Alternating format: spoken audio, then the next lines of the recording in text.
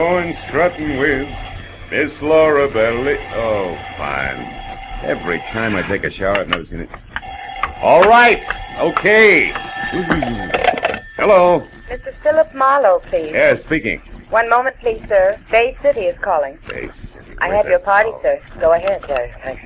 Hello, is that you, Marlowe? Yeah. This is Ernie Parch, Phil, at Bay City. Parch? Yeah, you remember me, don't you? No, I can't see. Oh, yeah, Ernie Parch. You're the guy who saved my life when the Bay City law left me beat up and bleeding all over the city dump, right? Yeah, that's it. Oh, yeah. Marlowe, please, listen. What? I'm in an awful jam. Like what? I just got out of jail yesterday. A year and a day. Jail, Ernie? Yeah. A very neat frame, Phil, but not half as neat as the one they're trying to hang on me now. This one's worse. You remember my wife, don't you? Grace, tall, blonde. Yeah. What about her? She's dead, Marlowe. Oh, no. She was murdered. They're going to try to pin it on me. You'll come right away, huh? Well, look, Ernie, I'm poisoned in Bay City. You know that. But please. Rake Thurman would give a year's pay just to watch me break an arm. 5 if I drown. But, Marlowe, you don't know it was Thurman who had you messed up for sticking your nose into Bay City politics? No, but I can sure second guess it. It was tough cop tactics all the way. And you mean you won't help me? Yeah, well, Ernie, really, I'm sorry, kid, but you better get yourself an honest lawyer In Bay City? You know better than that, Phil. Who'd have the guts to knock heads with the police in this town? Especially when they got a custom-tailored pigeon like me standing by with one wing already clipped. Phil, I tell you, it looks like I murdered Grace. Yeah, now look, kid. Phil, I saved your life once. Okay. What's your address, Ernie? It's 38 Orlando Drive.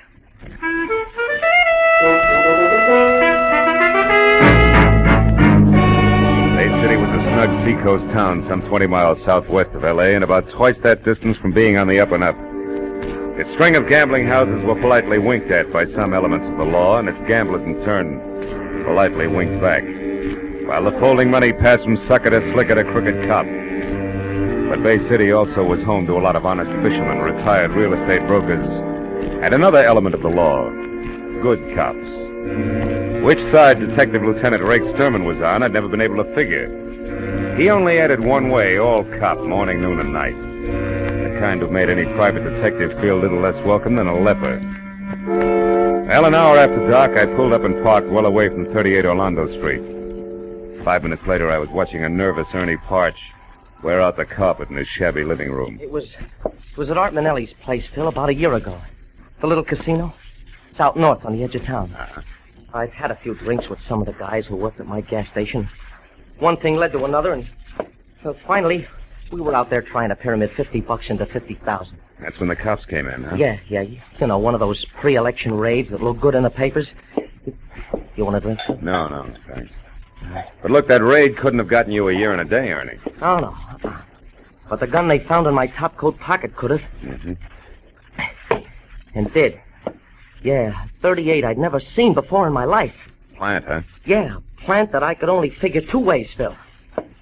Either someone at Art Manelli's place just happened to choose my pocket to drop his gun into, or someone just happened to drop it in on purpose. Someone who was sweet on Grace and wanted me out of the way. Now, look, you're sure you know what you're saying, Ernie? I'm positive.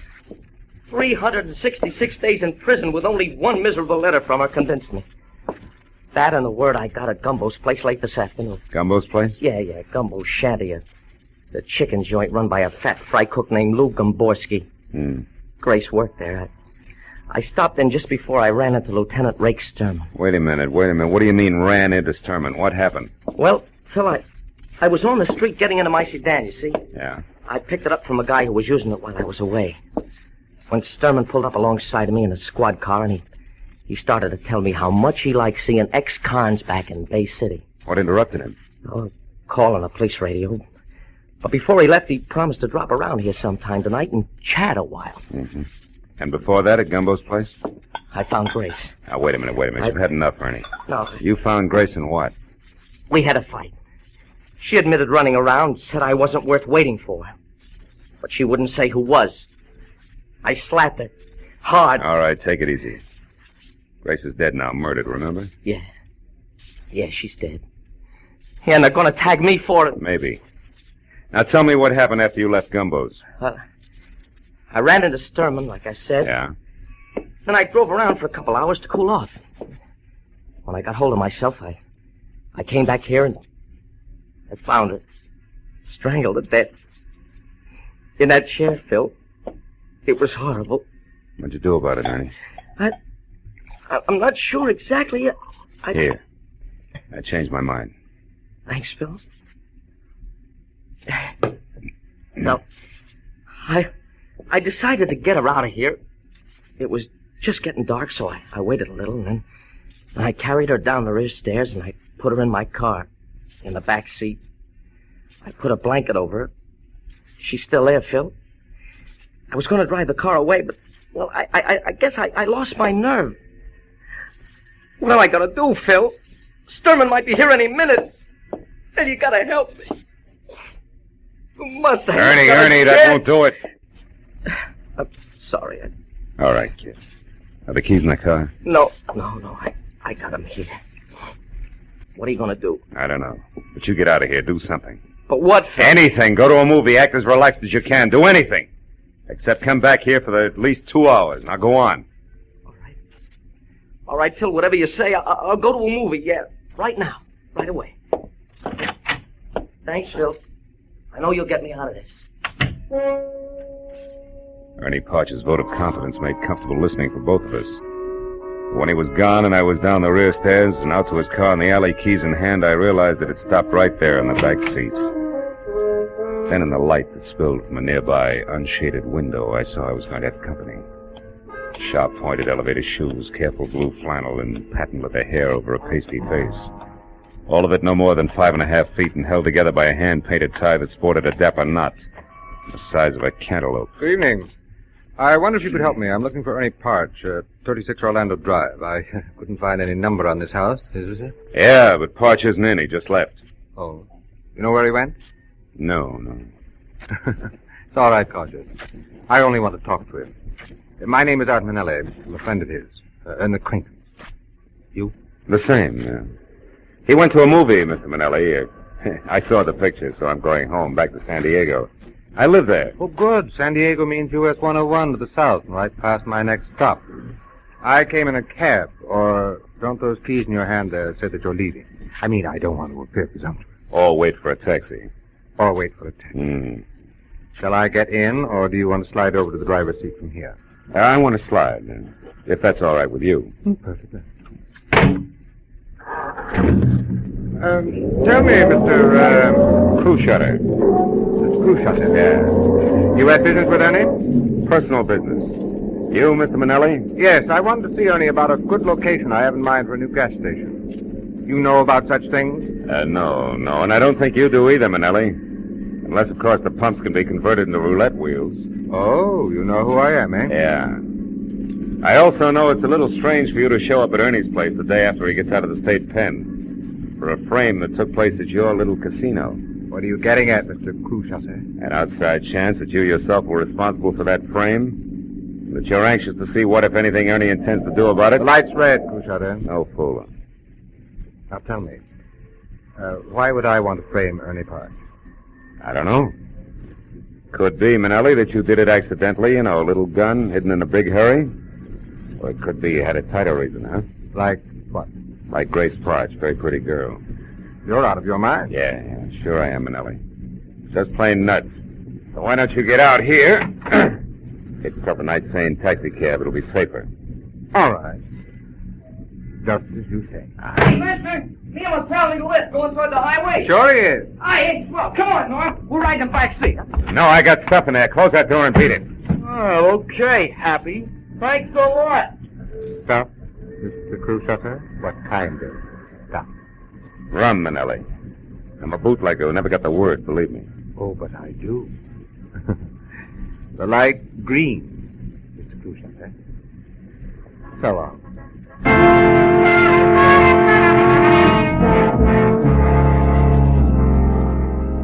I went 3 short blocks, then I got out of the traffic and drove as far back toward Orlando Street as a vacant lot that was only a block away from Ernie's. Thereafter, I wiped the wheel, the gear shift, everything else I'd touched clean of prints.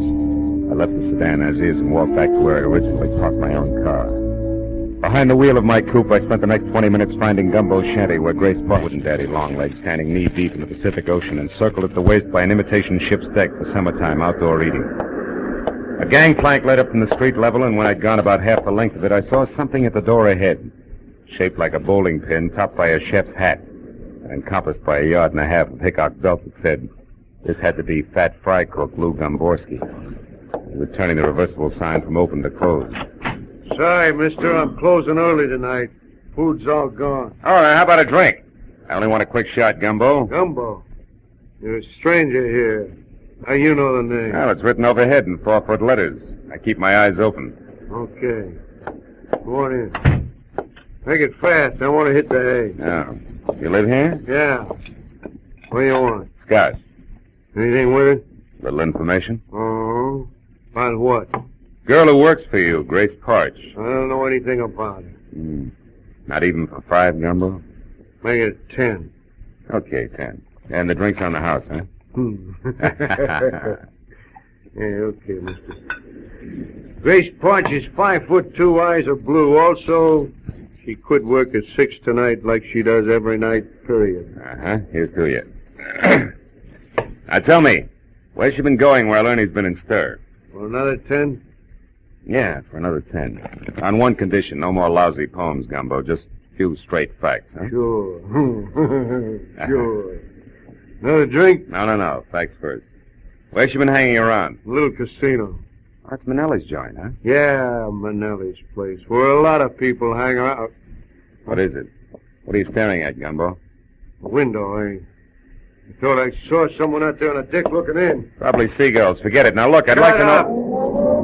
Sure, it is someone. Get away in a car. Oh, any idea who it was? Huh? I said any idea... I heard you.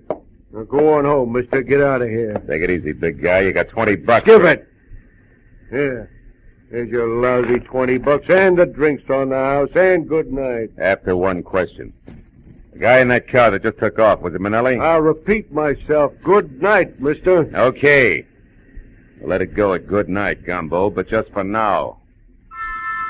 I wasn't going to get any more out of Gumbo, so I went back to my car, pointed it north toward the edge of town in the little casino where I figured I might get a lead on Manelli's whereabouts. But 30 minutes later, when I was there out of my car and standing in front of what looked like an oversized concrete blockhouse alone in a parking lot the size of the Coliseum, I figured different. A huge sign out front read, "Closed for alterations, will reopen soon, bigger and better than ever." Gambling in Bay City was obviously on the QT like an artillery barrage.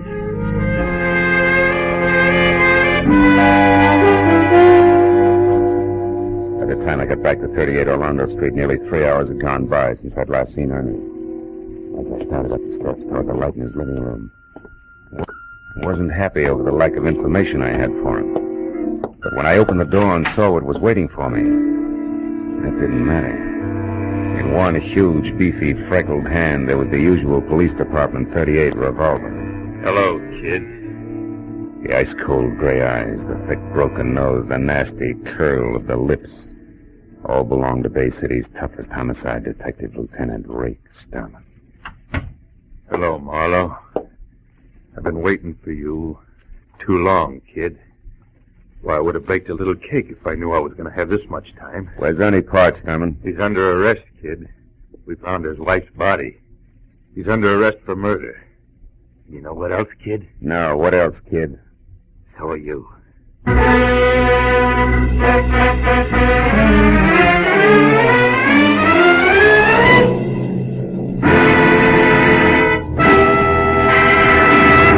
In just a moment, the second act of Philip Marlowe. But first, Fred Allen's crack that it's no wonder comedians can't find work when singers go comical has had a fast reply from Bing Crosby. Bing has invited Fred to be his guest on his CBS show this Wednesday night. And you can get right into the very middle of the argument on most of these same CBS stations, where Bing Crosby's show is every Wednesday night. Be sure to hear Fred Allen's visit to Bing's show this Wednesday, following Groucho Marx and You Bet Your Life. Now, with our star, Gerald Moore, we return to the second act of Philip Marlowe and tonight's story, The Long Arm.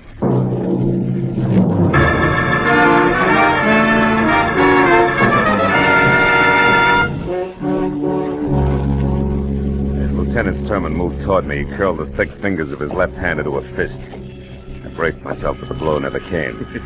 Instead, he shoved his face up close to mine, and his mouth twisted into a one-sided grin that was as full of fun as a set of thumb screws. Well, you finally came through for me, didn't you, kid? I don't know what you're talking about. I've been waiting a long, long time for you to pull something in my town, Marlowe, where you can't run back across the line and hide behind the skirts of your cop friends over in L.A. You're having yourself a pipe dream, Sturman. Lieutenant Sturman! And don't forget it. Real sorry, officer. Now, do you mind explaining what this is all about? It's one of my rights as a citizen, you know, even in Bay City. As far as I'm concerned, killers ain't got any rights. How come you had nothing to do with Grace Parch's murder, so I can tell you why you're a stinking liar, private detective? I suppose private detectives have no rights either, huh? None. We found the girl's body in a car parked at a vacant lot, and somebody overlooked a couple of fingerprints, which I'm going to match up with yours, Marlowe. How come you're so sure? Because we pulled Ernie Parch out of the movies 5 minutes after we found his wife. And jailbirds sing in Bay City, Marlowe. We don't horse around with them. Come on, let's go. Wait a minute. Boy, you pushed too far on the wrong track. There's an angle here you ought to know about. There's always an angle with you, ain't there, bright boy? Yeah, but you're going to like this one. First, in that car you're so proud of, you're going to find prints from one Art Manelli. You gambler? That's right. One who stays in operation when everybody else in Bay City is closed up. You better find out whose toes you're stepping on down at City Hall before you start. We got problems in our town, Peter, but that's not one of them. Now, if you got something intelligent to offer, spill it. Without wisecracks. All right. Ernie Parch was framed a year ago in Manelli's joint. No doubt on Manelli's orders. Why? Because Grace Parch was a pretty girl with the end for gamblers, that's why. All the time Ernie was in the cooler, she was running down to Manelli's place, and I got a witness to prove it. It also makes her the kind of little cheat tramp that gets out of hand. Go on, detective! Manelli showed up here tonight, with no satisfactory reason for it. What's more, you warned Ernie Parch just this afternoon that you were keeping an eye on him. Even if he wanted to kill his wife, he's not stupid enough to have done it tonight. But from Manelli's standpoint, it was a perfect time, you see, because you guys would go for it just exactly as you have. So you think we're stupid? Detective! Now, look. I know you got no use for me, Stone. But you're a cop, after all. As long as somebody's got to take a rap, it might as well be the right guy. You know what, sweetheart? What? Your fairy story makes average listening. Just average, nothing else. Now get going!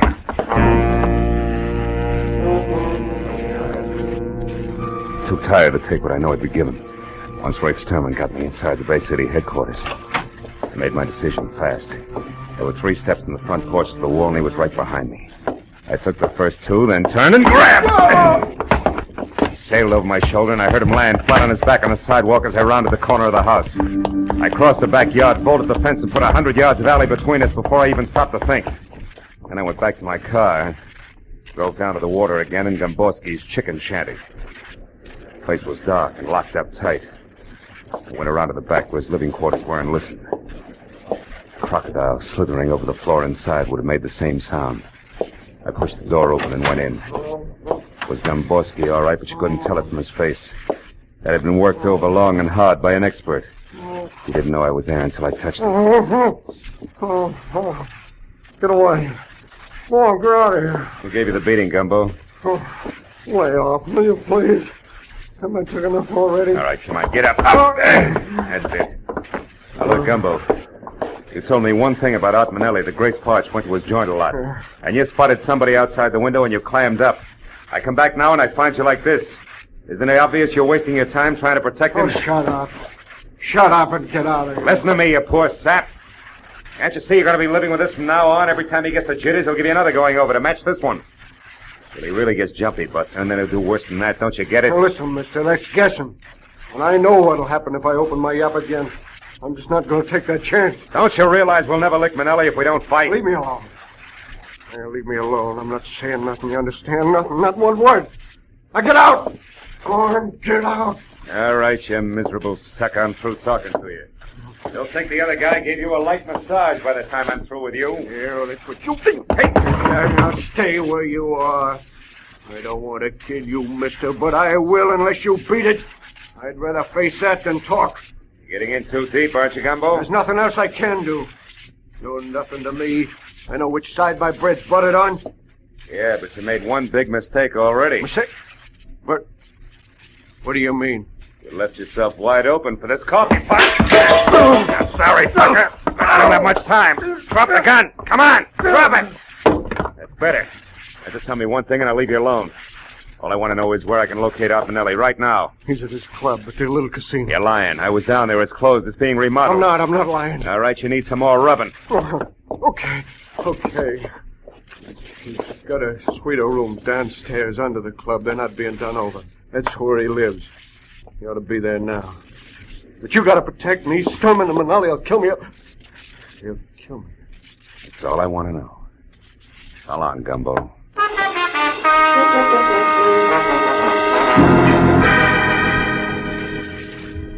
At the first phone booth I came to, I stopped, looked up a Bay City number, and made a call, which took 5 minutes.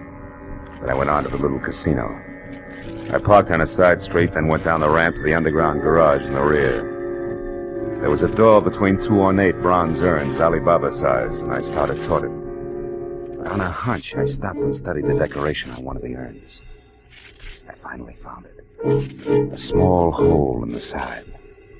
I took my handkerchief out and stuffed it into the hole. From somewhere inside the apartment, I heard a chime ring. I got my gun out, then tried the door, and it opened. Into a long, lush hallway draped at the far end with a heavy gold curtain. I waded through a green carpet deep enough to mow, up to the curtain and pulled it aside. Manelli sat at a wide, glossy desk, methodically filing his nails. His eyes staring straight at me. You got this far. Come on in. Don't tell me you're all alone here, Manelli. No, I got 500 dancing girls, smart guy. What's on your mind? You act like you were expecting me. I knew somebody was coming. There's an electric eye on those brass jugs over the door. Anybody passes, it rings that chime there. Satisfied? Now what's with the gun? Put it away. In a minute, maybe. Seen Lieutenant Sturman tonight? Why? Should I? You've been rubbing elbows with homicide. But I didn't kill anybody. No, I guess you didn't.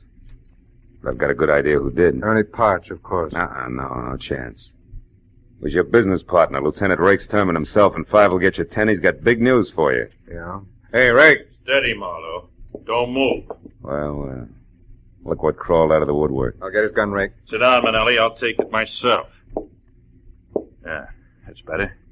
Now, don't budge, either one of you. Wait a minute, what is this? Shut up. You said you killed Grace Parch, but you were in love with her. We used to meet her right here in this room. Yeah, that was before she found out a couple of things and began to put the pressure on me. We got in a beef today, and I lost my head. Now, shut up. Okay, Marlowe. Let's have it. How'd you dope it? How? Gamborski took a beating tonight just because he mentioned Manelli here. With a little more pressure, he mentioned someone else. You, Sturman. And why would you shut Gamborski up about Manelli unless you and Manelli were connected? That connection was all I needed. Uh-huh. Right on the button, sweetheart. For all the good it'll do you. Listen, I don't get this. I don't understand. You don't have to anymore. You're through. What are you saying, Rake? You know too much about me, Manelli. You know it all. Wait, you can't do this? Yes, I can. In fact, Marlowe here gave me the idea. He even worked out all the motives. So it's easy. I came here to arrest you for Grace Parch's murder. You resisted, and I had to shoot you. Ain't that a shame? But about this Ernie Parch. I intended to hang it on to him, Manelli, but he's nothing to me. I don't care if he lives or dies. But you're getting too big for your britches anyway. So this is better, and I get 3 birds with 1 stone. Grace, Manelli, and you, Marlowe. Before you start pulling the trigger, Sturman, you better ask your boys. Huh? A couple of them are waiting for you behind that gold curtain there. You're a liar, Marlowe. The electric guy would have tipped us off if anybody else came in. I blinded that eye with my handkerchief on my way in. Right, Lieutenant What? Sturman? Darn. How long you been there? What, long enough? Better drop it, Lieutenant. I don't take orders from you, Sergeant. You do tonight. Chief himself sent us out. Yeah, I took the liberty of going over your head, Lieutenant, just before I came in. Under the circumstances, you'll understand. Why, right? you... Better drop it, Lieutenant. Drop it! Okay, now come on. You 2 guys, too. Come along quietly. Sure. Always glad to ride with old Rake Sturman any time at all. Just as long as there's a couple of policemen in the same car.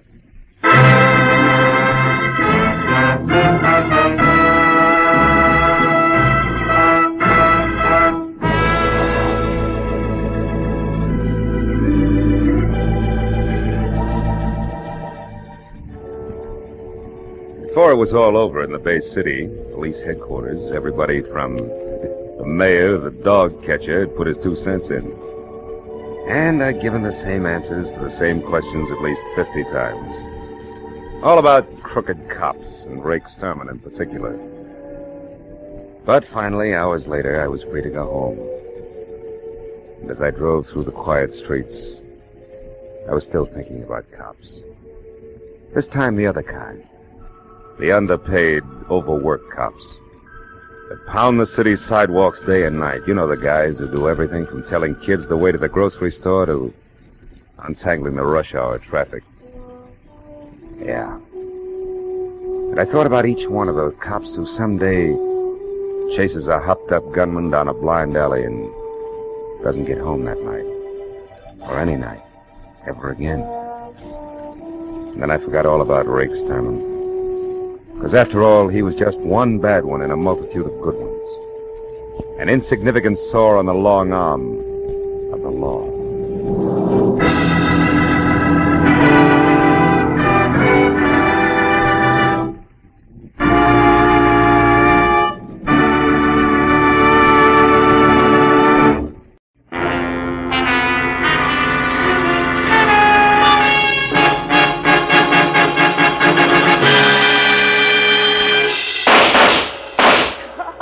Stop it. Put down that gun and listen to me. Stay back, Uncle Enoch.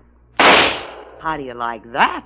Well, if you could think just half as straight as you could shoot, I'd have nothing to worry about, but you can't. And it's high time you realize that Oh, there's the house buzzer. Somebody's up at the house, Uncle Enoch. And this is Miles' night off. Well, all right. I'll answer it. I'm expecting a man from the office.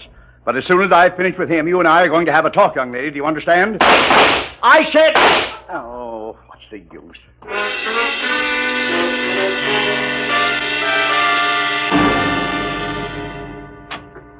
Yes? I'm Philip Marlowe to see Mr. Vanneman, Enoch Vanneman. I have an appointment. Oh, come in, Marlowe. I'm Enoch Vanneman. Oh. Glad you're here. Step this way, will you? We'll talk in the study. Okay, Mr. Vanneman, I thought... Those were pistol shots? Yeah, that's Kay, my niece. Sounds like a squad of Marines. Yeah, she's a champion pistol shot. She's converted one of the garages into a target range. Well, I seem to recall a city ordinance that says... I know all about that ordinance, Mr. Marlowe. Save your breath. Oh, just like that, huh? Precisely. Sit down, please. Thanks. Breaking a city ordinance is a perfect example of all the crackpot things that headstrong young fool insists on getting mixed up in. And you want me to get mixed up with the crackpot, huh? Yes, she has no more sense in her choice of male companions than she does in her hobbies. And she's a very rich girl. Now, look, if this is a bodyguarding assignment, Mr. Vanneman, I want to tell Kay you... has been going with a man named Cliff Lace, an unsavory type at least. Professional horse player, I think, and it was quite an affair. Was quite an affair? That's right. She threw Lace over for a new love recently. Fellow I've never met. She's serious, but refuses to tell me anything about him. So Cliff Lace doesn't like the idea because, from his standpoint, a very good thing has slipped through his fingers. Oh. He's going to do something about it, huh? And I don't know. But since about the time they broke up, a man's been snooping around the grounds here, Marlowe. Really? He's about 40, short, greasy looking. He has a flabby kind of face with fat lips and with a large black mole on the right side of his nose. Hey, I may know that character, Mr. Vanneman. I'll have to check to be sure. Marlowe, I want to know who he is and why he's been hanging around here. Also, I want to find out all there is to know about Kay's new man. Tell me, how old is Kay, Mr. Vanneman? She's 26. That's her picture there. Oh, yeah. Blonde fireball. Look, Mr. Vanneman, if she's 26, maybe her love life is none of your business. It is my business. I'm her guardian, and I'm very fond of her. But she's reckless, stubborn, and erratic. Yeah, well, money's great, but it'll never replace the old-fashioned parent. Well, it's also a big responsibility, you know. No, not firsthand, I don't. It leaves one open to every crooked scheme in the book. Here, look, Marlowe. I've written my personal phone number on this card. You can reach me there privately at any time. All right, Mr. Vanneman, I'll see what I can find out.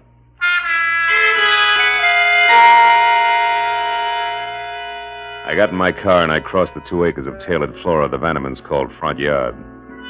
I could see in back the squat, windowless brick building topped by a skylight that housed the target range. Then a minute later, I drove out through the big Bel Air gate into Sunset Boulevard just as Kay Vanneman streaked past me in a sleek new Nash. I was sure I knew already who the snoopy little man who'd been hanging around was. The description of flabby face, fat lips, and mole fit tight on a guy named Mutt Pomeroy, who'd somehow been issued a private detective's license and somehow managed to keep it. He was just about as ethical as a stab in the back. I remembered he had an office in a fire trap on Bronson, so I made that my first stop. Climbed a flight of dark, smelly stairs to a tired door marked Pomeroy Private Investigations. Well, there was no answer, so I tried the door. Somebody beside Mutt had been there ahead of me. Turned the place inside out. It was a shambles. I spent 5 minutes going over his files, scattered like leaves in November, and was still at it when the door behind me swung shut. Lose something, chum? Hello, Mutt. What's the big idea tearing up my joint, Marlowe? Hey, you know better than that. I wouldn't touch the stuff you keep on file without rubber gloves. Real funny. If you didn't do this, then who did? I came in and found it just like this. One of your clients must have gotten a little careless. You're full of them tonight, aren't you? Yeah. What do you want here, Marlowe? I need a little help, Mutt. No kidding. Okay, chum, sit down. Glad to help out a brother sleuth any time at all. Now, what's your problem? Why are you so interested in the Vanneman place? Oh, the Vanneman place. Yeah. Quite a chunk of real estate they got there. I know. What's the fascination? A little simple investigation for a simple little lady. For purposes of conversation, what'll we call her? How does Estelle suit you? Estelle, huh? Look, Marlowe, you got in free. Take the scraps and be happy. Okay. But as you put it, the Vannemans own quite a chunk of real estate. We might subdivide. You might like to tell me how this Estelle ties in. Yeah, I might at that, chum. She's worried about a guy. And from what I've seen of that jet-propelled blonde named Kay Vanneman, she's got plenty of reason to worry. Guy's name wouldn't be Cliff Lace, would it? Cliff Lace? Mm-hmm. I don't remember, Marlowe. Okay, Mutt, how much is it going to take? Well, now, that's hard to say. I'll have to let you know. You see, I've got an angle on my end, too. My little client swears up and down there's no other woman involved. But, you know, the Estelles are always the last to know. You're beginning to smell, Pomeroy. Yeah, and just how do you fit, Marlowe? I'm helping a guy worry about a girl. Well, that's real nice. And when your clients worry, the wrinkles make dollar signs, so you're always right. Is that it? Thanks for everything. I'll see you around, Mutt. Yeah, but don't go away mad, chum. Oh, of course not. That's why I'm leaving now.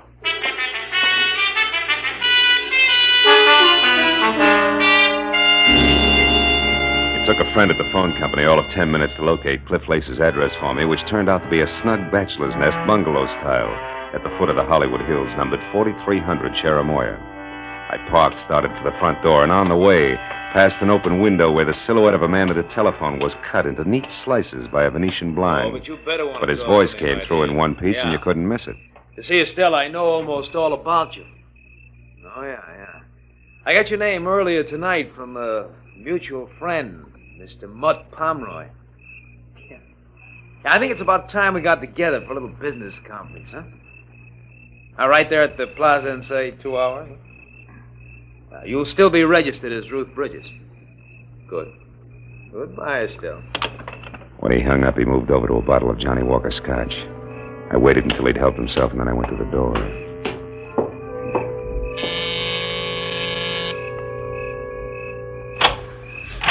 Yeah. My name's Marlowe, Mr. Lace. I'd like to talk to you. What about? Whatever it was you were looking for when you ransacked Mutt Pomeroy's office tonight. Do I come in? Yeah, of course. Thanks. But I'm afraid I don't know what you're talking about. Oh, come on. We both know that's a lie. Let's forget it and go on from there, huh? Just a minute. You a cop? No. But I'll call him at the drop of a hat. Make it easy on yourself. What's Mutt Pomeroy to you? Bag of worms. I want to know who he's working for. The fact that you had to break into his place to get information should let you out, so who is it? What makes you think I'd know? Because you found what you were looking for. What's Estelle's last name, Cliff? You do get around, don't you, Brightboy? Yeah, I do. Only sometimes not fast enough. Look, Buster, why don't you answer the door? Somebody's got his finger caught in the buzzer. Yeah, that's right. Kay, I told you I didn't... I stopped by to deliver something, Cliff. An ultimatum. I'm telling you for the last time... Hold it. We're not alone. I don't care what I have to say to you. I'll shout from the rooftops. We're through, washed up. Now get out of my life and stay out. Kay, please. Good evening, Miss Vanneman. I don't know you, Slim, but keep out of this. Look, darling, don't... Now you listen. I'm in love with Boyce Neely. Really in love this time. I intend to marry him, and I won't have you... Marry Boyce Neely? don't be ridiculous. Cliff, I'm warning you. Look, you'll get this. You'll never marry Boyce Neely. That's one thing I'm sure of. I know a lot more about him than you do, darling. Believe me. When the time is just right, you're going to hear from me again, but loud. Why, you filthy. If you try to do anything to hurt Boyce and me, Cliff Lace, so help me, I'll kill you. I mean it. Sometimes she's going to throw that temper at me just once too often. Who you kidding, Lace? Ever see her use a target pistol? Ah, she's too smart to trump her own ace. Don't count on it, mister. No, I'm not worried.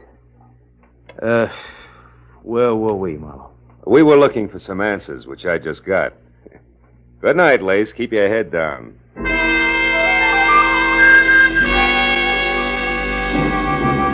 The way things were breaking, I was sure if I didn't get to the woman named Estelle before Lace did, I wasn't going to get anywhere. So I spent the next hour folded up in a phone booth, running down the list of respectable and semi-so hotels with the word plaza either fore or aft. Finally, a flute-voiced night clerk in a mid-Victoria number called the Royce Plaza confessed that they had a Ruth Bridges, which was the name that I'd heard Lace mention. She was registered from Santa Monica, but at the moment out.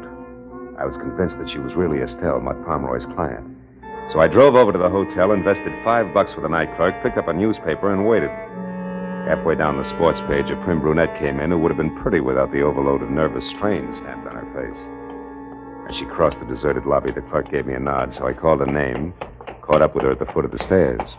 You called me? Yeah, if you could spare me a minute, Miss Bridges, I'd like to talk to you. What do you want? Well, my name's Marlowe. I'm a private detective. A private detective? Yeah, look, honey, let's move over into the corner. You know, that boy on the desk is going to sprain his neck if we don't. But what do you want with me? Well, suppose we start off with your real name, Estelle. What's the rest of it? Neely, maybe, huh? How did you know that? It's taken me all evening to get it. That's the only way it figures. It's right, isn't it? You're married to Boyce Neely? Yes. Mm-hmm. I'm Mrs. Boyce Neely, but what business is that of yours? Well, that's what I'm trying to find out. You hired Mutt Pomeroy to check on your husband because you're worried about him, right? Why? Boyce is in trouble. He's in a jam, that's all. Is it money? No. Boyce does very well. He's in real estate in Santa Monica. Oh, maybe with the law, huh? Yes. Yes, I'm afraid so. He's been acting so strange. He wouldn't talk to me or anything. I just had to find out what was wrong. I see. Well, look, what's your connection with Cliff Lace? Why, I don't know any Cliff Lace. Oh, come on, baby. Take it a little easy and try again. Cliff Lace, I know you called him tonight, and he called you. All right. He wanted to talk to me about Boyce and some girl named Kay Vanneman, but he's crazy. I know he is. Boyce is not mixed up with another woman. He couldn't be. I hope I meet your husband soon, Mrs. Neely. I'd like to punch him in the nose. What do you mean? But Pomeroy was right. The Estelles are always the last to know. Look, do me a favor. Will you go up to your room, go to bed, and get some sleep?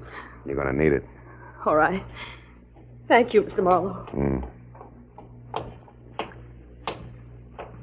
Hey, Buster, where's the phone? Oh, right over there, sir. Good book? Uh-huh. Huh? Oh, yeah, great. Chandler's new one, you know. Chandler. Where have I heard that name before?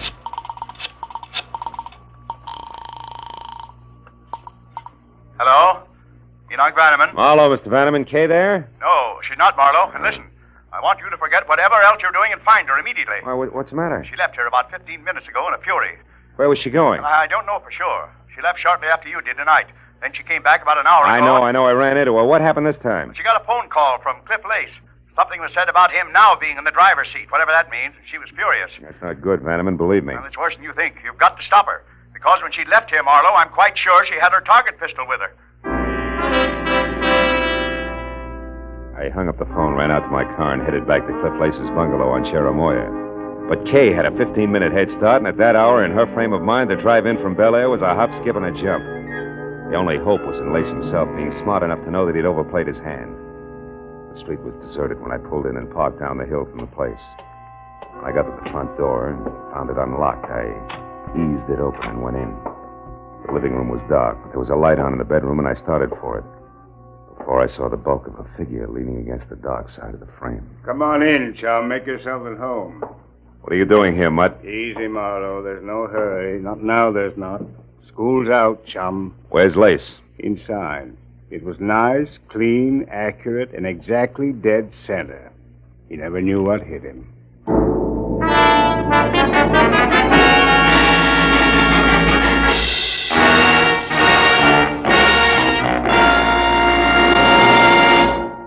In just a moment, the second act of Philip Marlowe. But first, for a moment, let's look at the headlines on CBS's entertainment for tomorrow night. First, East is East and West is West. So, Jack Benny, on his way to New York, hasn't yet heard that the subway fare is a dime. Second, Charlie McCarthy, already in New York, rewrites Henry Fonda's tough-talking Navy officer in Mr. Roberts. And third, Andy of Amos and Andy, released from bail, jail, and Abigail, gets into new hot water. Besides these, you'll also find headliners Eve Arden, Red Skelton, Horace Heidt, and all the other great Sunday night shows on most of these same CBS stations tomorrow night. Now, with our star, Gerald Moore, we return to the second act of Philip Marlowe and tonight's story, The Hairpin Turn.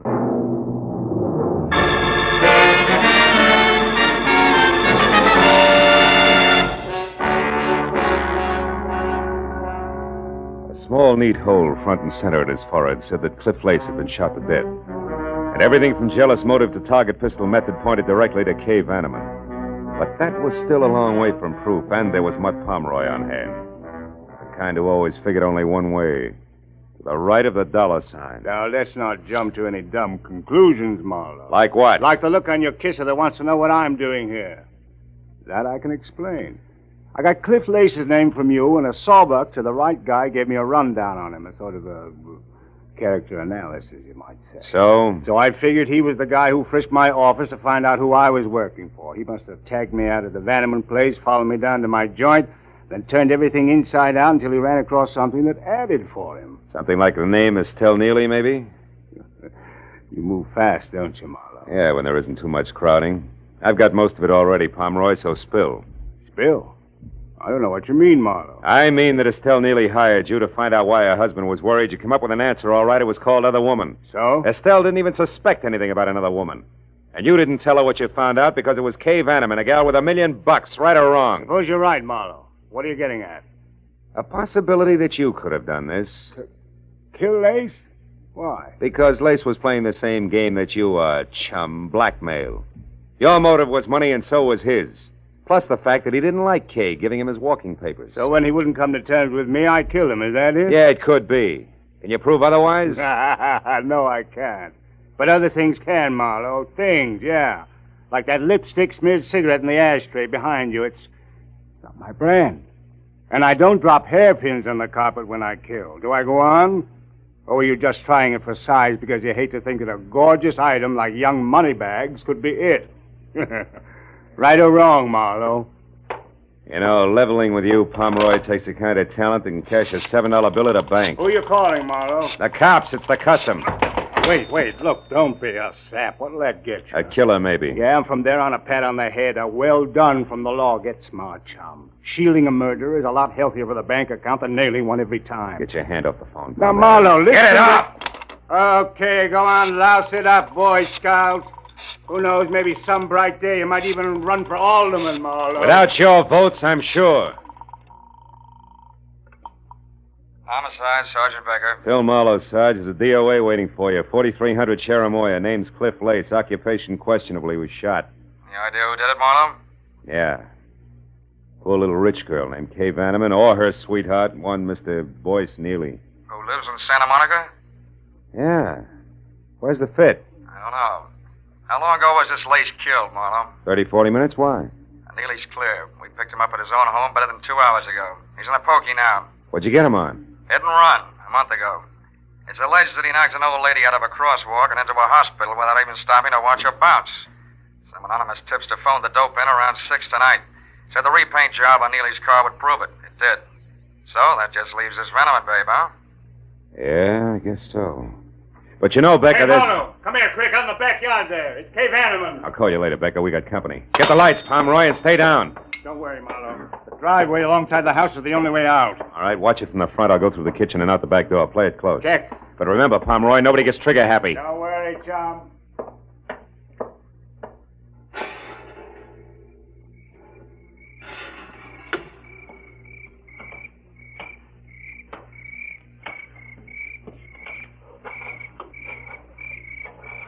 Kay! Come on, baby, you're cornered back there. Talk up. Who's that? Philip Marlowe, the guy you saw here with Cliff Lace earlier tonight. I'm also a private detective who's working for your uncle and trying to keep you out of trouble. Now, let's have the target pistol, baby. Come on, throw it in. I can't. I don't have one. Uncle Enoch says different. He told me you left the house with I it. told you I don't have one. All right, come on out. But slowly, hands high, no jokes. I always lose my sense of humor right after murder. After... Yeah. Lace was shot to death. Never mind the carefully arched eyebrows. You're in too deep, honey. You don't think I had anything to do with Cliff Lace getting killed, do you? Oh, no. It's all one great big coincidence, huh? Why don't you leave, Miss Vanneman? I said, why don't you leave? Well, how about it, Mr. Marlowe? Go ahead. I won't try to stop you. If you're guilty, you won't get very far. Well, all right. All right, Pomeroy, what's on your mind?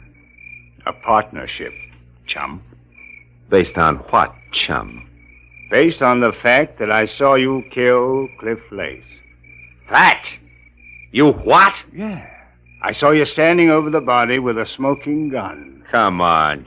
You don't think you can really make that stick, do you? No, but it would keep you busy explaining for a while, long enough for me to wind up my business. Oh. Mm-hmm. Well, Marlowe, what'll it be? You and me as partners doing business with old Enoch Vanneman on behalf of the niece I'm sure you'll want to protect? Or me in business for myself? Well, which? It'll be partners, Pomeroy. Okay, chum. Let's get inside and clean up. The lady was kind of careless around the edges. Hey, the split. How far does it go? 50-50. Fair enough? Fair enough. After you, Phil. Now get that cigarette butt and the hairpin on the copper there. Then tell Sergeant Becker that you were jumping the gun about the Vanneman girl because you just found out that she was at home all night. I'll check the rest of it. Okay, Mutt. First the cigarette butt, then the hairpin. Hey. What is it, Marlowe? What's with the hairpin? Why'd you say... Marlowe, quick, get the light. Someone's out front. Don't shoot. It may be the law.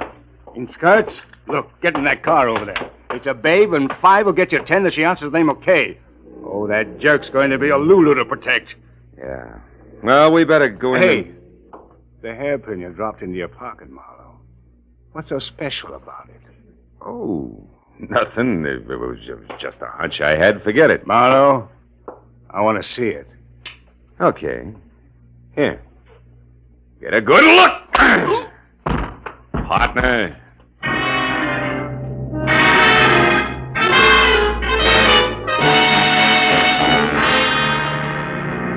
It was a fast 20-minute drive back out to Bel Air and the Vanneman place. All the way I worried hard that the hunch I was playing was right and that I was going to be too late to do anything about it. When I was there, parked halfway up the pebbled driveway, out of my car and running toward the fluorescent light and the sound of a woman's voice that filtered through the heavy iron mesh over an air vent in the windowless target range, I slowed to a walk, switched to 45 from pocket to right hand, and then I moved up to where I could both see and hear. Kay Vanneman was huddled in a far corner, her eyes crowded with fear and riveted on the dainty but lethal .22 automatic that Cliff Lace's murderer pointed straight at her head. Estelle Neely had her back to me, but with the grill that was designed to stop bullets between us, there was nothing I could do. You've got to listen to me. Please listen before you do anything crazy. I swear I never knew that Boyce was married. I'd never have gone with him if I'd known. You're a liar. No, it's the truth, I tell you. It started like the others, fun and no questions asked. But then I fell in love, and it never occurred to me that he might have been married. Stop it! I don't want to hear any more. I've already killed once for Boyce, the guy I turned into the police for something he did a month ago. You turned your own husband over... I did that so they'd put him away out of your reach. You'd never wait for him. You'd go your own merry, merry way a week after he was in jail. Boyce would be glad to come back to me after 5 years of living in a cage like an animal. And he'd never suspect that I was the one who informed. I hired a private detective, Mutt Pomeroy, and made sure that he knew I never even suspected that Boyce could have anything to do with another woman. Then Boyce would never realize it was you who turned him in. Because you had no motive. But Pomeroy would be a witness to that. I killed Cliff Lace because he traced me from Pomeroy. And then found out that I was the one who told the police about Boyce. He would have blackmailed me forever. And I'm not sorry. Nor will I be when I kill you. Now sit down, Miss Vanneman. And listen carefully. I couldn't shoot, and I knew that it would be disastrous to yell, but I had to do something in a hurry. I moved up quietly to the door. It was locked. That only left one chance, the skylight on the roof. The building was low, and a lawn chair nearby was all the help I needed. When I was up and over to the skylight, there was glass and no mesh underneath. I still hadn't made it, because from that angle I could see Kay, but only hear Estelle. Now you know just what kind of a woman is going to kill you. But why me? I told you. I don't care what you told me. It was you, young and beautiful, that started all this. All this is almost over now because the other detective, that Marlowe, knows that I killed Lace. He found a hairpin there. I saw him from the window. I saw him pick up the hairpin, Miss Vanneman. No, stay back! The black hairpin that couldn't possibly belong to a blonde like you. The hairpin that said Marlowe knows that I killed Lace. So I'm through, and I know it. But before they get me up... my hand, Marlowe, is she dead? No, just out. Well, fireball, any appropriate wisecracks? Wisecrack? Not for quite a while, Marlowe. I'm too scared.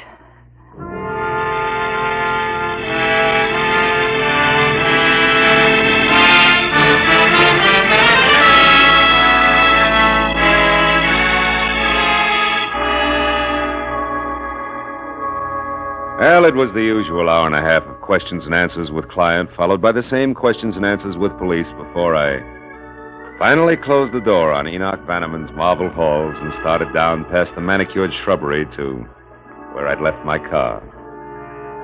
Outside, the night was cold and clear. And as I walked, I looked up at the vastness overhead and wondered why I had the kind of job that made me no more than a houseboy with gun for a rich guy with a badly spoiled niece.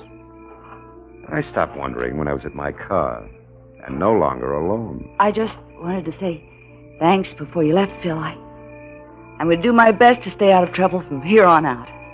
You know why? No, why? Because I want to be good enough for the right guy who may come along someday. A guy like you, I mean. Oh? Thanks, Phil. I'm very grateful. Yes, well, my job's all right 9 times out of 10.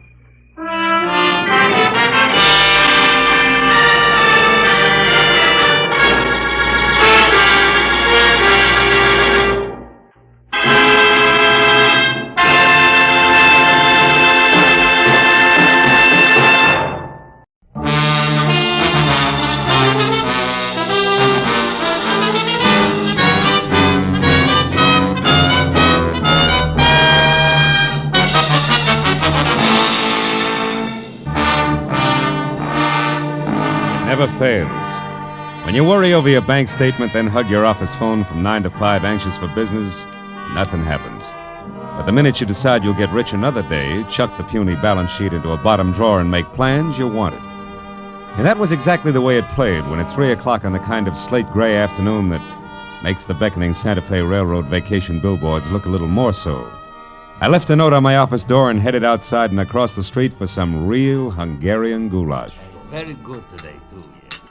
A second after a waiter disappeared into the kitchen with my order, she was standing at my elbow. Not quite young, not quite pretty, not quite blonde. And when she spoke, not quite sure of what she was going to say next. You're Mr. Philip Marlowe, aren't you? I mean, the private detective whose office is across the street? Yeah, that's right. My name is Helen Asher. No? I have to find someone. You do that kind of work, don't you? Finding people, I mean? That all depends, Miss Asher. Who's the person you have to find? Leon Rodell, a friend. Uh-huh. You see, I just got into town. I had his address in my handbag, but I lost it. The handbag, that is. And I don't exactly know which way to turn. Well, just a minute, Miss Asher. Let's take it a step at a time, huh? Here, now sit down. Oh, no. No, thank you. I'm in a hurry, Mr. Marlowe. Leon Rodell isn't listed in the phone book. I've tried that, and I don't know the name of his firm, his business name. He deals in ceramics. Is that all you can tell me?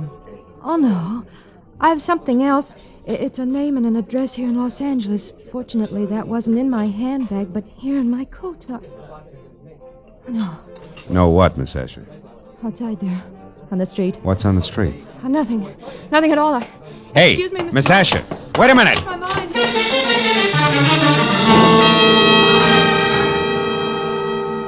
There'd been a sort of sad look about Helen Asher that made me want to help her.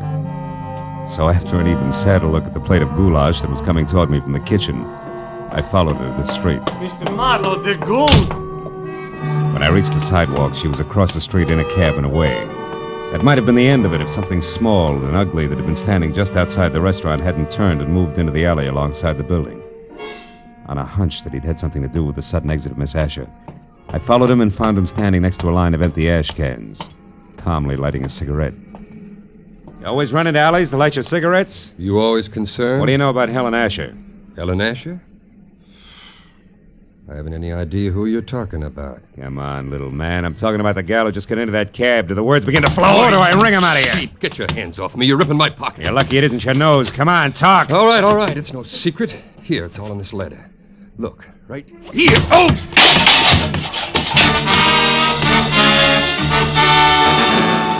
The toe of his sharp-pointed shoes had caught my shin where it really hurt. By the time I was out of the ash cans, back on my feet, I knew the damage had been more to my dignity than anything else. I knew also that the little man was gone, and I had no idea where. I was halfway out toward the street before I realized that I still had the little man's letter clenched in my hand. It was from an Omaha life insurance company and addressed to one Eldon Hook, 31 Marlboro Drive, Sunnydale, California. Sunnydale wasn't just around the corner, but the fear I'd seen in Helen Asher's face, plus a score to settle with Eldon Hook, said the 20-mile drive into the San Fernando Valley was a minor point.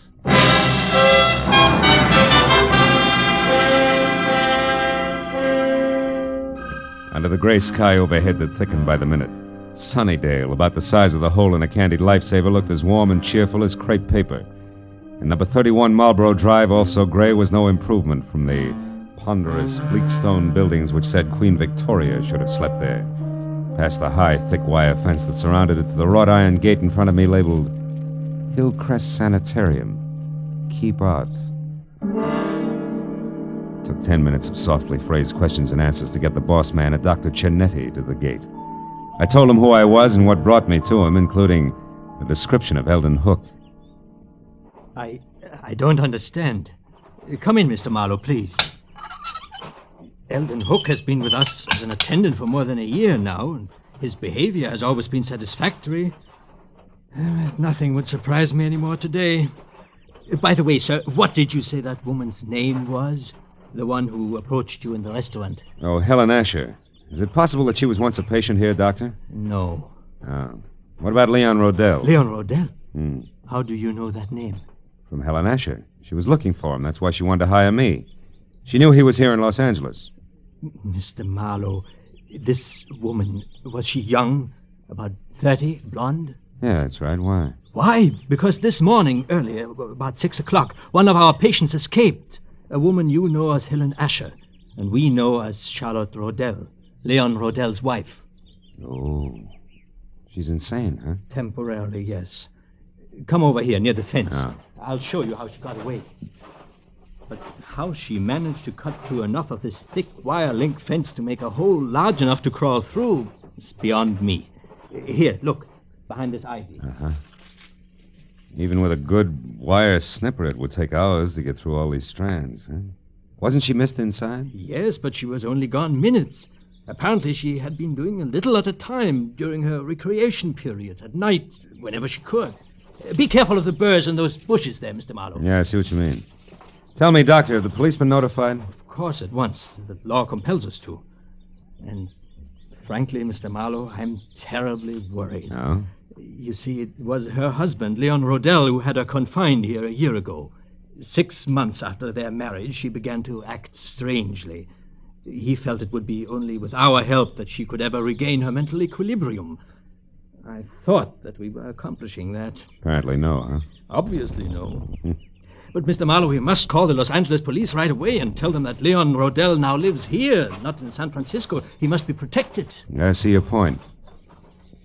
Yeah, she did break out. She is trying hard to find Leo, and 3 she ran from Eldon Hook, who was very close on her trail. That's right, Mr. Marlowe.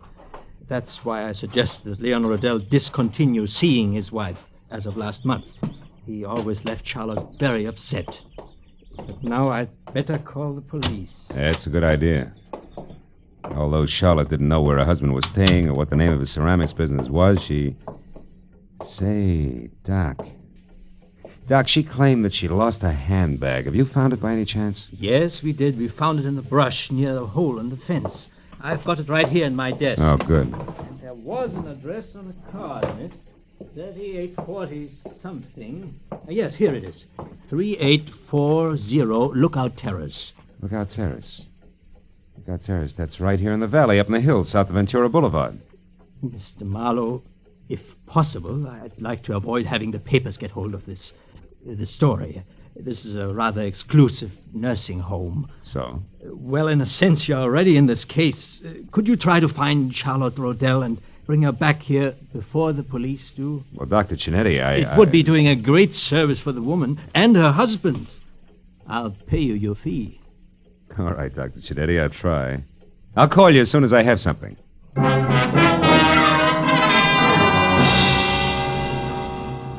When I'd first started from Marlboro Drive in Sunnydale, it had been a combination of interest in a sad-eyed girl and a strong desire to punch Eldon Hook on the nose. Now it was business. It took 20 minutes of fast driving to get over to Lookout Terrace in the hills that separate Hollywood from the San Fernando Valley, and 3840 itself. The house was a squat chunk of overly stuccoed, archaic California architecture at the top of a steep driveway. And when I was out of my car and walking toward the front door, everything was black, except tiny pinpoints of light sparkling up from the floor of the valley I just left. Good evening, sir. I hope I didn't startle you, Mr. Rodell. Mr. Rodell? Oh, I know your name. Yes, sir. And I know some other things as well. Like what? Oh, incidental facts. Like, well, it's cold in there. So you haven't been home in hours. And? And the refrigerator's empty, so you're only staying here off and on. Also, the old mail inside, phone bills, etc. They don't have your name with this address. So this is probably a friend's house. Which totals to what? To 0, maybe. 0, Mr. Rodell, like you're gonna total if you don't pay the money you owe to my good friend in San Francisco. Yeah, you know who I mean, don't you, Mr. Rodell? Yeah. What I don't know is how good friend thinks I'm gonna raise that kind of dough. I made it funny? Oh, you're kidding. What's 15,000 to you? You, shall I say, an intimate friend of Ordine Blackburn's? Oh, Ordine Blackburn. Yeah, Ordine Blackburn. Come off it, boy. I'm thorough. An eager sort. I know that the lady from Bel Air's loaded and that she's nuts about you. No fooling. Now, before I leave, a word of advice, Rodell. One can't run away from his obligations forever. And you won't be able to walk away after 24 hours. Unless, of course, you pay. Good night. Good night, Eager. Till we meet again.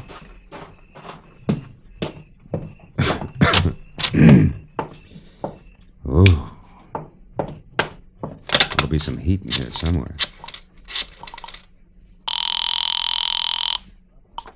Information. Oh, operator, I'd like the telephone number of a Miss Ordine Blackburn in Bel Air. I don't have the address. Have you tried your directory, sir? No, I can't. The house burned down. One moment, please. Yeah. We have an Ordine Blackbird at 2321 Bel Air Road. Yeah, that's it. What's the number, please? Nevins 31121. 31121. Thank you. House burned down.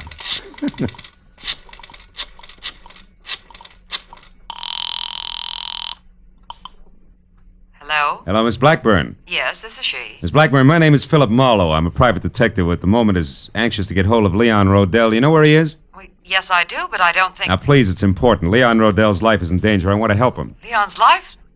What's going on, Mr. Marlowe? Well, there isn't time to explain, believe me. That's what she said, but Who said? Someone who called about 20 minutes ago. A Miss Helen Asher. Oh? She said she was supposed to meet Leon at his storeroom about purchasing some ceramics, but she forgot his address there. Did you give it to her? Well, yes, I did. Oh, great. She's the one who's after him. What's that address? Come on, quick. 3909.5 Ventura Boulevard. It's in Ventura. the rear of a parking lot. But tell me, Mr. Marlowe, what's Well, wrong? there's plenty wrong. For one thing, Talk to you again, baby, some other time. I doubt it, Mr. Rodell. Jumped to a hasty conclusion, didn't I? Yeah, you did, Eager. You see, I'm really only a bill collector, just like yourself, so why don't we... Get some makeup? Not a chance, sweetheart. I wouldn't be happy that way. I wouldn't know when you were telling the truth and when you were lying. You know what I mean? Mr. Marlowe. Now, as I said before, good night.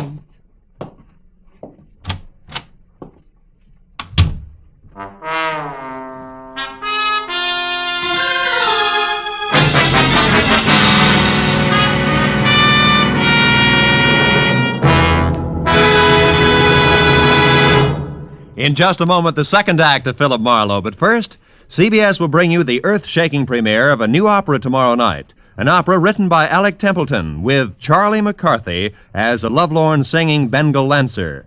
Templeton himself as a Maharaja and Ursula Twing as a flying carpet salesman. You can hear it on the CBS Charlie McCarthy Edgar Bergen show tomorrow night. And don't forget, Red Skelton, Amos and Andy, Eve Arden, Horace Hyde, and all the other CBS Sunday night stars will also be on hand on most of these same CBS stations. Jack Benny, of course, is heard in them all on Sundays. Now, with our star, Gerald Moore, we return to the second act of Philip Marlowe and tonight's story, The Bid for Freedom.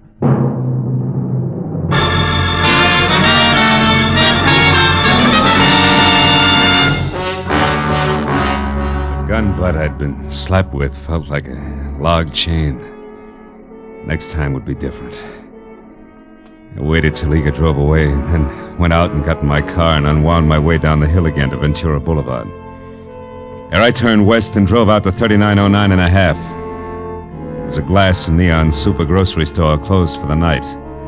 The only light showing at Leon Rodell's ceramic outfit trickled out onto the ground in a narrow wedge through what had to be a partly open back door. And even as I watched it, the wedge danced into a crazy pattern and disappeared. I ran for it and got there just in time to see Charlotte Rodell dart down the alley. A second later, she vanished in the shadowy jumble of backyard buildings. I knew there was no use trying to follow her. Instead, I eased the storeroom door open and looked into a room full of flower pots, lamp bases, and dishes. Nothing moved. Charlotte, I was sure, had a reason for running, so I went in, toward a table in the corner where the only light was burning. I was almost up to it before I saw the reason. Yeah, it was a good one. Eldon Hook, the sanitarium attendant, was on the floor behind the table, his body still trying to arch away from the knife in his back. When I bent over him, he opened his eyes. They were already cloudy. I was close. I found the hole in the fence, and I knew Ordine was... Ordine what, Hook? Who did it? Can you tell me? I never figured on... I left Eldon Hook just as he was. Went to the door that opened to the front of the ceramic shop. A desk was there with a phone on it. I got halfway through the homicide bureau number when a silhouette showed up at the curtains at the front door. I put the phone down, stepped back into the shadows, and waited.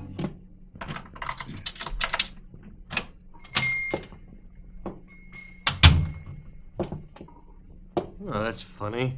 Must have left the work light on. Not necessarily, Mr. Rodell. Who are you? Name's Marlowe. I'm a private detective. You are Leon Rodell, aren't you? Yes? What are you doing here in my shop? You better finish taking your overcoat off, Mr. Rodell. Now, see Your here. wife has run away from Hillcrest Sanitarium. My... Charlotte is out? That's right. How do you know this? She came to me tonight under a phony name. Tried to get me to locate you. She'd lost your address. Oh. This is a shock, Mr. Marlowe. A terrible shock. Poor Charlotte. What an awful thing this is for her. Yeah. Excuse me, I need this. Sure. Oh, you? No, thanks. Yeah. You see, Marlowe, I've only been here in Los Angeles a month. And the last time I visited Charlotte... That was about 3 weeks ago, and I hadn't planned to stay out... Wait a minute. My wife was the only one who had my local address. If she lost that, how did you find me? That's a long story. I got the address Charlotte lost, and I've already been up to your house, but the last step was a call to a Miss Ordine Blackburn. Ordine? Yeah, she sent me up here. Oh, then you know about Ordine and me. A little. Well, I suppose under the circumstances that's hard for you to understand, Marlowe, and even harder to accept. Not exactly, under the circumstances. Oh, well, the law is not as generous as you are. Has no room for understanding. Insanity isn't grounds for divorce until after 3 long years have passed. And maybe Miss Blackburn doesn't want to wait that long, huh? Well, to be frank, I don't know. I'm in love with her. I think she loves me. I haven't had the courage to tell her about Charlotte yet. Maybe you won't have to. Charlotte called her up tonight before I did as a Miss Asher. She must have gotten Ordine's name and phone number from you some way on that last visit of yours. No, that's impossible. Well, she got it some way. Marlowe, do you know where Charlotte is? We've got to find her. She's not responsible. She might even be dangerous. It's an understatement, Rodell. She's deadly. Deadly? I don't understand. Come here. Over behind that table there where the light is. What? Go ahead and look. Oh, what's over there? When I showed up here tonight, I saw Charlotte running away. I came in and found that. Oh, my God. The attendant at the sanitarium. Yeah. He knew she'd escaped. He found the hole in the fence where she got out, and he's been following her on his own, strangely enough. He's dead. Marlowe, he's dead. Hooked. He's dead. Rodell! Sorry. Marlowe, she must be completely mad. We've got to stop her. Why, she might go for Ordine next door. Or you, yeah. What can we do? Well, you can go home. She doesn't know that address up there, so you'll be okay on that score. All right, but... Rodell, listen. Keep your doors locked up there, will you? Well, sure. You said Charlotte... I know. I'm not thinking about Charlotte now. There's something else. The guy in San Francisco that you owe all that money to. What about him? Sent a mug down here who intends to collect it. I've tangled with him already. He means business. So be careful, Rodell, and I'll see you as soon as I can.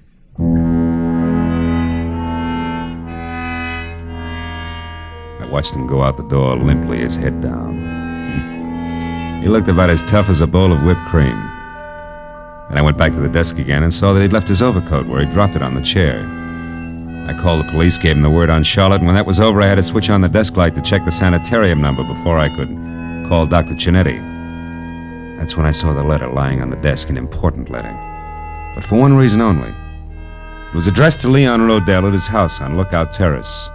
It was an open invitation to anybody who'd come to the shop looking for that particular piece of information. And there was no doubt in my mind that Charlotte had seen it, which made it long past time for me to get up there and on the double. I turned, headed for the door, and stopped all in one motion as a pair of headlights slashed at the windows and then blinked out. I stepped back out of the circle of light from the desk lamp and waited. A second later, the hulk of Mr. Eager filled the open back door. He was still very sure of himself. He took in the storeroom with one long glance and then sidled through the clutter as deftly as a rumba dancer toward the door where the desk and I were waiting. The instant he got within reach, I swung! You again, you dirty lousy Made your pitch once, big man. Why don't you sit on it? Why, you... And that squares us up for that clip on the chops you gave me. Oh, no. No, not quite, mister. Even Steven now, big man. When he went down that time, he took the chair, Rodell's overcoat, and half the stuff on the desk with him. He was still moving, trying to free himself of the tangle, so I reached for him again, but got only a fistful of the overcoat Rodell had left behind. And suddenly, my hand stung like I'd grabbed the wrong end of a bumblebee. I jerked it back and looked at the palm. Something was stuck to my skin, something I couldn't understand. Until finally realization oozed through the molasses in my brain. I left and ran all the way to my car and almost sprung the frame, twisting up Lookout Terrace.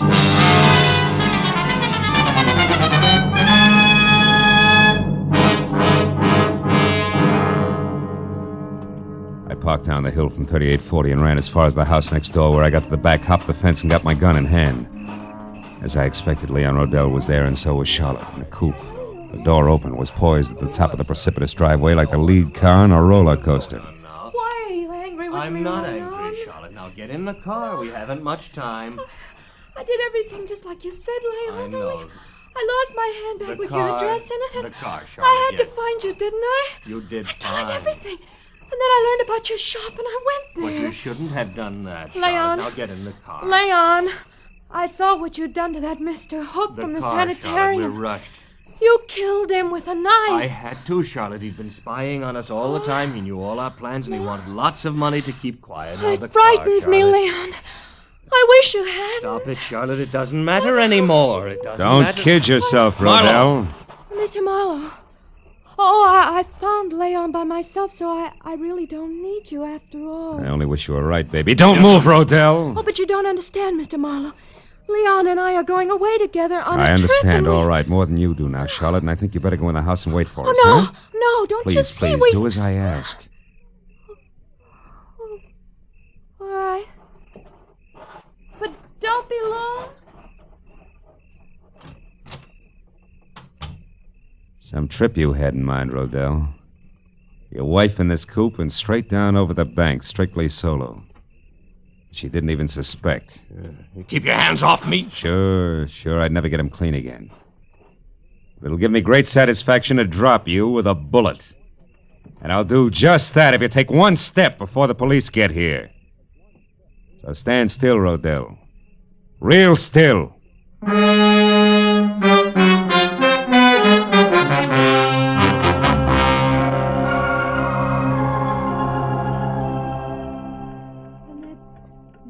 Happened, Dr. Cinetti. I'm sorry you were worried, and I'm awfully glad I'm back. So am I, my dear. And we'll talk more about it in the morning. What you need right now is a good night's rest in your own bed. Oh, you're right, Doctor. I'm very tired. Good night, Mr. Marlowe. And thank you. Good night, Charlotte. She still doesn't realize, does she? No, and it's a good thing. Plenty of time for that later when it can come gradually. At this point, she could tear herself to pieces over a thing like this. Yeah. Her husband who urges her to run away and helps her do it for the sole purpose of getting her out where he can kill her. Not much security in that setup, huh? No. You mentioned another woman, Mr. Marlowe. Miss Ordine Blackburn. Oh, Adine, yeah. Gullible rich girl without much on the ball. Rodell planned to marry her and solve all his money problems. Believe me, Doc, he had them, big ones. I see. Well, she's better off this way. Yeah. 6 months of marriage to Rodell, and she'd have been a candidate for your sanitarium herself. He's that kind of a guy. And my late employee, Eldon Hook? Well, he knew that Rodell had been urging his wife to run away and that he'd cut that hole in the fence.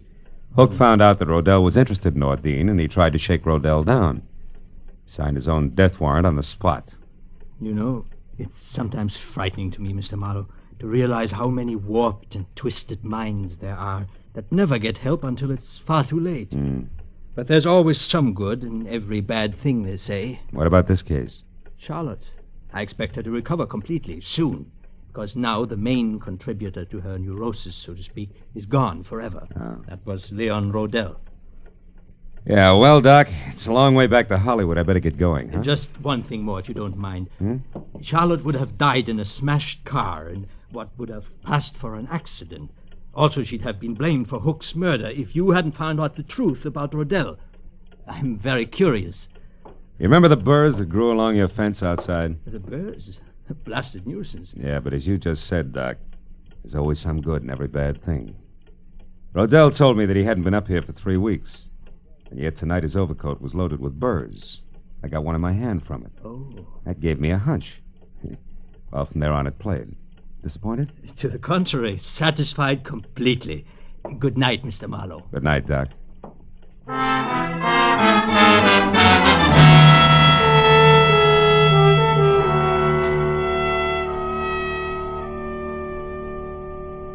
As I left Hillcrest Sanitarium and drove back across the wide, flat San Fernando Valley, dark and quiet in the hour just before dawn, I found myself being grateful for a lot of little, orderly things.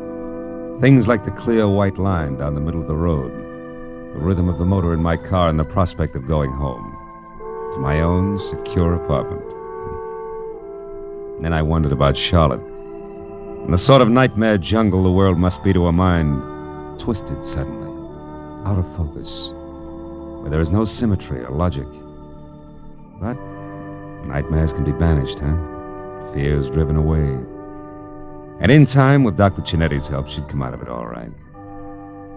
But the others like Hook and Rodell, To them, the jungle is home. No nightmare, that. They live in it by choice. Until, one way or another, they're destroyed. Choked to death by the very tangle they hide in. Well, that's fair enough.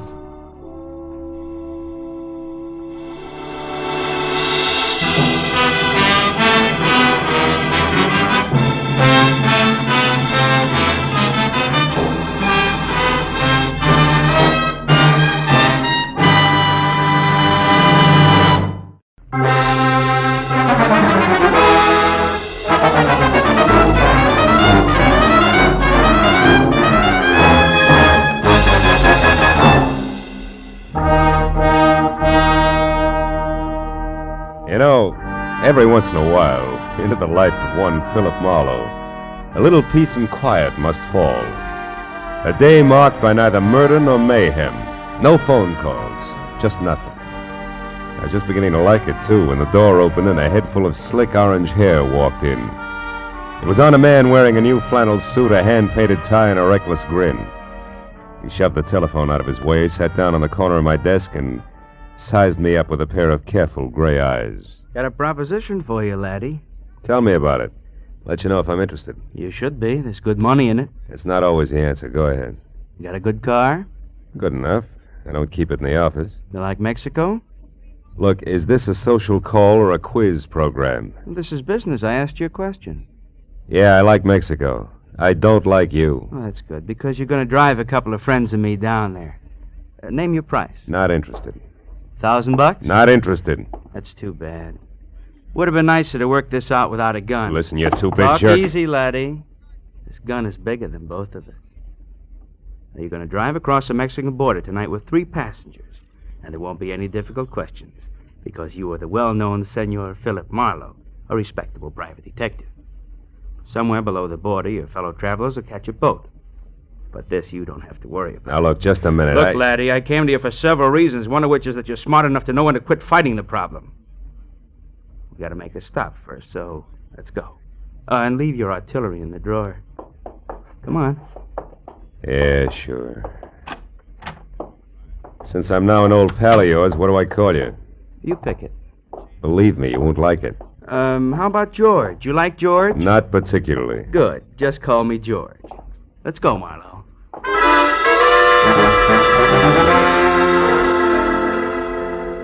We nodded at the elevator girl, waved goodbye to the kid in the parking lot, and headed south on Highway 101. All with the front of that Mauser nudging my kidney. It was screwy, but I was on my way to Mexico. Don't get ambitious, Marlowe. Not too fast, not too slow. Just keep it rolling nice and steady. I did what I was told and watched for a break. For every foot of 100 miles down the coast. At Oceanside, we cut inland past Escondido and up into the citrus country. Once he dug a little map from his pocket and studied it while we headed into the hills where farms were farther apart. George was busy looking for a turnoff when my chance came, and it came fast. My foot slammed down hard on the brakes. George's head smacked the windshield, and the gun slipped out of his hand. I dropped 2 wheels in the ditch, but I got the gun. He took one look, then jumped out and ran in a low crouch for the back of the car. Before I could follow him, I heard the truck coming. It was a big 2-section job rolling fast. It topped the rise just as George pivoted toward the road. The truck driver must have seen him just as he hit me, because the air brakes locked on all 26 wheels at the same time. I ran to where George lay like a discarded doll at the side of the road. The truck driver was out of his cab before it stopped rolling. I didn't see him. I come over the rise there. I didn't see him. Take it easy. Honest, I didn't see him. Is he all right? He ain't dead, is he? No, he isn't. He won't be walking much anymore. It wasn't my fault, Mr. Honest. I know it wasn't. Get hold of yourself. Gosh, what should we do? I want you to drive to the nearest phone and get the police and then come back. Here's my card. Give it to the troopers. Tell them they can reach me at my office. Yeah, what are you going to do? If I can figure out how to read this map of his, I'm going to pay a call on a couple of people who are expecting this guy. Maybe it's just a stubborn streak, but when I'm being used as a patsy, I like to meet the people involved.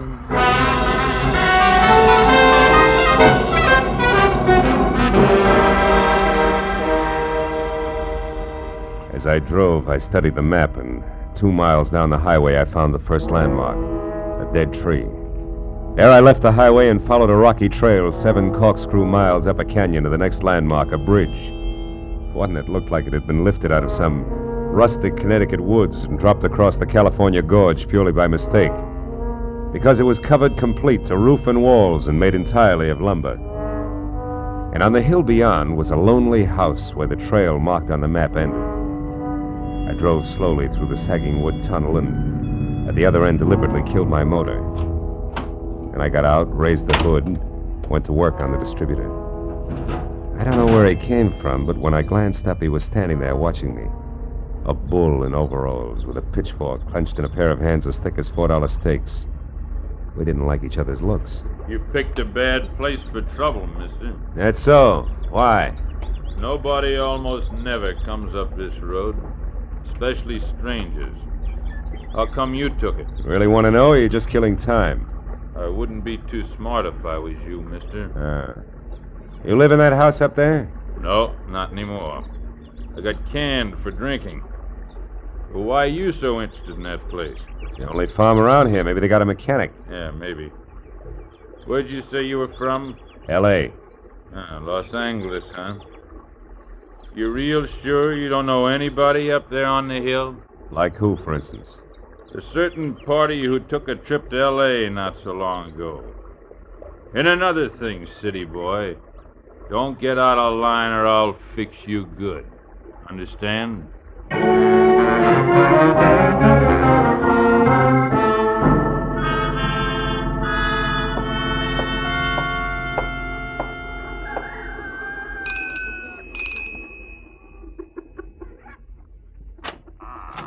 Yes?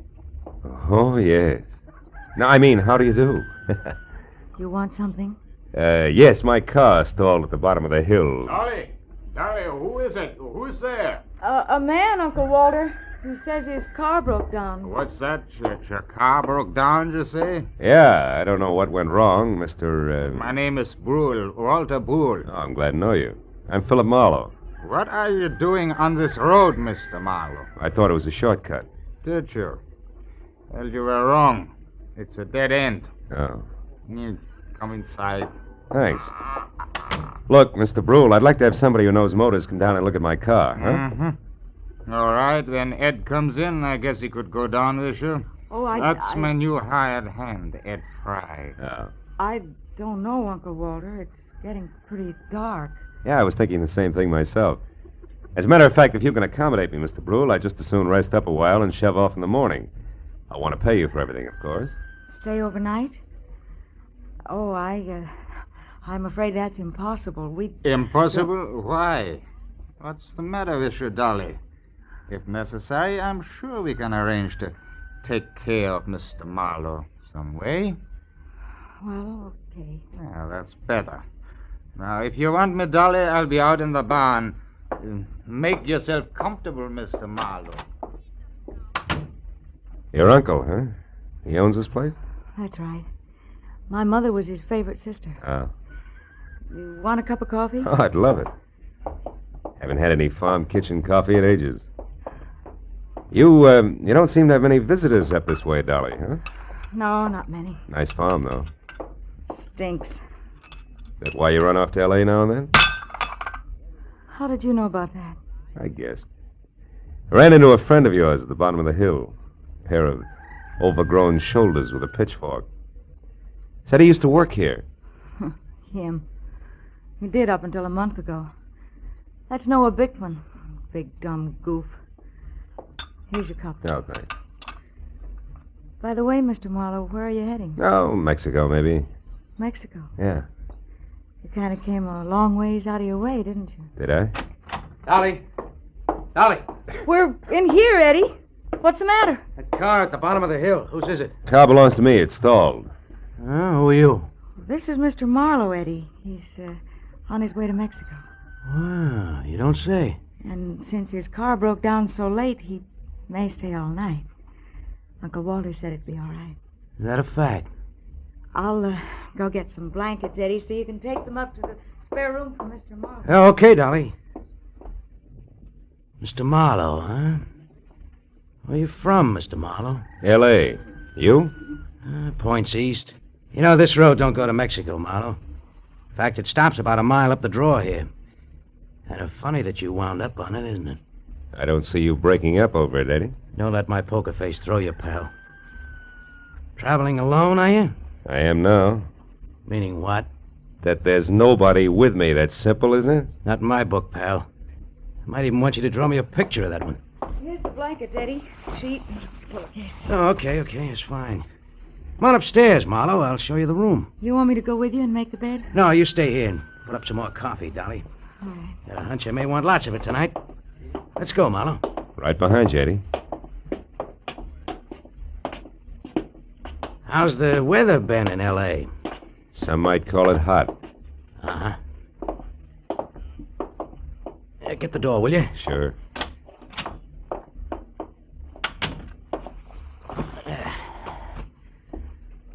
Okay, how come it's you, pal? I got good credentials, a car, and a tight yap. You better be right on all three. How'd you find me? Little map, Eddie. From Escondido to the dead tree to the covered bridge, and then up here it's a cinch. Why'd you show alone? Where's Red? Gotta meet us at the border. It's a bum fit, pal. It's not in the book. Why? He had some kind of a last-minute jam with the boat. Oh, that jerk. He's had a month to line this up while I've been holed up out here in the sticks making like a farmhand. Well, it better work, that's all. If we're picked up this time, it's curtains. Oh, incidentally, you got a gun, haven't you? Yeah, sure. Let's see it. No dice, Eddie. Red didn't tell me everything, just enough. So? So you'll get your money's worth. I'll do what I'm supposed to do and no questions asked, but my little automatic and I stick together regardless, real close, together. Okay, Marlowe. Suit yourself. I will. And something else. The rest of the company is going along. Is that all set? Well, we'll see about that when the time comes. You're not leaving any loose ends around, are you? It's not your worry, pal. We'll get out of here around 11. Oh, and that routine about your car being stalled, it is a gag, I hope. Oh, sure, it won't start. If anybody tries, but in 10 seconds with a screwdriver, I can fix it. You're okay, Marlowe. Just keep playing your game. Yeah, I will. Maybe then I'll find out what the score is, after all. You might at that. Come on, let's eat.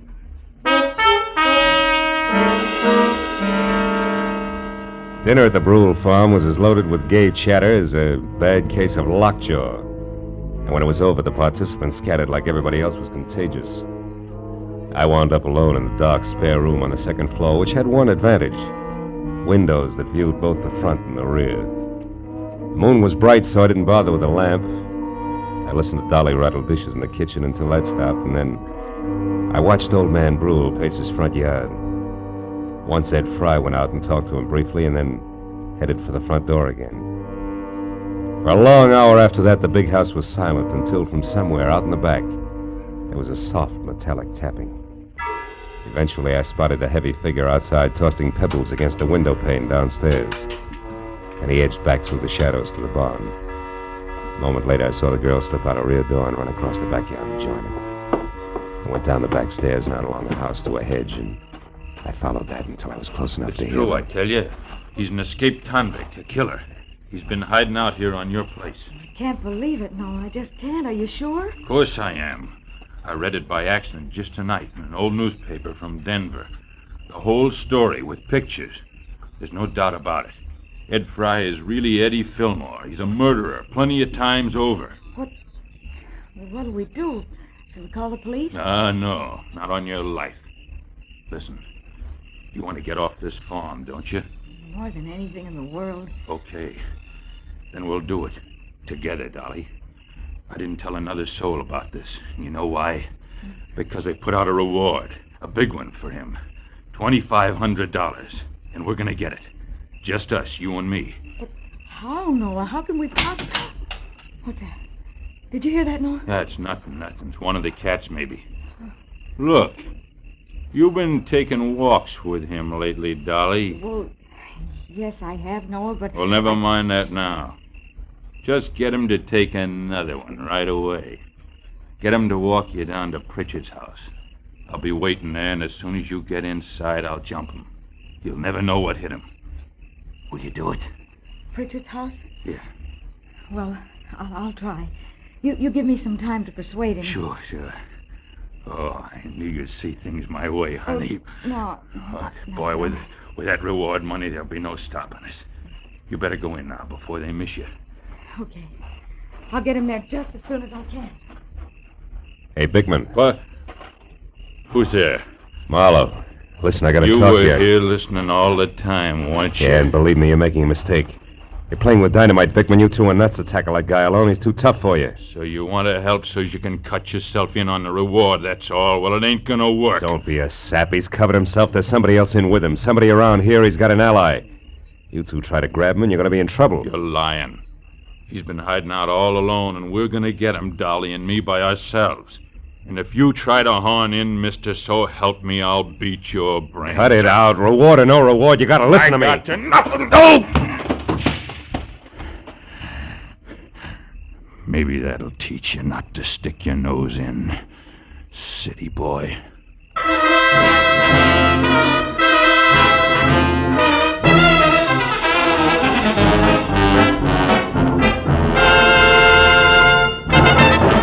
In just a moment, the second act of Philip Marlowe. But first, Fred Allen's first appearance on the CBS Jack Benny Show. Al Jolson sings, but the face is Charlie McCarthy's. Andy of Amos and Andy goes on trial for deserting his bride by mistake.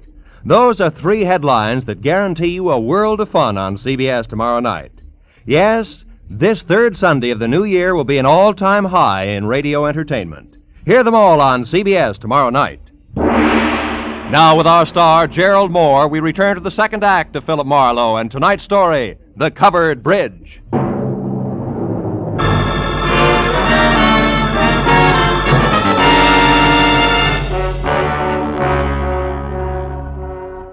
I didn't pass out. But my jaw hurt and my legs moved like they were rubber. Now I had to find the roving Walter Brule because he should know where Pritchard's house was, where the ambitious team of Dolly and Noah might be biting off a lot more than they could chew, healthy 4-H teeth notwithstanding. Mr. Brule! Mr. Brule! Yeah? Hello? Who is it? Marlowe! Come here a minute, will you? It's important. Yeah, important? What is it, Mr. Marlowe? Your face! Was ist? It's your friend Noah. We had a few words. Noah Bickman? He was no friend of mine. Yeah, he's no friend of mine either. Look, Brule, I'm going to have to trust you. I've got no choice. Bickman found out Ed Fry is really an undesirable named Eddie Fillmore who's wanted for the police by murder. Murder? And he wants to trap him for a $2,500 reward that's been posted and didn't want me in the way. No. Now, look. I'm not a passing tourist with motor trouble, but a private detective. Tell me, who is Pritchard and where does he live? Pritchard? Where does he live? Mr. Marlowe, somebody has been making a joke on you. Elihu Pritchard died 20 years ago. He lived right in this house where I do today. This is Pritchard's house here? Oh, Pritchard's house? No, that is down the road near your car. The covered bridge. That is Pritchard's house. The bridge? Yeah, you see, Elihu Pritchard was from New England, and he had a covered bridge on his farm there, so he wanted one here. He built it himself day by day, a board here, a nail there. Oh, and since he spent so much time at it, people call the bridge his house. Is that it? Yeah, exactly. But then, why is it important? Because of a meeting, Mr. Brule, a get-together that I don't think is going to be on the quiet side. Let me borrow your flashlight, will you? Sure. I'll get back inside and call the police. But what are you going to do? Reinforce the reward, happy sweethearts, and keep an eye out for someone I haven't met yet.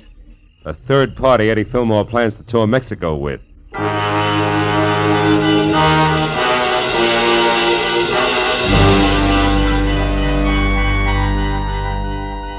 It was a quarter of a mile romp, country style, back down to the covered bridge. When I was there, the Mauser I'd recovered from George in one hand, flashlight in the other. I found only the moon-washed, gray-covered bridge itself, trying to stand erect like an old soldier who has more pride than posture. But then as I stepped from the chalk road onto the sheltered oil-soaked planking, I found something else.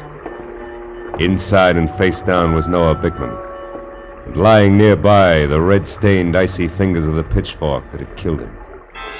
I started to move closer. But then footsteps from the road behind suggested that I'd do different, so I moved quickly back to the bridge entrance, flattened myself into a narrow shadow, and waited.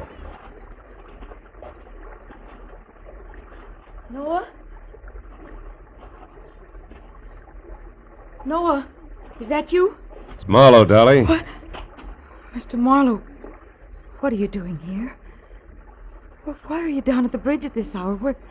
Where's Noah? He's dead, Dolly. Was dead? He's in there, but don't go inside. Look, I tried to stop him, believe me. Stop him. Stop him from Don't what? bother, baby. I know about Fry being Fillmore, the reward, all of it. What? How? Well, first of all, I'm a private detective from L.A. was dragged into this by an ex-buddy of Fillmore's. Second, I was in the barn when you and Noah made your plans. When you left, I tried to talk Noah into accepting my help. Why? Because I know what Fillmore's kind is like. I mix with them every day. I know how they work. Look, did you tell Fillmore to meet you here, yes or no? No. No, I couldn't find him. I've been looking since I left the barn every place. That's why you came down here just now? Yes. I wanted to tell Noah that our plan would have to be postponed. But what difference does all this make? I don't know. Maybe a little, maybe a lot. If Fillmore had known about this rendezvous you two planned, it'd be 20 to 1 that he got here ahead of schedule and took care of Noah. Since he didn't. Yeah, since he didn't, I'm betting on a third party, someone we haven't met yet. A third party? Yeah, now listen to me and do just as I say. Turn around and walk straight back up to the house, and when you get there, get inside and stay put. But, Marlowe, what if... Go on, fast! All right. But be careful, Marlowe. Whoever killed Noah won't hesitate to kill you, too. When she started back up the road, I turned toward the bridge again. My flashlight following the dusty white footprints on the freshly oiled planking leading to the dead man. I stood over him, the circle of light sweeping the area around him. There was just one thing I had to know. Marlowe! Marlowe! It's me, Walter Brewer. What are you doing down here? Well, I thought you might need help, so after I called the police, I got my rifle and came down here, and I... Hickman? Yeah, he's dead. The prongs on that fork went right through him. How terrible. Yeah. Look, Brule, was this planking freshly oiled today? Yeah? Why? I just wanted to make sure those chalk footprints were made today. But what do Brule, footprints... you stay here and see that no one enters the bridge. But where are you going? Up to your house in a hurry, because I think I know who the killer and the third party is.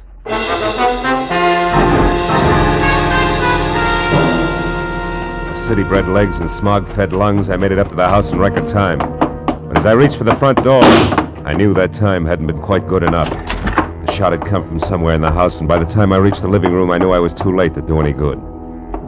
In a chair at the far side of the room, Dolly was slouched down, a surprised expression on her face, while her hands tried to hold back a small stain of blood oozing through her blouse.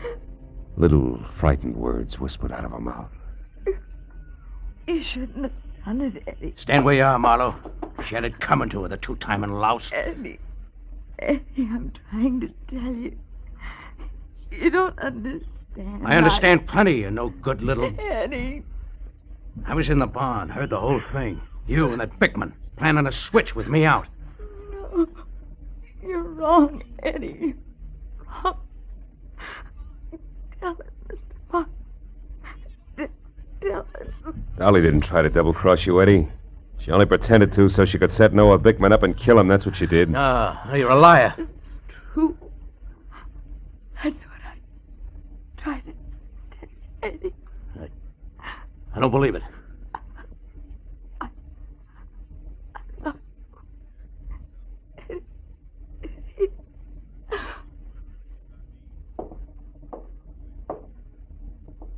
Dolly. Is that true, Marlowe? She didn't cross me. She was trying to help me. That's right, Fillmore. Bickman found out who you were, wanted the $2,500 you were worth, dead or alive. Dolly had to play him along for your sake. Should have listened to her. I should have listened. How'd you know all this, Marlowe? I found Dolly's footprints inside the covered bridge. Proof she'd been there before I found Bickman's body. Yeah. And you knew who I was, so you put it all together. Well, you're holding the gun, kid. What's the next move? Doesn't matter much anymore. I could still am out of here for Mexico. Somehow I don't want to. Not without Dolly. Phone the police, Marlowe. I'm not going anywhere.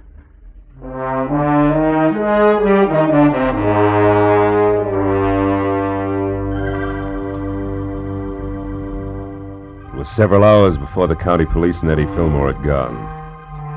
Walter Brule and I sat at the long wooden table watching the light from the fire dance across the hanging skillets and pans by the grate. And nobody said anything for a long time.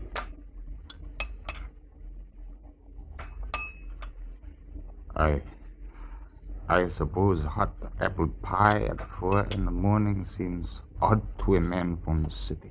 Not at all. 4 in the morning, sometimes the middle of the day in the city. Yeah.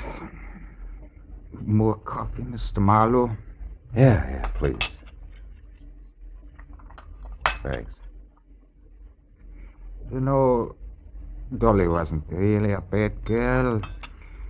It was just that sometimes she didn't think, and... A woman who loves like that doesn't think, Mr. Brule. She just feels. Maybe in some way it is my fault, the whole thing. No. It's nobody's fault, Mr. Brule. She was trying to do the right thing for the guy she loved. Yeah. Well, your bed is still ready if you care to stay. Oh, thanks. Sure, I'd like to. If you can find your own way up, I think I'll sit here just a minute longer. Sure. Night.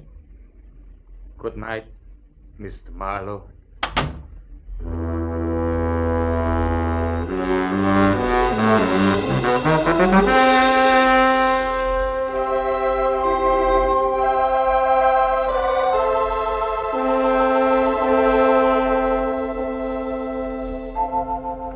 As I sat looking out over the starlit countryside, I thought of all the great love stories written about the good people who love, live, and suffer. And then the pathetic face of Dolly and the pain-racked face of Eddie said, "What about us?" And I had no answer. Yeah, chalk up another one, Marlowe. Another one of those things for which there is no answer.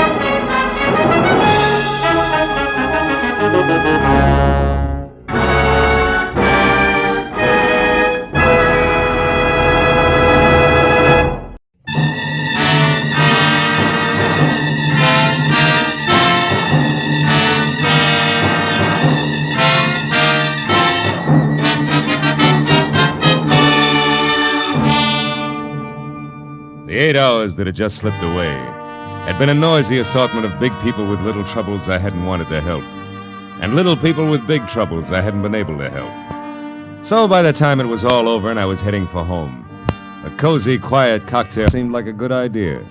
One down and one to go, and to ease up. But even as I relaxed, the tension between the couple sitting at my left became more and more apparent. I looked down the bar.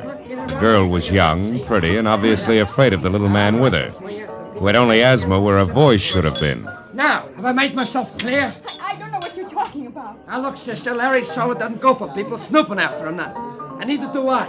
It gives me work to do that's sometimes rough on a party. Brave boy. All right, little man, you've had your busy day. Hey, take your hands off. As soon as you relax. Okay, get your mitts on. Now, gentlemen, please, no fighting. I can lose my license for it. Now, you leave at once. Wait a minute, Baldy. You heard him, Buster. Okay. I said what I come to say anyhow. Walter, stop playing. You all right, miss?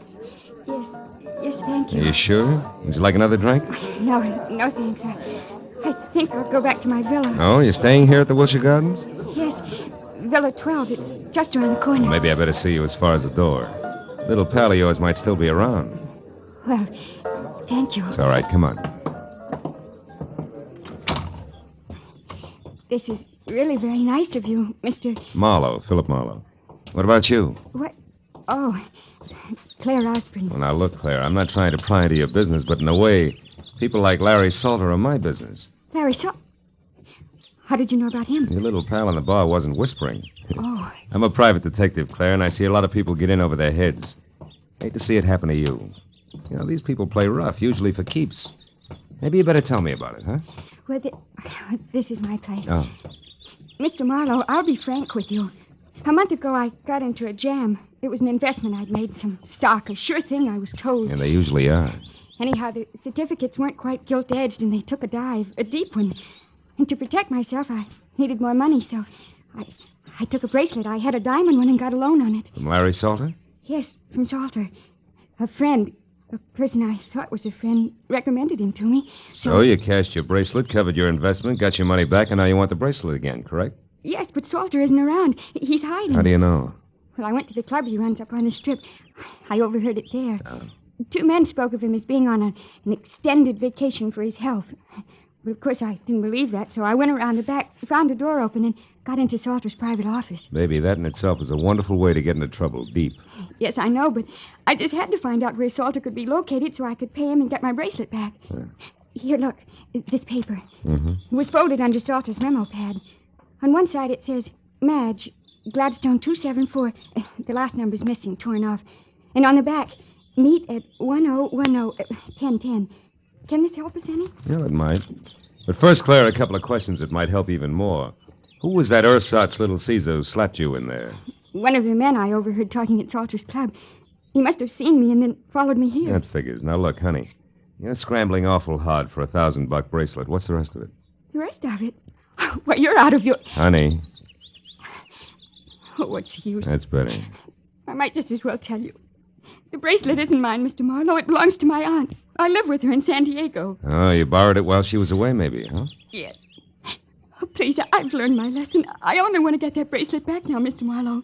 Please, will you help me? I'll pay you anything. Never mind that now. Oh, please, I must know where Larry Salter is. Okay, Claire, we'll try to find out, but on one condition, huh?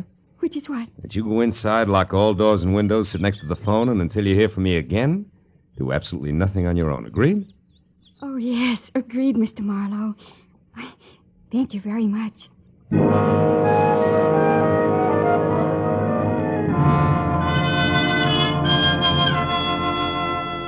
Maybe it was because the sweet young kid had the kind of voice you could still hear long after she was gone. You know, one of those lingering sounds, like the echo of a train whistle hanging on crisp early morning air. But when I was at a payphone, I stopped wondering and started dialing numbers prefixed Gladstone and followed by 274 and then in order 1, 2, 3 and so on until after no answer once, wisecrackers twice, and a babysitter who thought I was a masher from her high school, I finally scored at number 5. The answer took me to a dame named Madge Gilbert at a place called the Beekman Plaza. It wasn't the kind of place you'd go for Mother, and Madge Gilbert wasn't the kind of girl Mother would put up with. However, she must have been nice to look at once. And from the smile, pleasant to know. Okay, Mr. Busy Guy, now that we're together, what is it? Well, for one thing, the name's Kirby, and you can drop the fancy handle. Uh-huh. And for another thing, Kirby? I want to find Larry Salter, but quick. Why? Got a proposition for him. He won't be interested. Sit down. How can you tell? You don't know what it is. No, but I do know what at the moment Larry is. Yeah? And in 3 letters, my friend, the word is sad. He lost his lady love. Drink? No, thanks. What do you mean his lady love? I heard that you and Never Larry mind what you heard. All that's used to be. The pre-Janice trial period. The sad comes from Janice finding a better deal, maybe, huh? No, she was killed. Automobile accident, night before last. Salter with her? No, again. She was alone and drunk. And that's probably the way Larry is right now. A blind fool. Fill it up, will you? Sure. Look, baby, believe me, it won't put out the torch you're carrying. Shut up. I'm sorry I brought the whole thing up. Now, what was that proposition you mentioned? For Larry exclusively, where is he?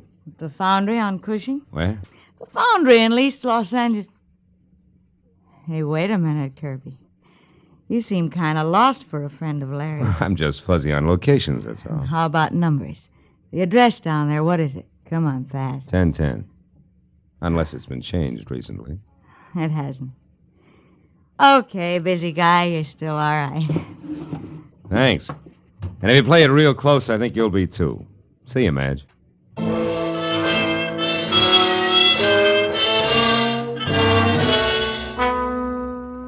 Cushing Avenue in East Los Angeles is industrial, literally wrong side of the tracks, and about as non-Hollywood as an honest day's work. And all the way there, I kept blessing the dumb luck that had made me answer 1010 for the address before I'd even had time to think. When I pulled up and parked away from the place, I hoped that luck would continue. Because ahead was the foundry, or what remained of it, and in no sense did it look like friendly territory. I found a metal staircase climbing from what had once been a loading ramp up to the yard foreman's office, where a single, staring, unshielded light inside said that somebody was home. And when I'd quietly gone up those stairs, I saw through a glass door who that somebody was. Larry Salter, alone next to a telephone and pitching darts at a smiling face on a calendar across the wall that read January 1928. When I knocked with the barrel of my .38 on the dirty glass door, he told me to come in without looking up. Make yourself at home, neighbor. Be with you in a minute. Aha! I did it. Her front tooth. I've been trying for that all night. So glad you made it. Now it won't be on your mind while we talk. About what? Bracelets. Bracelets? Neighbor, this is an iron foundry. What you want is a jewelry shop. Let's save each other a lot of time and level, huh? I'm a private detective named Marlowe, Salter, and at the moment working for Claire Osborne, who now has the price of a bracelet. Wants it back in a hurry. Do we do business? No, we don't. And it's not because I don't like you, neighbor. But because, one, I never heard of any Claire Osborne. And two, bracelets are stuff for second-story men, which I am not. And three, you ought to get yourself a pair of sneakers, stupid. You've been followed all the way through the yard, up the stairs, and into this room. It's an old gag, Salter. No gag. So while you still can, you better put that gun away, because my boy Cover takes a strange delight in messing people up. Real bad. You're bracketed, chum. You better drop it fast. Yep. That's better. Now, Marlowe, without any double talk about babes and bracelets, let's have it. You're one of Freeman Best's boys, aren't you? You think I had something to do with him getting knocked off in that ditch? You're here to square things away. That's it, isn't it? No, it isn't. And get your hands off me. Okay, I won't touch you again. But that's more than I can say for Cover. Yeah, lots more.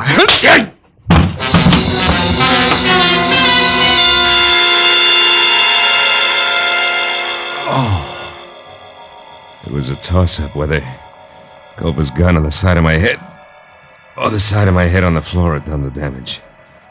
But either way, it didn't seem to matter. Because I couldn't make it back any further than Larry Salter's voice.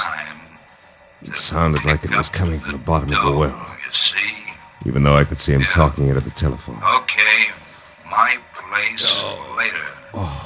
It's 8100 North Lucerne in Hollywood. But then, I couldn't even see that anymore.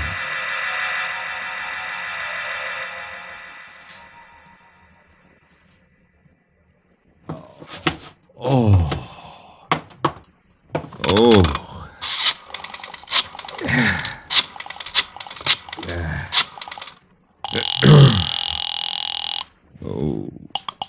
Good evening, Wilshire Gardens Hotel.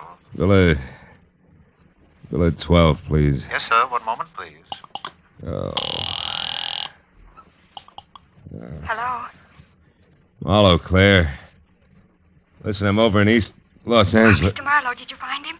Do you know where Larry Salter is? Yeah, I think so. 8100 North Lucerne. It's up in Hollywood near you. Now listen, Claire, about the bracelet. There is no bracelet. What? There was no trouble on the stock market and no loan made. Why do you want to know where Salter is? What do you want from him? His life. Goodbye, Mr. Marlowe. Wait a minute, Claire. Claire, listen to me. Oh, my head. I wouldn't try it, chum. What? Hey, Cover, listen, Shut up. You don't have to go no place until Larry Salter comes back and says so. Now relax, chum.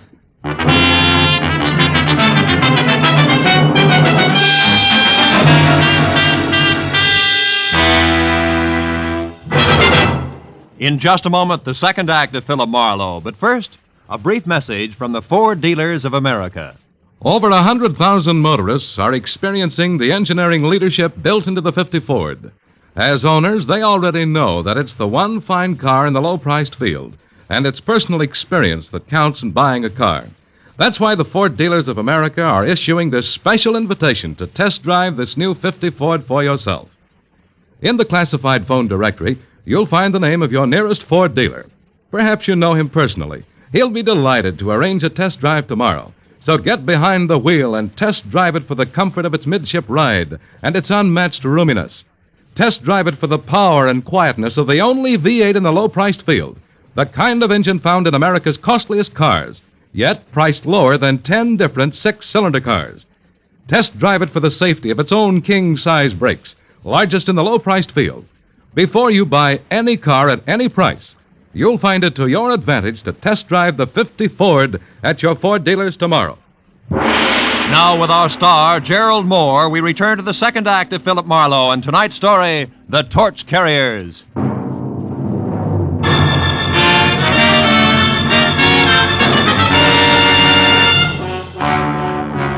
I turned to the poker-faced Cobra and the 45, both staring at me from across 6 dusty feet of concrete floor that made the ancient East L.A. foundry seem colder and even more lonely. You don't stay put so good, do you, sweetheart? You're kind of heavy-handed with that gun, aren't you, Cobra? You want to try again, sweetheart? I'll pass. Standing here staring at each other is apt to get dull, don't you think? That's entirely up to you, sweetheart. You bleed pretty. You'd like that, wouldn't you, kid?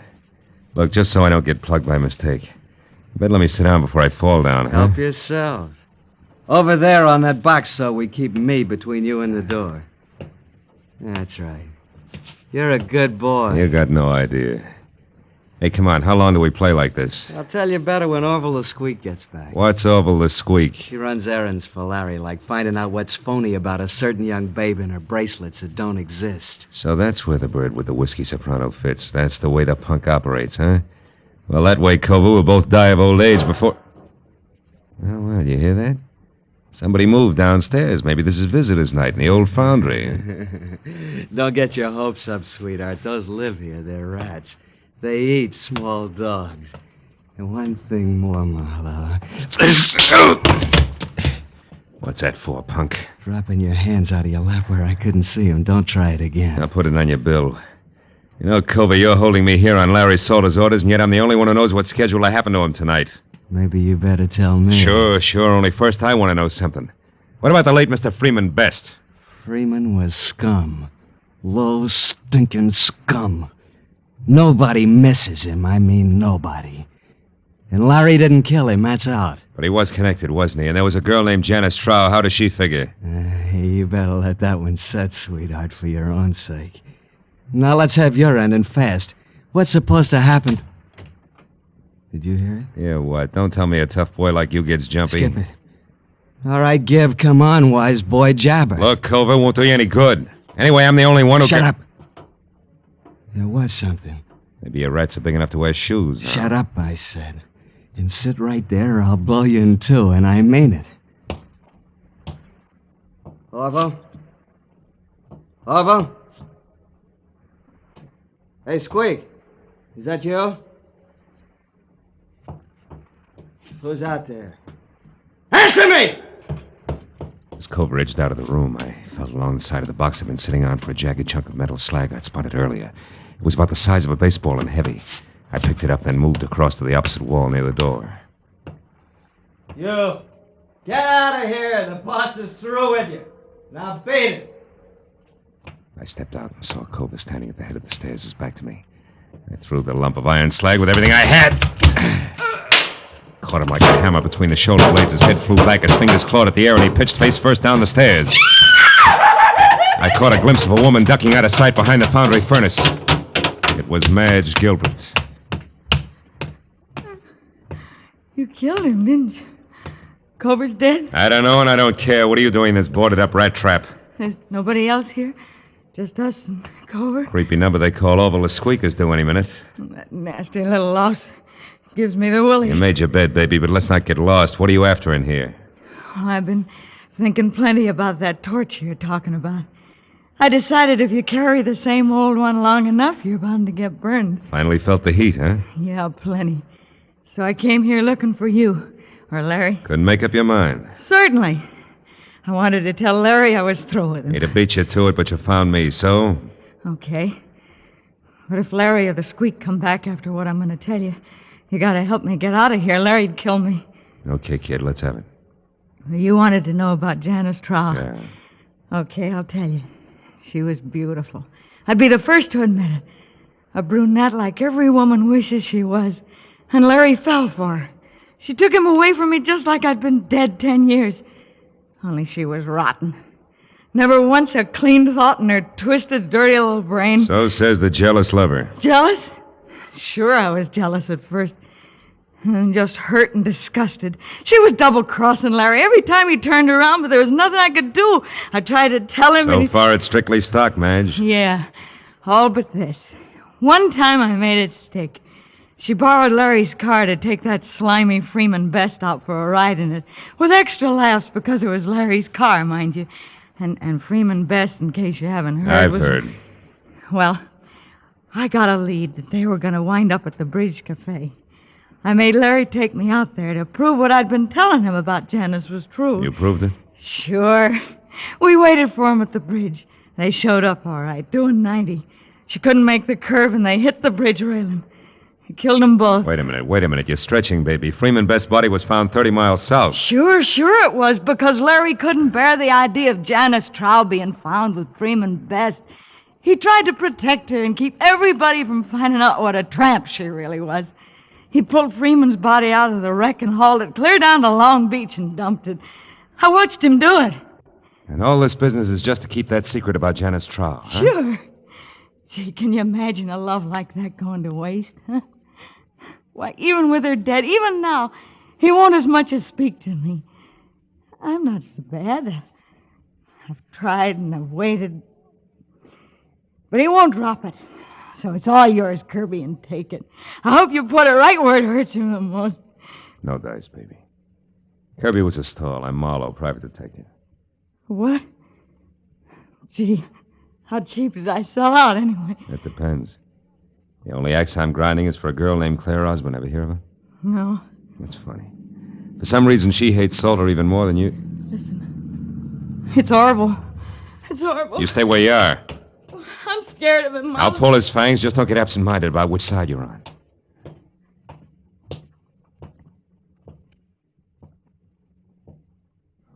Hello, Orville. Where's Larry? I don't know. I've been waiting for him. Where's Cover, then? I got something important. Cover? Oh, why, he went out for a few minutes. Yeah? I don't like this, sister. You in here all by yourself. Something's wrong. What is it? Come on, what's the matter? Marlowe! Hold it, Orville. What? You. Why the gun? Guess. What do you know about Claire Osborne? I don't think I know the party. Sure you do. A cute little brunette named Claire Osborne. I want the straight dope on her, and I want it now, not later. Hey, Cover! Hey, Cover! Answer my questions, you creep. You won't get anything out of me. Larry will take care of both. You jerk. Maybe there's something on it'll give me an answer without talking back. Look, he always wrote things down in a little notebook. It's inside his jacket. Yeah, you're right. Here it is. Let's see. Oh, sure, this is it. Claire Osborne arrived from San Diego last night by plane. Registered at Wilshire Gardens as Claire Osborne, but according to driver's license, her real name is... For Pete's sake, no wonder. I'll see you, kid.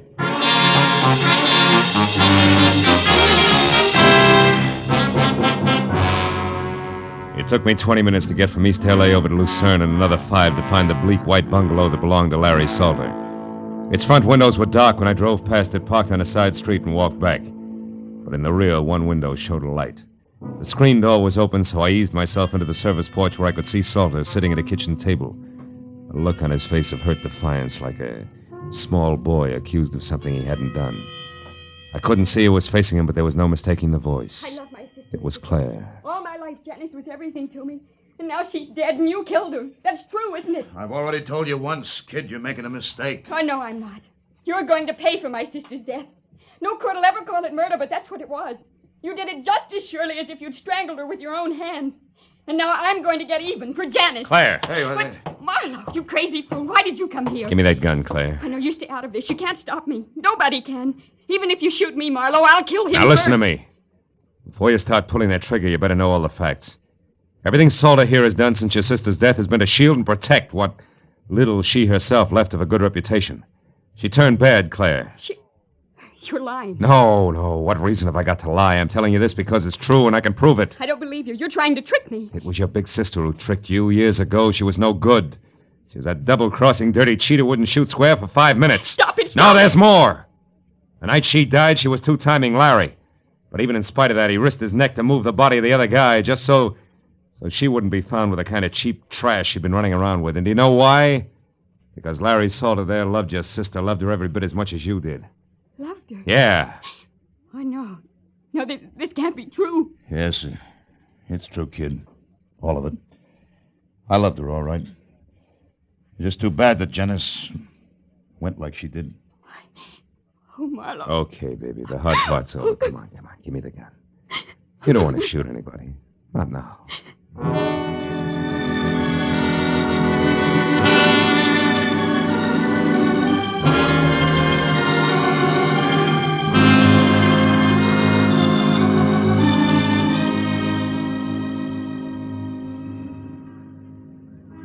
Feel better now, Claire?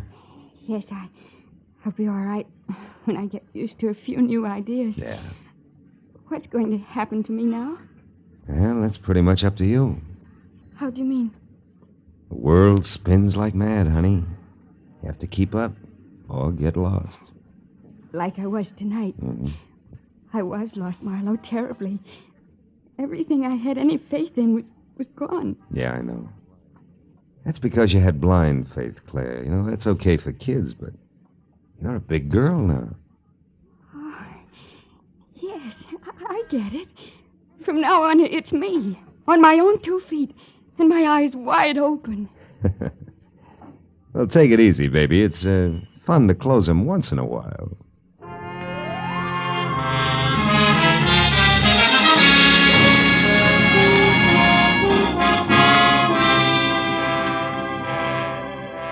After I dropped Claire off at her hotel, I remembered the drink I'd started out to get and left half finished on the bar.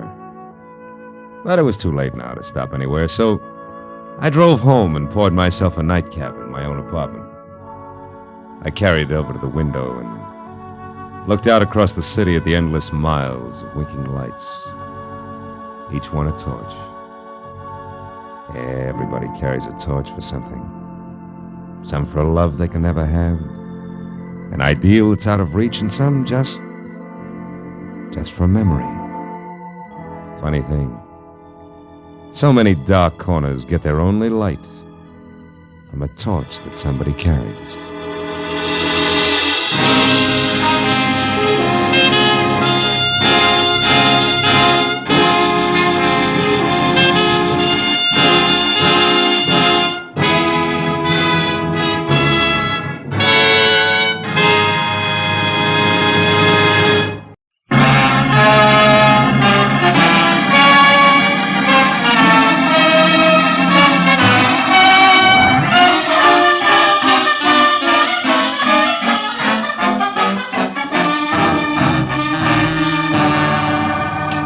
After a day jam full of heat waves in December, actresses who passed mascara and long A's off as talent, and producers with glossy convertibles and holes in their shoes, the world looked as phony as a $7 bill. And when I finally closed my office, stepped out onto Hollywood Boulevard into the glare from miles of sheet iron Christmas trees on lamppost trunks, and watched a loudspeaker Santa Claus with neon reindeer trundle by in a cloud of artificial snow, I'd have gladly traded all of Hollywood, California for one quiet Vermont hillside and thrown my license in to boot. All of which convinced me that what Marlowe needed most was a martini in his own apartment, a good book, and a night's sleep in that order. So I started home after them, but only got as far as the middle of the street. Hey, Mr. Marlowe, wait up. It was the kid who sold papers on the corner. Mr. Marlowe, can you spare a minute? I gotta talk to you. Okay, Tommy, let's get out of the street first, huh? I'm not so good at dodging fenders. Oh, yeah, sure. What's on your mind, kid? That's about my Uncle Bert. Bert Larson. He's gone, Mr. Marlowe. What about your family, Tommy? Don't they know where he is? Oh, I don't have no family. I've been living with Uncle Bert in a flat down in Van Ness. Hey, if you haven't had your dinner yet, maybe you'd eat with me in the cafeteria, huh? It's real important to me, Mr. Marlowe. Anything that's important to you, kid, is important to me. Let's go in. Oh, swell. I should have known something was wrong when I heard him walking around. Late last night, you know? He said he was after a drink of water, but he's got those metal plates, kind of like caps on his shoes, so I knew he was all dressed, only I was too sleepy to think anything about it then. Maybe he just got an early start and he's been busy today, huh? No, it's not like that, Mr. Marlowe. Something's wrong. What'll you have, gentlemen? The pork's nice tonight. Stew's the best deal for the money, Mr. Marlowe. Oh. I'll have the stew, please. Yeah, you better make it two, miss. Okay, a couple of stews coming up. See, when I got up this morning, I found this envelope on the dresser. There was $200 inside, and this was written on the front. Huh? Let's see it.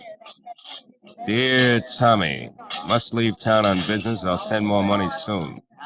Be a good kid and take care of yourself, Uncle Bert. Yeah, I see what you mean. Yeah. I spent all day trying to find out where he went. I checked everything but the airport. I know he wouldn't take a plane. He gets dizzy just standing on a curb. No luck, though. Milk, Mr. Marlowe? No, I'll have coffee, Tommy. I feel rugged.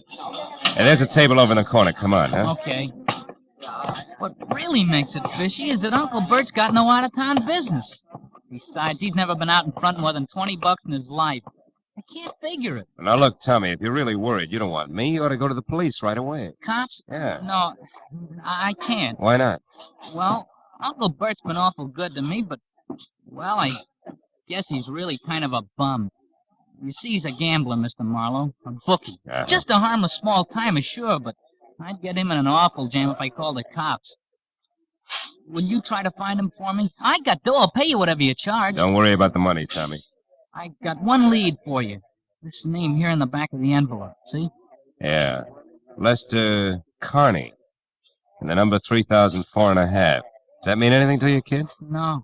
Oh. I'd have looked that guy up my cell phone. You know how far a kid could get. Sure. Gee, Mr. Marlowe, I'm sure my uncle didn't leave town. It's something else. It's gotta be. He's in some kind of trouble. Now, Tommy, you know that he might be on the wrong end of it, don't you? Yeah. Well, if that's right, I want to find it out fast, Mr. Marlowe. Here's a picture of him. Mm-hmm. Scared, son? Me scared? Nah. Not for myself, anyway. Yeah, I guess I am, kinda. Well, okay, Tommy, eat your dinner, and then get back to work. I'll see what I can find out, huh?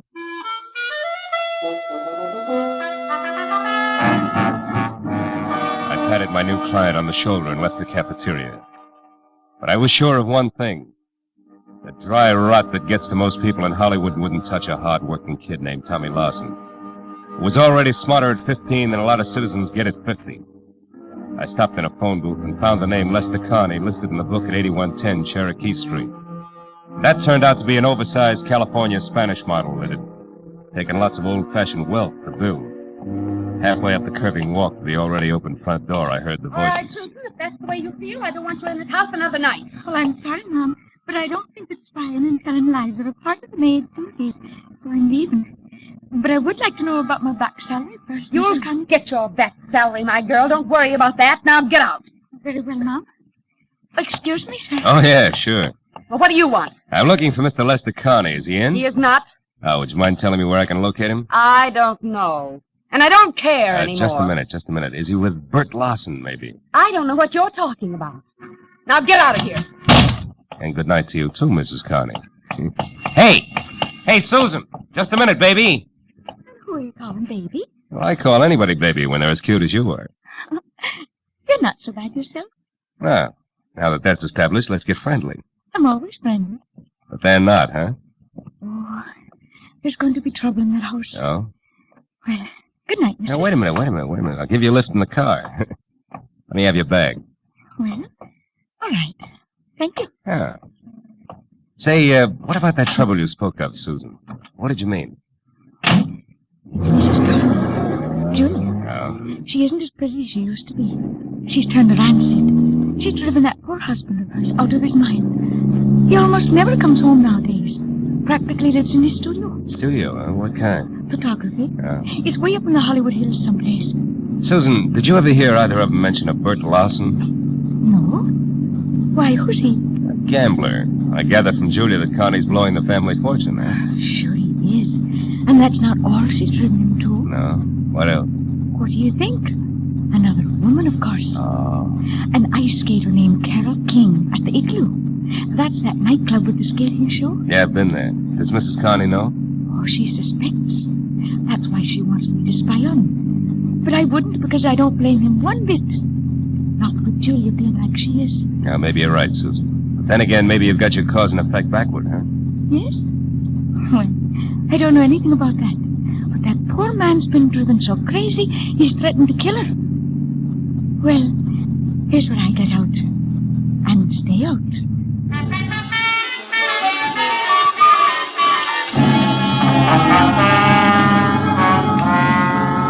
I dropped Susan off at the car stop and headed out Sunset Boulevard for Westwood in a club called the Igloo, which looked more like a down-at-the-heel Taj Mahal than an Eskimo's bedroom. Inside, a line of fast-moving ostrich plumes with wry, crisp waistlines and imitation sable zipped over a short sheet of tinted ice toward the climax of chorus numbers, while I bluffed my way backstage and intimidated the call boy into sending over one Carol King. She turned out to be left in the lineup out front, so I sat down on a cold trunk and waited until the curtain fell. And I got up to greet an athletic blonde with more than healthy face, who sidled dubiously toward me, ice skates and all, and I introduced myself and told her I was looking for Bert Larson.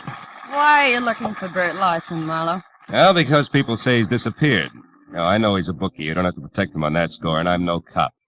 Just want to know where he's gone. Okay. I hear he made a real killing yesterday, the first one in his life. Oh? I understand he's leaving town to retire. Who's going to make book for you from now on? Nobody. I never play the horses. My friends do. Oh, friends like Lester Connie? Lester. Well, now we get down to business. You smell like you're working for a wife, Shamus. Guess again, sugar. I'm after Bert Larson, nothing else. That's why I want to talk to your friend. Where is he? Lester Carney is no friend of mine. You know, you should be smart enough to know you're just wasting your time with that pitch. Look, Bud, he was my friend, sure, but that's all off as of an hour ago. We're all through, washed up. I gave him the boot. Why, did he run out of blank checks?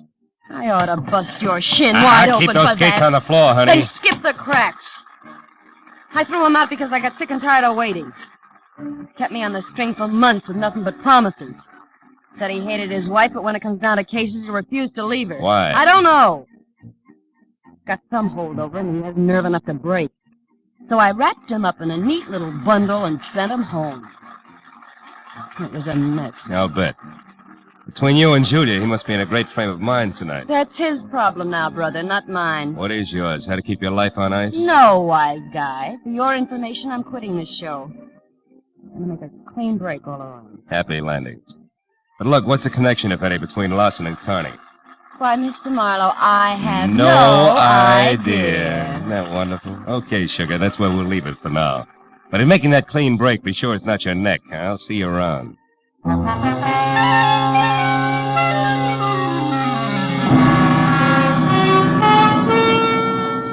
I had nothing tangible to base it on, but as I left the Igloo and drove back to Hollywood, for some reason, I kept thinking that Tommy Larson was right. That his uncle was still in town and in some kind of trouble. And I was sure that at least half of Carol King's story had been lies, but why I couldn't figure. And another idea hit me, and hit me hard. I turned onto Cherokee again and drove up to Carney's house at 8110 Park and went in. There the vague hunch began to shape up like grim fact because the front door was wide open and spilling a pale glow from the one light in the house, the hall lamp. I saw the note propped under the lamp even before I went in. I left it where it was. It said, "To whom it may concern. I have paid all my just debts, my affairs are in order, and since life has been made intolerable for me, I have destroyed that which made it so, my wife, Julia. Now there's nothing left that shall dispose of myself, nor am I sorry, lest it come." I looked up beyond the note and saw her lying at the edge of the circle of light from the lamp. Julia had been strangled by a silk cord that was still embedded in her swollen throat. I turned and started for the phone. There we are. Oh. I got here a little too late, huh? Or is it too soon? My wife's dead, so what's the difference? Better stand still because I'll shoot fast. Who are you and what are you doing here? Name's Marlowe, and I assume you're Connie. All right, I'm a private detective trying to find Bert Larson. In the process, I got mixed up in your little fiasco from one end to the other. Rick Larson. Just a cheap bookmaker. You're one of the very few people who ever gave me a fair break. Where is he, Connie? Do you know? No. Does it matter? Too bad you bunted in here just now. The man's going to do what I've decided to do. It's a most personal, private affair. It's your party. Maybe you better think it all over again. Huh? I've already thought it over. Thoroughly. Turn around and walk through that door to the kitchen.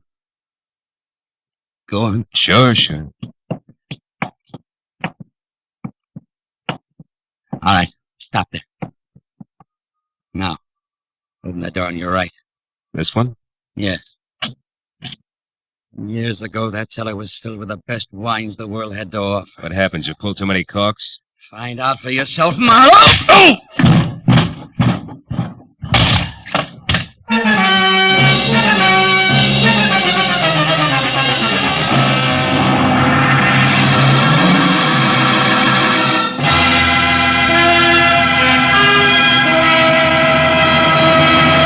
In just a moment, the second act of Philip Marlowe. But first, will Tyrone Power listen to Jack Benny's Siren Song?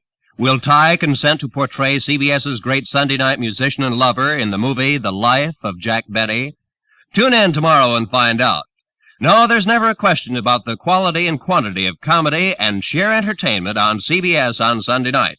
And remember, the Jack Benny Show is heard on all of these CBS stations. Now with our star, Gerald Moore, we return to the second act of Philip Marlowe and tonight's story, The Kid on the Corner.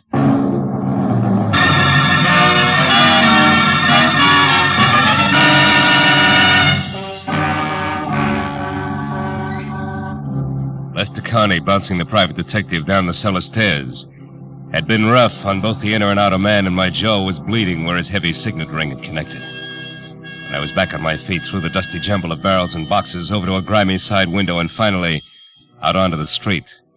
I found neither confessed killer nor car any place in sight, which made my next step a return trip into the house and a call to Lieutenant Matthews. All right, Marlowe. From your client to Julia Connie to that ice skater and back to Julia Connie. Now, Dad, I follow, but the why I don't. Where's the connection between the newsboy's uncle and this guy you say is on the way out? Lester Connie, Matthews, yeah. I don't know. You don't know? You're not saying which, Phil. Well, maybe it's a little of each. Now, look, Lieutenant, Just a second. What is it, Marlowe? Hold the wire, will you, Matthews? Okay, but make it snappy, will you, Phil? Killer on the loose isn't such a good idea, even if he's promised to knock himself off. Might decide to take somebody else along, 3,004.5 North Westmore. 3,004.5. I can't hear you, Phil. What? What? Oh, a piece of paper, Matthews, in the dead woman's hand. Oh, now you're fine. It's got an address on it. The same address that was on the back of the envelope Tommy's uncle left for him. Well, this address could be the connection I asked you about. Yeah. Yeah, the hook between Uncle Bert and the Connies. Well, we'll get right over there. We'll Matthews, wait a minute. Let me try it alone first, will you? I think it'll play better that way. And keep the kid's uncle out of the police lineup that way. Yeah. Marlowe, I can't. Oh, now, wait a minute, Matthews, please. I'm thinking of the kid. Yeah, well, Okay. Attaboy. Just don't make it too long till I hear from you again. Goodbye. I knew that the 3000 block on North Rossmore wasn't even close to the Hollywood Hills, which meant that the address couldn't be the dilettante photographer studio that the Connie's ex-maid had described. And 20 minutes later, when I was out of my car and standing next to the doorbell marked 3004.5, I knew something else, because the name underneath was Carol King. A light showed from someplace deep inside, and my leaning on the doorbell only proved that it worked. There was no answer at 3004.5, but 3004, the other twin to the duplex, was different. It featured a sweet old lady who shattered the illusion the second she opened her mouth. I suppose you're just another one of that King girl's friends, eh? Why, do I look the type, Granny? There is no type, young man. Miss Carol King entertains all sorts. Oh, which might include a recent someone who's gray at the temples, short, and maybe talks a lot about the ponies? Huh? How would I know what our guests talk about? Oh, you gotta be kidding. Look, honey, a woman's been murdered tonight. Murdered? I knew it. I knew it. No, she wait a had minute. to come to a bad Wait a end. minute, Why, Granny. only yesterday Whoa, I told Henry hold that it, if that hold it, girl- Granny. Carol is not the one who's dead. Oh, Yeah, well, I'm glad. sticks out all over you. Now, look, what about that man? Well, he was here about 30 minutes ago, just the two of them, drinking that hard liquor like it was water and making enough noise to raise the devil himself. A farewell party, they called it. Oh, did you see him leave? No. Henry made me come in then, and I... Well, I mean... Yeah, I know what you mean. You missed it. Okay, Granny. Now, look, how do we get in here without kicking the door down? Come on, sweetheart. It's important. There may be a body inside. Body? Oh, well, how awful. Here. Over here, behind this ledge. That's better. She always kept a spare key. Yes, here it is. You do it. I'm too shaky. You shouldn't be. Just think of tomorrow, Granny, and the news you'll have for one and all. The light switch is on your right there. Uh-huh. See anything? No. How many rooms here? Bedroom, kitchen, and bath, aside from this. Anything in there? No. You suspect foul play, all right, don't you? The foulest. Don't let it worry you, because... Hey, those photos there on the wall. They're taken from Mulholland Drive, aren't they? One by day, one by night, both in the same spot, the Hollywood Hills? Sure. That's where he has a studio, that Lester fella. Yeah, that Lester fella. Granny, do you know where it is? I mean, Mulholland Drive and where? You know, that street runs for miles along the top of the mountain. Well, of course I do. Was born and raised here in Los Angeles. Granny, where? Mulholland and where? Mulholland, Laurel Canyon Boulevard, just south of the intersection. Thank you, sweetheart, and goodbye. Oh, wait, 1 moment now, if you please. What's the matter? What's your name, officer? I know my rights. Your name and your division. Granny, dear, I'm no cop. Huh? I said I'm no cop. Oh, not a police officer. Well, then who are you? Just a passerby. A stranger in the night. Good night, Granny.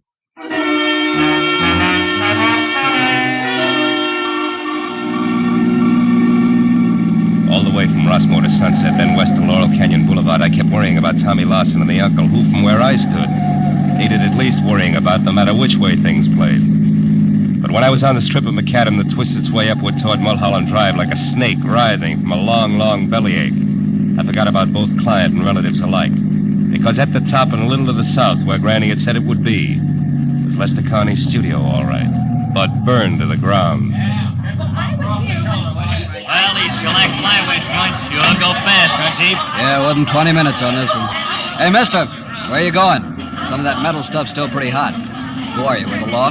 No, Chief, I'm a private detective named Marlowe. I was wondering if Lester Carney was caught in there. He owned this shack. Yeah, I know. Is he a friend of yours? No, it's strictly business. He's wanted for murder. Yeah, he was wanted for murder, Phil. He was burned to a crisp in there. Hello, Casey. Hello, Matthews. Well, what's your guess? He started on purpose? No, suicides hardly ever burn themselves to death. No. He probably took some sleeping pills or poison and then a cigarette he left going and did this, you know. Hey, by the way, Phil, you saw Connie tonight. You think you might recognize him? Might. Yeah, he's over there. There isn't much. See you, Casey. Right, Matthews. Hey, Garcia. Hey, you tied Connie and this fire together kind of fast, didn't you, Lieutenant? I just found out about this place. Yeah, but you work alone, Marlowe. I got help. Oh. There it is. All that's left. See anything? Yeah, that ring. I noticed it earlier tonight. And the watch? No, I'm not sure. I don't remember what kind of... Hey, Matthews. What is it? What are you staring at, Phil? Come on over here. Come on. What? See this little piece of metal? Yeah. I think it's... Watch! Phil. You know, fire makes things hot. Yeah. Hot things burn and... Yeah. Marlowe, what is it? It's an idea. Yeah, like what? Like this isn't suicide after all, like it's murder, Matthews. Come on, we gotta get to our phone quick.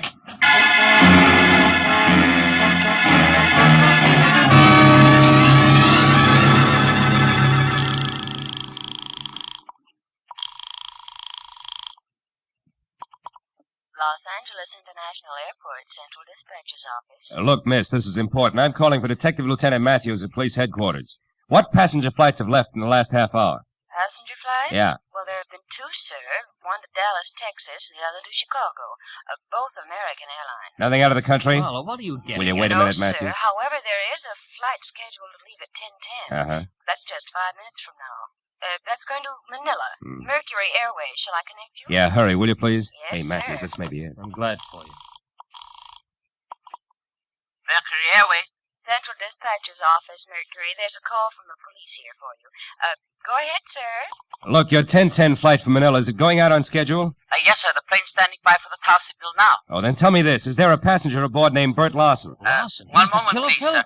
Hurry, will you? This Larson killed Lester Connie. Then he's Will you the hold one it, who- Matthews? Yes, sir. We have a Bert Larson aboard. Oh, good. Keep him there and don't let that plane get up in the air. Do you hear? The man's wanted for murder. But don't do anything else either. Just let him sit and wait for us. You got that? Yes, sir. I understand. Fine. We'll be there as soon as we can. Goodbye. Come on, Matthews. It's your show from here on in. Sirens included.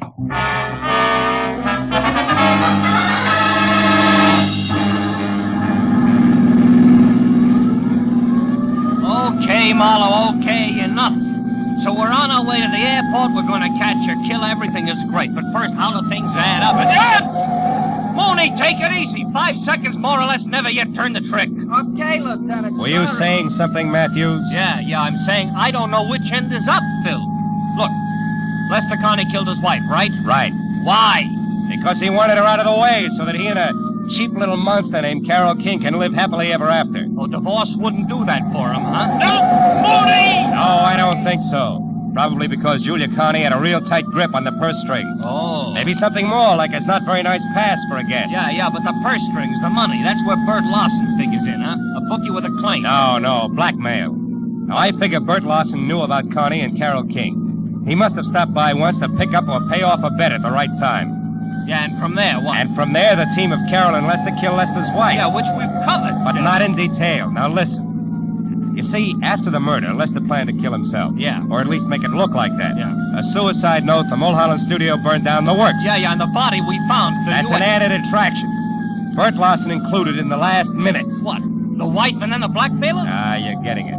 Drugged while drinking at Carol's, where he thought that he was going to get paid off in money, then up to Mulholland Drive, ring watch, and flames added. Oh, and then out here at the airport, headed for Manila. Lester Carney. Uh-huh. Hey, Mooney, we're getting close. You better kill the siren. Okay, Marlowe. Now, Phil, how do you know all this? I mean, the switch, what makes it so? That piece of metal I burned my fingers on, Matthews, it was a tap from a shoe. And Bert Lawson wore taps. The rest of it adds from there. Yeah, including Connie at the airport now as Larson. Sure. Who'd be looking for a beat-up second-rate bookie who decided to leave town? Aside from a nephew, that is. Yeah, aside from a nephew, tried every place but the airport. Uncle Bert couldn't stand planes. The brakes, Matthews. Oh, here we are. Yeah, just you and me and Mooney and the killer. Aren't you coming, Phil? No, I think I'll wait here, Matthews. I got some thinking to do. About the scum you sometimes meet in the night? No. About the kind of a kid I almost never meet in the night. See you. Yeah. All right, come on, Mooney. Maybe our boy will make a break for it, I hope.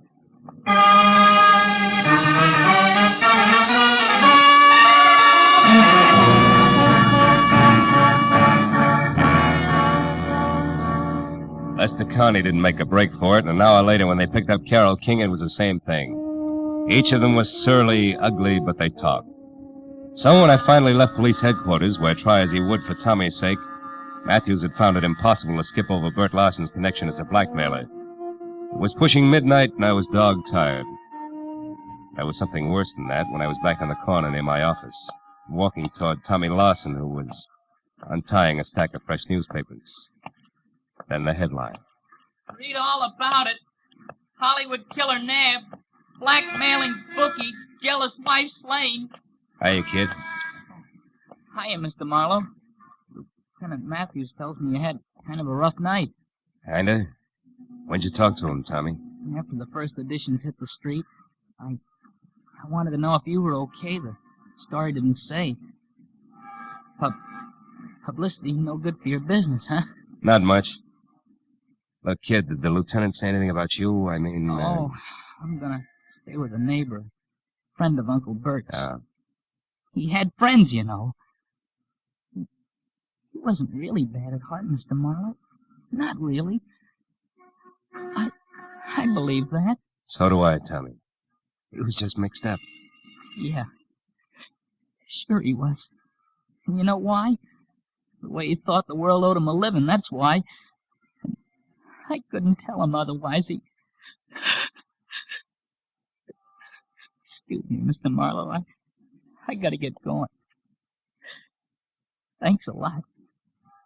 You were swell. Sure. Extra! Bookie and Babe slain in Hollywood Triangle. 2 dead in Hollywood slaying. Extra!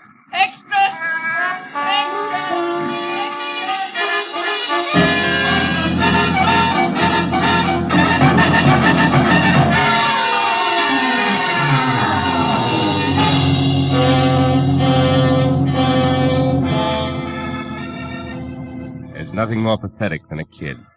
The first time he's really slapped down by life. We, the older ones, the tired ones, learn to roll with the punch.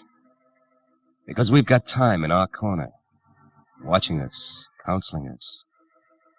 teaching us how to save ourselves, so that the final gong, we're still on our feet. But a kid steps into life's arena expecting to find his opponents all he was taught to believe they would be. But instead he finds the old 1-2 below the belt. But if here he finds a good guy, and there a great girl, the going suddenly becomes not so rough. The fight becomes worth it, if only to help the next generation of Tommies find their ring a little cleaner, and the breaks not quite so tough.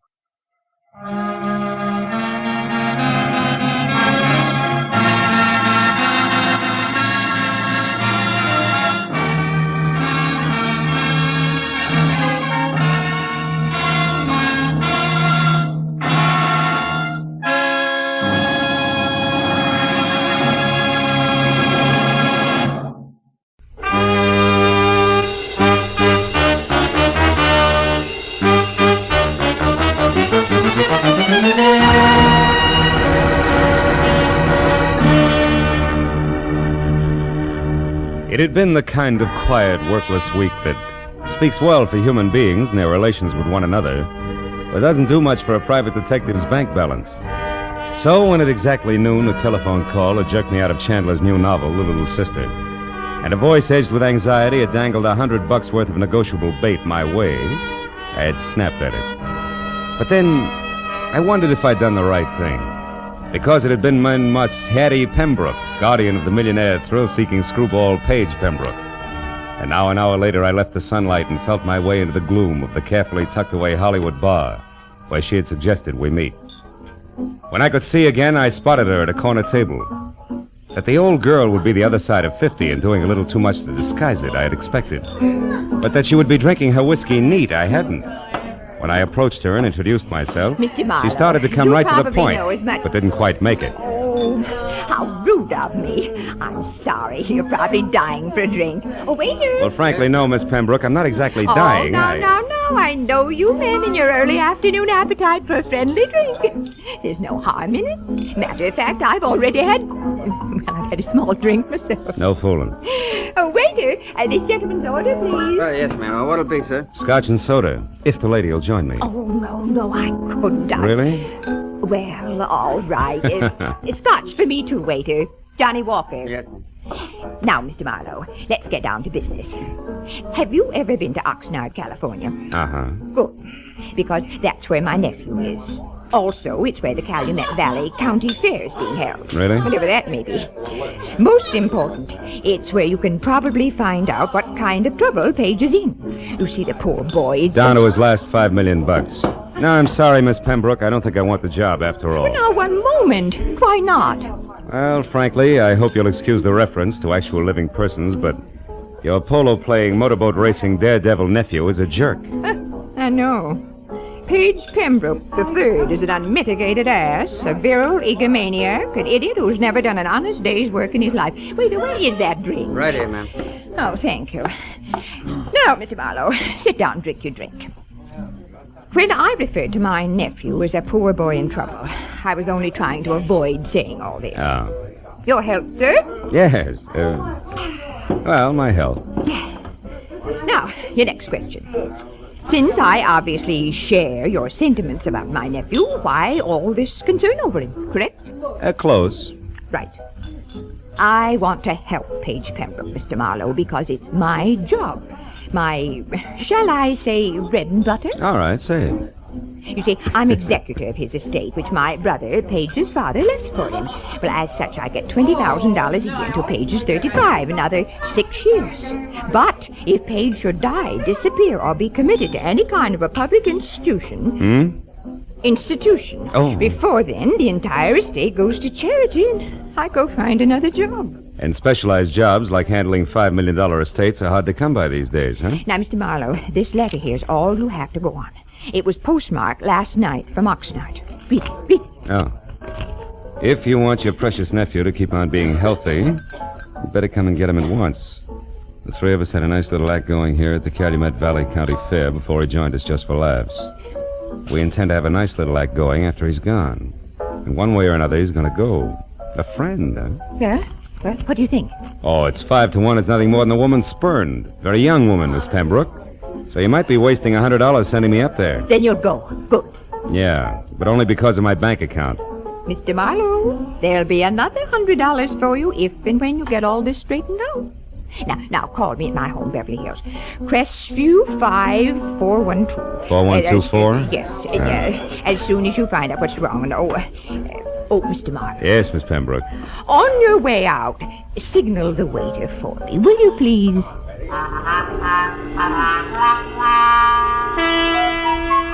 The ride to Oxnard was a pleasant but frustrating hour-and-a-half drive along the kind of beckoning, sun-scrubbed Pacific shoreline that always demands to know why you have to work for a living. The ride through Oxnard to the sprawling county fairgrounds located at a semi-retired airport was a fast 10 minutes. So all in all, it was a little better than 3 o'clock, and there was still a measure of boyish bounce in my stride when I started past the prize cows and plain and fancy leghorns and headed for the Midway, looking for the act Paige Pembroke had joined just for laughs. But it was 4 o'clock, and I had checked a half a dozen death-defying numbers before I was standing in front of a banner Columbus could have used for a sail. It said I was getting warm. In iridescent orange cloth on black, it read, "The Plunging Comets. Taffy Starr and Midge Maynard on wings of death with fearless Eddie Knapp at the controls. The greatest parachute act in the world, admission free. 5 and 9 p.m., north end of the Midway. Come one, come all." Yeah, this had to be it. At the north end of the Midway, just outside of a sagging, weather-peeled hangar, I found the World War I biplane that went with the Plunging Comets being mothered by a mechanic who didn't have grease on his face. And beyond that, on an inside wall of the hangar, were the parachutes used in the act, each on a separate hook, its owner's name carefully block-lettered on a card tacked above. Taffy, Midge, and Eddie. And then, scrawled in black crayon, the name I wanted most of all to see, Paige. Lost something, mister? The voice went with the woman and the woman with the act. At the top, there was what used to be called the boyish bob, sticking out of a white aviator's helmet circa 1918. Then a bright red leather jacket open wide at the throat, black riding breeches, black boots, the color of hair that stuck out and said this one was Taffy. I asked if you lost something. Have you? Well, come to think of it, yes. 6'2", eyes are blue, and carries a big, big checkbook. Seen one around? Maybe. Why? Who are you? Name's Philip Marlowe, the millionaire's friend. I'm a yacht salesman. Here's my card. Never mind your card or the very funny jokes. Now, what do you really want? Paige Pembroke before he breaks his neck in your act, or isn't he in it yet? I don't remember. Now, your point. What is it? A letter you could have written? A letter that says Paige is in trouble. Where is he? Goodbye, Mr. Marlowe. Take it easy, Wings. You wouldn't want to hold out on somebody who's only trying to help Brother Paige, would you? I mean, what reason could you possibly have? Other than $5 million you might want for your very own. Why, you... I said goodbye. What's the matter, Taffy? You having problems? Yeah. This Mr. Yacht Salesman is Emmett Kingston, head of the fair's Midway, and you'll be surprised how popular he is with the concessionaries. Now where you going? What else? Good day, Miss Taffy, Mr. Kingston. You know, sometimes it works. Lead with your chin, ride with a punch, and watch for your opening. And I figured I'd try it just that way. So 10 minutes later, when Emmett Kingston, who was carnival people from checkered vest past ornate watch fob to high-button shoes, and shaped like a bowling pin, left Taffy and started trundling down the Midway, I went after him. When he stopped in front of a lunch wagon, I stopped too. And when he went in, approached a man playing pinball machine who was maybe 5'4", and from where I stood conscious of it, I was still behind him. At the pinball machine, a stranger with a thin face that wore a nervous toothpick was also watching the little man's game. Oh, boy, Doc, it's peachy. So when I moved closer to the trio, my face turned away from Kingston. Nobody seemed to mind. Hershey, jack of many trades, I see. What? Oh, Mr. Kingston, how are you, sir? Fine, Hershey, just fine. 800 more is jackpot, Doc. Come on. You wanted to speak to me, Mr. Kingston? No, Hershey, nothing important, except about last night. Last night, sir? You were working late for a parachute rigger, weren't you, boy? Or am I wrong to consider 2 o'clock in the morning an odd hour for you to be folding these silks? Hey, Doc, you're going to shoot it, aren't you? Which? Of course she is. Go on, I'll shoot for the gentleman. Yes, sir. Hey, 2,000... 3,000, 4,000. Hey, that's great. Now do that again with your last ball, Doctor. Was there something else, Mr. Kingston? Yes, Hershey. Why were you near the chutes at that hour? And don't bother denying that you were because Eddie Knapp saw you there. Well, son? Well, I was there to double-check the riggings, Mr. Kingston. Hey, look, I'm sick and tired of Midge Maynard complaining about the way I pack her chute. It's a stupid excuse, just trying to cover the fact that she's losing her nerve. Hey, boys, don't ignore me. Reach out for the jackpot. Shut up, you, and get going. Rosie, get this stumblebum out of here, will you? Sure, Mr. Kingston, whatever you say. Oh, and it's social, huh? All right, Doc, I'm going. Of my own free will, too. But I could stay if I wanted to. Hershey, you were saying? Well, just this, Mr. Kingston. Midge Maynard and Taffy Starr fighting because of that Pembroke fellow, or because Eddie Knapp is crazy about Taffy is one thing. But bringing me and my work into it is different. Meaning? The parachutes Midge and Taffy use are identical. In the act, both girls jump from the plane wing at the same time. But Midge always gets scared and opens her chute sooner than Taffy. So Taffy is on the ground long before Midge. But this has nothing to do with the way I rigged the chutes, and I think that All right, Hershey. Nobody's blaming you. Say, you... Yeah?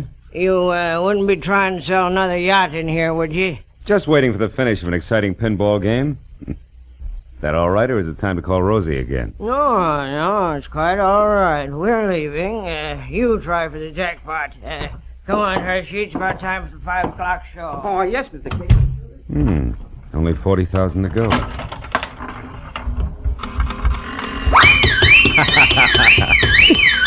Oh, it's the first time I ever hit the jackpot. Oh, that's pretty good, Mr. Marlowe, considering that it wasn't your nickel you won on. Oh. Now that you mention it, Mr. Pembroke, it wasn't. Which should take care of the introductions, Yeah. huh? And that leaves very little. But something. But definitely. Marlowe, you can tell Aunt Hattie from me that at the moment I don't need a watchdog. And when and if I do, I'll go to the nearest city pound for one, not to a private detective agency.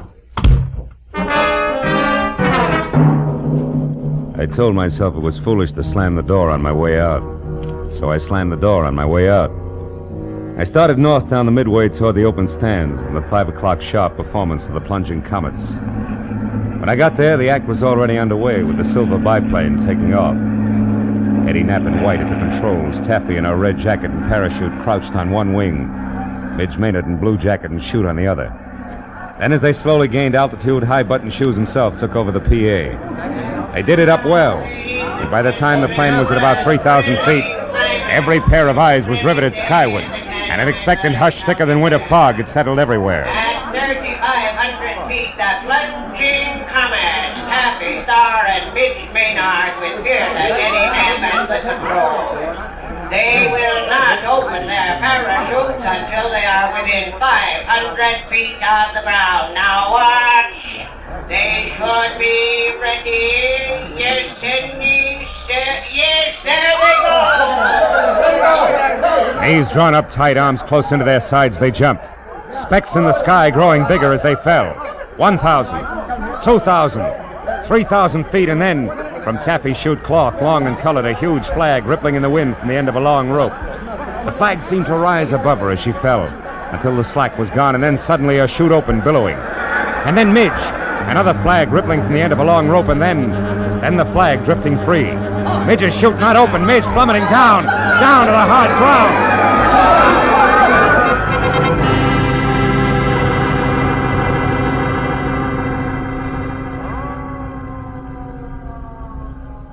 The thud slammed home all the way around, kicking hard at every stomach.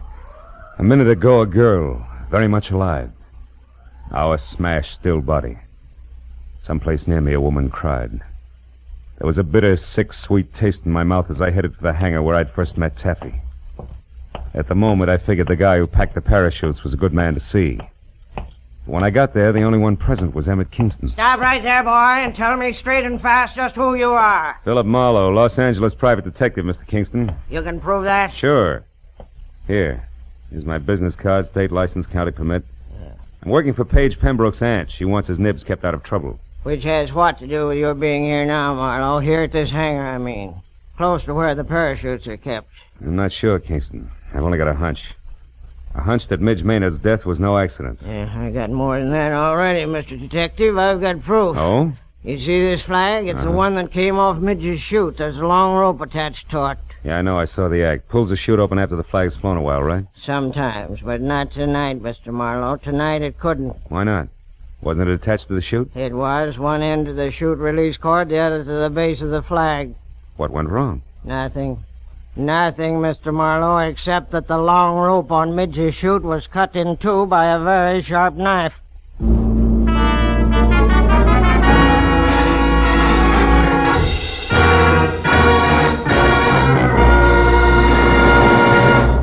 In just a moment, the second act of Philip Marlowe. But first, Sunday nights on CBS. The biggest bargain in show business today. Skelton, Bergen, and Benny without spending a penny. Amos and Andy, Eve Arden, Corliss Archer. 4A's, 4-star entertainment. The Family Hour with its Hollywood stars and stirring dramas. The Contented Hour with its musical stars in brilliant form. Horace Heidt with his rising stars. 8 great shows heard on most of these same CBS stations every Sunday night, with the 9th, Jack Benny, being heard on them all. Hear them all this Sunday night. Now with our star, Gerald Moore, we return to the second act of Philip Marlowe and tonight's story, The Birds on the Wing.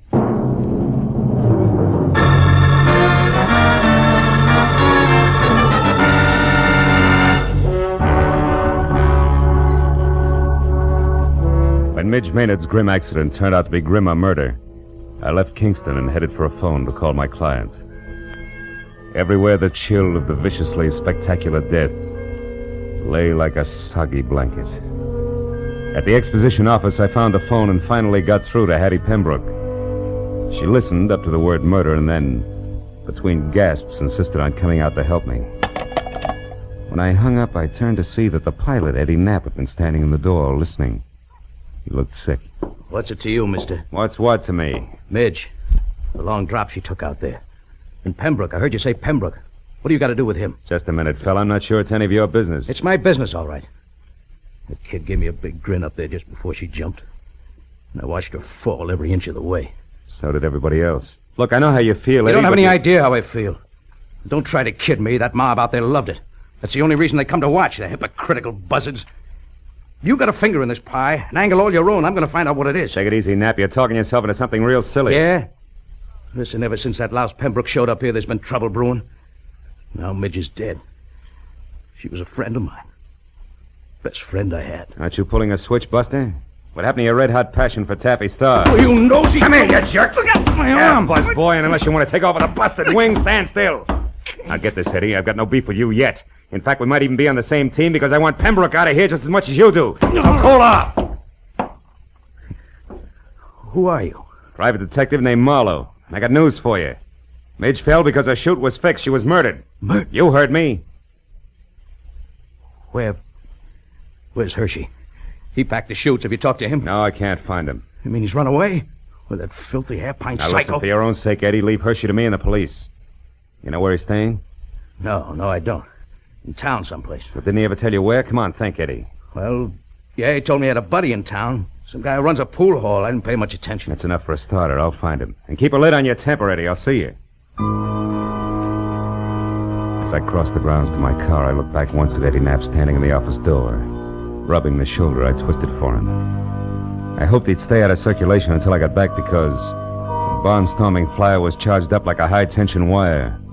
The way he felt there'd be sparks no matter who he touched, Taffy, Pembroke, or Lyle Hershey. But my immediate worry was the location of the lambing parachute packer, so I drove into Oxnard, found a phone booth, and went through the book calling pool parlors. I finally hit pay dirt at a joint called Pindy's. It's 212 B Street, upstairs in the back. 212 B Street was an apartment, second floor rear over a boarded-up fish market. I went up the stairs to the half-open door with my hand around my .38. But the shooting part was all over. Because Lyle Hershey was crumpled in the bedroom door with the slovenly abandon that violent death always has. And the look of the puddle of blood under him, he'd been that way over an hour. I started backing out, just as someone else started up the stairs. So I flattened myself against the wall beside the kitchen door and waited. Lyle, it's Taffy. Come on in. Take a good look, Taffy. What are you doing in here? Where's Lyle? Great act, baby. Holds water like a duck's back. What do you mean? That wherever there's murder, there's also motive, and you've got it, Taffy. Lots of it. Me? What are you talking about? Maybe he's dead, and maybe you killed him. Keep him quiet because maybe he fouled up Midge Maynard's parachute on your orders. Consequently, he had you over a barrel. On my orders? You're out of your mind. And maybe you had to get Midge out of the way because you objected to Paige Pembroke and his idle millions honing into the act. Objected so strenuously that she was doing something about it, such as sending threats to his Aunt Hattie. Let's face it, baby, it fits. But not tight enough, Marlowe. Oh, Paige, darling. Taffy, I got worried when you didn't come back to the car, so I decided... Don't move, Marlowe, or I'll shoot. Pembroke, if you got any sense in that gold-plated skull of I'll yours... show it, Marlowe. I stood outside and listened to enough of your crackpot theories to know you're nuts. I don't need any advice from you at this point, so keep your long nose out of my business. Now listen, you harebrained dope. You just stand there like a good little boy. Taffy and I are leaving, and don't try to follow too fast. Go on, Taffy, outside. I'll follow you. So long, detective. I let him go. Spent 20 useless minutes searching the almost bare apartment for any kind of an answer, but came up with nothing. Hershey's body at my feet convinced me there was nothing in Oxnard for Marlowe. And the sooner I dumped the whole mess into the laps of local law and order, the better. So I kicked out the 10-cent lock on the flimsy door and went down the stairs. I cut through an alley to the street and started across to where my car was parked, when I was bracketed by a pair of headlights on a sleek Nash convertible. Hey there, Marlowe!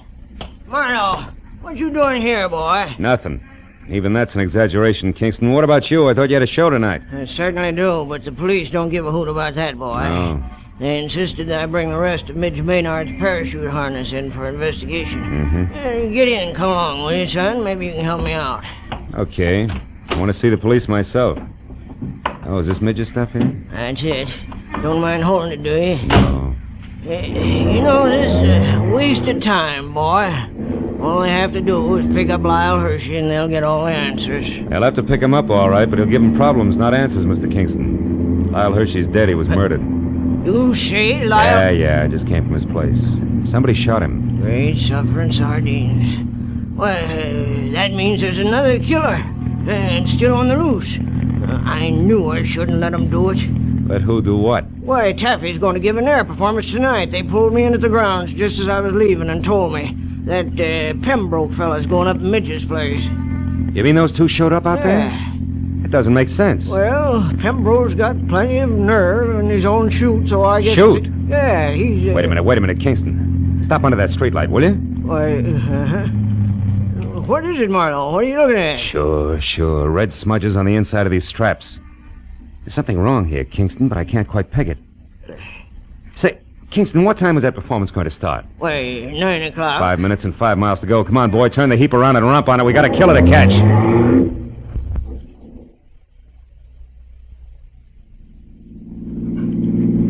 Swing out in front of the hangar, Kingston. Hurry. It's empty. They're already out on the runway. Yeah, there's one parachute still on the rack. Why, that's Eddie Knapp's chute, and he never goes up without it. So who's at the controls of that plane out there? I don't even have to guess. It's Eddie Knapp, all right, but he figures a suicide doesn't need a chute. Pile out, Kingston. It's as far as you go. I'm taking over from here. What are you talking Come on, about? move. Get out. They're turning around now. Okay, he's going to make us run back this way. So long, Kingston. Here he comes. What are you doing? Come back! I waited until there was no possible chance for a miss. Then I headed the car straight into the path of the plane, pulled the hand throttle out as far as it would go, and jumped.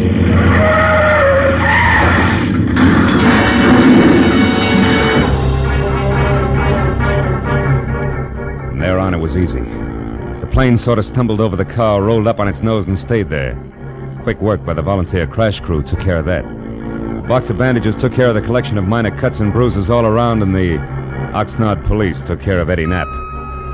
Everything had come out more or less even, except my client, Hattie Pembroke. She showed up at the finish line slightly on the bias, which no doubt was her normal late evening state. Also, she was as full of questions as an insurance adjuster. Now, young man, I paid you a substantial sum of money for this day's work, and therefore, as your employer, I'm certainly entitled to a comprehensive report of the entire business. And I insist All right, Hattie, whoa. I'll run through it once more, and that's all. Now, look. First, the threatening letter you got was written by Midge Maynard because she was afraid Paige was going to break up the act. You get it? But the real screwball was Eddie Knapp. He was crazy about Taffy's star and insanely jealous when your nephew and his money showed up. Knapp decided if he couldn't have Taffy, nobody else would, because he'd kill her. And yet Midge Maynard was the one who got killed. You catch on quick. Knapp killed Hershey because he was afraid Hershey had seen him tampering with the chutes. You get that? No. Oh. On second thought, Marlowe, maybe you better submit a written report tomorrow. Yeah, with adding machine enclosed. Now, look, Hattie, it's not Hey, that... Marlowe, Marlowe, Paige and I want to apologize. We treated you pretty badly tonight, and, well, you did save our lives. Business is business. Yeah, that's right. He was hired to do a job, dear, and he did it. I'm only interested in one thing, Marlowe. How'd you know it was Eddie Knapp? Well, nobody had a really good motive for killing both Midge and Hershey, so when I realized the chutes had been switched, I knew Midge's murder was a mistake. And there it was easy. How'd you find that out, Marlowe? From red smudges on the inside of the harness shoulder straps. Red that had to come from your leather jacket there, Taffy. The one Midge always wore was blue. Mm-hmm. Very interesting. Well, Hattie, write the detective a check so he can go. That's the best idea you've had to date, Pembroke. And include on it the price of a repair job on Kingston's car, a new tweed suit to replace this one that lost knees and elbow on the runway when I jumped.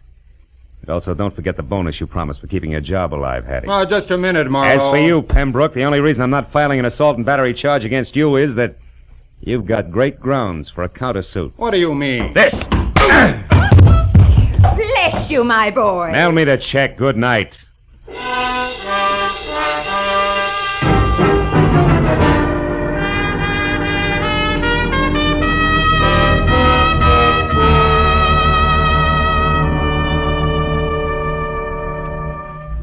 Well, a few informal cups of coffee at the Oxnard Police Headquarters cut through most of the paperwork. But at that, it was after 2 when I finally picked up my car and drove the inland highway for home, past dark, quiet farms, where down-to-earth people made down-to-earth livings and slept at night. Yeah, the countryside was full of them. So it was with a real sigh of relief that I finally opened the door to my apartment and looked forward to some peace and quiet. Hello, Mr. Marlowe. Aren't you Gracie Allen? Yes. Well, how'd you get into my apartment? Well, you see this key? Yeah. Well, it didn't fit, so I opened the door and walked in. Yeah, well, that figures. What can I do for you? Mr. Marlowe, you're a famous detective, and I think you're just the man to handle a very important case for me. Oh, really? Well, I'd be very happy to, Gracie. What's your problem? Well, you see, Mr. Marlowe, our sponsor won't let my husband, Sugarthroat Burns, sing on our program. Mm-hmm. And I want you to investigate the possibilities of another radio program George can sing on. Mm-hmm. And then our sponsor will realize he's wonderful and let him sing on our show. Yeah. Well, I'm sorry, Gracie, and the next time you pass my house, I'll be very grateful. Oh, thank you. And I'll be looking for you, too. Goodbye. Goodbye.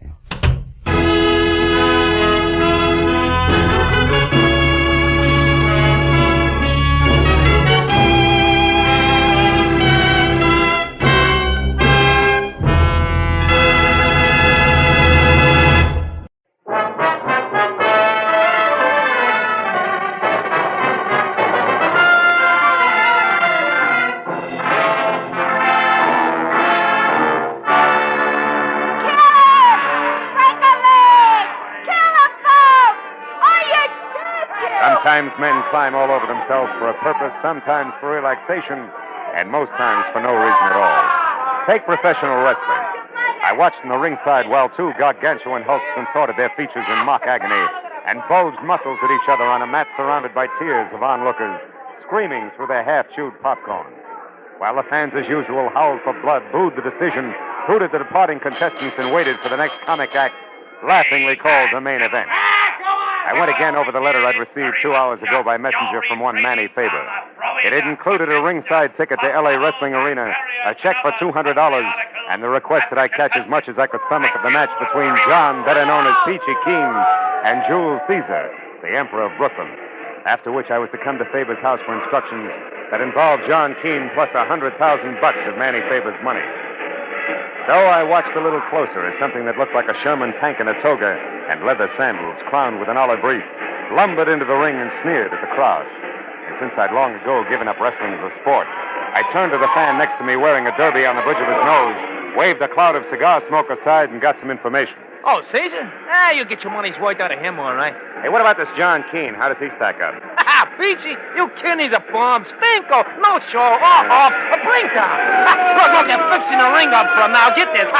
What's that, flowers? Yeah, peach blossoms. There's 2 peach blossoms all over his corner. What stuff 2 years ago, the stuff was okay, but now it's tired, you know what I mean? He won't even put on a show, little old ref. He's still called a champ, isn't he? Champ! Him! He won't won't even give you a laugh anymore. He's afraid of getting his pretty nose bent. What a bum. Cecil, tie him up a knot. Here he comes, look out. Yoo-hoo, Peachy! You bum! See what I mean with that profile? You ought to be a ribbon clerk instead of a wrestler. Yeah. Hey, what's that on the back of his robe? Are you kidding? That's a big peach, of course. Embroidered in gold on black silk. How do you like... Yeah. Go ahead. Hey, look, I hear them robes cost him $1,000 a piece. He thinks they make him hot stuff with the dame. Maybe they do. Who's the brunette in there talking with him? How should I know? There's always something like that. Now, look, pipe down, will you, Mac? You talk so much. Now, ladies and gentlemen, the feature event on tonight's program, a free-fall, no-limit contest of wrestling. In this corner, at 278 pounds, the outstanding contender from the Atlantic Seaboard and Emperor of Brooklyn, Jules Caesar. And in this corner, at 225 pounds, the undisputed champion of the Western Hemisphere, John Piccichine. As the match got underway and Peachy started out of his corner, a good-looking brunette shouted something at him that stopped him cold. He turned to glare at her, and Caesar slapped a hank on him that put Peachy flat on his back for fall number 1. 3 minutes later, with his head in a gilligan, Peachy was well on his way to the mat again for fall number 2, which was enough for me, so I got up to leave. The brunette, I noticed, was leaving, too. And at the end of the exit tunnel, we came out side by side. You got a match? Huh? Oh, yeah, sure. Thank you. It's a mess, isn't it, huh? What's the mess? The way things are going inside there. Peachy ought to change his line of work, don't you think? What's it to you? A laugh so far. What's it to you? You said something to him that knocked him for a loop, baby. What was it? A personal matter. Oh, how personal? Oh, about like that. Thank you, and step down, Philip Marlowe. And you'd better step out, too, or I'll whistle for a John Don. Nighty-night, Nosey. So saying, she flashed a couple of daggers at me from her snapping black eyes, spun on 4.5-inch red patent leather heel, and was gone. So I drove up to Hollywoodland and the house at 2000 Beechwood Drive, where I was to meet my client, Manny Faber. The house looked like a 2-room cottage from the street, but it ran for 3 stories down the backside of the hill. And all I did was touch the bell when the door flew open. Hey, you're Marlowe, am I right? Come on in, Marlowe. I'm Manny Faber, head of Faber Transcriptions Incorporated. Produce radio shows, you know. Yeah. So you saw him, eh? You saw that big, crooked, four-fleshing, stupid, mat-pounding mastodon that calls himself Johnny Peach Keen, huh? Yeah, I saw him. Yeah. Oh, have a chair. Oh, thanks. Well, what do you think? You just summed it up. What's that got to do with your $100,000, Mr. Faber? You haven't seen the late editions? No. They're full of it. Peachy Keen is suing me for 100 G's for slander. How can you slander a guy like Peachy? It's impossible. I know that, and you know it. But does a court of law know it? No. In fact, they're going to make it stick. No? How'd it happen? I'll tell you. A very sweet guy named Frank Gaynor. Yeah, I know him. A sports commentator. Yes, he's been doing 5 a week on my label and going big. But 3 days ago, what we've been expecting for months finally happened. Rest his soul. A week ticker. And just like that, he dropped dead on the street. Heart failure. Yeah, I read about it. Well, Frank always kept 5 broadcasts ahead, see? Made tape recordings in his own little studio. So I've been running his last 5 shows as a final tribute to him. Well, what happened?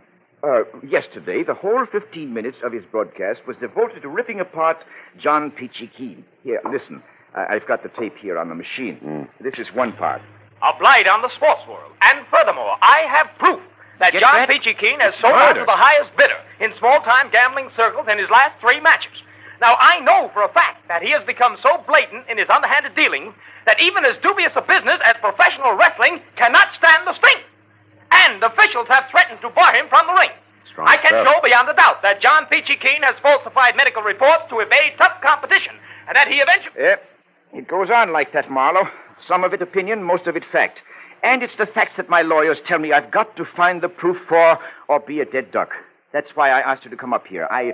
Oh, excuse me. This Sure. is probably Ruth, Frank's wife. Nice show people once. Oh, hello, Ruth. Come in, honey. Hello, Manny. I haven't been able to find a thing yet. I can't imagine where Frank got his information. Oh, Ruth, shake hands with Mr. Marlowe. He's the detective I told you about. Mrs. Gaynor, Marlowe. How do you do, Mr. Glad to know you, Marlowe? Mrs. Gaynor. Manny, here's the key to Frank's private studio at 6122 Sunset. It might be a good place for Mr. Marlowe to start. Yes, all his files and equipment are there. Frank didn't like to work at home or at my plant on the strip. Wanted his own private setup. We looked there, but maybe we missed something. Okay, I'll see what I can find. Oh, by the way, do either of you happen to know a good-looking brunette connected in some way with Peachy? No, but he's quite a ladies' man, I understand. Why, Marlowe? That's just a hunch. I saw him talking to one tonight, a fireball. May mean nothing. Well, I hope you'll be able to locate the proof of Frank's statements, Marlowe. We've got to find it for Frank. Also, it'll break my heart to pay $100,000 to a no-good meat heaver named Peachy Keen. I promised Faber I'd keep in touch and left. I found Gainer's little recording studio tucked into the second-floor corner of a small office building on Sunset. Unlocked the heavy soundproof door and went in. The room had a busy, cluttered look, as though Gainer himself had just stepped out. A row of filing cabinets and a desk sat along one wall, and opposite them was the glassed-in booth with the tape recorders and microphone by which the solitary sportscaster had canned his radio programs. I dug through the files and found a folder labeled John Keene. It held only a sketchy history of the wrestler. Some publicity pictures and a few clippings, one of which rated a long second look, because it was topped by a picture of the same brunette I'd seen at the ringside. It was captioned, Carla Bennett leaves for West Coast. I started to read the story when there was a sound at the door behind me and the lights went out. Don't move, Mighty. I'll kill you on the spot if you do. Up against that window, you make a perfect target, you know. So don't try anything cute. What do you want? A little more than I'm getting, it's what. I'm entitled to it, I am. The service is rendered, you might say. I can't help you, Busty. You've come to the wrong man. No, but not to the wrong place, huh, Mighty? So, first things first, like I always say. Turn around, Mighty. It's not. Oh! Bartail getting it? Sleepy boy.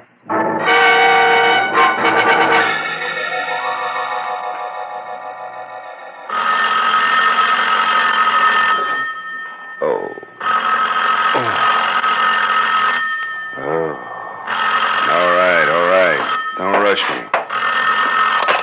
Oh. Marlowe, where were you? Is something wrong? Yeah, as wrong as a limey showing up here to put this... put the slug on me. Limey? Yeah. Who was it? Why'd he slug you? Good questions, Faber. Hey, does the name Carla Bennett ring any bells? Carla Bennett? Yeah. No, I never heard of her. Huh? Oh, just a minute, Marlowe. Here's Ruth. Huh? Marlowe, I remember that name. Yeah? I'm sure Frank interviewed her once. Carla Bennett used to be Mrs. John Keene. Peachy's ex-wife? Yes, I'm positive. Why, is she mixed up in this? I don't know. Little limey who slugged me apparently took a newspaper clipping about her when he left. At least it's gone. Marlowe, this limey, was that all he was after? Yeah, he said he wanted more than he was getting. Hey, but look, the paper made this call. What do you want? To tell you that he'll be out checking on a few things himself. That's all. Oh. Oh, by the way, Ruth, any idea where this Bennett dame might be found? No, I haven't, Marlowe. Oh.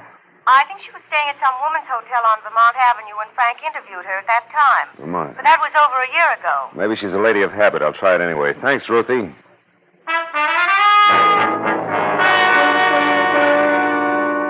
There were 3 exclusively female hotels on Vermont, and the second one I called had a Carla Bennett registered.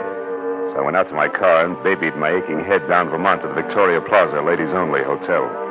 The lobby was done in ivory and pink with desk clerk to match, and the nameplate tagged as Mr. Seymour Pratt.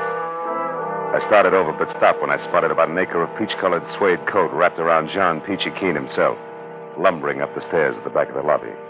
Mr. Pratt saw him at the same time and darted from behind the desk like an angry canary after a rhinoceros. Just a minute, you. This is a ladies' hotel. So what?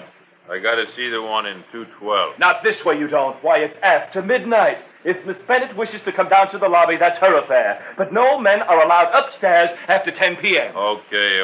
How can I get in touch with her? Use the house phone, naturally. Over there in that booth. I'll go right back to the board and plug you in. I'll be with you in just a moment, sir. Ducky, I'll wait. A call for you, Miss Bennett.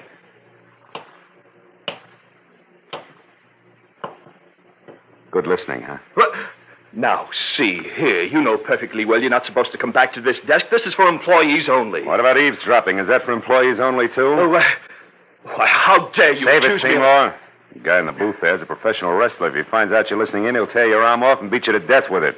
Better let me take over. Here, give me the earphone. Now, wait. Come on, give it to me. Okay. Now sit there like a good boy. Keep the key open and your trap shut. No surprise. Where are you now, John? In the lobby, in a phone booth. You better come down, caller. No, John, I'm tired. Will you call me No, tomorrow? wait a minute. What do you mean by that crack you made tonight when I was in the ring? Just what I said. I want a nice big slice of that $100,000 you're getting from Manny Faber. Why, you're crazy. What makes you think I'd give you one lousy penny? You will, gladly. You see, John, I know all about those visits you made to the Lyceum Theater. Part of us come back to L.A., hasn't it, darling? Why, you sneaking... Oh, shut up. After the life you led me for 4 years, you big ape, I'm entitled to all I can get. And that'll be plenty. So I advise you to run right back now and tell your friend that I know all about your little scheme. And talk it over good, John. I'll be waiting to hear from you. All right. I'll do just that. And you're sure going to be sorry you stuck your nose into this one, caller. Real interesting. Are you quite finished now? Yes, and you were a big, big help, Mr. Pratt. Oh, there he goes, peachy suede coat and all. So long, Seymour.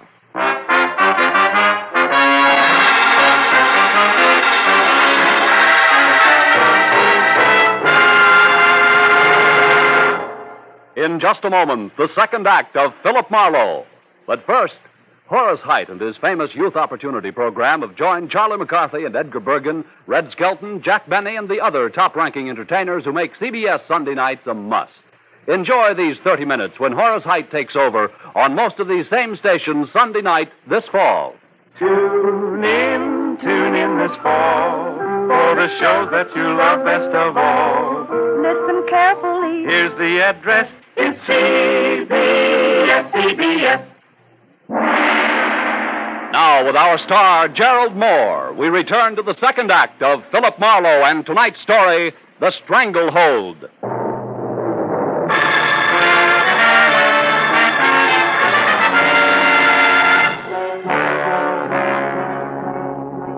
When Peachy Keen slammed out of the phone booth, he was burned to a crisp. He stomped out of the woman's hotel via the back door that opened onto the parking lot. And when I got there, it was already out of sight. I stopped in the shadows to figure out which way he'd gone, but skipped that as the back door opened again. This time it was Carla Bennett.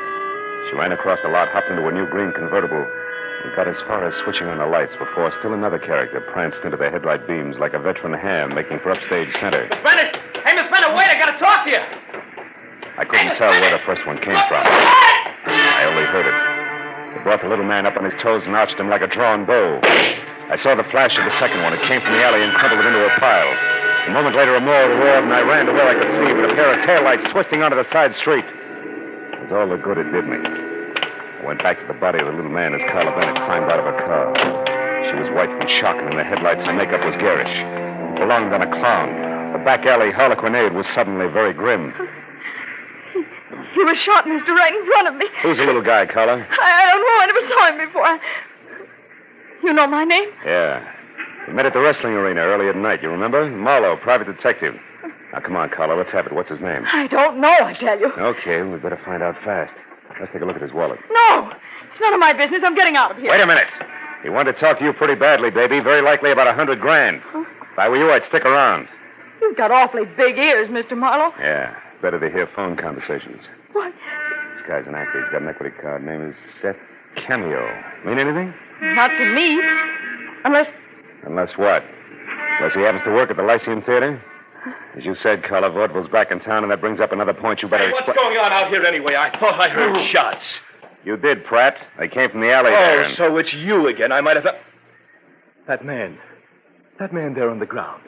Good heavens, is he dead? Yeah, he's murdered. Oh, no. Help! Help me! Murder! Help! That jerk. I'm getting out of Not here. alone, you're not. I'm going with you. Listen, Big Ears, I can take care of myself. Will you beat it? That's not the point, sister. I still want to talk to you. Get in. Now go out that way to the street, not too fast. All right. Since you're running things, where are we going? The Lyceum Theater. On the way, you can tell me why your ex-husband Peachy's been hanging around there. I don't know why. Who's the friend he's been seeing? Was it Cameo? I don't know that either. Now, look, for Pete's sake, do I have to draw you a picture? A man was shot down right in front of you. Doesn't that convince you? You're bucking the same opposition, baby, and believe me, this is no time to hold out. Not in this league. I'm not. All right. Well, that stuff you overheard on the phone was pure bluff. I accidentally ran into John a couple of days ago near the stage door of the Lyceum. He acted funny like he was waiting for somebody and very nervous about it. You didn't see who it was? No. I waited until 3 girls and 2 men had come out one after another, but they were cagey. I couldn't tell which one John was waiting for. And then I heard about this slander suit of his, and I figured something was screwy. So you took a swing in the dark tonight and connected, huh? Good and solid. When I told him on the phone to go back to his friend, I knew he'd be just stupid enough to do it, and that's why I came out so fast. I wanted to follow him and find out who else is involved before I got in too far. You're already in too far, baby. You got more nerve than good sense, even for $100,000. You don't believe me? Ask Cameo. There's the theater. Park here. We'll walk over. Look, tell me something, Big Ears. Suppose Seth Cameo did work here. What's it going to prove? All depends on what we find to go with it. He was killed to keep him from upsetting the apple cart. One way he could have done that would be to have proof of what Frank Gaynor said in his broadcast about Peachy. Sure, but fitting a vaudeville actor at the Lyceum into that slot doesn't make sense. No, but... Yeah, there it is. Cameo's placket. We were right.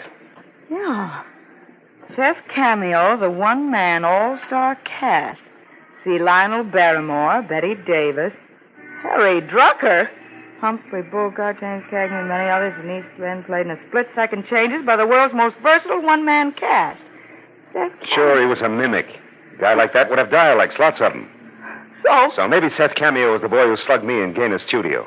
He was careful to turn out the light first, and he threw that limey jive at me to toss me off the track. And what's more, he... Oh, we got company. Where? There's a little geezer over there. What are you doing there? Theater's closed. Last show's been over for hours. I know, you're the night watchman. That's right. Now you better move along, kids. No lighter and run theater. Just a minute, Pop. This Seth Cameo, does he have a limey number in his act? Why don't you come back tomorrow and ask him? Well, that's tougher than you think, mister. How about it? Does he do a limey? Limey? Well, now, let's see. Cockney, English. No, don't think so. Might have at one time, though. Been in the business for years. Good man, too. Best quick changer I ever seen. Has he got a scrapbook or something in his dressing room, do you know? Well, yes, he has. Got a box there with every bill he's ever played on in it. Most actors do.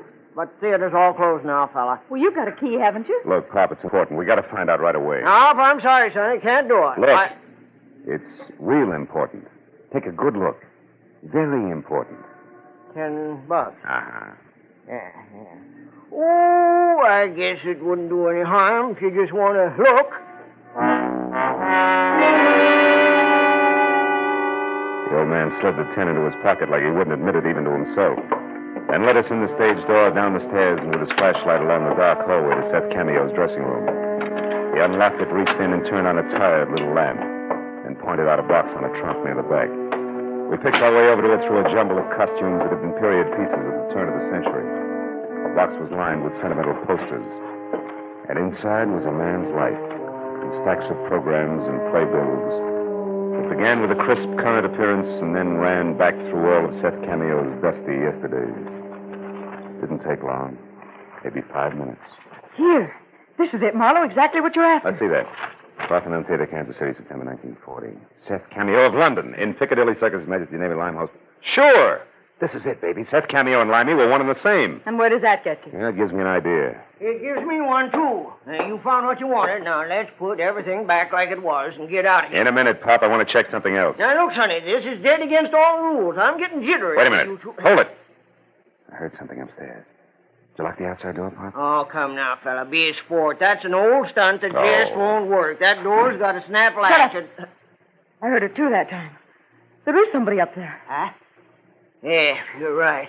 Dad, blame it, I was afraid of something like this. Now, look, you two. You stay right here and don't touch nothing till I get back. You hear? I'll go see what it was. Better switch off the lights, Carla. The brakes are going against us. What do you mean? Oh, all this after-hours theater business can't be coincidence. Well, he came upstairs. There's trouble on his mind. Oh.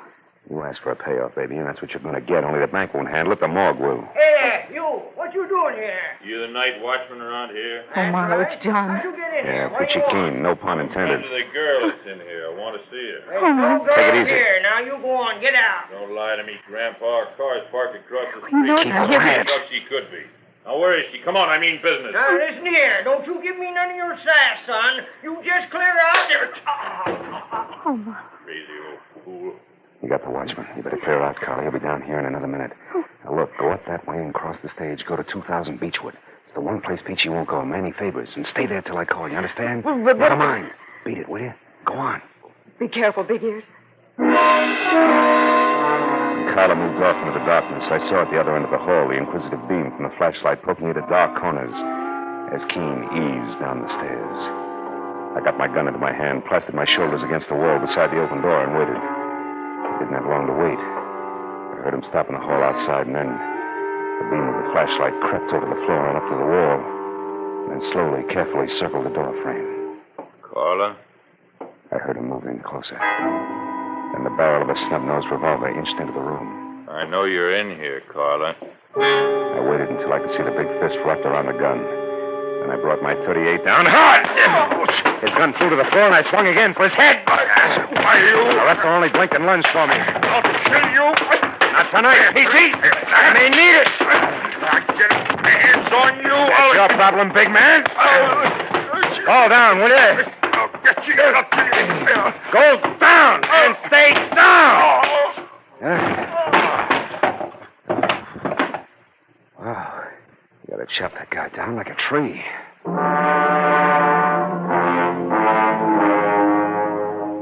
It had been short but vicious. And the one punch he'd landed had shaken me to my shoelaces. The wreckage of costumes, props, and a lifetime of old theater programs was scattered over the room like big moldy snowflakes in the crazy ankle-high glare from the still-burning flashlight. As I sagged down onto a trunk to catch my breath, I saw something that brought me right back to my feet again. An illustrated program from the King's Theater in Buffalo that gave me a new slant on the whole mess. It billed Seth Cameo as the man with 1,000 voices, the perfect mimic. And the act that had followed him for a 30-week run was a girl whose face I knew well. I ran out of the theater into the nearest cab stand where I sent one driver to get the police over to the theater, and with another, I headed for Manny Faber's place on Beechwood in what I was positive would be another murder. When I got to the front door, I knew there was no need to hurry. It was all over. Come on in, Marlowe. I've got news for you.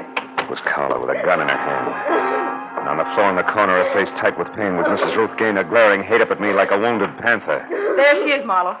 I recognized her as soon as I saw her. She's the one Peachy was waiting for outside the Lyceum Theater. They've been working together all this time to frame that slander suit against Faber. Yeah, I know. But I didn't expect to find you like this. What happened? She knew I recognized her and pulled this gun on me. The one she used on Seth Cameo, no doubt, huh? Uh-huh. She was going to use it on me, too. But I was way ahead of her. She's only in love with John Peachy Keene, but I was married to him for 4 years, and you don't live with a professional wrestler that long without picking up a few tricks. They call you the weaker sex. What is it, Ruthie? Your elbow? Is it broken? Let me alone, you two-bit flatfoot. I'll call a doctor and get you fixed up. For one reason only, I don't even like to see a Black Widow spider suffer.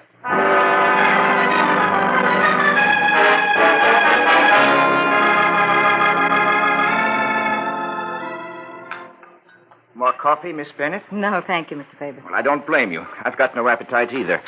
You know, Marlowe, I always liked Ruth, and I thought she liked me. As long as you represented a buck, she did. And I've got to admit that she and the wrestler were clever, though. That stunt almost worked. She was clever. John Keene is 225 pounds of solid jerk. Yeah, it was all her idea. She was in love with Peachy, and when Frank died, she saw a great opportunity. Especially with that mimic being in town. Sure, Seth Cameo is an old friend of hers. She and Peachy wrote a highly slanderous script. She got Cameo to record it on Frank's machine, imitating Frank's delivery. Yes, and I broadcast it and stabbed myself in the back. Exactly. And we'd never found out any of this if a couple of other characters hadn't tried to cut in. First, Cameo, who felt he'd been cheated when he learned the job he'd done was worth $100,000. Ruth had to shoot him to keep him quiet. Second, little Carla here. Oh, Marlowe, please. With me, it was just good, healthy spite. Spite, huh? What's stronger, baby, spite or dough? Well... See what I mean? Good night, Mr. Faber. Good night. Come on, Carla, let's go.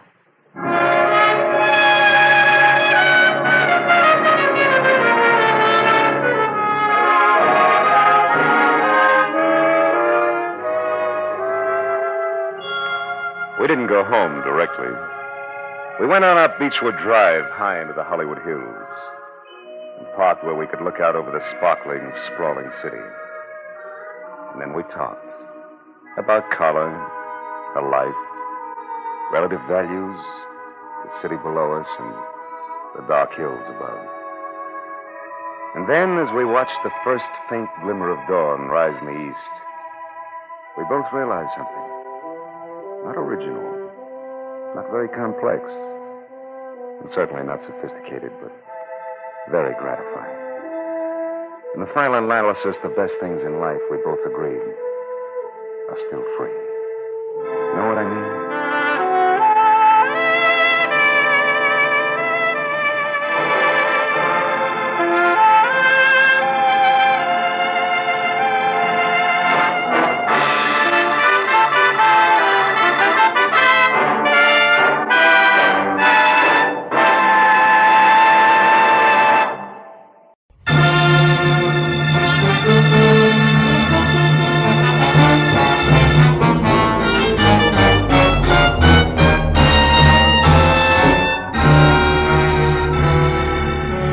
California's a year-round kind of place, where each day blends into the next with a sort of sunny indifference. But the one just passed had been a little special. It was the cool, crisp autumn weather that reminded you of the East, where autumn meant kicking your way through knee-deep drifts of brown and yellow leaves, along a rutted country road that hinted of adventure at every turn. Yeah, that's the kind of a day it had been.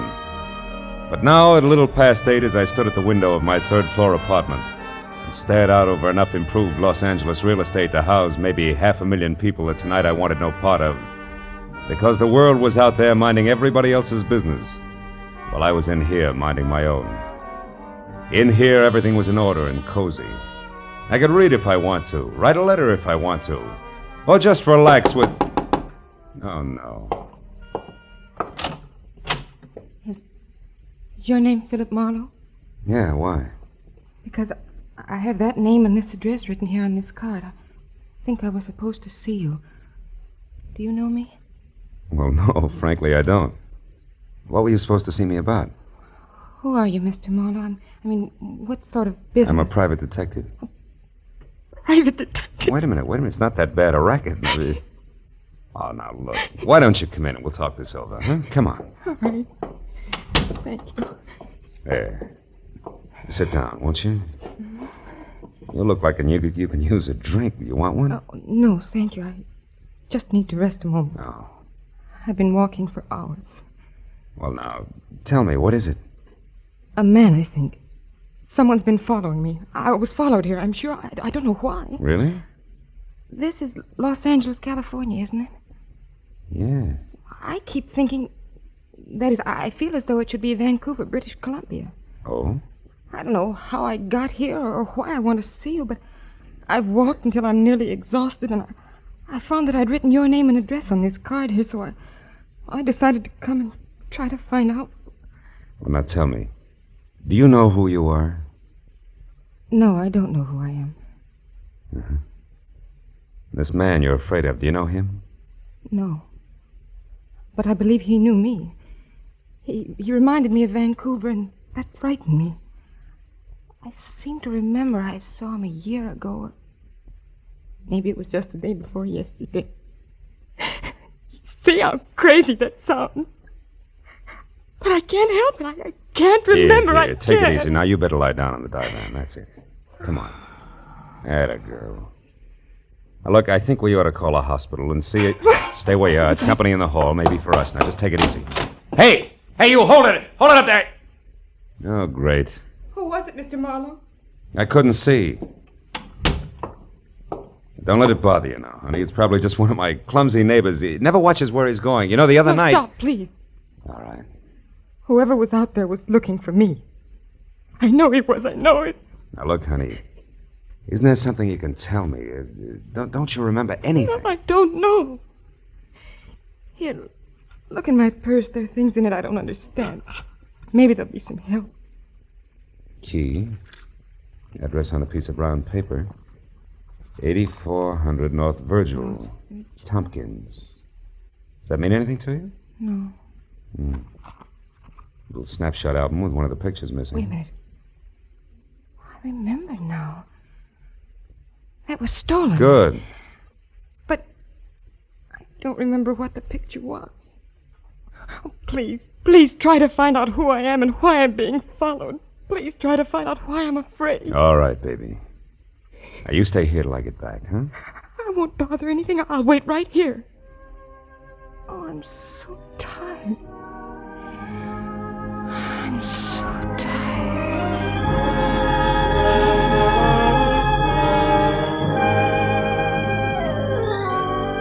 I figured what she needed most was rest, and she was getting that fast, so I dropped the items from her purse into my pocket, snapped the lock on my apartment door, and left. My first stop was the phone downstairs in the lobby, where I found out that the Missing Persons Bureau had no one on file answering her description. My next stop was 8400 North Virgil. A half hour later, I found it. A crumbling stucco rooming house in a welter of knobby hills, huddled with other ramshackle houses that years ago had abandoned any hope of beauty, in the face of the leaky, bobbing oil wells that had invaded the neighborhood like a horde of huge, greasy grasshoppers.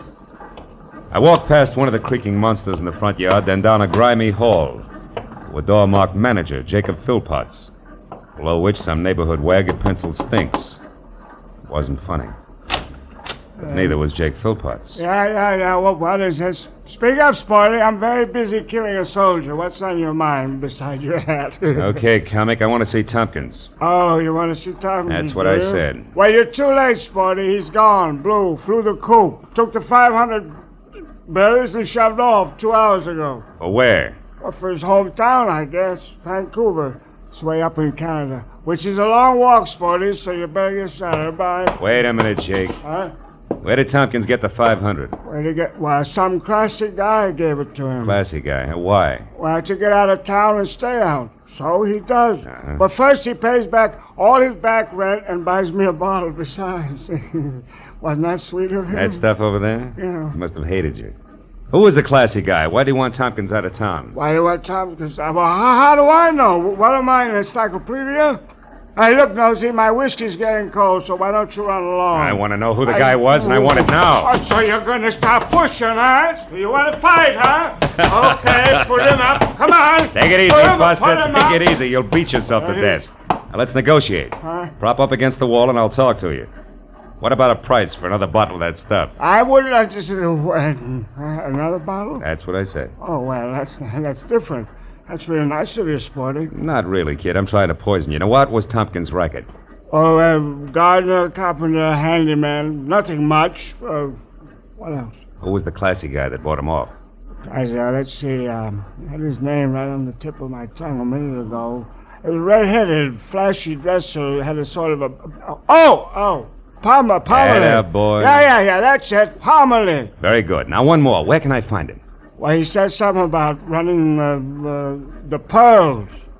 You get it? Yeah, it's a dive on Highland. Thanks, Philpotts. Oh, but don't thank me, Sporty. You bought it, remember? This brand comes to $7.50 with tax. Don't kid an old kid or Jake. You can squeeze that junk out of sour potatoes. Here's sour a fin. Potatoes? And have a happy hangover.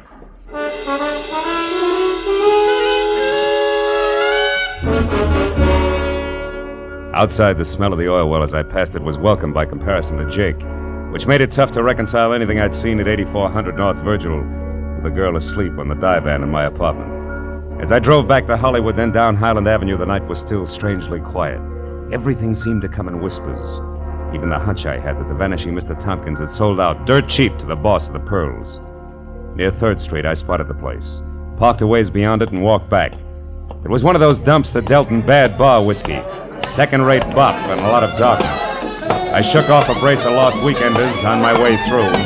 Made it up the stairs to the offices where a block of orange light on the floor and a two-tone conversation told me to stop, It's not just look, talk and this listen. time, baby. Alan, as they say in Missouri. Have to show you, huh? Uh-huh.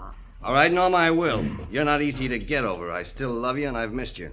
So when you dropped me for your stuffy broker friend, I did a little checking up, and I found out plenty. About Cooper? About Cooper Gerard. I don't believe you. Oh, but you should, honey.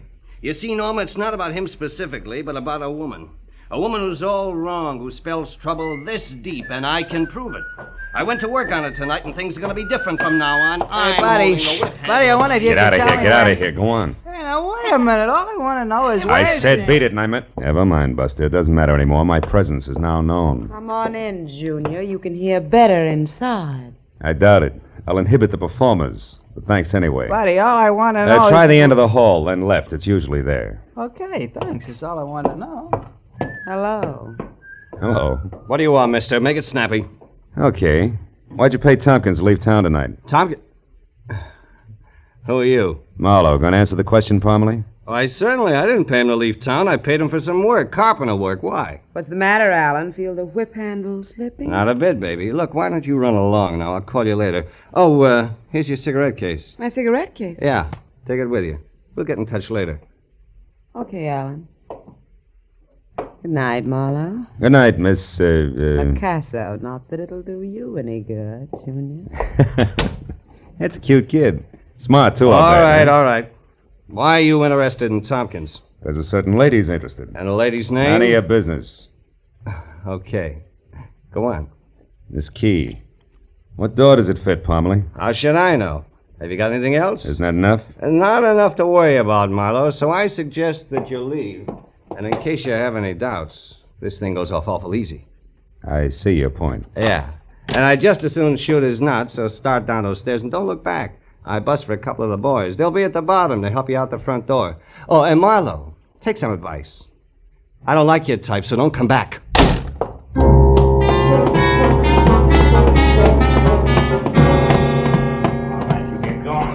The boys escorted me politely as far as the sidewalk and gave me a send-off that piled me into the gutter. It was my own fault for letting Pomeroy get the drop on me, but he was farther ahead of me than I figured. In fact, I was lucky all I got was the bounce. I limped back to my car, got in and started home, but something about the trio of Norma Lacasso, Pomeroy, and a broker named Gerard was off-center. And Gerard's connections were too strong to pass up. So I decided to let the pale woman asleep in my apartment go right on sleeping while I stopped at a phone booth. Found only one Cooper Gerard listed, and he at 8112 North Orange Drive. It was a lonely house up in the Hollywood Hills. I tried the bell and got no answer, but I knew he was there. I slipped the enigmatic key out of my pocket and listened to the music coming from inside. I stuck it in the lock. It turned, just as the footsteps inside, so I pulled it out fast and let the party on the other side of the door do the honors. What is it? You're Mr. Gerard? Yes, I'm Cooper Gerard. What is it? I'd like to come in and talk to you. My name's Marlowe. I'm a private detective. I've got a key that fits your front door, plus a little photo album full of a girl. Here. Why, that's Margaret's album and her key. You found her. Where is she? What's happened to her? She's safe. Come in the upper room. Right. So her name's Margaret, huh? Margaret what? Vesey. Margaret Vesey. But where is she? I've been frantic. I just called the police. She left the house this morning and didn't come back. It's late now, and in her condition, I'm afraid that What is Margaret's condition, Mr. Gerard? She was injured in an auto accident a year ago last July, up near Vancouver. It affected her mind. Oh, but please, where is she? Just a minute. There are some questions that I'd like answered first. Exactly what is Margaret Vesey to you? Well, until July 9th, 1948, when that horrible accident happened, nothing. Merely a hitchhiker. My wife and I were motoring back from a vacation in Canada. We picked Miss Vesey up on the road. In the accident, Grace, my wife, was killed. Miss Vesey seriously injured. All I knew about her was that she was alone in the world, so there was no one to help her. And, well, since I was driving the car, I assumed that responsibility. It was the least I could do. I stayed with her in Vancouver until she partially recovered and then brought her here. She's been with me ever since. Now, will you please take me to her? But the story doesn't end there. What do you mean? Margaret Vesey's in trouble and she's scared. What do you know about a man named Tompkins, for instance? Why, nothing. I don't know any Tompkins. You do know a Norma Lacasso, don't you? Norma? Of course. Miss Lacasso and I are quite good friends. Mm-hmm. What about Alan Pomeroy? Heard of him. He runs a nightclub, I believe. That's right. Now tell me, can you tell me why a third picture is missing in the album? What's that? Let me see. This is very strange. Margaret cherishes every picture in this album. She thinks that one was stolen. Any idea what the picture was? No. I can't imagine why it was stolen. All the pictures were simple, harmless snapshots. I can't remember the one that's missing, but... Marlowe, what does all this mean? What's it all about? Well, as near as I can tell, there's some kind of nasty shakedown brewing. I don't know how or why, but Alan Pomeroy's behind it, and Margaret Vesey's caught in the middle, so it involves you, too. Come on, let's go get her. She's asleep in my place. You didn't leave her alone? Oh, yes, I did. Oh, you shouldn't have done that. Couldn't you tell from her mental state that she isn't responsible? For 2 days she's been moody. She's been talking about suicide. She might... Marlowe, if anything's happened... Come on, Gerard, let's travel.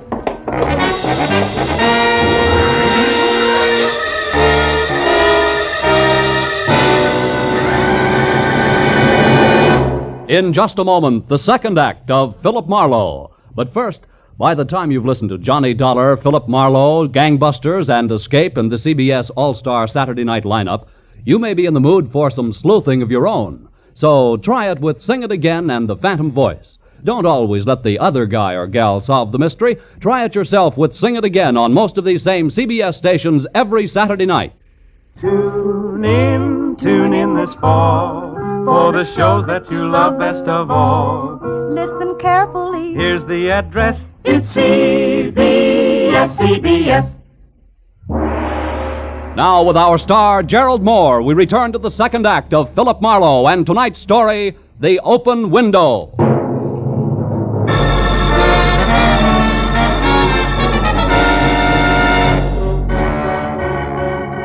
It took 10 minutes to get from Gerard's house to my place. I knew because he reminded me of each one as it passed. But when we turned onto Franklin where we could see my apartment house, the word hurry stuck in his throat. An ambulance was pulling away from a tight knot of people standing on the concrete driveway beside the building. And 3 floors above them, glowing like a single ugly, unblinking eye, was the window of my own apartment wide open. Even before I could stop the car, Gerard was out and running toward the crowd. Who was in that ambulance? Some woman, mister. It was terrible. Yeah, she fell out of that open window up there. Did you see it? No, nobody saw it happen. Yeah, it's bad, brother. They say she'd been laying here on the concrete for at least a half hour before anybody got to her. It's been so quiet around here tonight. I'm surprised that... Tell me, was she dead? Just about. They don't give her a chance. Come on, Gerard, let's go upstairs. The police are up there now. They're trying to find out just what...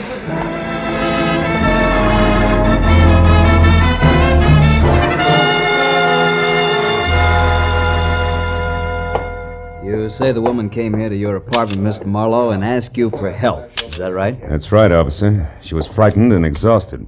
When I left, she was asleep on the divan there. Was the door locked, Marlowe? Yeah, it's got a night light, Gerard. I snapped it myself. And you left her alone, right? Mm-hmm.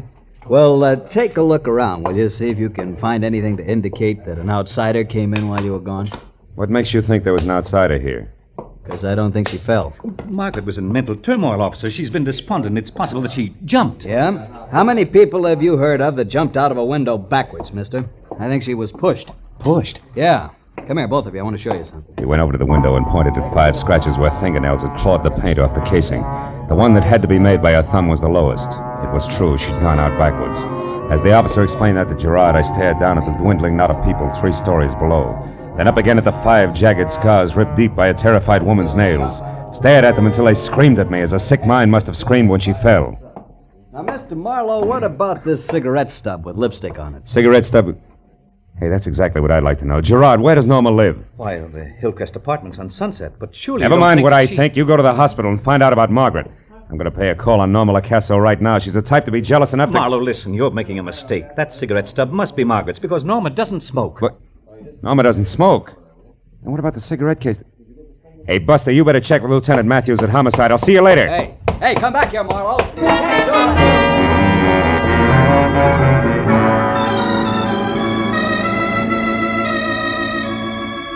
The Hillcrest Apartments fit Norma LaCasso to a T. They were sleek, soft tones of burnished wood, streamlined in glass, and just enough chrome around for glitter. And when she answered a door in glossy green lounging pajamas edged in gold, smiled and tossed a head of hair that was almost burgundy back from her face, I knew what Alan Parmalee meant. Loving Norma LaCasso would be hard to get over. Hello, Junior. Don't tell me you're joining the league, too. It's fast, you know. Skip it, baby. I'm coming in. Do you mind? No. Would it do any good? Mm-mm. Get comfortable. I'll mix you a drink or something. Hey, Norma, you know Margaret Vesey, don't you? That peculiar girl that stays at Gerard's place? Yeah, I met her. Why? A little while ago, she dropped 3 floors from an open window to a slab of concrete. Oh. Lay there over 30 minutes before she was found. Oh, Marlowe, that's dreadful. I'm sorry. Don't look at me like that. I mean it. I like Margaret. So do I. What's more, she didn't fall. She was pushed. Oh. Got a cigarette? Sure. Here. Catch. Thanks. Oh, just one cigarette tossed like that? Your manners are lousy. You're supposed to pass the case and let the guest help himself. Marlowe, you're hurting. And I'm going to keep right on twisting until that solid gold cigarette case drops. That's what I adore about men. They're full strength. That's better. Gorilla. All right, so help yourself. The picture's there under the bottom layer of cigarettes. But why it's important is beyond me. It's important to Parmalee, baby. He had you smuggled out of his office so I couldn't find it. Ah. Margaret and Gerard at some little amusement park, huh? Mm-hmm. Near Vancouver, probably. She told me how he used to take her out while she was recovering from that accident. So what? Even the autographs ought to make no sense to me. Here, this one's hers. Yeah, we had fun this day. This must be his, even the hottest day in Vancouver's history. Now, that's it, Muscles, all of it. Now, will you apologize for these welts on my arm? I don't get it. The whole deal's screwy. The only way it would make any sense is if... Norma, where's your phone book? Over there, under the phone. Mm-hmm. Why? What have you got, Marlowe? Just an idea so far. Stick around. Let's see, U.S. government. War assets, Weather Bureau. Climatological records, yeah. Mutual 64421.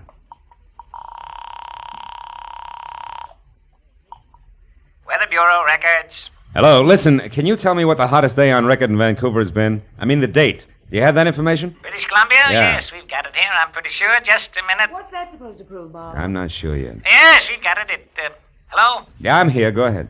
The book says the hottest day up there was on July 3, 1948, when the temperature reached 92 degrees. Some heat record, huh?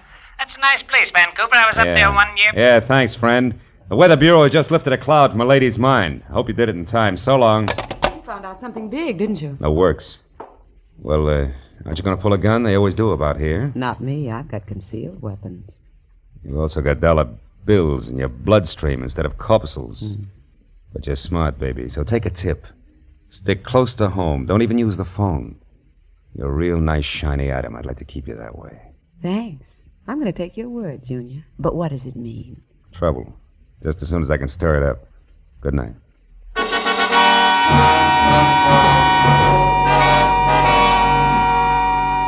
From Norma's and the time that had gone by, I figured my best bet was Gerard's place, but I was wrong. It was deserted, so I took the next best, which was Alan Parmley's The Pearls. It was well after 2 o'clock when I got there, and the club was closed, but the lights were on, the offices upstairs. I parked, slipped around to the back and up a flight of iron stairs to a metal door at the top.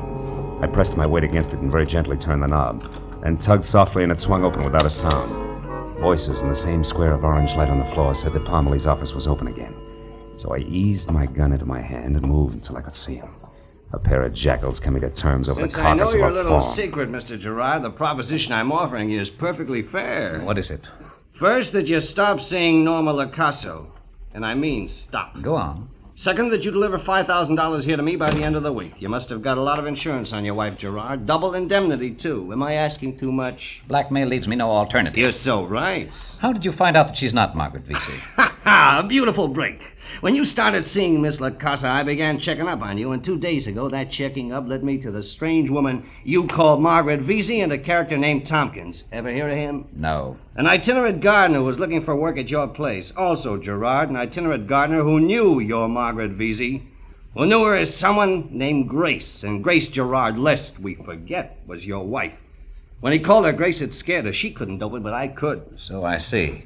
Where is this Tompkins now, Parmley? Oh, don't worry about him. I sent him away. He'll keep his mouth shut.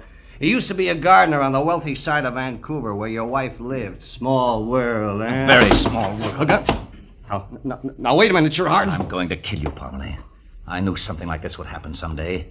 My wife was getting her memory back. She was beginning to remember things, to realize that she wasn't really Margaret Vesey at all, but that Margaret Vesey had died in the accident.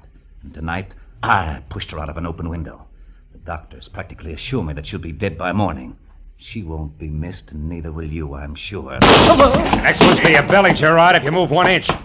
You, Parmley, come around here. Wait from your desk. Come on. This time I'm glad to see you, Marlowe. You're the lesser of two evils. That's great. Well, it was a sweet story, fellas. Between you left out only one thing, the picture.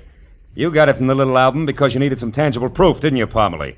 And it cinched the deal because the accident happened on the 9th of July. But Gerard here had his picture taken with a supposed hitchhiker on Vancouver's hottest day, which was July 3rd. 6 days before he claims to have met the girl. Picture? How'd you manage the master stroke, Gerard? The switch in identities in the first place? Come on, talk! What is it? It was a mistake. Both Miss Vesey and my wife were in the car at the time of the accident. The car burned. Then, somehow or other, later at the hospital, Margaret Vesey, who died, was identified as my wife, Grace. And since her memory was gone, you made the switch complete and called your wife Margaret Vesey and left it like that. You know, Gerard, I hope you make a break for it. Just once before we get to headquarters. Let's go. You too, Parmley, move. All right, but you'll have a hard time sticking me, Snoop. I haven't done anything. Oh, yes, you have. Attempted extortion, and as of right now, you just incited a rat!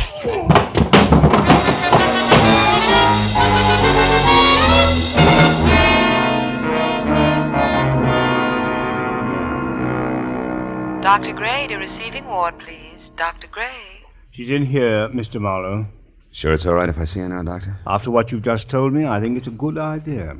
Her condition has changed somewhat. She's responded better than I expected, but she can use some fighting spirit, some spunk.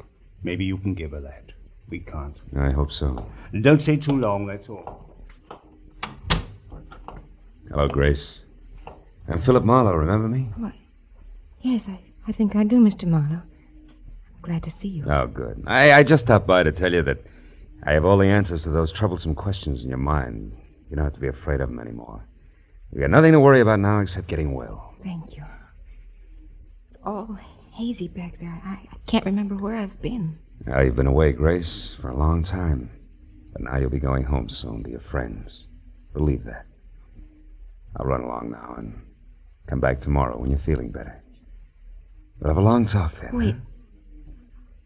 Who is Margaret Vesey?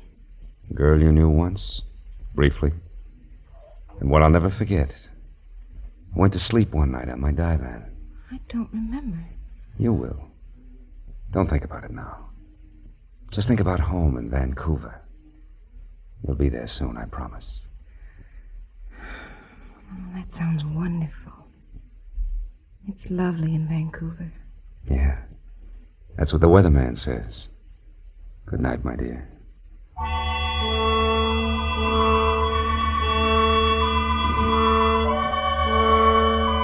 When I finally got home, the air in my apartment was thick, full of stagnant fear and stale tobacco smoke. So I went over to the window to open it up. But there I stopped because I remembered standing at that same window earlier that evening. Standing there thinking how happy I was that the world was out there. And how happy I was to be inside, looking out. And then I saw again the 5 deep scratches on the casing. Inside looking out, huh? There was a guy once, a long time ago, who said something like, "No man is an island entire of itself." Yeah, about 300 years ago he said that. Any man's death diminishes me because I'm involved in mankind. Yeah, sure.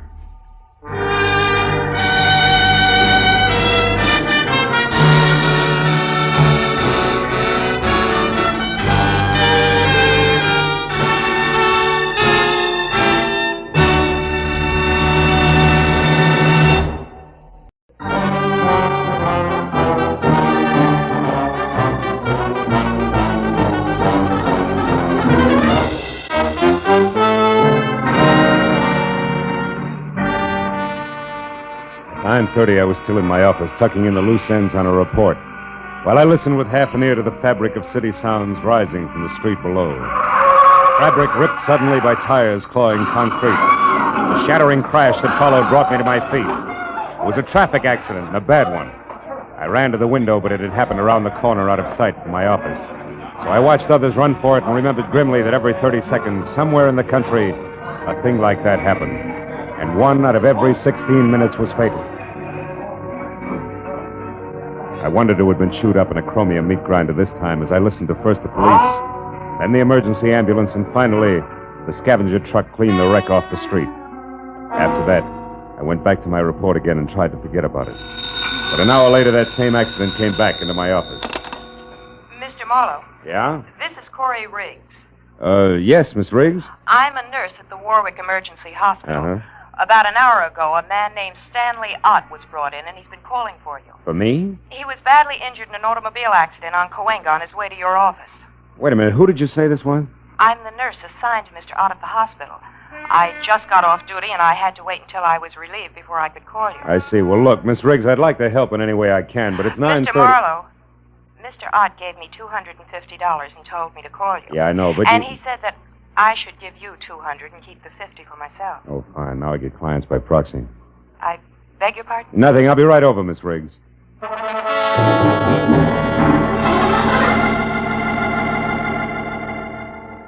I didn't know anyone named Stanley Ott, and I felt a little like an ambulance chaser, but I was only 15 minutes in getting to the emergency hospital. As I walked up the ambulance ramp, a smart-looking brunette came toward me. Mr. Marlowe? I'm Corey Riggs, the nurse who called. Oh, hello.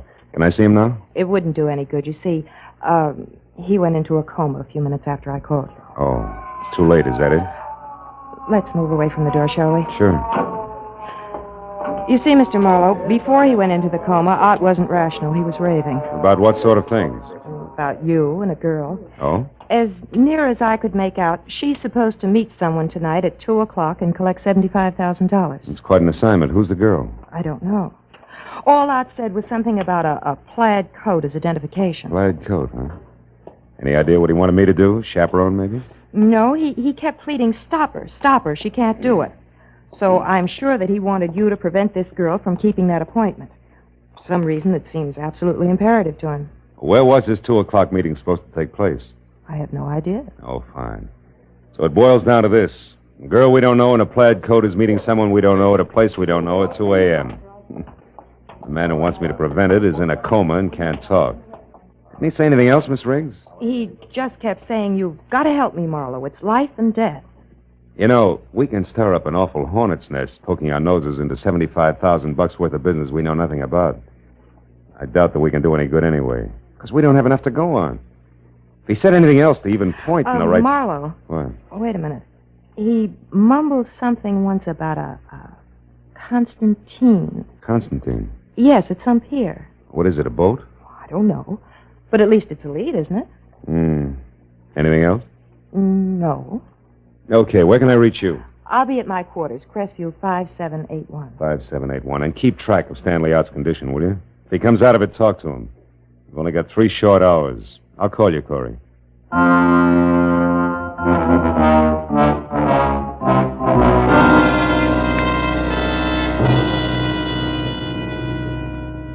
I felt a little weird as I left the hospital because I was traveling on strictly second-hand information as to what had gone on in a delirious mind. But in spite of that, there was still enough coherence in what Corey Riggs told me to make a case. My first stop was a phone booth and a call to the police, where I found out from the accident report that Stanley Out was 30, unmarried, small-time lawyer, and an L.A. resident with a clean police record. My next call was the harbor master's office in San Pedro. Constantine? No, don't remember no vessel by that name, Sonny. Just a minute, I'll look her up in the registry. Let's see, Constantine. Only one listed is a 4-masted schooner sunk off Pirates Point near Monterey in 1870. A little before my time. Not the one, eh? Not the one. So I tried the Coast Guard. No fishing boat called Constantine on this coast, mister. That was followed by a check of Yacht Harbor at Long Beach, negative. And a call to the pleasure boat anchorage at Santa Monica. No Constantine registered here, sir. After that, a long, futile reconnaissance of the waterfront from one end to the other. It left me 1 solid hour later out at the end of a tottering, almost abandoned concessions pier in Venice, swearing in blind frustration at the black, seething ocean below. I was licked. You ain't thinking of jumping in, are you, pal? Hey, you look like you lost your best friend. I did, Buster. Me. I was sunk with a Constantine in 1870. Constantine? You know him, too, huh? Him? Yeah. You mean Constantine's a guy? Sure, pal. There's a shack there. Wait till the beacon light comes around again. You see? See there? Well, I'll be. Prince Constantine Chevnov. Occultist, palmist, and medium. Personal consultant by appointment only. Yeah, but that's a fake. No fooling. All them guys. He owes everybody around, even to Ziggy, me. For $1 and that's something. But he's a genuine Russian prince. Hey, where you going? Have a look. Prince Constantine Chevnov could be my boy. He wouldn't want you nosing around here, pal. That's too bad. Does he live here? Yeah, in the back. He runs his pitch in the front where all them green curtains are. Uh-huh. Yeah. I suppose he always leaves his door unlocked, huh? Whoa. Hey, that's kind of funny. Yeah, I'll bet. There'll be a light switch here someplace. Oh, yeah. Now let's see what... Oh. Holy cats. Goodbye, mister. Goodbye.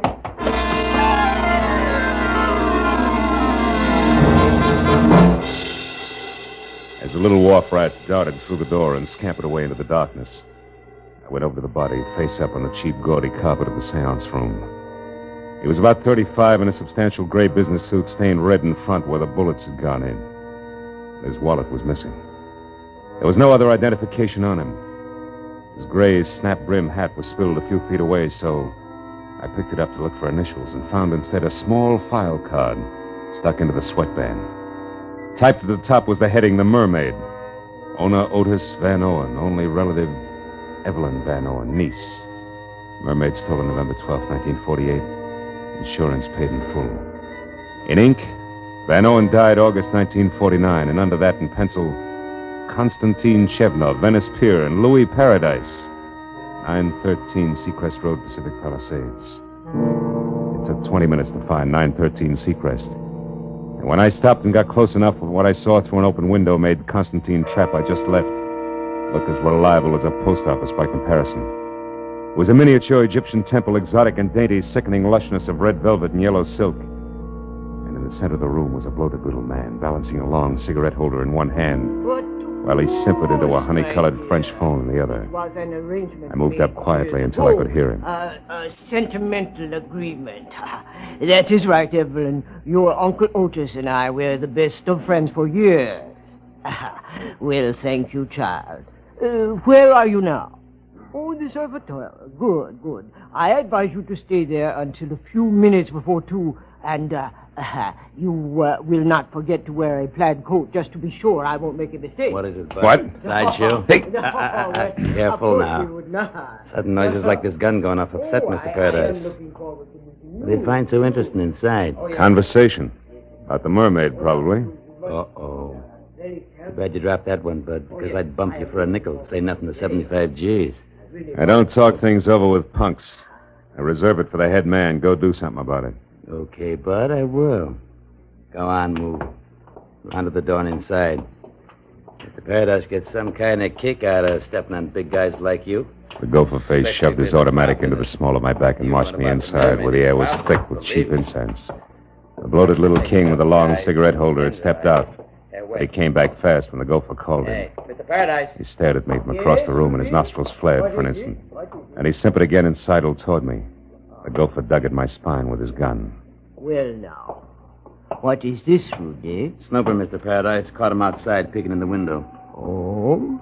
It is a bad night for snoopers. Who are you? Name's Marlowe. And the business? Snooping. He knows about the mermaid, Mr. Paradise. He does he? How much do you know? Speak up. She's got a fishtail instead of legs. You dare to joke? Don't! Just stand here and take it, big man. You asked for it. Make a move and I'll drop you. I know what you are, Marlowe, but not how much you have found out. Now tell me, because the next time I slap you, it will carry more weight than my bare hand, I promise. You have company, Paradise. Should I get it? No, you keep this baboon under control, Rudy. I will answer the door. Oh, Prince, come in. Paradise, come in. Paradise, what do you mean? How far do you think you can go with my reputation? Do you want to get me hanged? Why, what is the matter, Constantine? You are upset. Upset? I'm out of my mind. Oh, what a shock. And such a stupid thing for you to do. What are you raving about? He found that body on his front room floor, right, Constantine? Exactly. Precisely. And what is more, I did not put it there. Of all the places in the world, why did you pick this one? Paradise, who is this? This stranger here? If you would close your mouth and open your eyes more often, Prince Constantine, you would not be the nervous wreck you are. This is Mr. Marlowe, another snooper. Another one. Paradise.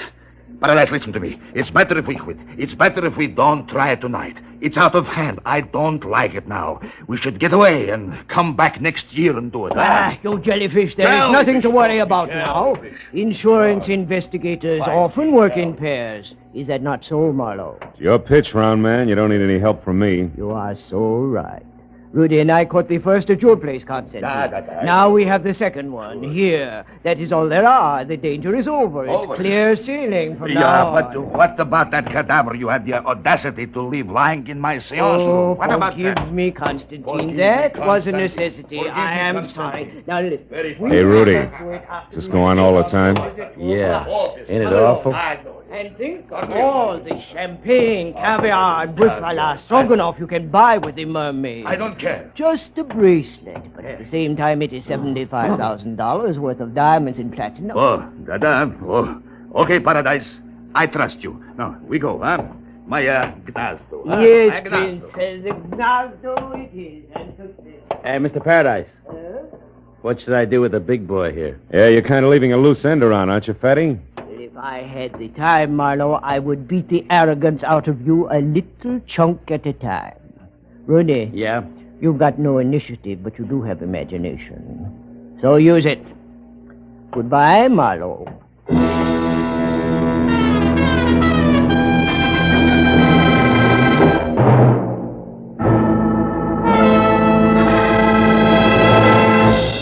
In just a moment, the second act of Philip Marlowe. But first, it's a big break in entertainment for you and a big break in a career for some talented youngsters when Horace Height's original youth opportunity program opens the door to fame and fortune every Sunday evening on CBS. Popular Horace Height is host to young folks who want to break into show business. And every Sunday evening, one lucky winner does break in, to his delight and your listening pleasure. Yes, for music, comedy, thrills, and all-around fun, listen to Horace Height Sunday evenings, another great CBS show heard over most of these same stations. Tune in this fall for the shows that you love best of all. Listen carefully. Here's the address. It's CBS. Now, with our star, Gerald Moore, we return to the second act of Philip Marlowe and tonight's story, The Tale of the Mermaid.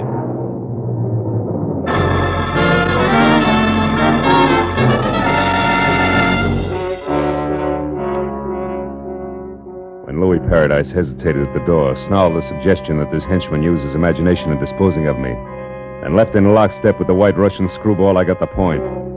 But even if I'd missed it entirely, one look into Brother Rudy's eyes would have done the trick. There were no pupils, just slits of lethal viciousness. Windows to his warped little mind where I could practically see the montage going on. That ran from ancient thumbscrews by candlelight up to a generous beating by street lamp with brass knucks. I felt a cold knot grow in the pit of my stomach as Rudy, with a cannon in his hand, pointed at my head, started toward me. And from someplace outside, I got a break. Two romantic cats. Rudy spun toward the sound. One chance to a customer, Rudy, and you missed. Kill you, Marlowe. I'll blow your head off. Not tonight, gentle soul. Give it to me. I don't want you to hurt yourself until we've had a chance to talk. That's it. Now, lie down. I knew there was some reason why I like cats, their voices. Okay, Rudy, you've had enough rest. Now let's get back to business. Now, wait a minute. Come on, get up. We're going to talk. Wait, hold it, please. No reason for any more rough stuff. I'll cooperate. That's better. Where did Paradise and His Highness head for? The Gnazdo, where is it? I don't know. Come on, you said there was no reason for rough stuff, remember? Ow! Yeah, I remember. That Gnazdo, that's something I never heard of. An unhappy coincidence, Rudy. It's one thing I'm interested in. Wait. Must be something else you want to know. Something else I could tell you that... Hey, what are you going to do? You mean you can't tell, Rudy? That's Keep funny. away. All it takes is a little imagination.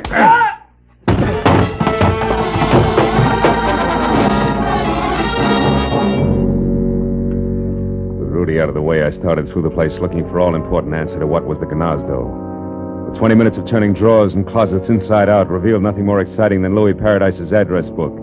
First names only. And a picture of a girl named Toodles who belonged to the Roaring Twenties.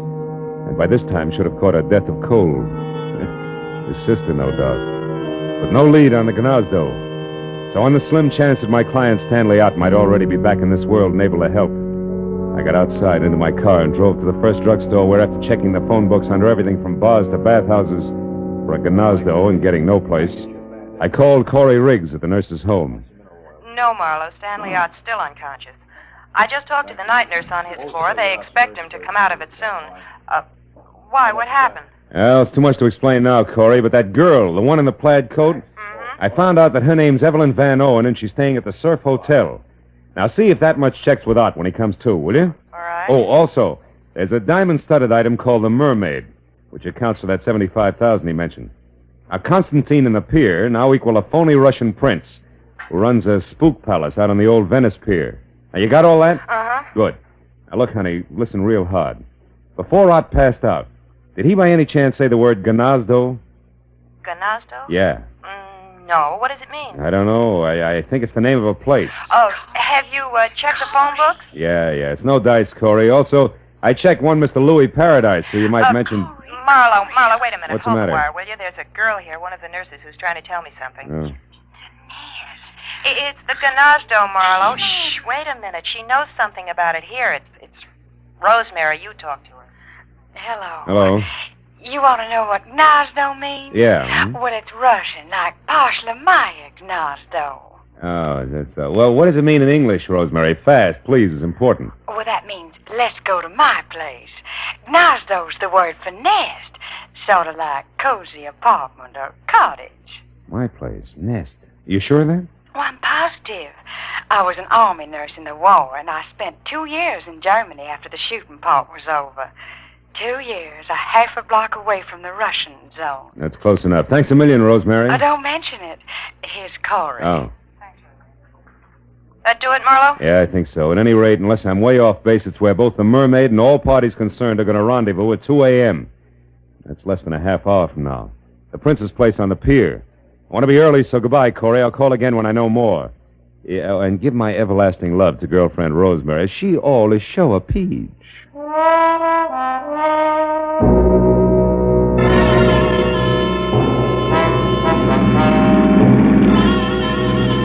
There was still a few parts missing, the way there always are. As I drove fast for the old Venice Pier and added as I went along, it came out something like a team of Paradise and Prince Whatchamacallit ready, willing, and able to pay $75,000 for a piece of jewelry that one Evelyn Van Owen now owned. A mermaid, which according to the data I'd found on the insurance man's body had once been stolen from Evelyn's late uncle. But I left it there when my rear-view mirror said a long gray sedan that had been tagging me discreetly for the last 3 blocks was now being indelicate about it and closing fast. The driver was old pal Rudy, and as he came abreast, he headed for me.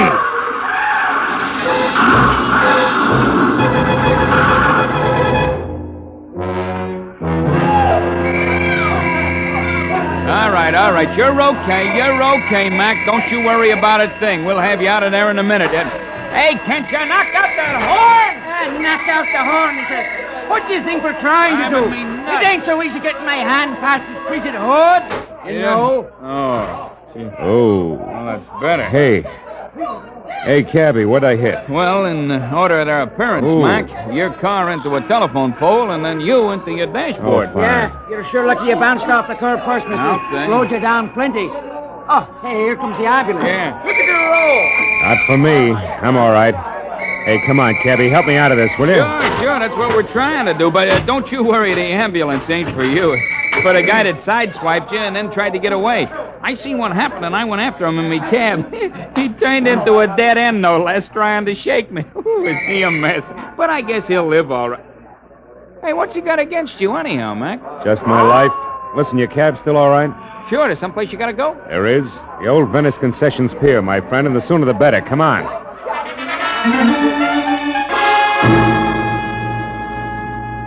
Maybe my head against the dashboard was exactly what I needed.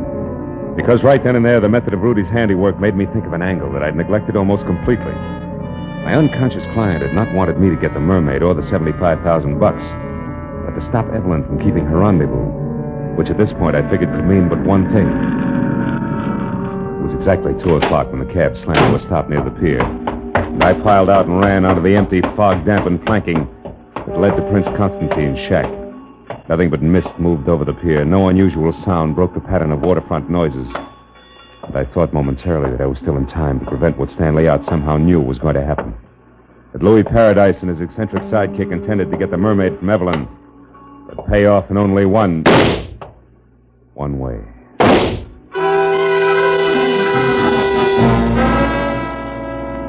I ran to the rear of the shack on stilts and got close to the half-open door where I could see and hear and found out just what I'd expected. In the storeroom, spread out and very still on the oil-soaked planks, there were a makeshift floor with the lifeless form of a girl, who, according to the plaid coat she wore, was the late Evelyn Van Owen. And kneeling close to a gun in one hand, the sparkling mermaid in the other, was her executioner, Louis Paradise. Next to him is number 1 boy, Prince Constantine Chevnov, not very happy. A fool to shoot her was stupid. Yes. $75,000, stupid. Or would you have preferred that I pay Miss Van Owen in cash? I had to kill her. Yes, Paradise, but the gun, so much noise. We can't afford to attract attention. With 2 corpses on hand, I should say not, Prissy. Don't try it, Louis. Oh, the mermaid. The space between the boards. The mermaid. Oh. It's in the water, Chevnov. Shame. Yeah. Yes, it's a shame.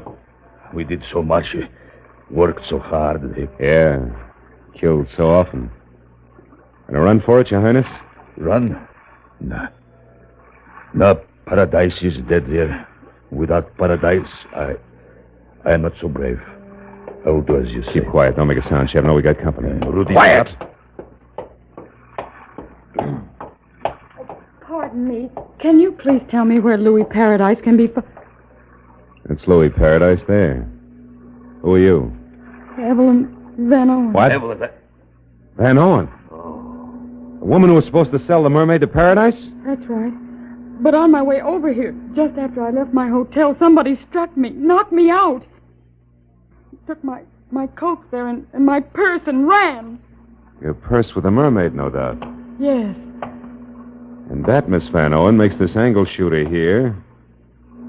Yeah. The very dead nurse, Corey Riggs. Let's get out of here.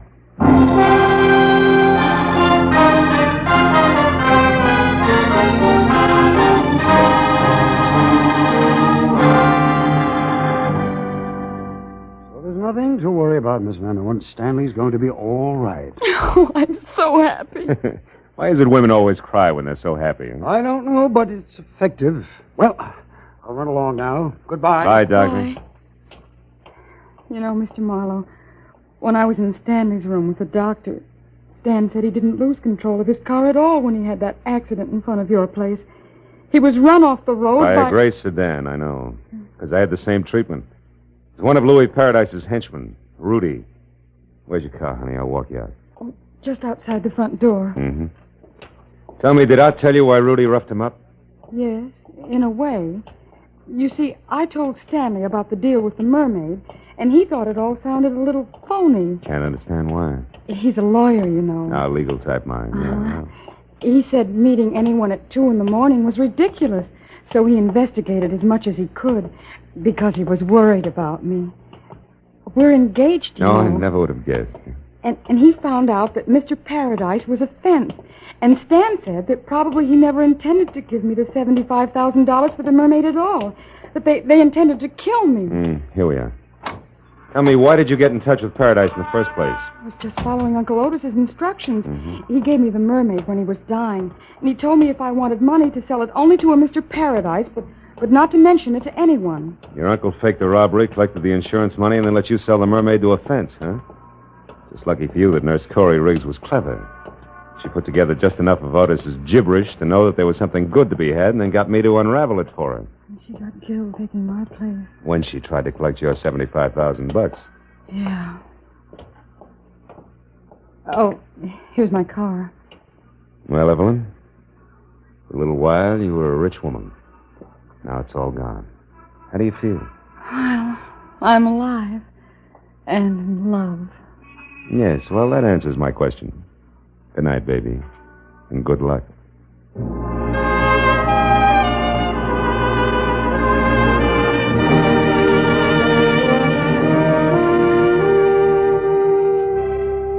When I left the hospital, I wandered back to the old Venice Pier in Prince Constantine's Gnazdo. It was 5 a.m, and the police had finished cleaning the place up. But the word had gotten out. A crowd had gathered. They always do.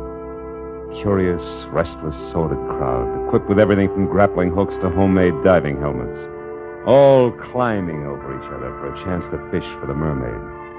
She who had brought death to 3 people, injury to 2 others in the course of one night. And suppose they found her. What then? A lot of glittering pieces of white coal set in a metal frame we call precious. Look at the suckers grab. That's all, Marlowe. Home and to bed.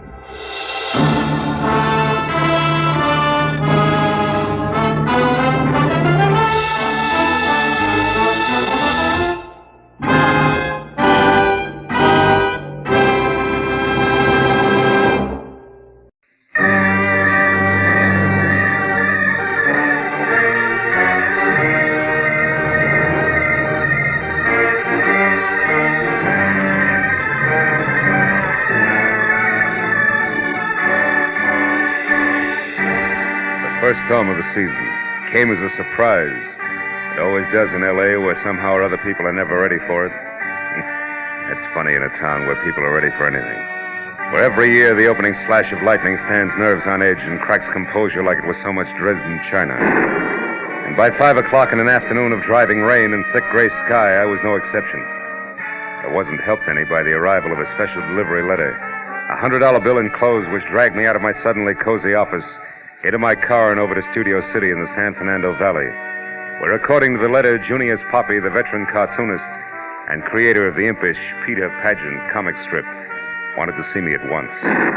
But as I wound up the spiral of Macadam Call Sunswept Drive toward number 3840, I forgot about the storm around me and wondered instead about the man I was going to meet. Wondered just how many parts pixie the originator of a half-leprechaun, half-very funny human being who tickled the nation's satiric funny bone daily from coast to coast was going to be.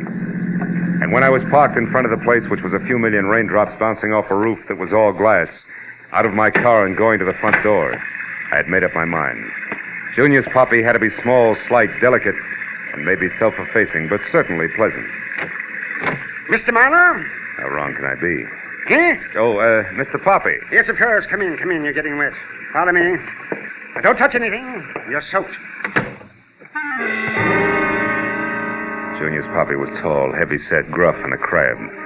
I dripped little puddles of water behind him through a long hall into a studio, which was a half a dozen easels under twice as many fluorescent lights, and a litter of Peter Pageant drawings everywhere.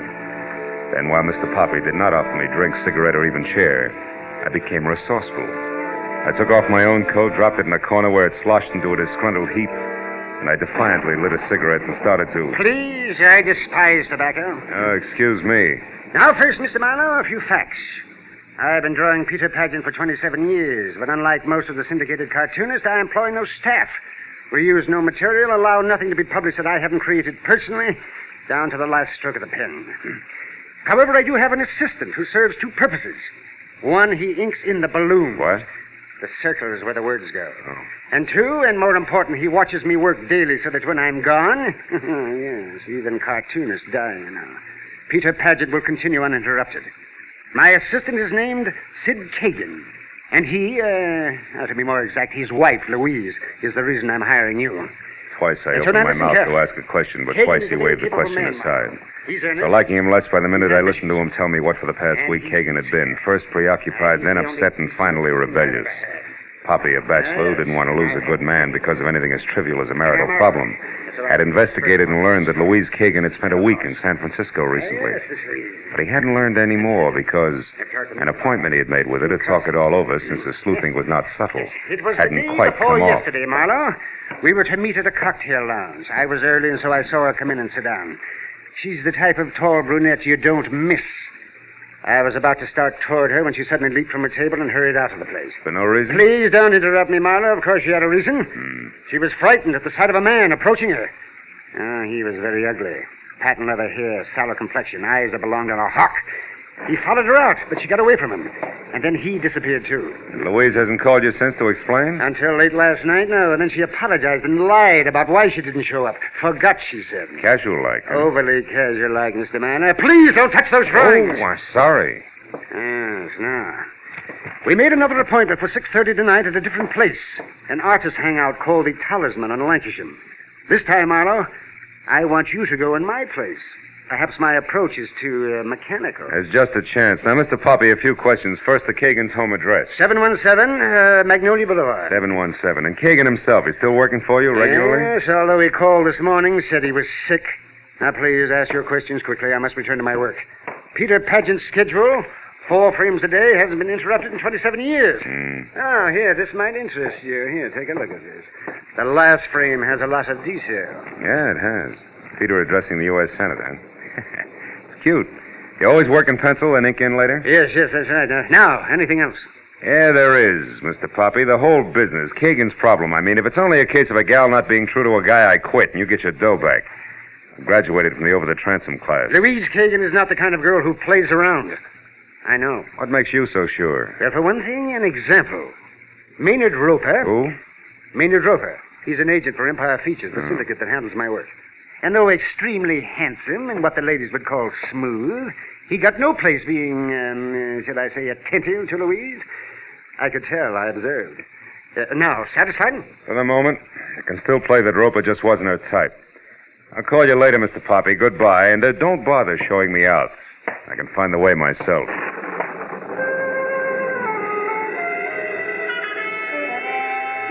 Impulse number 1 said nuts to the funny on paper only, Mr. Poppy. But impulse number 2 said, quiet, Marlowe. It's the storm that's making you jumpy, and there's a $100 bill in your pocket.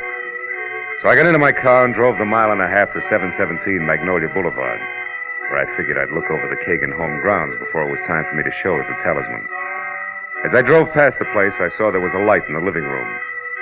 And a woman, brunette and attractive, who was no doubt the lady of the house, paging through a magazine. And things stayed like that each time I came around the block. But 20 minutes later, when I parked in front of a nearby corner drugstore to get cigarettes, I forgot the lady of the house because getting out of a parked car in front of me was a man with sallow complexion and eyes borrowed from a hawk, easily seen by the rain-splashed light from the display windows. And when he hurried inside into a phone booth, I saw the patent leather hair Mr. Poppy had already described. And he got his call through and turned his back to the street.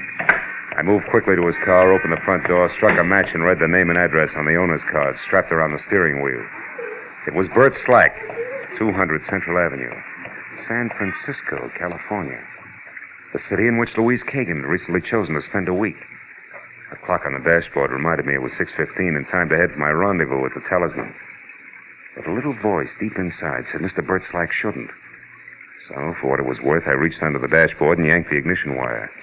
And I got back into my car, hoping to gain 10 minutes, and headed toward the club on Lancashire Boulevard.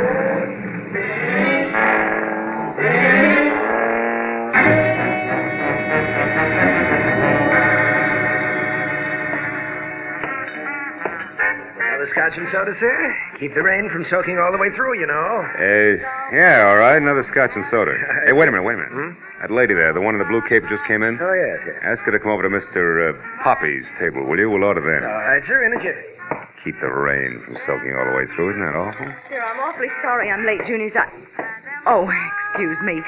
Waiter, you've made a mistake. No, Mrs. Kagan. The mistake was mine on purpose. You wouldn't have known me by name. Which is what? Philip Marlowe. I'm a friend of Junius's. He was tied up with his work tonight and asked me to keep this date for him. Like a drink? No, thanks. I haven't got the time. But why didn't Junius call me or leave a message here? I don't know. Perhaps he forgot or... Perhaps you're a liar. Perhaps he called my place after I left, then called here.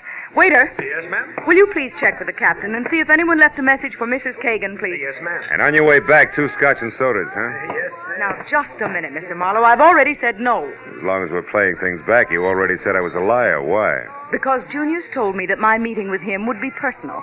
And since he's gone far enough out of his way to even call me on the telephone about it, it must also be important to him. It is. As important to him as, say, San Francisco is to you. San Francisco. So you're not really a friend of Junius Poppy? Not buddy-buddy, no. But I am a friend of Bert Slack's. You know Slack? Yeah. Now, why don't you sit down, Louise? Our drinks are coming. Well, here we are. 2 scotches and sodas. Just the thing to keep the rain... Oh. I already said that once, didn't I? Yes, you did. Yeah, well, 2 scotches and sodas, just like you ordered. Oh, and no message for you, Mrs. Kagan. Thank you. Mr. Marlowe, you know about San Francisco, you know about Bert Slack, and somehow or other you know I was supposed to meet Junius Poppy here, and he couldn't make it. So why don't you just sit here and think it out all by yourself, huh? I'm going. Come back here. Let go of my arm. When I'm ready, gentle lady. Which might be right now, don't you think? Oh, Maynard, thank heaven you're here. I usually am, Louise. Well, my good man, have you reached a decision? About the young lady's arm, I mean. Let go. Maynard, please see that he doesn't follow me. It'll be a pleasure, Louise. What are we drinking, Mr. Marlowe. Scotch and soda. Wonder what keeps that from soaking through. Maynard Roper, the handsome syndicate agent Junius Poppy had tagged very smooth, was also very snide.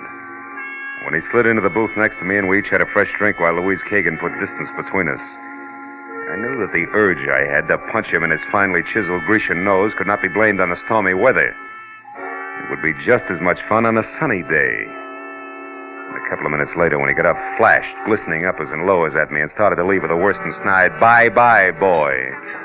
I had to hold on tight. Somewhere along the line, I slipped. "Hey, Roper, you forgot something." Oh? Well, what is it? This. Lothario. Also, you didn't thank me for your drink. It was rude of you. Bye-bye, boy.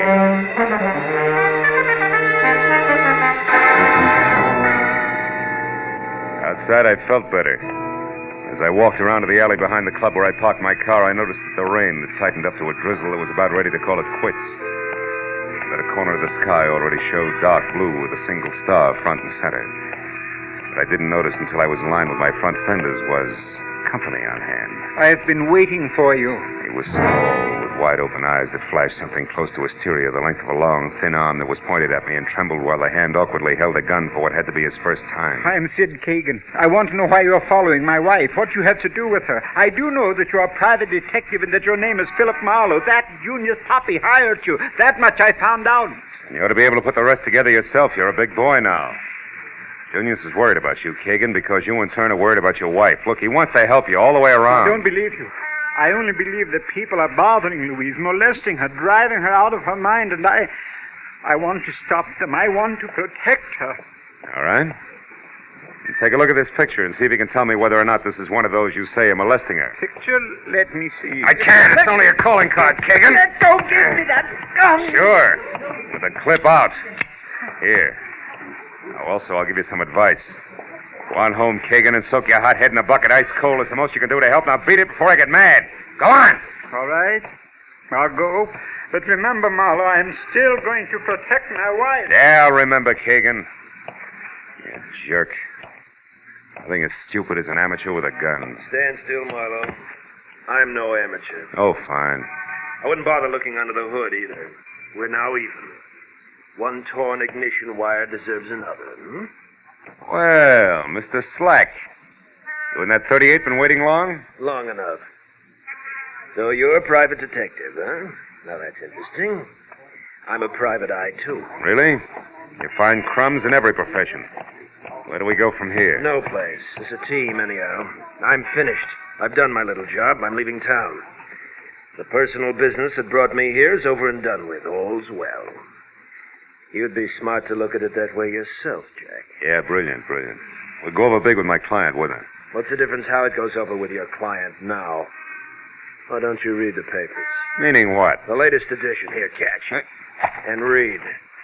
Junior's Poppy. Out loud, Marlowe, please. Found dead in his Studio City home. Creator of Peter Pageant shot to death. Mm-hmm. Surprised, huh? Yeah, plenty. Well, that's too bad. But I guess you'll get over it. Why do you walk all the way down this alley without turning around? Now go on. Move, Mr. Marlowe, as directed. Goodbye.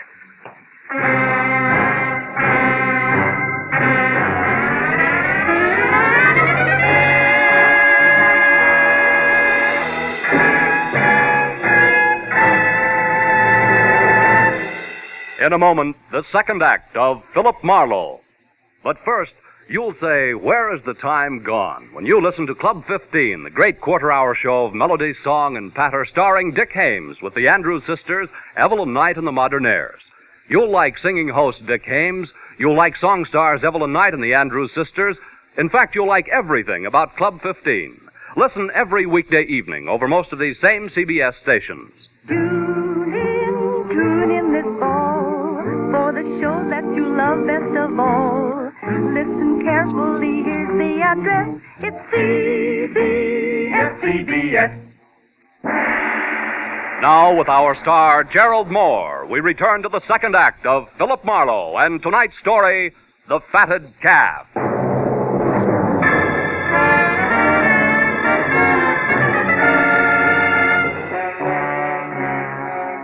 When the man named Slack with a code of ethics to match said walk, I walked. And by the time I'd taken 10 steps, I knew that he was already gone, so I went back to my car, cursed my way through a fast repair job on the wiring, and headed for my late client's studio again. When I got there, the usual messy routine of cameras, tape measures, and notebooks was still in progress, and I was about to go inside. But changed my mind when I saw Louise Kagan step blithely out the door and walk almost jauntily over the flagstones that led from the house to the parking area. Hey, Louise, wait! Oh, you again? Well, what do you want? Just one good, morbid reason why you're not making with tears over what's inside. I never lost any love in there. If I pretended I had, it wouldn't fool anybody for 5 minutes. Nobody liked Junius Poppy, and I was no exception. I'd go real easy with that kind of talk from now on if I were you. What's that crack supposed to mean? That not later than tomorrow morning, your husband, Sid, will take over Peter Pageant completely. So? So you struck gold, you're in, you got it made. Are you implying that I had something to do with Junius's death? Oh, I doubt that you pulled the trigger, baby, personally. But there's a good, solid connection, and I'm going to find it. Where's your husband? Inside with the police? No. I came here looking for him. He must be at home. Mm-hmm.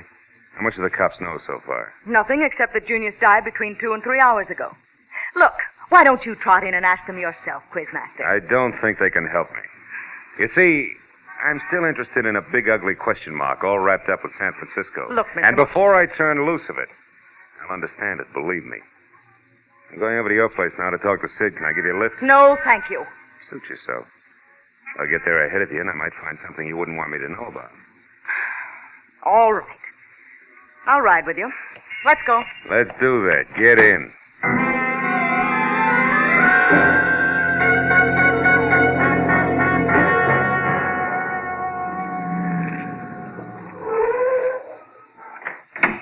Thanks so much for the ride. You know, I wouldn't have enjoyed it a bit more in a hearse. You can drop the acid routine, Louise. I got a thick skin. Let's go inside. Now, look, Marlowe. Sid isn't home. I can see from here the lights are out. Only proves somebody turned a switch. Come on, open up. All right. Come on. That's better. And since you're making yourself so at home, you might as well make yourself a drink. Hey, it's a good idea. Nice little bar you got here, honey. Always easier to talk with a drink in your...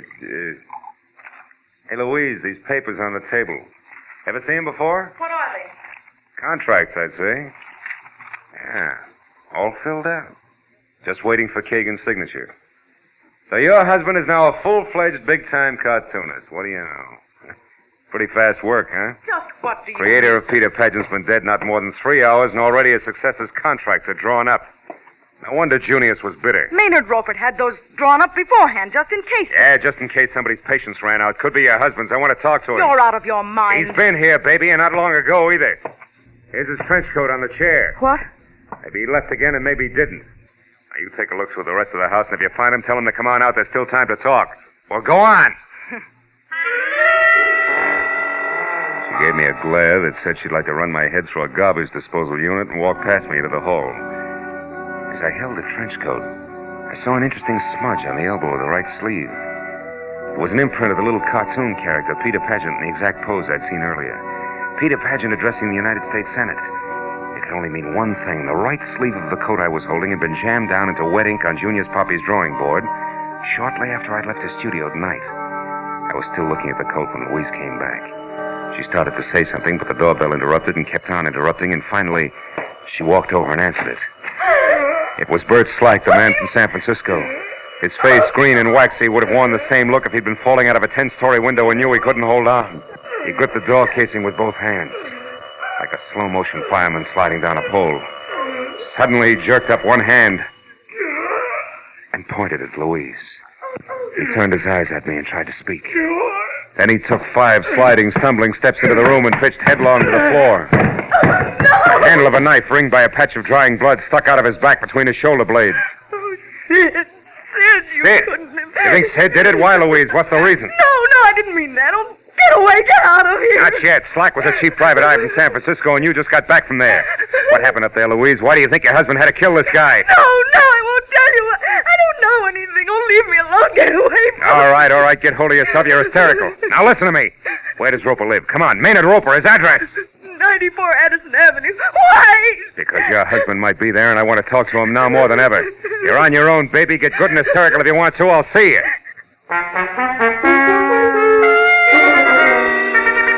94 Addison Avenue was a shellac pine under ivy bungalow hiding behind 10 feet of manicured hedge and flanked by a small swimming pool that involved more chromium than water.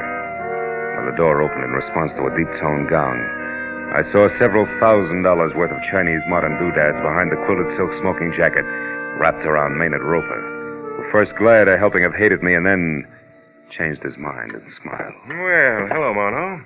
You seen our hot-tempered Louise lately? Yeah, I just left her. She had the temper scared out of her when a guy died on a living room floor. Horrible. Yeah. This one had a knife in his back. He'd been carrying it for some time. Made it as far as Kagan's because he had something important to say, but he couldn't get it out. His name was Slack from San Francisco. Ever hear of him? Slack? Why, no. Hey, tell me, have you seen Sid Kagan recently? I mean, within the last hour? Yes, twice. Once when I took his new contracts to his place, and again when he came here to talk them over. He left a few minutes ago. Say where he was going? No. Wait. He did say he intended to stop at a drugstore. He had a headache. Which drugstore? Well, the one down the street about a block. Mm-hmm. Oh, but look, Marlowe, surely you don't really believe that Sid killed this man? He had a motive. Do you realize what you're saying? What have you got to go on, actually? A slip his wife made, and a Peter Pageant that turned up out of place. Oh, Louise was no doubt hysterical. Under those circumstances, I'd be, too. And as for Peter Pageant, don't forget that Sid's been practicing him for 6 years. He probably combs Peter Pageant's out of his hair at night. Not this one. It was on a trench coat sleeve. I found it in Sid Kagan's living room. It was picked up from wet ink on Junior's Poppy's drawing board tonight. In fact, it was the last Peter Pageant Junior's drew before he was killed. That's what I've got to go on, Mr. Roper, so thanks and good night.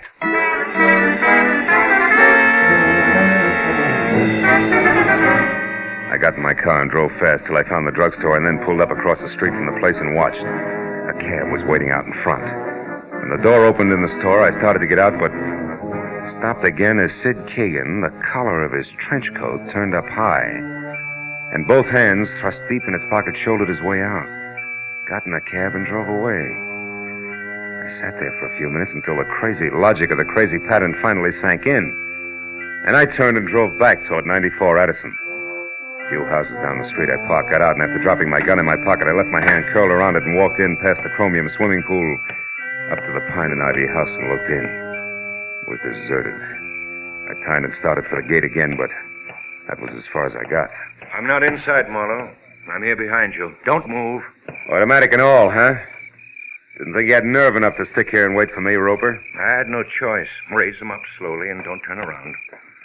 I'll take your gun first. Okay, now get inside.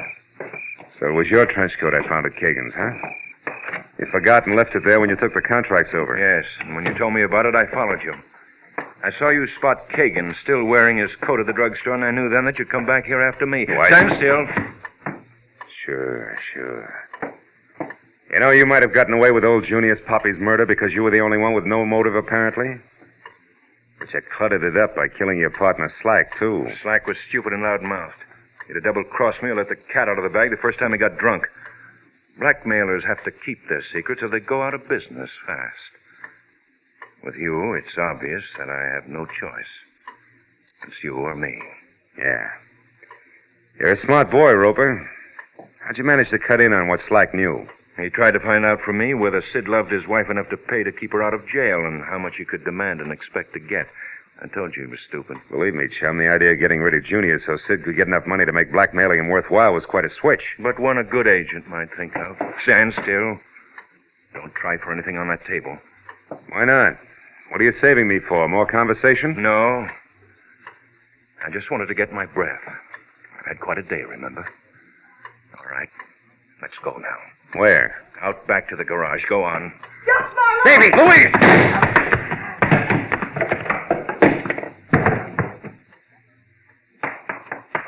Marlowe, is he dead? I don't know. I don't think so. You sure picked a sweet time to show up, baby. How'd you manage it? I was out there a long time listening. When I realized what was happening, I came in. Yeah. Save my thick skin or kill a blackmailer. Well, once I killed a man, unintentionally. I didn't want to do it again, even him. But tonight, when I thought Sid had stabbed Bert Slack because of it, I couldn't stand it any longer. I came over to find you and turned myself in.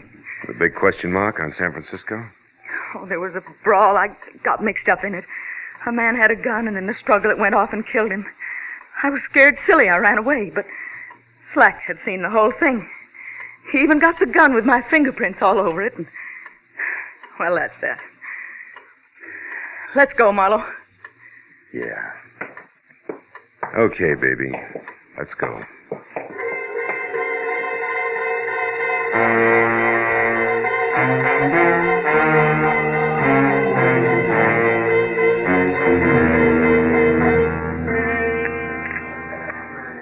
Two refills, please. Okay. Better have some more, Sid. It's going to be a long night. Yes.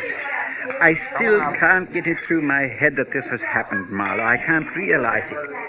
Slack saw that pipe in San Francisco, got the gun with Louise's fingerprints on it, and came here to blackmail. That's right. He went to Roper for information on you, and Roper was smart enough to peg it and cut in. Killed Junior so you'd get more money by taking over the strip, and then... And then he and Slack began to fight between themselves, and Maynard killed him, too. Mm-hmm. How can there be people like that? Same way there can be rattlesnakes, black widow spiders, and cancer. Marlowe, what is going to happen to Louise? I don't know, Sid. Oh. But she's got something now she didn't have before. What is that? You. You loved her all the time. But she didn't know what that meant. She does now.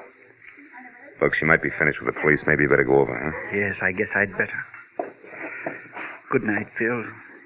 And thank you. So long, Sid.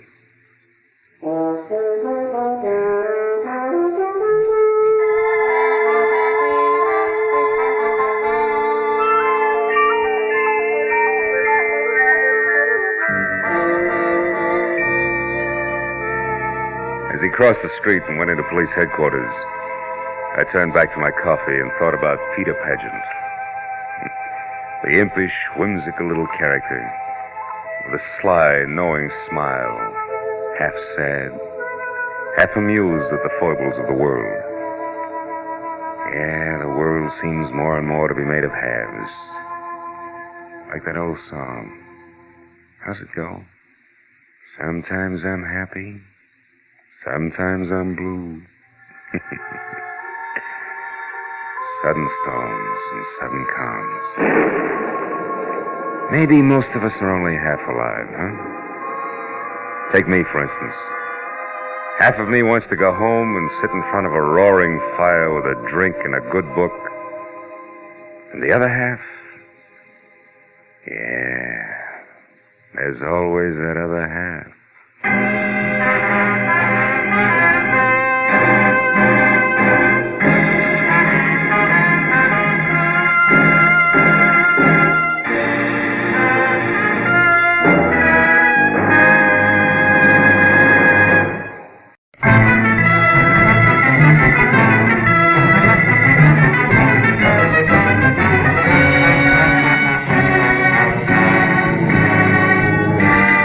I'd watched the blood-red sun set behind an ugly purple storm out on the ocean, and the weird afterglow that crept into the canyons of the Hollywood Hills made me uneasy. Added emphasis to the disquieting phone call I received at my office from a man named Pollard Schindler, whom I knew as a very capable worldwide broker of bizarre art objects. In words that fell over each other in urgency, he asked me to meet him at my place at once. As I drove to my apartment, I figured the trouble lay ahead, but I didn't realize how close it was until I parked and started out of my car. A bullet smashed the corner of my windshield, and I ducked for cover, then hugged the building and headed for the rear where I was sure I'd seen a gun flash. I was halfway there when the side door flew open and Pollard Schindler himself stopped me. Marlowe! He was white-faced and shaking, his eyes ringed by dark blue circles of fatigue. Marlowe, that shot. Yeah, somebody threw a slug at me, Schindler, from back there. I was afraid of this. We can't talk here, not now. Come, let's get in your car and drive. Hurry. Wait a minute. What's all this about? Who shot at me and why? It must have been that lizard, Myron Loth. Oh? He's followed me all the way from England, Marlowe, because... But I tell you all about it when we're safe. Right now, we must get away from here. Okay, but watch yourself. Come on. Well, so far so good. You see that hole in the windshield? It's lucky it's not in my head. Are we being followed? Not yet, anyway. Well, Pollard, last time it was a cloak of Kamehameha and a trip to Honolulu. What is it this time? It's worse. A tapestry, Marlowe, 15th century, and exquisite. Worth $20,000 as a museum piece alone. Hey, that's a lot of money for a chunk of cloth. It's nothing. I'm getting better than $80,000 for it from a man named Arthur Merritt in Seattle. $80,000? Yes, correct. You see, this Merritt claims to be a direct descendant from Edward, 2nd Duke of York, who fell at Agincourt. Really? Yeah.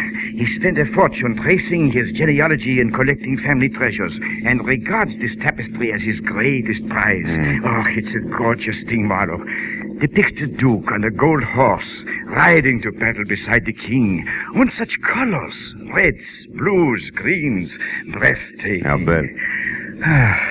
But I'm so tired. I don't think I've slept in weeks. For $80,000, you can afford to be tired, Schindler. But how does the guy with the itchy trigger finger fit into all this? Loft, that scum. He was after the tapestry, too. He got wind of the fact that someone was willing to pay 80,000 for it. But he doesn't know who. I see. You found it first, Yes. Huh? It's in a sealed tomb under the ruins of a castle in Wales, just minutes ahead of Loft. Where's the tapestry now? At this moment, it's in a cheap suitcase, checked in a public locker at the Karenga Boulevard bus depot. Now, I want you to pick it up and get it safely to Arthur Merritt. Here's the locker key. A ticket on a plane leaving in 3 hours, and your money. 5 $100 bills. Enough? Enough. Where'll I find Arthur Merritt? 76 West Street, Seattle. He'll be expecting you. And Marlowe, I feel better if you get the tapestry soon and keep it with you until plane time. You're really afraid of this guy, Loft, aren't you? He'll stop at nothing. I warn you.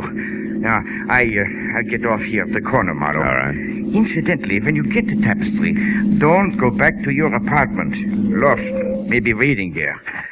Now, I'm at the Hollywood Crest Hotel. Hollywood Crest, huh? Yeah, call me when the job is done. Goodbye, Marlowe, and good luck. You'll need it.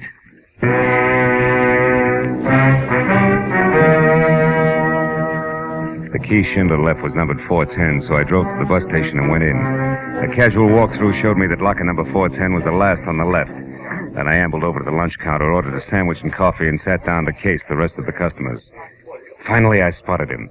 A dark man in ragged clothes with a profile out of Western Asia who was also watching number 410. The profile glanced around nervously and looked away fast when he caught me watching him. I eased the key to 410 out of my pocket and slipped it under my sandwich. Told the waitress I'd be right back and started toward him. He saw me coming and made for the back exit, broke into a run. When he got to the door, we played follow the leader down the tunnel to the alley behind the bus barn and around a corner. There the game stopped. Because a claw that belonged on a lobster reached out, grabbed me by the shirt front, and pulled me up against 18 inches of curved Damascus steel, sharp enough to shave with. I knew then why he'd shown me only his profile. Half his face was handsome, the other half. Well, when he spoke, he hissed through the flexible half of his mouth. Stand still, my friend, or I slit your gizzard for you. Where is Myron Loft?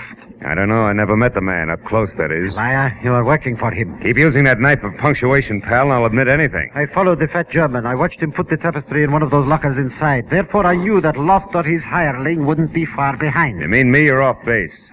What's Myron Loft to you? What indeed? Only I know the true value of that tapestry, for it was I who paid for it, with half my face and half my mind. But before I'm through, Loft will know too. Where is he? I don't know, but I wish I were with him. Shall I chill you for being stupid? Go to Loft and tell him that Akkar is not dead, but has come back to teach him the price of treachery. This'll surprise him, no doubt, huh? He murdered me so I would not talk. He left me for dead. Sent me hurtling, unconscious off a bridge in a truck of blazing oil. It made me like this. Claw for a hand, a face to frighten demons. But it did not kill me. Nice guy, Loft. And the tapestry itself. Tell him it will bring him nothing but despair. For I have put a curse of worthlessness on it that... A car! There, from the alley. The shot. Did you see who it was, Akkar? No, but I didn't have to see it to know. He thinks he has finished it now. But he is wrong. Look for the Baton Sinister. What? Look for what, Akkar? In the Duke's shield, the Baton Sinister. Akkar.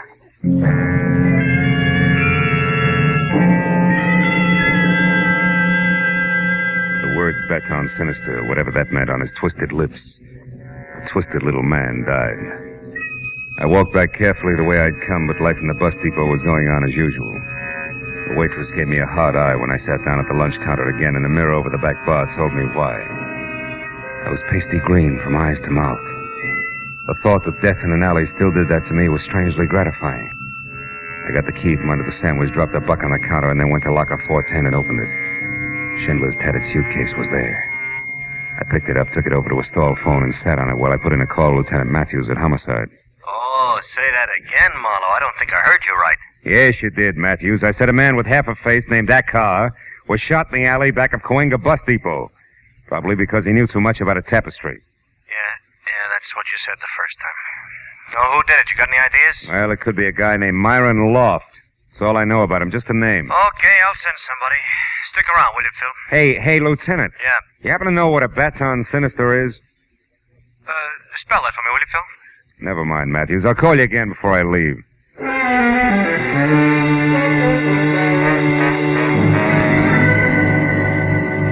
When I left the bus depot, I drove to my office, took the suitcase upstairs, and after I locked myself in, I opened it under the lamp on my desk.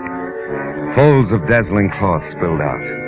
I remembered Schindler saying Duke was riding a gold horse, so I looked for that. Yeah, it was easy to spot. And from there, I located his shield. It was deep blue with 3 white roses on one side and a red lion on the other, and in the center, pointing diagonally from upper right to lower left, was a thin line of still deeper blue. That was all I had a chance to see. Because a hand in a rubber glove clamped a wet cloth over my face, and the sickly, sweet odor went through me. Like warm oil through a paper bag.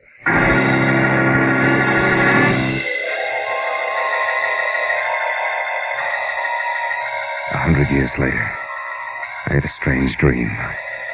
I saw a pair of high-heeled green suede shoes, and then a woman in a green veil looking at an empty suitcase. It must have been a dream. Because I couldn't move and my eyelids were lead. And when the green veil and green shoes left, everything went black again.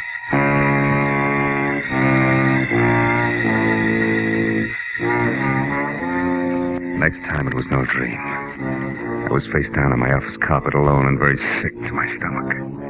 I'd been chloroformed. I crawled over to the desk and pulled myself up. The suitcase was open and empty. Somehow I got the phone off the hook, dialed information, and a minute later I had my client on the wire. Marlowe, you sound sick. What is wrong? I am sick. You're going to be too, Schindler. Your tapestry's gone. It was stolen. Gone? Stolen? Yeah. Oh, no, it can't be. You plundering, stupid fool, Marlowe. Why did What did you say? I'm sorry, Phil. Screaming in hysteria won't get it back, will it? No. How did it happen? Well, I brought it up here to my office, but somebody was already in here laying for me. I was chloroformed and out for about half an hour. When I came to, it was gone. Now listen. You know a man named Akar, horribly scarred from burns? Akar? No. Why? Did he get it? Yeah, not the way you think. He was killed at the bus station. What? Killed? Good heavens. Did Loft do it? I don't know. Akar thought so, and I'm getting tired of hearing that name Loft. Hey, incidentally, what's a Baton Sinister? Baton Sinister? Yeah. A mark in heraldry, but why that mark? Well, it might be important. What is it actually, Well, Pollard? it's simply a short line on a shield or escutcheon. It runs diagonally from Sinister Chief to Dexter Base. What does that mean? From upper right to lower left, maybe? If you're facing the shield, yes. It's the mark of fraudulence. But why? Well, I was told to look for the Baton Sinister by, Hey, wait a minute, Pollard. Huh? There's something on the floor here. It looks like an envelope. Yeah. There's nothing in it, but it's addressed to... Holy smoke, this is addressed to Myron Loft, 946 South Grand Avenue, L.A. I knew it. I knew Loft was behind the theft, Marlowe. But now we've got a chance to get the tapestry back. Where is this Grand Avenue? Yeah, it runs through a slum called Bunker Hill. Any cab driver knows it. I'm going down there now, Schindler. Good. I'll get there as soon as I can to cover you. And Marlowe, listen. The man is a devil. Be careful.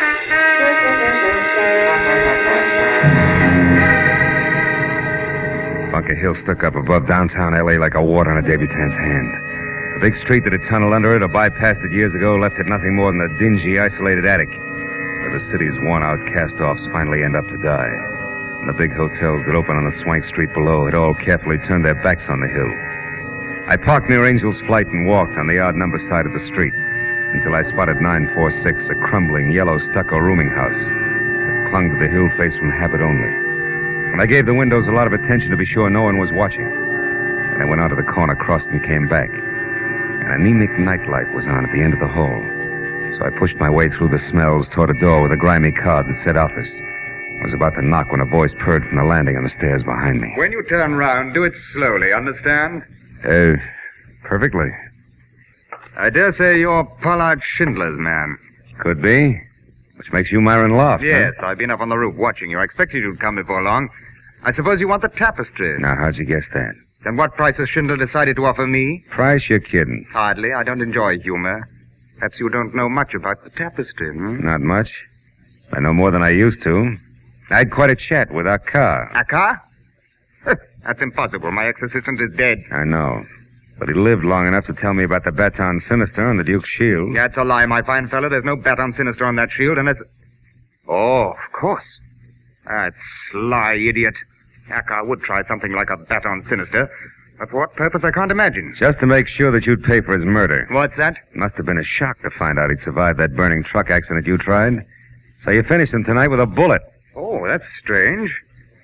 How much more do you know along this line? Enough to make bargaining more than worth your while, and I haven't kept it all in my head. I see. Well, my door's a second on the left. Now move along now, quickly. I see no reason to hurry. I do. See what you mean. Although the accent was Oxford, the gestures were strictly Skid Row. So as I preceded Myron Loft and Gunn into my lord's sagging chamber, I watched carefully for the chance I knew I'd have to take before long. But a small step toward a dark corner... No, don't try that. ...told me it wasn't going to be easy. The gentleman with the flaccid voice was being very wary about me. Now turn about and face me, quickly. So wary about me, in fact, that the quiet footstep behind him went unnoticed. The footstep that had been made by a green suede pump that belonged to a lady with a veil, also green. I now knew I'd actually seen earlier in my office. When she took her next step, the gun she clenched in her expensively gloved hand was raised high. It came down hard. Girl of my dreams, I thank you. That was neat, and believe me, not a moment too soon. He's not dead, is he? No, he's just out cold as in deep freeze. But, aren't we being a little matter-of-fact about all this? We are. Did you expect tears? Well, from the veil, yes. That's where I'm probably being misled. I should concentrate on your green suede shoes. They seem to be more in character. And you seem to be quite ungrateful and gabby. So why don't we just move on some? Over there, that bundle. It could be the tapestry. The Hey, lady, you're not after it too, are you? No, I came here to save your life. Oh, I love you. that's charming. Come on, mister. Are we warm? Hot. Yeah, this is it, all right. Good. Now get back. Yeah. Away from it. Oh, no. Oh, yes. Way back. And for safekeeping, into that snug little closet there. Without so much as a peek? At the veil, I mean. Without so much as another word. Your mouth, I mean. Go on. Inside. It won't hold you for long, but I don't need long anymore.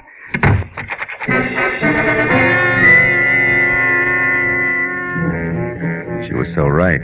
Didn't hold me for long. Because even a misplaced hiccup could jar loose most any given segment of Bunker Hill construction. However, by the time I got to the street, it was lady with veil and bundle tucked underneath her arm climbing into a cab. And only a tail light skidding out of sight around a corner. So I played the only bet left. She departed in a cab. Maybe she'd arrived in one. And maybe that one was still in line at the hack stand across the street at the back of the hotel. At number 4, I connected. Yeah, sure. The doll with a veil. I brought her here. Why? What's it mean to you? Everything. She's my long-lost sister. Where'd you pick her up? I can't remember. Okay. Here's 5. Now try it. Sure. It was the Sunset Gardens Hotel, Villa 12. Witches around on the side. But you know what else? No, what else? I'll bet this 5 she ain't really your sister at all. I'll bet she's really your wife. Oh, you're so wrong. She's really Typhoid Mary, Jack. You better fumigate fast, both inside and out. Huh? Goodbye.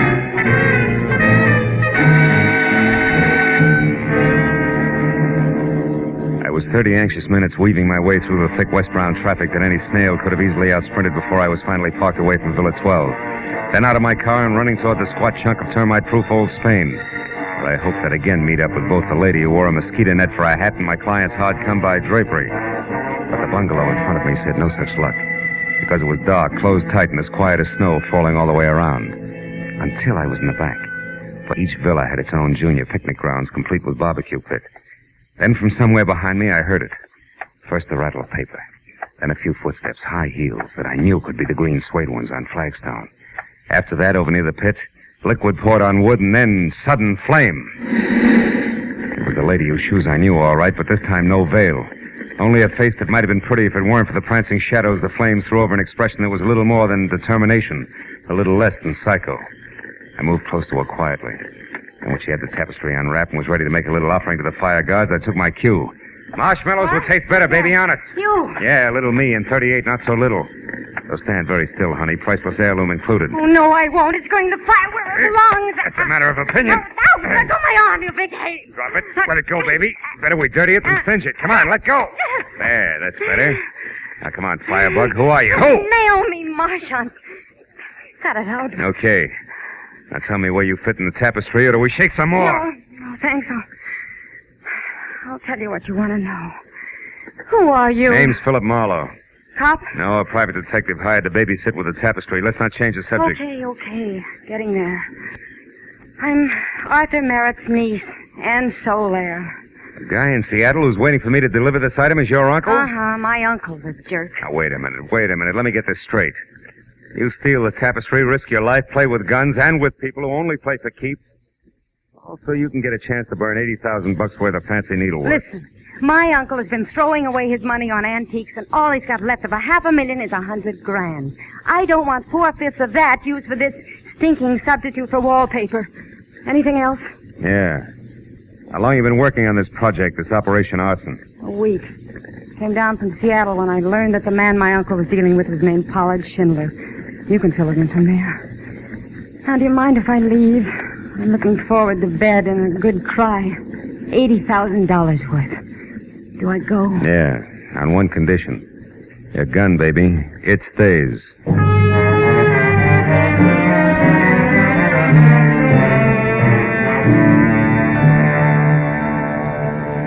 I watched her until she was around at the front of the bungalow and out of sight. Then I grabbed up the tapestry, started to fold it when a sudden flare from the fire threw a crazy spurt of light over the material on my arm. And I saw that on the shield that the Duke of Kent carried, there was no Baton Sinister. This was not the same tapestry I'd examined in my office. Right then, just to make things all the merrier, I once again heard from Naomi Martin. On the even chance that this was a trap, Naomi playing possum with healthy lungs, I ditched the tapestry in a nearby clump of trees, then gun in hand ran for the front door of Villa 12. I got there just as a gray convertible lights out roared off and Naomi was climbing back onto her feet. What took you so long? Now listen, you, the real tapestry, where is it?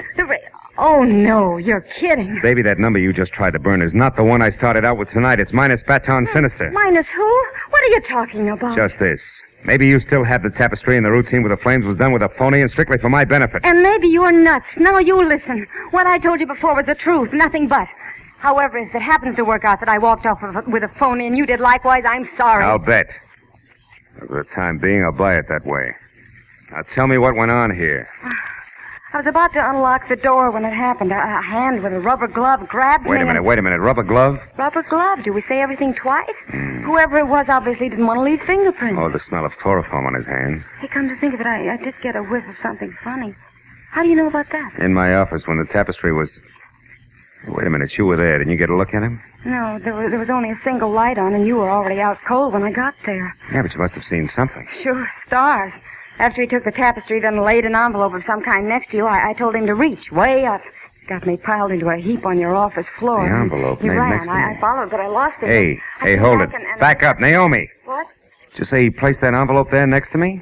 That's what I said. See what I mean? We Cut it out, here. baby. I've got an idea, a thought. About a Baton Sinister and what's really going on. Also, it just occurred to me that Myron Loft might not remain unconscious forever. And that my client was going to cover me at Loft's place on Bunker Hill. Wait, where are you going, Marlowe? Once I pick up the tapestry I just hid, which may not be a phony, back to Bunker Hill. So long, kid.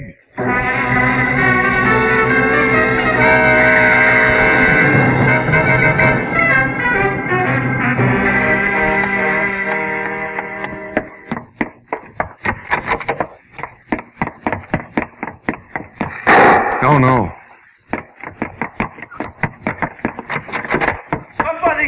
Somebody call the police. Marlowe! Oh, Marlowe. Marlowe, thank goodness you're here. I just shot Myron Loft. You did what, Schindler? Yes. Gott im Himmel. Dead Marlowe. Hey, for the love of Pete, what's going on in this joint? Nothing you can help, sweetheart. Oh, okay, Bright Eyes, but try to hold it down, will you? It was terrible, Marlowe. I came to this place after I didn't hear from you and found out which room Loft had. When I went in, he was on the floor, unconscious. So I started to look around for the tapestry. In the meantime, Loft came to, got hold of a gun and rushed you. Is that it? Yes. We struggled, and then the gun went off. Oh, Marlowe, what should we do now? Call the police? Yeah, I'll take care of it. You go back into the room there and don't touch anything and see that nobody else does. All right, Marlowe. But you have the tapestry? Yeah, I got it, Schindler. Safe and sound. Your worries are over.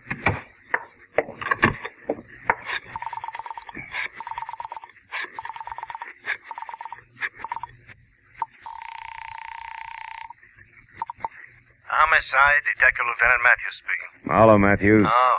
I'm at 946 South Grand Avenue, and so's another body. What? At Myron Loft, I mentioned. My client, Pollard Schindler, just shot him in self-defense. Which also clears up that death of that car out behind the bus depot, huh? I mean, Loft got him and then tried for your client, but missed. Yeah. Yeah, if you believe my client. Yeah, well, Oh, Marlowe, what are you reaching for? Few very tasty but hard to swallow facts. One, my client's a liar. Two, my client killed both Acker and Myron Loft. And three, I've been set up and used as the neatest chump, patsy, sucker, fall guy. They all fit. He even shot through my windshield for realism. Pollard Schindler never had the real tapestry, Matthews. He had only a phony. He gave it to me to deliver and then swiped it from me. After which he put me on the trail of the real one. Uh-huh. So while swiping it back for him like the good private detective you are, you'd come up with the real one, huh? That's tidy. I'll be right down, Phil. Okay.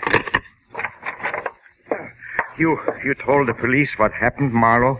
Yeah. I told them, Mr. Schindler. I told them everything. Now there's nothing for us to do but wait.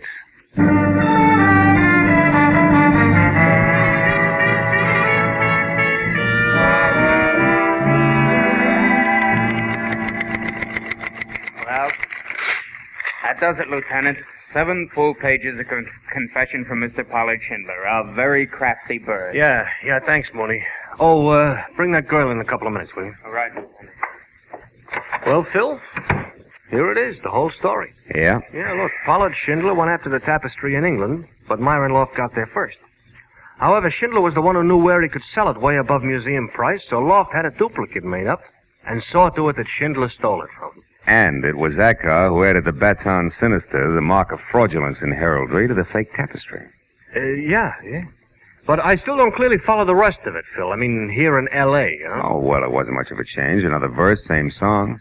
Loft stayed close to Schindler all the way back from England. Yeah. And he watched and he waited until he figured that Schindler was ready to close his deal, you see? Yeah.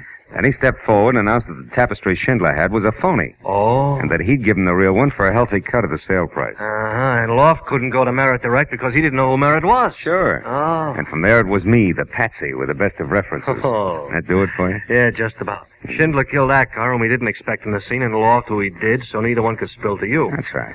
Now it... yeah, come in. Now, when did you... Oh, just a minute, Miss Marchand, please. When did all this come across to you, Phil? When I got mixed up with the lovely lady here. She told me that the man who had chloroformed me in my office had carefully placed an envelope on the floor next to me. An envelope I later took as a clue. From that switch, I started to look around for others. Oh, great. Hooray for Campfire Girl me. What kind of a medal do I get? Yeah, you get a pretty nice one, Miss Marchand, thanks to Marlowe. You get freedom. You know, we could prefer charges against you. Like what? Like what? Like assault and battery for slugging Loft, grand larceny for the theft of the tapestry from Loft's place, attempted destruction of private property. Okay. I forgot about those things. Yeah. Thanks, Marlowe. Thanks, Marlowe. Is that your official statement? No more? Not even I'm sorry before you go? Well, yes. I'm sorry, all right. Real sorry that I missed. Goodbye.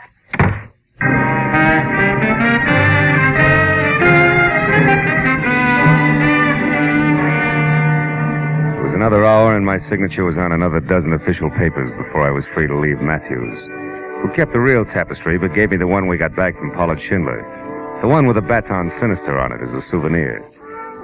So by the time I got back to my apartment, it was pushing 4 o'clock in the morning, and I was tired. Tired of a night that had been jammed full of crooked people who had taken crooked paths half across the world, chasing a buck. So tired, in fact, that I didn't notice Naomi Marchand leaning across the door opposite mine until she spoke. Marlowe, we could take that tapestry you have there, even if it's a phony one, and fly to Seattle and sell it to Uncle Arthur before he knows anything about what happened here. Marlowe, we could... Marlowe? No. Marlowe. Go away now. There was only one thing to do. Put both hands firm on her shoulders, spin the girl around and across my knees. Don't you thank me! Oh, well. I was too tired for even that.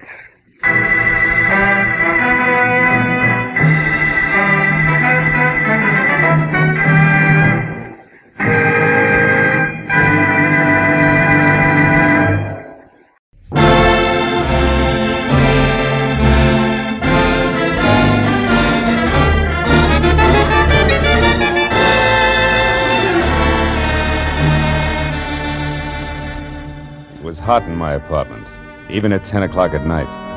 The sultry wind blowing through curtains at the far side of the room didn't help a bit. It was the kind of night that made me wish I was something else, a butcher, baker, candlestick maker, anything. After a long, hot day spent in the downtown courts of law, listening to the petty arguments of a petty larceny case, I was tired of petty people. The paper I had picked up on my way home wasn't helping any. 10 killed in an air crash.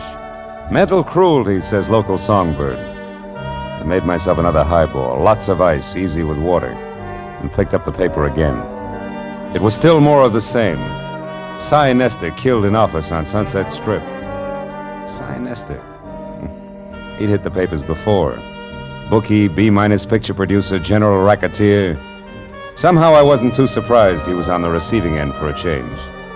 My drink was good for 10 more pages of equally dull reading, and I was set for the next in line when the phone rang. Mr. Philip Marlowe? It was the first attractive voice I'd heard all day. Mr. Marlowe? And you know, I thought she might be fun. My name is Joan Rustin, and I'm only here in Hollywood from Ferndale, Nebraska on a vacation, and I wanted to have some fun. You know, see the nightclubs and the stars hey. and that sort of thing. Hey, wait a minute, I Joan. don't want trouble, Mr. Marlowe, hold at it. least of all. Teacher. Hey. Yes? Let's back up a little, huh? Your name is Joan Rustin. You're from Ferndale, Nebraska, which you're right, I've never heard of. Also, you're a school teacher. That much I got. But the rest about the sights, the last part, the trouble Oh, but don't you see? They're the one and the same. Oh? I wanted to step out. Nightclubs, movie stars, glamour. But it didn't end up like that because he was shot, and then I didn't know what to do. And his name's Aubrey Nickel. He's the man who took me out to show me the clubs. Anyhow, after it happened, I ran. Why? Why? The publicity, of course. Mr. Marlowe, I'd lose my job. You see, I'm a school teacher. Yeah, you said that, honey. Now, look, where are you, Joan? The Tulip Room. It's a bar on Sunset and La Cienega Boulevard. You'll come right over, huh? Huh? Yeah, I'll come right over, huh? Goodbye, Joan. Hey,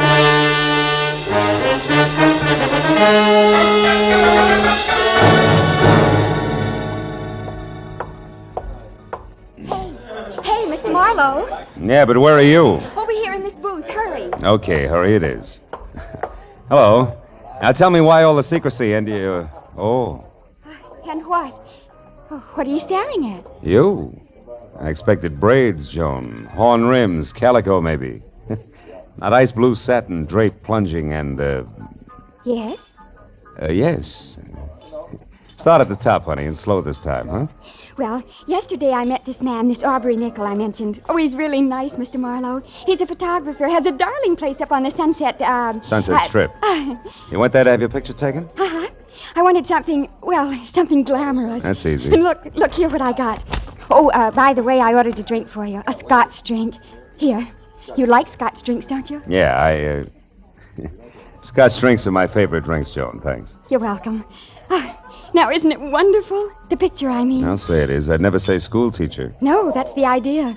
Just like a model in a fashion magazine, isn't it? Aubrey took it from inside his photo shop while I was outside on the street looking in his window. You know, like a smart career girl just strolling along the avenue. Mm-hmm. And see how he faded out the background? That way I'm the focal center. Focal center. Isn't it nice? Oh, yes, it is, yeah. But look, Joan, the rest of the story. Now, the man was shot. You don't want publicity, remember? Oh, yes, of course. Well, we made a date, Mr. Marlowe, for tonight. I was to be at his place, his shop on the Strip at 8, which I was. But when I got there... He was gone. Well, no. He might just as well have been for all the attention he paid to me. Oh? He had something on his mind. Acted as though he didn't even expect me. Why, I had to mention this picture here twice before he got it out of a drawer for me. But then, just like that, he changed. Said if I wanted glamour and nightclubs, why not? Oh, by all means, why not? And off we went to Cyrano's, no less, and sat at a table with 2 men and a woman who was actually Irmgard Fury. Actually, who? Irmgard Fury, the starlet. Oh. Don't you read the papers? Oh, golly, her picture's been in every theater section and magazine for the last 6 months. Of course, she hasn't made a movie yet, but she probably will soon. Wait a minute. Irmgard Fury, she has red hair, a figure, lots of each, huh? That's right. Oh, and so sweet to talk to. Well, believe it or not, when we were in the powder room and she couldn't find her lipstick, she used mine. Now, that's really democratic. Look, Joan, there was a shooting. You remember that. Now, you were sitting at a table with 3 men in this Irmgard Fury? That's right. Well, go on. What happened next? Well, when Miss Fury and I got back to the table, Mr. Lacey and his friend were gone. And then a minute later, Aubrey excused himself to make a phone call. And then? And then a waiter brought me a note from Aubrey which said I should go back to my hotel and wait there till I heard from him. Then it happened. Look, Joan, if I'm going to help you on this, you got to tell the whole coherent story. Well, suddenly there were some shots, maybe from outside, and people were yelling. It was terrible. I was scared to death, and I ran outside. People were crowded around someone. It was Aubrey. He was dead. What'd you do then? I took the first taxi I could get to my hotel, the Beverly Crest.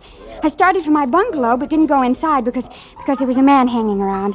I'd seen him before someplace, and I didn't like his looks and turned away, and he called to me. Oh, he was awful, Mr. Marlowe. Awful looking like a frog, maybe? Sloping shoulders, bulging eyes? Yes, and when...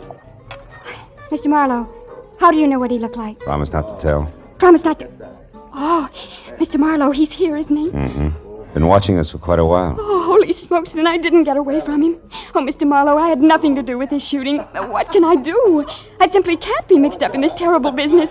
Oh, please, Mr. Marlowe, I'll pay you anything, only get me out of this, please. We'll talk about that later, Joni. Now, look, when we get up, keep talking and don't look away from me. Then when we're outside and around the taxi stand there, duck away from me fast and get in close to the building and stay there till the frogman is gone. Then head for your hotel bungalow and wait there till you hear from me. Now, you got that? Oh, yes, but I don't understand why he's going to leave us. You will, if our little coup works. Come on.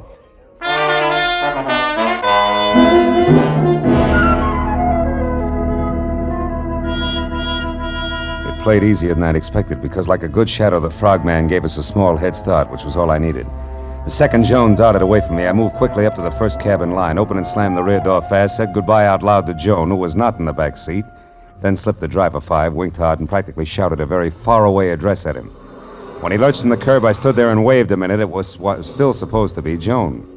Then, even as I saw the frogman dart across the street, pile into his own car and take off after the cab, I walked slowly back into the bar where I had another Scotch drink and did some fast checking on the current location of Aubrey Nichols, which was the Dawson Memorial Hospital. Then I started outside for my car, after stopping en route at the booth where Joan and I had been sitting to pick up a pair of gloves and glamour portrait my new little client had left on the seat. The school mom had been upset indeed.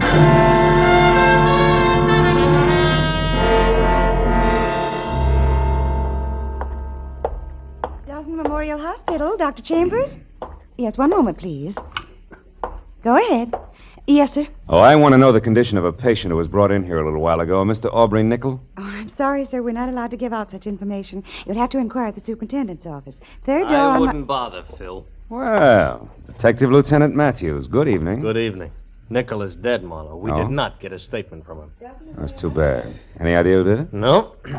Have you? I didn't even know him. A client of mine. Yeah, Mr. Smith? That's right. That's remarkable. Mr. Smith, he asked me to inquire about his condition. Uh-huh. Well, it happened about an hour ago in an alley behind Cyrano's. Aubrey Nichol was a photographer up on the strip, but pretty much of a phony. A big front boy, strictly. That's all there was to it, huh? Walk down here with me a little. Oh, sure. We figure there may be some connection between this shooting and Cy Nestor's death this afternoon. Nestor also had an office on the strip. What do you figure the tie-in is, Matthew? A man named Ham Lacey. You ever hear of him? Yeah, he was one of Nestor's #1 boys in the racket, right? Yeah, something like that. Of course, officially, Ham Lacey is known as the vice president of Nestor Enterprises Incorporated. Also production manager of that second-rate movie studio Nestor owned. Well, anyway, Lacey, another man, and Aubrey Nichol were at Cyrano's tonight with a starlet named Irmgard Fury, and another gal we haven't been able to tag yet. Now, tell me, wait a minute, Phil, Lieutenant. When Nestor was killed, did it look like the usual mob tactics? No. Nestor was beat up by fists. Not sapped, not cut up with brass knucks. His death was caused by a blow to the temple from a poker that was standing next to a phony fireplace in which he could have hit his head when he fell. Well, it's probably not Lacey and Associates, huh? Probably not. He's got an alibi. Yeah? Besides, we already got a fair line on who did it and why. We found a note in Nestor's pocket signed D. Tobin, which threatened Nestor with a beating if he didn't stay away from the undersigned's wife and send her back home at once. Nestor, you may or may not happen to know, had this Irmgard Fury or something under contract to him, saw lots of her. So, again, the two deaths more or less tie together. Yeah, you've already talked to, oh, by the way, her name is Irmgard Fury. No, I ain't talked to her. I figured I'd wait till I knew a little more. Also, I didn't figure Nichol would die without saying anything. No. Well, now it's your turn. We found this negative in the alley near Nichol's body. This is a night shot of the Sunset Strip and nothing more. Means anything to you? No, why should it? Now, look, I told you before, Lieutenant, I never even met Nichol. Yeah, and I listened, didn't I? I noticed. Yeah, but now let's level a bit, huh, Phil? Who your client is and what he or she has to do with this is one thing as long as we're both on the same side. But playing dumb when it might count is quite another. Now, once more, Phil, huh? The picture? Still 0, Lieutenant. Honor bright. Anything else? Yeah, just to save you a little time, Phil. Yeah, let's do. Irmgard Fury's address, 441 West Bedford Drive, Beverly Hills. You got a pencil? 441 West Bedford Drive. Now, play it close. Be sure to call when you think it's time. And if you're wondering about why all this help from me, try this. What you know and won't tell, plus what I know and will tell, might do the trick. Say goodbye to me, Phil. Goodbye.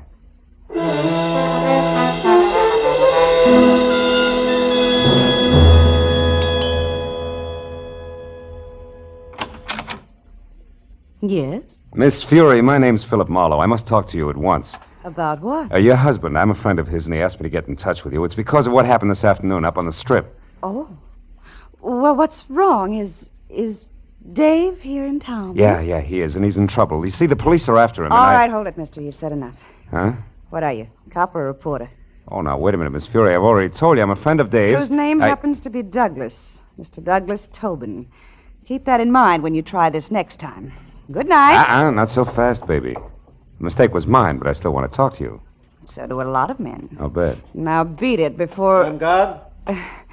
Before I forget myself. What's the trouble, Irmgard? Oh, no trouble, Hamilton, darling. This gentleman was just leaving. He had the wrong address. He made a mistake. Didn't you, Mr. Marlowe? Yes, a blunder. 1,000 apologies, and good night, Mrs. Tobin. For what it was worth, it worked. At the mention of the name Tobin, Ham Lacey spun around like he was built on a pivot, and his eyes that were narrow slits with all the come-hither look of a cobra's never left me, as I slowly walked away from him and past the yellow convertible he'd just driven up in. License number 6969X, California. And on out to the street. All of which only meant that Lieutenant Matthews was probably right about there being some connection between Sinister's murder and the death of Aubrey Nickel. When I opened the door of my car and started to climb in under the wheel, the voice in the night helped not at all. If you don't do as I say, I'll kill you. Okay. Knock it out. Take it easy. All right. Now close the door and turn around. You're back to me. Now look, if this is a stick-up, Busty, it can save us both a lot of time. Shut up. I'm not a hold-up man. Now, move over there, close to those trees. Go on. I want to ask you a question.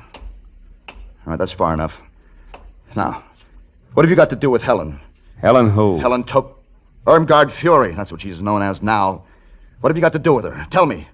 Very little, Mr. Tobin. Tobin? You know who I am? And so do the police. Why don't you call it quits while you're still in one piece? No, not quits. That's what you want, what all of you want. Me arrested and out of the way in jail and maybe out of the way for good. No. But that won't be. Helen's mine and you're not going to harm her. Careful, Tobin. You're getting excited. Yes, excited enough for this. Go!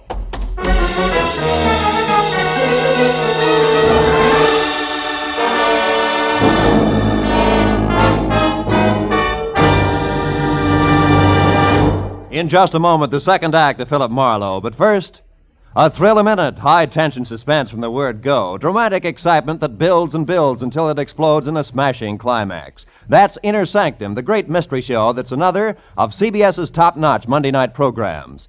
You'll find Inner Sanctum one of the most entertaining spots in your Monday night listening schedule. And remember, Lux Radio Theater is back for its 15th year of great dramatic presentations. Inner Sanctum and Lux Radio Theater every Monday night over most of these same CBS stations. Now, with our star, Gerald Moore, we return to the second act of Philip Marlowe and tonight's story, The Rustin Hickory.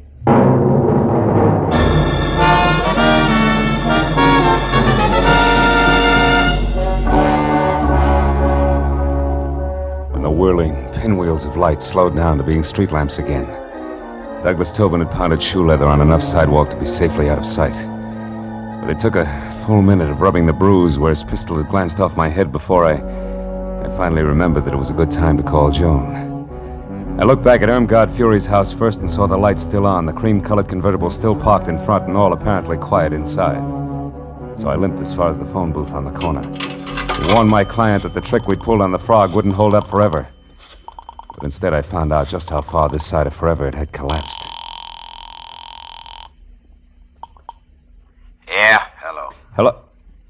Hey, what number is this? Well, Shamus, you got the right number, Shamus.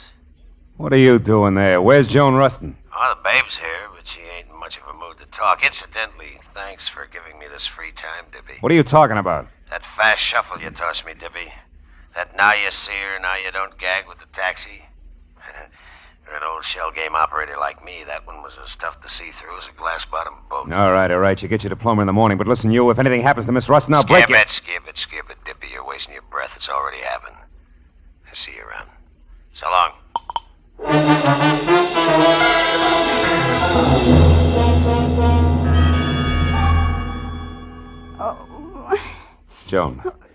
Joan, come on, baby. Come on, snap out of it. Oh, stay away from me. Hey. Get out of here, you Hey, hold it. It's me, Joni, Marlowe. Marlowe. Yeah. Oh, Marlowe. Come on, honey. What happened? Are you hurt, Joan? That man, the one with the gruff voice. Yeah? He forced his way in here, Marlowe. He was looking for something. I tried to stop him. I was going to scream, but I guess that's when he put the bite on me. That slug, baby. Well, anyway, he hit me hard. And I've never been treated that way before in my whole life. You've never been buddies with murder before, either. Come on, honey. Get up off the floor, huh? Easy now. There. Hey, he turned your place inside out, too, didn't he? What was he after, Joni? Oh, I don't know. He just told me to quit stalling and hand it over. I didn't know what he meant, so he shoved me. Then he pulled out all the books there, tore up the rugs. He was looking for something small and flat like a... Wait a minute. Sure. The cops found a negative near Aubrey Nickel tonight, but it was worthless. There must have been another one, an important one. And Lacey and Froggy, who no doubt's his helmbait, must think you've got it. Me? Well, that's impossible. All I had was my picture, and, well, I don't even have that now. No, but I do, out in my car, and it gives me a great idea. Come on.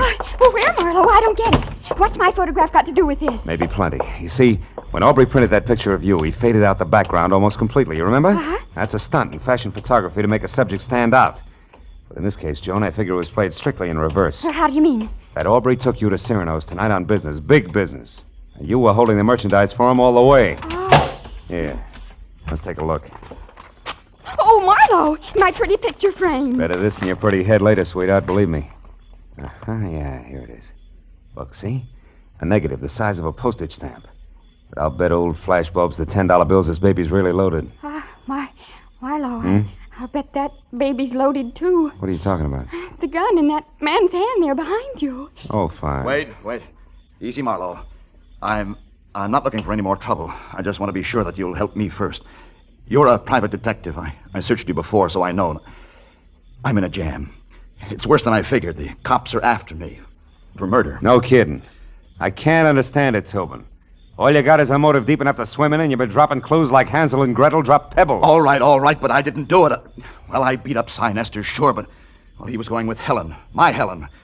I hated everything and everybody in this phony town because they took her away from me.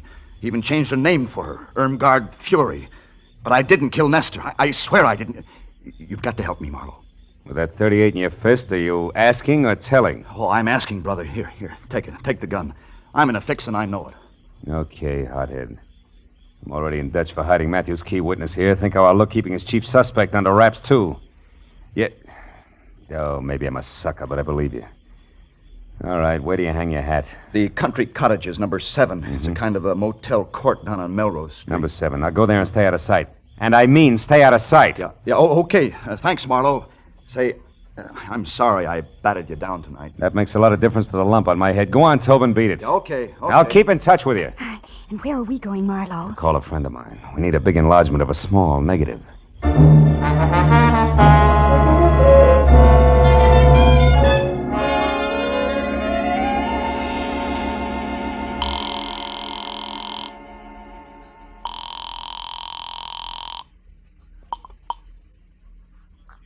Chronicle Photo Lab, Sherman speaking. Hiya, Shermy. This is Phil Marlowe. No kidding. Gee, how's business, Phil? Long time no see. Yeah, I know. Now, look, are you busy? I got a job that's right down your alley, Sherman. It's important. What is it, Marlowe? Well, it's a 35-millimeter negative. I want it blown up to about half as big as a house. Okay, bring it in. I can't. I've got to check a couple of other things at the same time. Now, look, Shermy, can you meet me at the Aubrey Nickel studio on the Strip in about 10 minutes, back door? Wait a minute, back door? Yeah. How come the back door, Phil? So we can kick it in without attracting too much attention. Shermy, I'll see you in 10 minutes.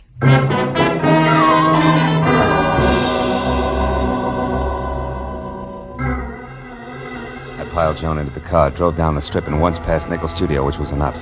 Joan had posed for a picture in front of the place, and directly across the street, behind her, just as I knew it had to be, was the neat plastic sign reading Sinister Enterprises on the diminutive but glossy imitation Swiss chalet where Nestor's body had been found. We turned, doubled back through the alley, and found Sherman bobbing up and down like a nervous gopher. 5 minutes of not-so-subtle persuasion got us past the lock and inside Aubrey's studio where something else checked. The walls were practically papered with pictures of Irmgard Fury, taken from every conceivable angle, including some that were not. Things were beginning to make a lot of sense. Marlowe, is this all right? Coming in here, I mean, sort of uninvited and all. It's breaking and entering, lady. You can get 5 years for it. I sure hope you know what you're doing. Yeah, this must be the dark room. Yeah. Now, here's the negative, Shermy. Do your stuff. What do you really expect to find on the film, Marlowe? A murderer, baby. It's got to go one of two ways. Douglas Tobin for jealousy or Ham Lacey for ambition. Aubrey Nickel caught one of the two in the background when he took your picture. And he was familiar enough with all parties concerned over there to think he could put the screws on somebody. How's it coming, Shermy? Be out in a minute. 15 by 20, okay? Yeah, it's good. If there isn't a man in the background, I'll eat it. Better get the salt and pepper, pal, because it's nothing but a car. See? It can't be. Oh, brother, that's more than a car, Shermy. It's a yellow convertible that belongs to Ham Lacey. Look, you can even see the license, 6969X. 696. Oh, now how do you suppose... What's the matter, Marlowe? I just thought of something. Without this picture, both Tobin and Lacey are suspects. But with it, we have proof Lacey is implicated. That means Lacey thinks he has Tobin sitting in the perfect frame, right where he wants him. Oh, Marlowe, listen. Now, look, you two get out of here. Go back to the paper. I've got to get to Tobin fast and let him know. Oh, Phil, listen, Look, baby, you're no doubt terrific in the 3rd grade. But some things they don't even teach in college are going to pop any minute, so I'll take it from here, huh? Stick with Shermy, honey. I'll call you. Oh, but Marlowe, wait, listen.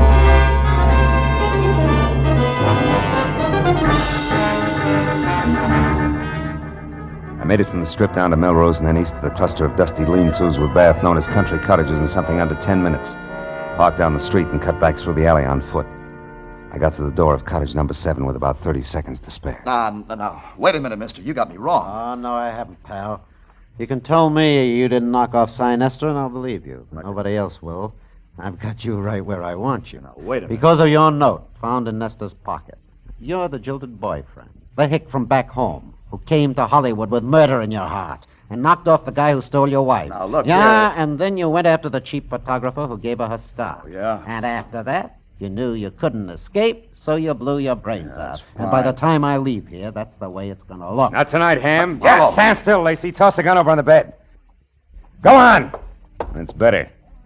So you figured Aubrey was lying about having a picture that pegged you as Sinister's killer, didn't you? You figured Aubrey saw something but had no proof, so you shot him. But you were wrong, Ham. He had all the proof we need. Oh, Marlowe, look out! What's that? Joan, who's out there? Oh, Phil! Joan! Phil, Joan, are you all right? I hit her. She's the one who killed Sinister. I tried to tell you that. I followed you here to tell you, but instead I saw her with a gun pointed at you. I grabbed the first thing I saw, this broken rake handle, and I hit her with it. I hit her awfully hard, Phil. She isn't moving. You don't think she's... Dead? No. She's probably thinking over the big lesson you just taught her with that stick there. What's the matter? 8 each.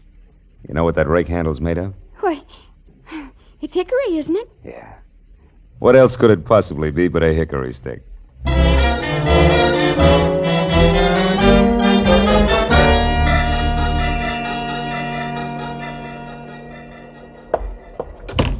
All right, Marlowe, all right. Nobody can hear us. Now, what is it? Well, it's that Miss Rustin here is a school teacher, Matthews, and it's imperative that we keep her name out of this. Oh, well, we can arrange that. Oh, good. You know, Matthews, it's funny how one step leads to another. Yeah? Ham Lacey never would have gone so far as to kill Nestor on his own. But when he learned that Irmgard had done it, he saw an opportunity to turn the whole situation to his advantage. He and the girl agreed to frame Tobin and then go along as a team. You know, of course, that that's just your theory. Just a minute. Now, What do sit you down mean? over there and be quiet for a change while Miss Rustin and I wind this up. Matthews, listen. Now, quiet, please. Pulling rank, huh? Phil.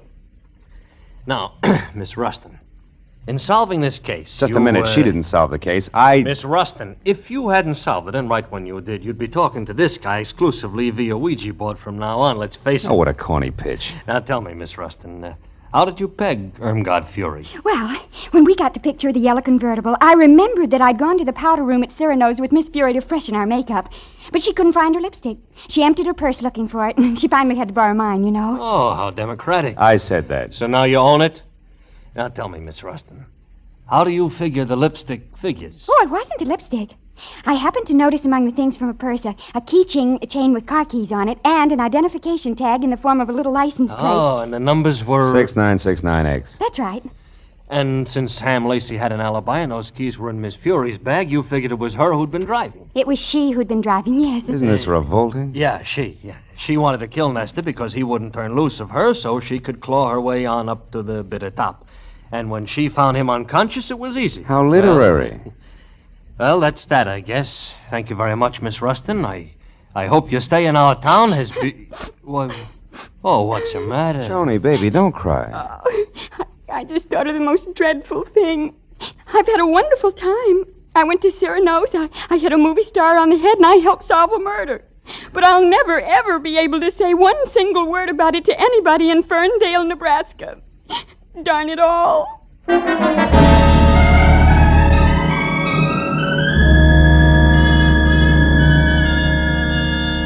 It took a few minutes to put on a new touch of mascara and get the pink off her nose, but she was smiling again when we said goodnight to Matthews and stood on the steps at headquarters and looked at the glittering lights of Hollywood. There was still plenty of time for supper and even a dance or two, and she wanted to go. But suddenly, from somewhere, there was a smell of autumn in the air, of dry leaves on the ground and ripe red apples for the teacher. She shook her head wistfully and spoke of an appointment she had bright and early next Monday morning. It's a very important appointment, Phil. So, I took her to a hotel and said goodbye. All the way home, for some reason, I kept wondering, whatever happened to Skinny McDonald? The only kid in school who could shoot a better spitball than Marlowe. Has it really been that long ago?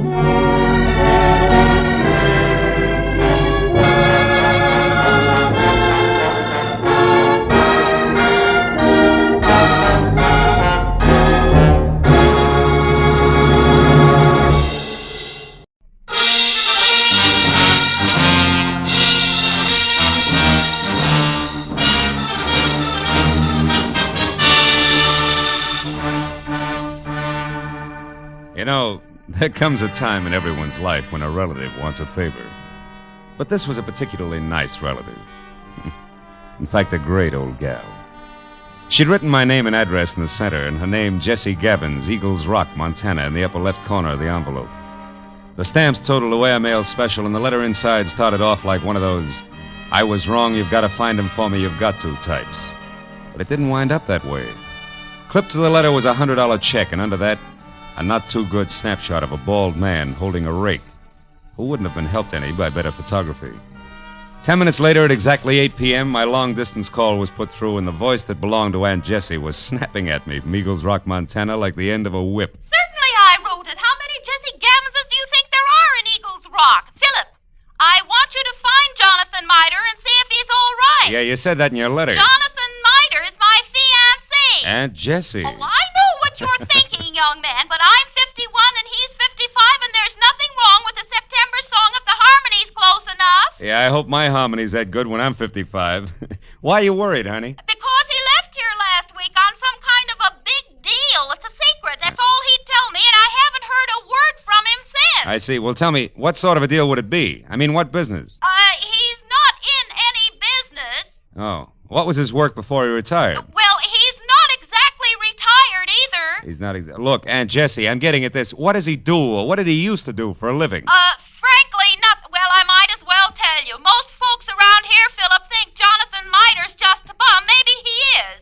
He came to town, Philip, on a freight train a month ago, and he's been raking leaves for handouts ever since. That's how I met him. But he's a fine, honest, proud man, and I'm going to marry him. Congratulations. Yes. Look, you didn't happen to give that fine, honest, proud man a wad of money to finance this big deal of his, did you? Oh, no, Well, then don't. Because I'll be frank. Sounds to me like a broken-down con man warming up a new routine. Then I'll gladly pay to find that out, Philip.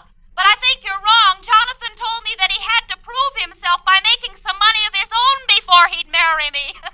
As if I didn't have enough to take care of two people already. Okay, Jessie, it's a little off-center, but I'll buy it. Philip, when you find him, don't tell him that I hired you. As I say, he's very proud, and it'd hurt him. And now all I can give you to go on, aside from that snapshot I sent, is an address.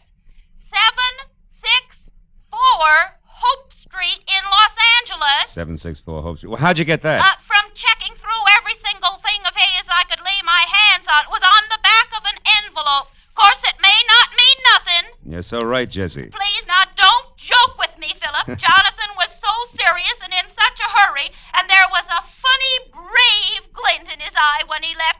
Do your best. A brave glint. Oh, no. Okay, Jesse, no jokes. Goodbye, darling.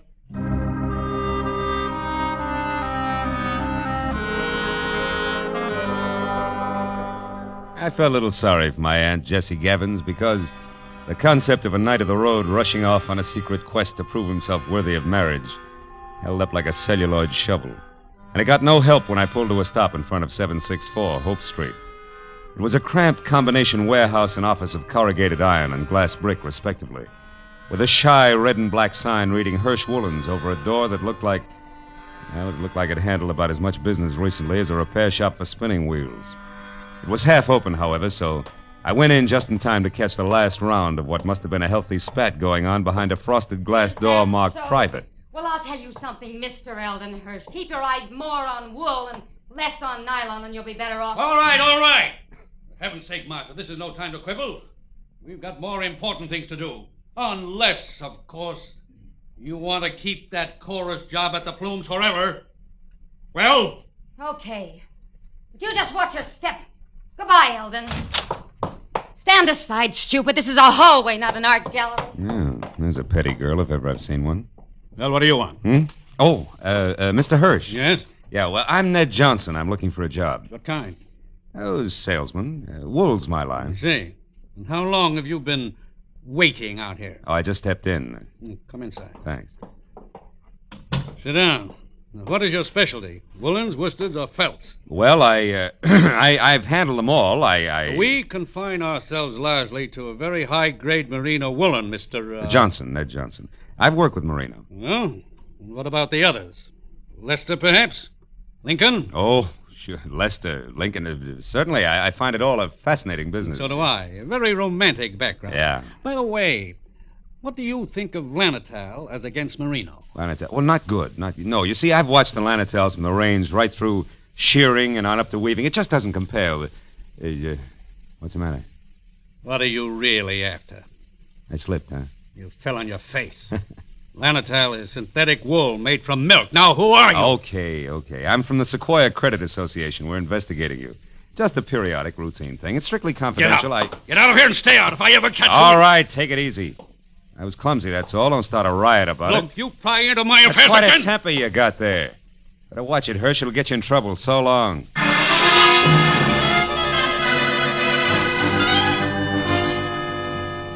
I hadn't exactly been wool gathering with Hirsch and Company, but I hadn't exactly made strides on the connection between A Bum in a Hurry and 764 Hope Street either. However, I couldn't help wondering what Hirsch had meant when I'd overheard him speak to the girl in the office about more important things to do. So when he slammed the door on my shoulder blades, I went around to the alley for a peek in his warehouse. But I skipped that when a man stepped into view wearing the identical face I had in my pocket on a snapshot. It was Jonathan Mitre. He'd swapped the rake for a silver-tipped cane and patches for 14-carat class from Spats to a Hamburg, which might well have covered a bald head. But it was the same man, no doubt about it. So I decided to play this one strictly 3 cushions with reverse English. Hey! Huh? Hey there, you! Oh, were you addressing me, sir? Yeah. Don't I know you? Oh, sure I do. Points east, huh? You're mistaken, my man. I haven't been east in 30 years. Oh, come on, friend. I'd know you anyway. You're good old Jonathan Mitre. Sir, I am Ross J. Crowley of Canada, and I have never had the dubious pleasure of your acquaintanceship until this very moment. Ross J. Crowley of Canada, huh? Okay, Mitre, that's the way you want it. What are you doing around the wool business? Setting it up for a fleecing or just pulling it over somebody's eyes? My good man, you've obviously confused me with someone else. Now, pack off, recognize fella. I'm in a hurry. Now, wait a minute, Pop. Wait a minute. Let's get this straight first. Your name's not Crowley. Why are you using it? By Godfrey, sir, you're trying my patience. Stand aside. Come on, let's have it. Oh, very well, if you insist. Here it is. Look out. Hey, come back here, you old goat. Why don't you look out? Why, you awkward roughneck. Why don't you look where you're going? I was, but I couldn't get around all 3 of you. 3? What do you mean, 3? You and your 2 big feet. If you can't keep those gunboats out of people's way by yourself, hire a pilot. Oh, by now my boy's so far ahead I couldn't catch him if he stopped for lunch. Thanks to you. Goodbye. I went as far as the corner anyway, but I'd been right the first time. Jonathan Maida, alias Ross J. Crowley of Canada, was long gone, and I had no idea where. This left me with one slim, lovely lead, a lady named Marcia. If I'd eavesdropped correctly, she would shortly be making with the legs in the chorus of the Plumes Theater restaurant. It was 7:30 when I entered the platinum-plated tourist trap on Hollywood Boulevard that featured small portions of bad food under glass and large helpings of good skin under lights. Cost me $10 and a fast ad-lib backstage, but it would have been worse out front, so when the chorus high kicked its way out into the wings, I nailed Marcia as she went by. She narrowed a half a pound of mascara at me and let a footlight smile drop, which left very little else. Yeah, my name's Marcia. What do you want? Make it snappy. I gotta change. Change what, your hairdo? This won't take a minute, baby. All I want to know is where Jonathan Maida can be found. How should I know? I never heard of him. You're stalling on your own time, baby. I got all night. Nuts to you, Jack. Blow. Come back here. This is important. Now listen, you. I don't know anybody called Jonathan what's-his-name. And put one more fingerprint on my arm and you'll get bounced out of here on your head. You know, there's just a chance you could be on the level. Look, the guy wants about 55 and spats with a Hamburg over what is no doubt a bald dome. Carries a black cane with a silver tip and for some reason answers the name of Crowley. Crowley? Yeah, that's it, Ross J. Getting warmer, huh, kid? And don't bother telling me you never heard of him. So I've heard of him. So what? He's a good pal of mine. Met him a couple of nights ago. He's quite a sport. I'll bet he is. Where can I find him? What do you want him for? I want to talk to him, that's all. Where's he live? Up a tree. Like I said, Buster, blow. And like I said, baby, this is important. So important, I'll have a lopsided line in the next number if you don't talk, because you won't be there. You'll be on your way to the pokey. Now, where does he live? I don't know. He's from Canada. You can come closer than that, sweetheart. Give. All right. He tells me he takes a walk in the park every night. He raves about the gladiolas. Like they grow in Coldwater Canyon Park, maybe? Maybe. Thanks, you're a good kid. Keep your powder dry, baby. I'll see you.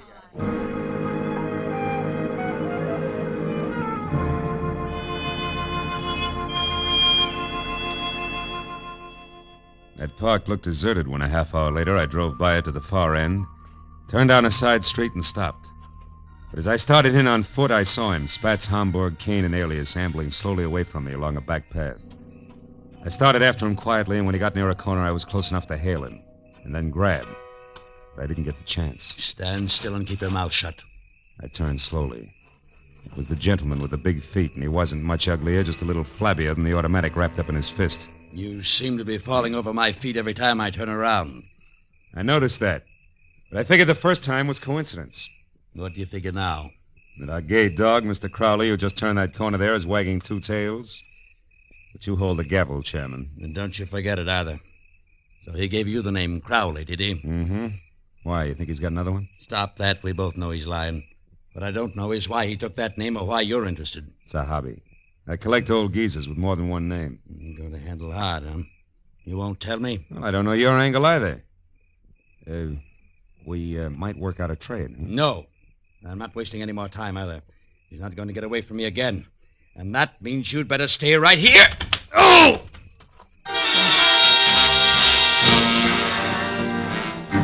He piled me up on the ground with a stomach full of pain. I saw him run down the path.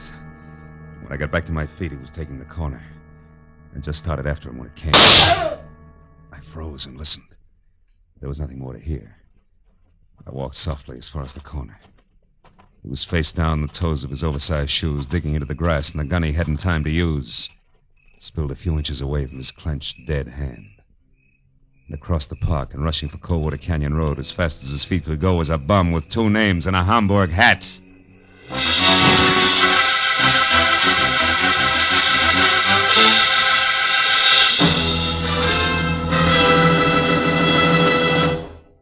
In just a moment, the second act of Philip Marlowe. But first, 30 minutes packed full of talent, music, and fun. That's the Horace Heidt Original Youth Opportunity Show, coming your way every Sunday evening on CBS.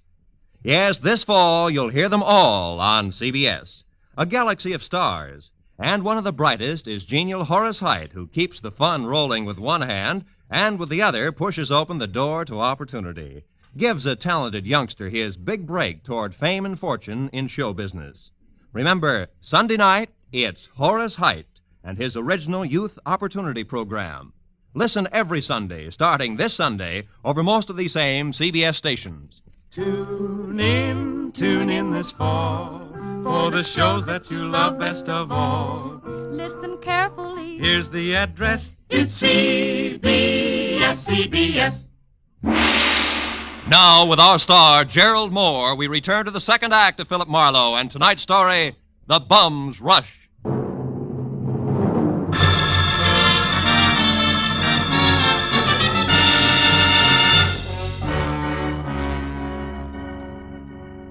When I took after the fleeing figure known to my Aunt Jessie as Jonathan Mitre, or Ross J. Crowley, he was still barely visible ahead with arms and legs flailing the night air like so many test streamers in a wind tunnel. I didn't know any more about his double identity than I had before, but I did know that what might have started as only a confidence game of sorts had now mushroomed in a murder with the aforesaid gentleman very much involved. And a moment later, when I saw him, breathless and afraid, duck into a sagging, deserted wooden shack that showed a single red light and was labeled Department of Parks, Fire Equipment Private, I figured the right time and place had come to talk it all over. When I finally, carefully stepped inside and announced both myself and 38 in hand in definite stentorian tones, he agreed wholeheartedly. All right. I'll come out just as you say, sir, with my hands up. After all, I've no reason to hide. Other than murder, no. What murder? That noise I heard, that's what it was. Somebody was shot. No, somebody was run over by a bullet rolling downhill at a terrific rate of speed. Now shut up and turn around, Pop. Hands still high. Time we got cautious. Are you searching for a gun on me, sir? Young man, you must be out of your mind. First you insist that I'm a Mr. Mitre. Well, somebody I never heard of. And you're convinced that I'm a murderer. I don't understand you. There. No gun? Now, you satisfied? No, intrigued. Where'd you throw it? I didn't. I never had one. Anything else? Yeah, the name Crowley, Ross J. Why do you use it? Because it's mine. And that young man is a very common custom. Now, do you mind if I leave? I do. Now look, old-timer. I'm only going to be nice about this for a little while because, first of all, there's a fresh corpse outside, and where I stand, you could be responsible for it. And second of all? Second of all, there's my angle, where I fit, who I work for, facts, and I don't want to reveal them unless I have to. Now from the top. You and the dead guy, the connection, what is it? I haven't the slightest idea what you're talking about. You haven't, huh? Okay, Pop, we play it straight all the way. Now listen. My name's Philip Marlowe. I'm a private detective, and I know when it's time to blow a whistle. Don't move, Marlowe, or you never will again. Oh, fine. Marcia. That's right, Marcia. And all loaded down with a nasty old 45 automatic that makes her look and feel very unladylike. Drop it, Marlowe. Come on! That's better. Now, Mr. Crowley, without waiting for Marlowe to apologize, go on. Go? But where? To the hotel. It's important, so hurry. Oh, yes, very well. I won't waste a second. The key. You won't need the key. Somebody's waiting for you. Goodbye, Mr. Crowley. Goodbye. I hope I never meet you again, Mr. Maitland. Good night. It's cute, isn't he? Uh-huh, darling. The moment unimportant. Right now, you're my only concern, Marlowe. Oh, that's nice, Marcia. It's cozy, just the three of us. You and that giant U.S. pistol, caliber 45. Say, baby, that's not your gun, is it? No. Do you feel slighted? Oh, no, sweet. Happy. Stay back, Marlowe. Why? I'll shoot. Oh, no, you won't. You can't. I warn you, Marlowe. No. You see, baby, Take another step, of you're the through. 3 safety devices on that Army gun, that doohickey Marlowe, there on I'm the gonna side shoot is you. one. It won't Stay work back. unless it's in the Go forward on, position. Ow! You big jerk. Let go of me. When school's out, I will. Now, the Go first ahead. question, teacher. Come on, You let and go. Grandpa, alias Jonathan Mitre, also alias Ross J. Crowley. What's the game you two are playing? I don't know. Where does Hirsch fit in? Oh. Come on, it's getting late. The I don't star know. pupil wants an answer. He's anxious to get to the head of the class. Talk. What is it? I don't remember, and I won't, so don't bother getting masculine or polishing apples, pupil. When I forget for a long, long time. Is that clear? Yeah, it is. And since I can't wait, since I want to go out and play, we'll Well, put you in right here on. for safekeeping. Yeah. Hey, honey, you don't mind if I go through your bag, do you? I didn't think you would. Oh, here's a key that says in what room I'll find the team of Crowley and Mitre. Oh, my, such a temper. After I'd picked up my 38, which the lady, who no longer sounded like one, had made me drop, and had checked the hotel key that read Villa 12, Wilshire Gardens, Beverly Hills, I ran outside and back toward my car in what I figured should be a big hurry. When I was halfway there, I had a premonition that speed was not to be. A premonition that was a head dressed in blue, carrying a club, wearing a badge, and leaning on my right front fender. And it wasn't until I was next to him that I quit worrying about a long, involved delay. Because the officer on hand, one Kurt Lemley, was an old and I hoped still good friend. Well, hiya, Phil. I've been waiting here for you since I called in about that body up there. Some kid heard the shot. Oh, so you had once pegged this all alone and very suspicious-looking car, huh? Yeah, surprised it was yours and disappointed. I'd hoped the name of the owner's tag was going to be Raleigh Newcomb. Hey, wait a minute. You know his name? Don't you? No. No, we were on different sides when he got shot. No, he's from Canada. What? Yeah, Vancouver. He had a business up there with a guy named Ross J. Crowley. Crowley? Mm-hmm. Hey, Kurt, how'd you find all this out? I found a clipping in his wallet. It's got a picture on it. Oh, wait, right here. Wait a second, I'll put a light on it. Yeah, hurry up, will you? Yeah, see? See, two guys in front of a building. That's Raleigh right. Newcomb and Ross J. Crowley officiated the Kurt. opening of the... What's the matter? Sure, it's what I figured. The guy's a liar. I've already met a guy who insists that that's his name and he's bald like the Crowley in the picture. Yeah, but there's a similarity ends, even though the picture's anything but clear. What guy you talking about, Phil? Jonathan Mider, an old geezer I was hired to find. Oh? Bum who's pulling something fancy that incidentally ties in real tight with that murder over there. You know where he is, Phil? Sure I know. That's where I was heading when I ran into you. Oh. Ran into what, Phil? What is it? The picture. What? Kurt. Yeah? Move your thumb up a little, will you? The way you just had it. My thumb? Yeah, move it. Oh. That's it, like that. Oh, brother, have I got a hunch. How about what? Another murder, a neat one that's scheduled to come off any minute at the Wilshire Gardens Hotel. I'll see you later. Goodbye.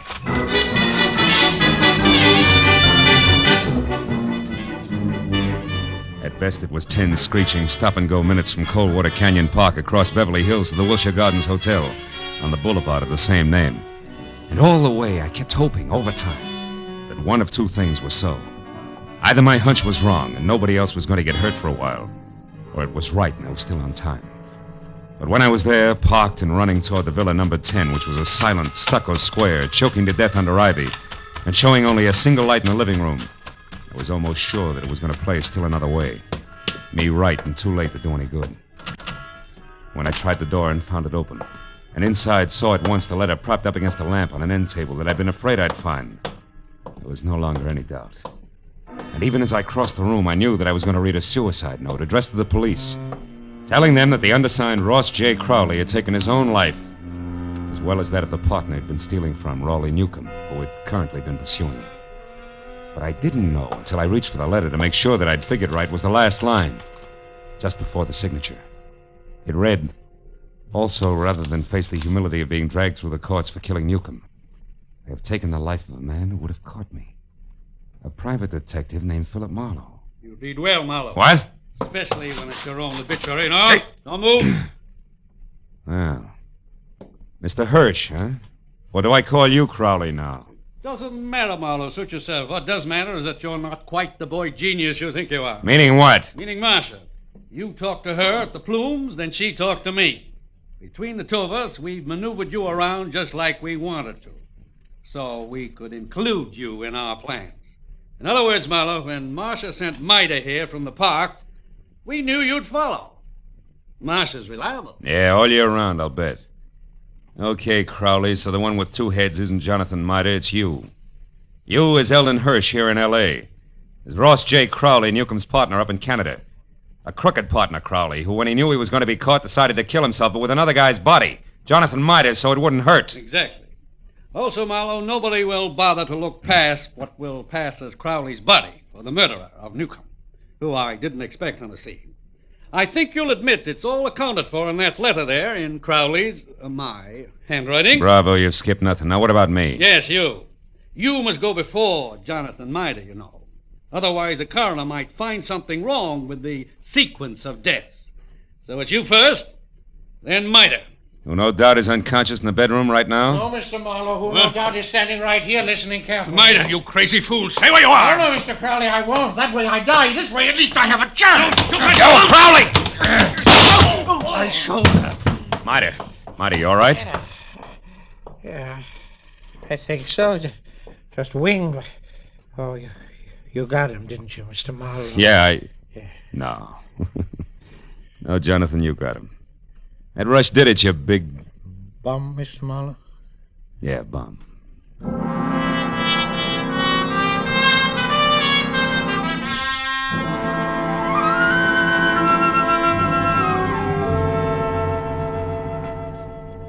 It was 2 long hours of first aid for Jonathan. Arrest on the charge of murder for both Crowley and the accomplice before and after the fact, Martha. And questions and answers in triplicate for the police before Maida and I were finally alone and back in my office waiting for a call we'd put through to, of course, Eagles Rock, Montana. But even then, the gentleman vagabond couldn't quite get over things. Then, in other words, Mr. Marlowe, this Crowley, who introduced himself to me as Hirsch, had his fiendish plan already formulated. And on one of his trips down from Canada, saw me when his train stopped at Eagles Rock. I was raking leaves around the depot. And he saw me, and he hired me on the spot because he needed someone to fit the part of his corpse. That's it. And you'll admit you were well qualified for the job, alone in the world. Except for Jesse. Which you didn't happen to mention. And the fact that you were bald. That's too true, Mr. Marlowe. Don't be sensitive. You see, Crowley, or Hirsch, was also bald. What? All that hair of his a wig? That's right. Toupee, every bit of it. And incidentally, you see, the reason I caught on to things, Johnny, a policeman found a newspaper picture of Newcomb and Crowley in Newcomb's wallet. Which told you that I couldn't be Crowley. That's right. It also told me more. When the policeman accidentally put his thumb over the bald part of Crowley's head, gave me a different picture. Then I only paid attention to what I could see, features blurred though they were. Which you then knew were Herschel's. Uh-huh. Well, Miss Jessie. Yeah, Miss wait a minute, Jessie, wait a I minute. know. Hello? Mr. Philip Marlowe, please. This is Marlowe speaking. On your call to Miss Jessie Gavins in Eagles Rock, Montana. One moment, please, sir. Here, take it, Jonathan. Me? Yeah, go ahead, speak. All right. Hello, Jessie.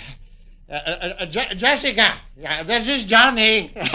Yeah, Cuddles. Yeah, it's me, all right. I'm in Los Angeles with Mr. Marlowe. Cuddles, you don't have to shout so loud, you know. She's clean up there, the Eagles. I know, but she can hear you. Just talk. Jessica, you guess what happened now? Now, I'll tell you. Yeah. A man hired me to work for him. To pose, to impersonate a Mr. Ross J. Crowley, because he said he had to be free to investigate some crooked people who would try and contact me. Yeah. And since he offered good money right on the spot there, Jessica, I took the job. I thought you'd be proud of me making extra money. No, wait a minute, Jessica. Mr. Marlowe, I better cut this short at night. It's long distance. It's cost money. Don't worry about it, Johnny. There's no hurry. Take your time. Oh, thank you. Jessica.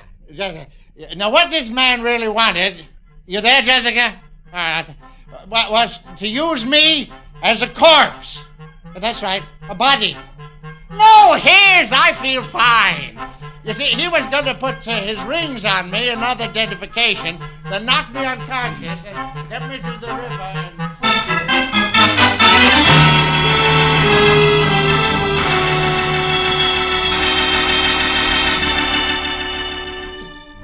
By the time I got Jonathan Maida down at Union Station and aboard a northbound train with specific instructions to stay away from strangers, and got back to my own apartment on Franklin, it was better than 3 o'clock in the morning. Oh, and I was tired as I emptied out my pockets and started to undress. But I forgot about that when my eye fell on the picture that Jessie Gavins had sent me in her original letter. The picture of Jonathan. Well, now Aunt Jessie was going to be happy. But I wondered for how long. Somehow the portrait of the man with the hoe with the solid look of the ages didn't fit the spare frame of Jessie's night of the road. A lonesome train whistle would blow in the night, and Jonathan Maida would be gone.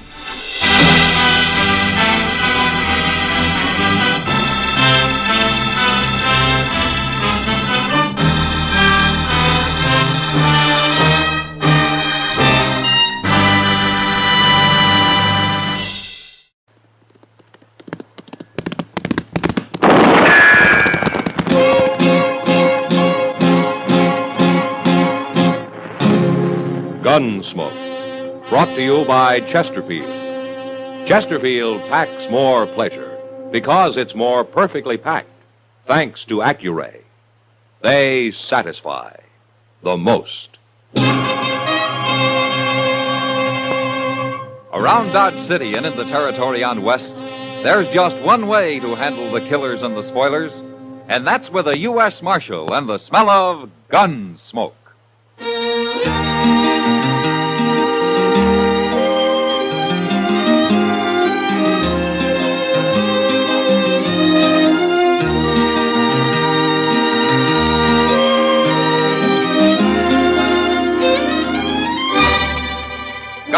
Gunsmoke, starring William Conrad. The transcribed story of the violence that moved west with young America. And the story of a man who moved with it. I'm that man, Matt Dillon, United States Marshal. The first man they look for and the last they want to meet. It's a chancy job, and it makes a man watchful and a little lonely.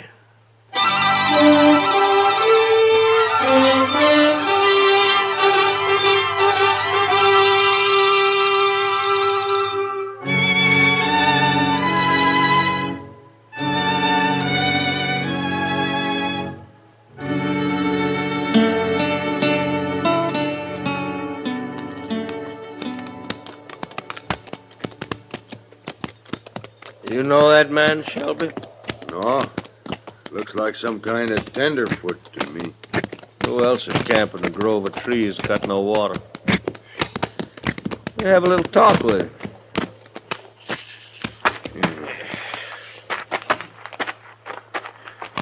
You look scared, Kringle. Seen men look scared before. Hello, mister. Oh? Camped here all alone? Yeah. Scouting around for some homestead land. Good-looking horse you got over there. He seems to be a good horse. He's awful young. I think I'll take a look at it. Sure. What you men doing out here? Oh, we just ride around. We scout for things, too. Land? We ain't the kind of settle down to hard work like that. I had a little orchard back in Ohio. Raised apples. Yeah. Yeah, apples are fine. Wished I had one now. Hey, Kringle. Yeah? That there horse ain't got no brand on him. No brand? It washed off crossing the river. You talking about washed off? It did. I ain't lying. Well, it don't matter none. Go get your rope, Shelby. I'll get it. What's he need a rope for? Well, now, don't you worry about that, mister. We'll take care of everything. What are you going to do? I told you not to worry. Now, look, I ain't done nothing. Of course you ain't. We're just going to save you from all that hard work you was planning on. No. All right, I got it, Shelby. Hurry up. Stand still. Let me go, will you?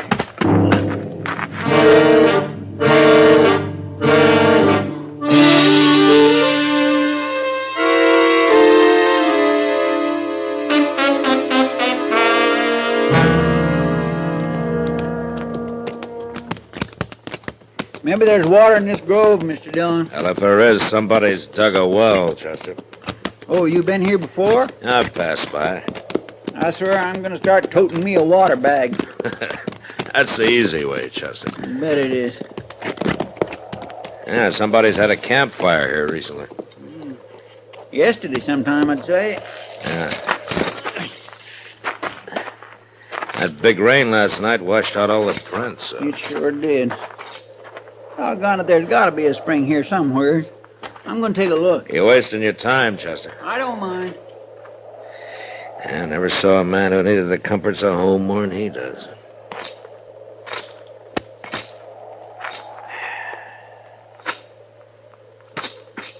Mr. Dillon!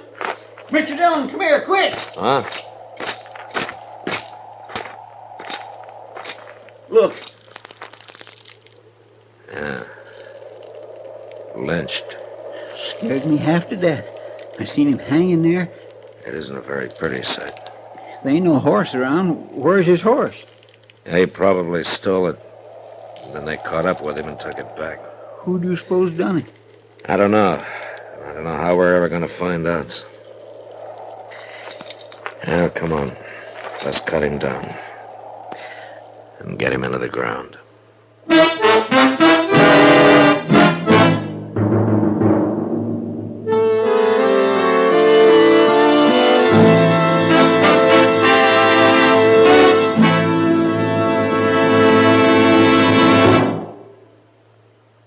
Introducing one of the country's best-known jazz musicians and arrangers, Mr. Bobby Haggart. How about whistling along with him?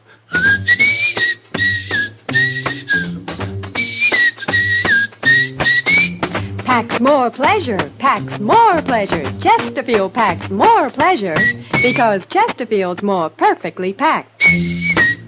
It stands to reason a cigarette made better and packed better smokes better, tastes better.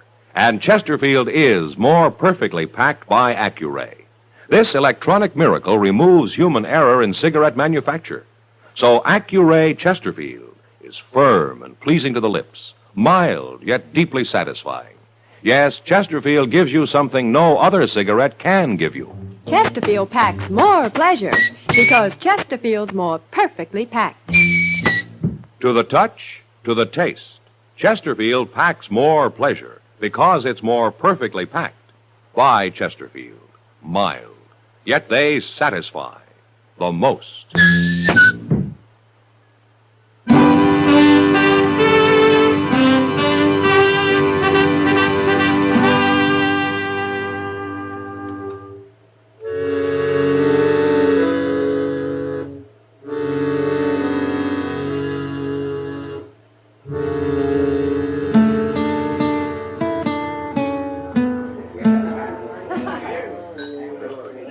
I don't know what I'd do if I rode into a grove of trees and found a man hanging there. Well, I hope it never happens, Kitty. How can men do such things? It's easy. For some men. I hope you catch him. I'd like to, Kitty. Who was he, Matt? We found an envelope on him. Yeah? His name was Hank Blennis. Must have been a newcomer. I never heard of him. Well, he wasn't wanted by the law that I know of. But I guess he was a horse thief, all right. They wouldn't have lynched him otherwise, would they?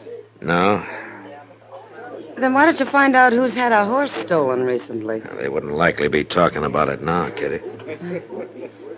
Well, things could be worse, Matt. Oh, what do you mean? Suppose there wasn't any law at all. Then people wouldn't even have to hide what they do. Now at least they know they're doing wrong. Well, that doesn't seem to stop them much. Marshal Dillon? Yeah. My name's Charlie Drain, Marshal. I run cattle up north on the Republican River. Happened to be in Dodge on business, and I heard about that lynching yesterday. You know something about it, Drain? I know I don't like it. My own pa was lynched, Marshal. A mob strung him up by mistake.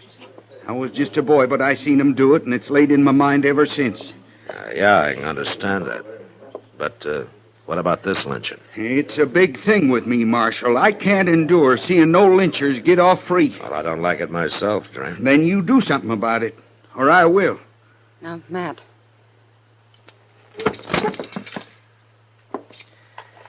Maybe you better tell me what you got in mind, Drain. A fella named Gil Mather. Got a little ranch over on Dove Creek. I've heard round and about that he's had a horse or two stole recently, and I've heard that he's talked to hanging whoever stole him. It looks to me like he went and done it, Marshal. I know Gil Mather. Well, then maybe you better go bring him in. Or you will, huh? I'll see him dead. I told you how I feel about things. I ain't fooling, Marshal. Drain, I got some advice for you. Is that so? Why don't you take a walk around Dodge and talk to some people, huh? You ask them what I'm like when somebody tries to crowd me. Then you go sit down somewhere and think about it. You think about it real hard.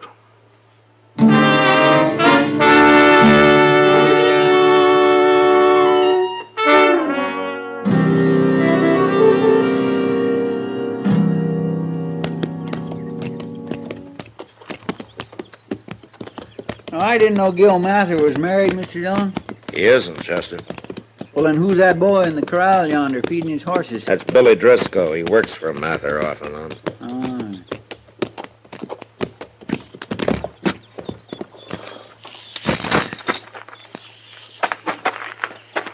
You think Mather will fight? I'm not arresting him, Chester. I got no evidence says he did it. Well, what if he admits it? And it's not often a man admits to a crime, Chester. Guess not. Hello there, Marshal. Chester. Oh? How are you, Mather? Oh, fair to middling, Marshal. What brings you out here? I was told that you've lost some horses. I didn't lose them, Marshal. They was stole. 3 of them now. Any idea who's been doing it? If I knew, there'd be a man hanging from a limb somewheres. There was one, Mather. What? About 20 miles north of here, a man called Hank Blennis. Was he a horse thief? Probably. Who hung him? Some people think maybe you did. No. No, it wasn't me. But horse thieves has got to be hung, Marshal. Mather Blennis was lynched Thursday. Where were you then? You questioning my word, Marshal? Where were you? Marshal, you got any evidence, you come arrest me. Meantime, I got work to do. Contrary, ain't he, Mr. Dillon? Yeah. It sure looks to me like he's hiding something. Well, I can't arrest him for that. Come on, let's get back to town.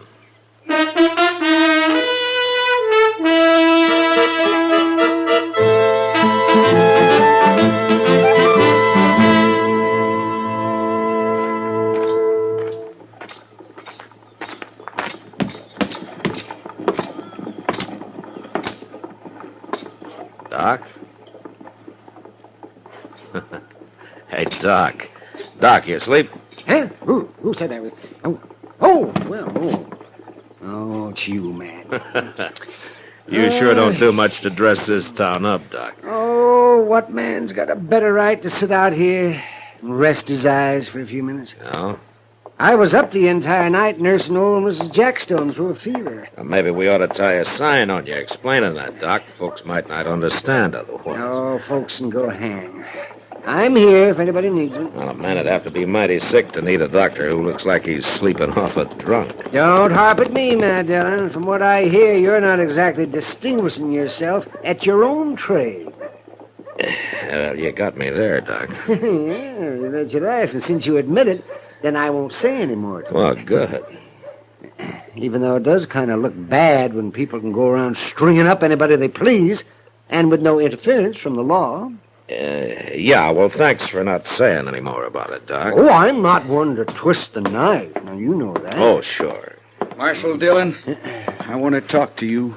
What's the trouble now, Drain? I'm tired waiting, Marshal. Something's got to be done. Drain, why don't you go back up to your ranch and leave all this to me, huh? 'Cause you ain't doing nothing, that's why. You see them two men over there, Marshal? What? Them two standing over there. Who are they? One is Kringle and one is Jack Shelby. And they feel as strong as I do about all this. All right, Drain. You don't have to go back to your ranch. I don't care where you go, but you get out of Dodge and you take your friends there with you. If I see any one of you around after sundown, I'll throw you in jail.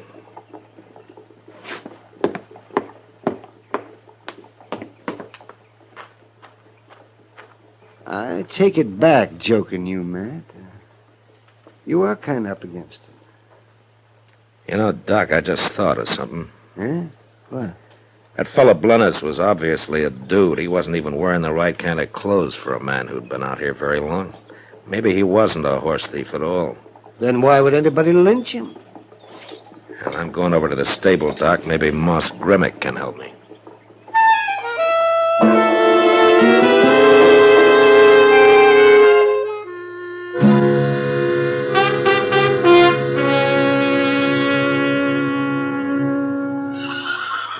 The fellow, Marshal, that's him. That's what he looked like. What kind of a horse was it, Moss? A little 3-year-old bay, real young but plumb gentle. Had 4 white stockings, Marshal. Well, that gives me something to go on. There's another thing, too. That horse wasn't branded. What?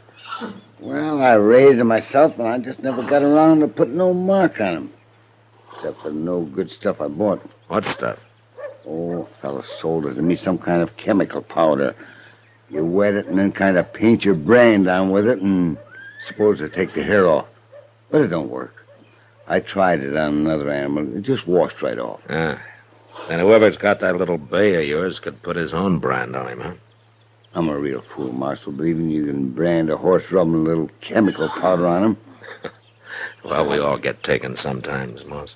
I stopped Gil Mather from getting took, though. Oh, you did? Yeah. He come in here the other day, asked me about it. I told him. What day was that, Moss? Thursday. Him and the boy, Billy Driscoll, they come to town every Thursday, Marshal. Come in early, spend the whole day. Why? Something wrong? Hank Blennis was lynched Thursday. Well, you wasn't thinking Gil Mather done it, was you? Charlie Drain was, and he still is. I better go find him, Moss.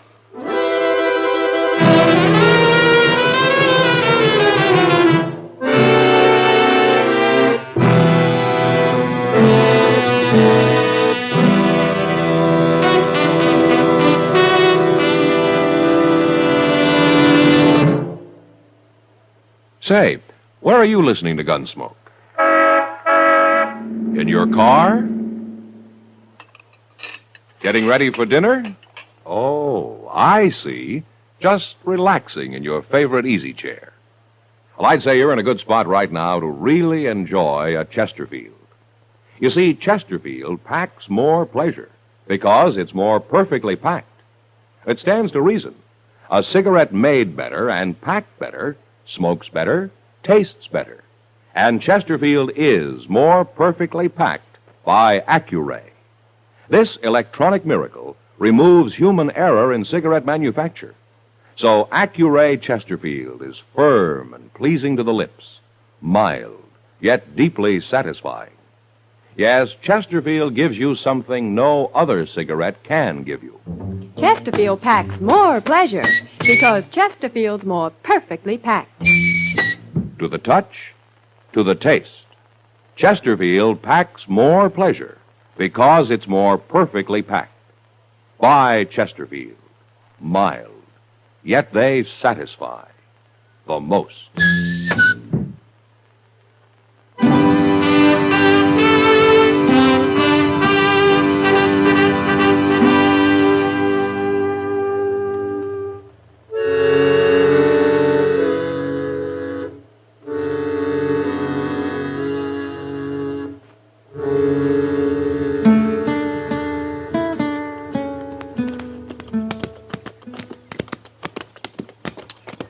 I don't see nobody around at all, Mr. Dillon. Maybe they're in the house, Chester. Want for me to go see? I will tie up here by the barn first. All right, sir.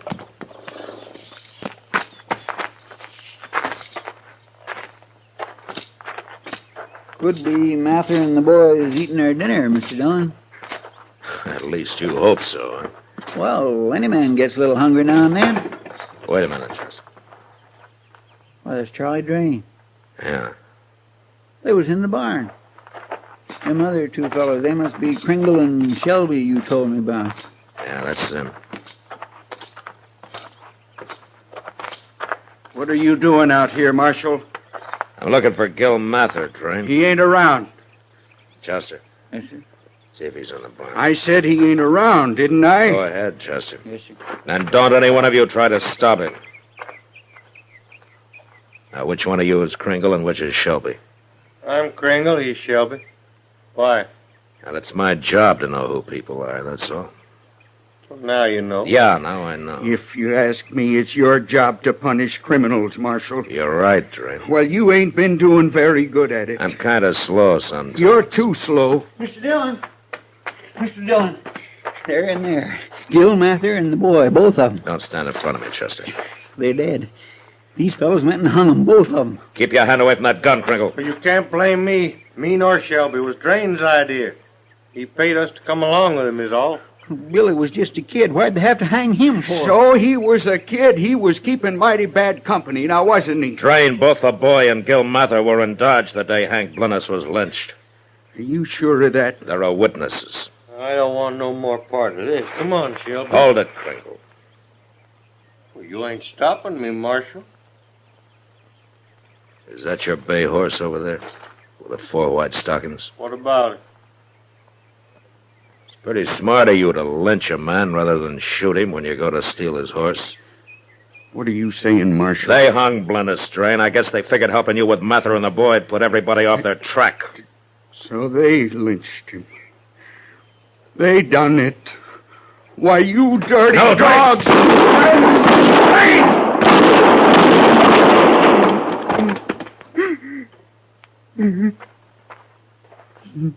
Why, he killed them. He killed both of them. Sure, I killed them. They had it coming now, didn't they? Give me that gun, Drain. I said, Give it to me. Lynchers. All the time there was nothing but a couple of dirty lynchers. He's crazy, Mr. I hate them. What do you think you just did in the barn there, Drain? I made a mistake. I can't help that. I only wish I could have hung these two. They deserved it. Just like them fellas that lynched my pa. I ain't never seen a man so mixed up. I hate lynching. Sometimes a man can hate too much, Drain. Sometimes they can twist him till he gets where he doesn't really belong. I don't know what you mean. Hell, it doesn't matter now. Not anymore.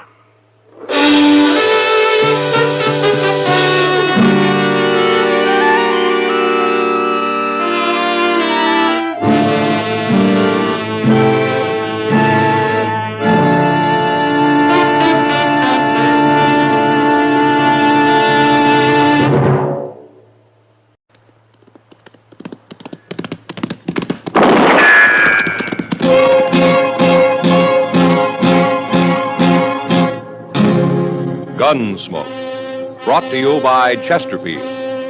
Chesterfield packs more pleasure because it's more perfectly packed, thanks to Hickory. They satisfy the most. Around Dodge City and in the territory on West, there's just one way to handle the killers and the spoilers, and that's with a U.S. Marshal and the smell of Gunsmoke.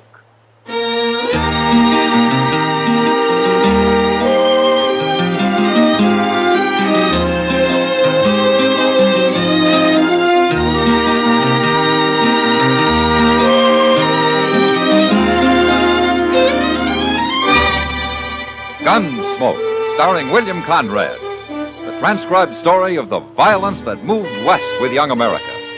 And the story of a man who moved with it. I'm that man, Matt Dillon, United States Marshal. The first man they look for and the last they want to meet. It's a chancy job, and it makes a man watchful and a little lonely.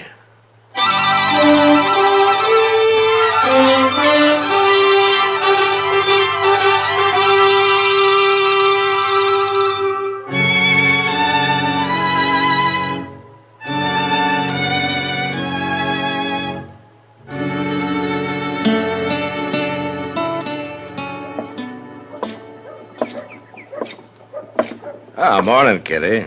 Well, you're out early today. I'm a working man. I have to keep regular hours. Then what were you doing at the Long Branch at 2 o'clock this morning? Well, sometimes it's a regular 24 hours, just like you. Well, at least I make good money at it. Kitty, would you really like to see me settle down and run a saloon? You might get to like it. All right, I'll do it. When? When I'm about 50. I thought so. Good morning, Miss Kitty. Oh, hello, Chester. Here's a letter for you, Mr. Dillon. Oh, thanks, Chester.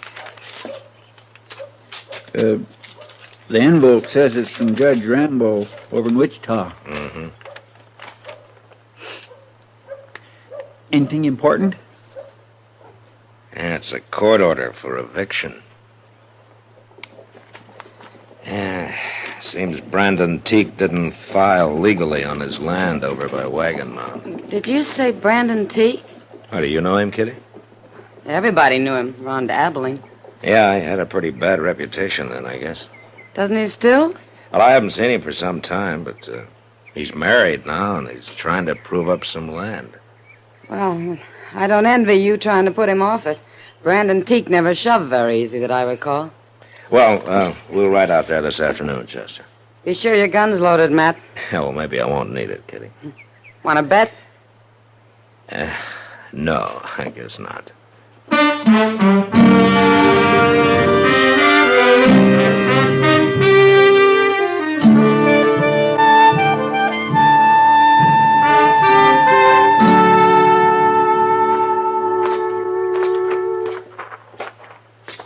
You ask me, Teague's gone and build himself a mighty nice place out here, Mr. Dillon. Yeah, he's doing fine.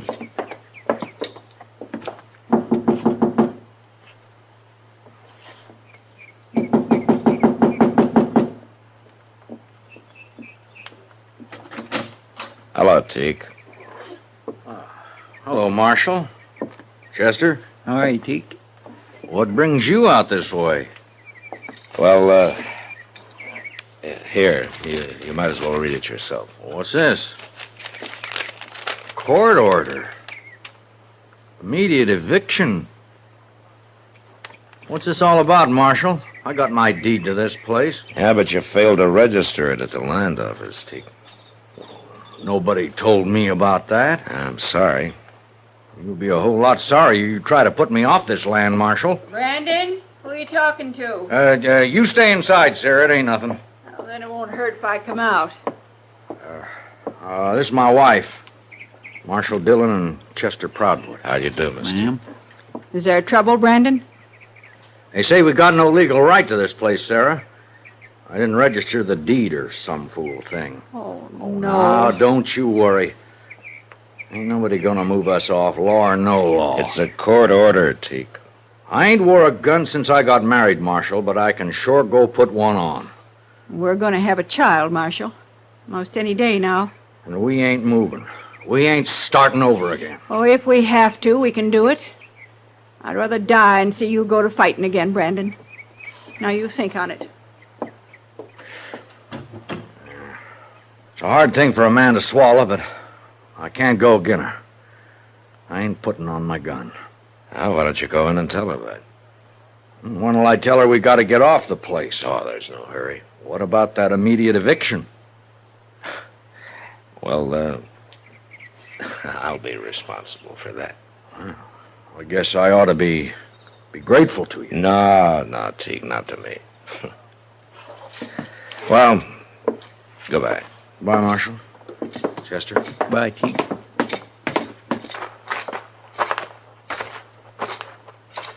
When are you going to put him off, Mr. Dillon? I'm going over to Wichita, Chester. I'll find out there.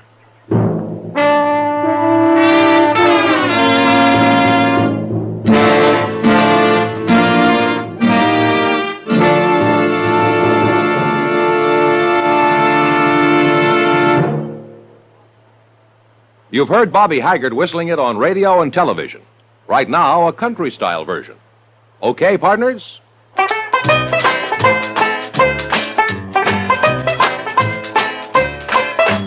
Packs more pleasure, packs more pleasure. Chesterfield packs more pleasure because Chesterfield's more perfectly packed. It stands to reason a cigarette made better and packed better, smokes better, tastes better. And Chesterfield is more perfectly packed by Accuray. This electronic miracle removes human error in cigarette manufacture. So Accuray Chesterfield is firm and pleasing to the lips, mild yet deeply satisfying. Yes, Chesterfield gives you something no other cigarette can give you. Chesterfield packs more pleasure because Chesterfield's more perfectly packed. To the touch, to the taste, Chesterfield packs more pleasure because it's more perfectly packed by Chesterfield. Mild, yet they satisfy the most.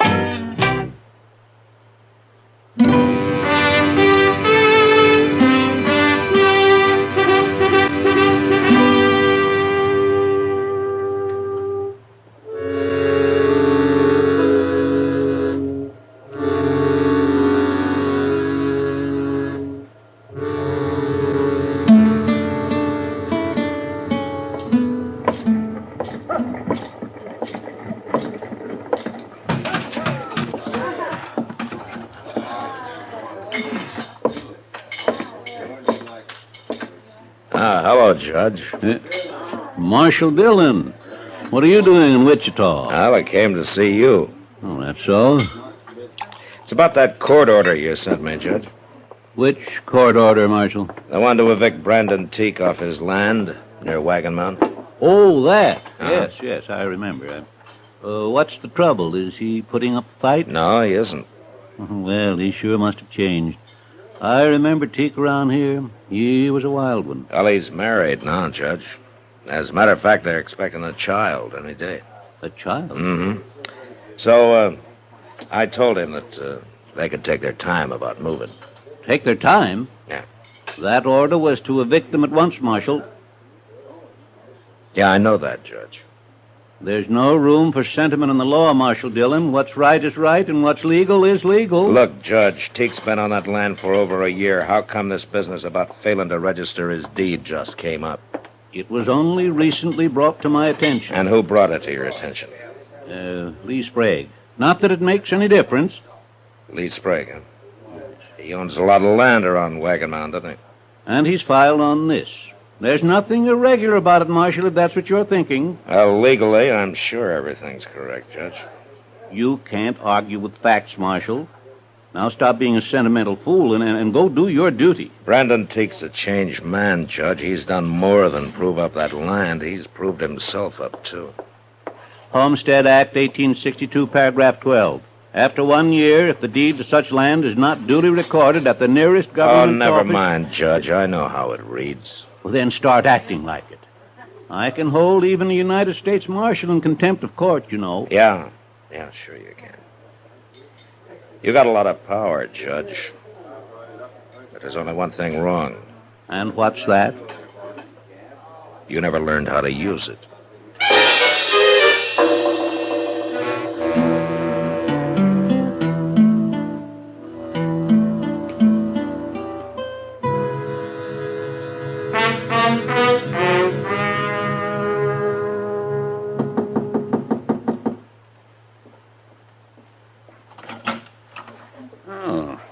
Marshal Dillon. I want to talk to you, Sprague.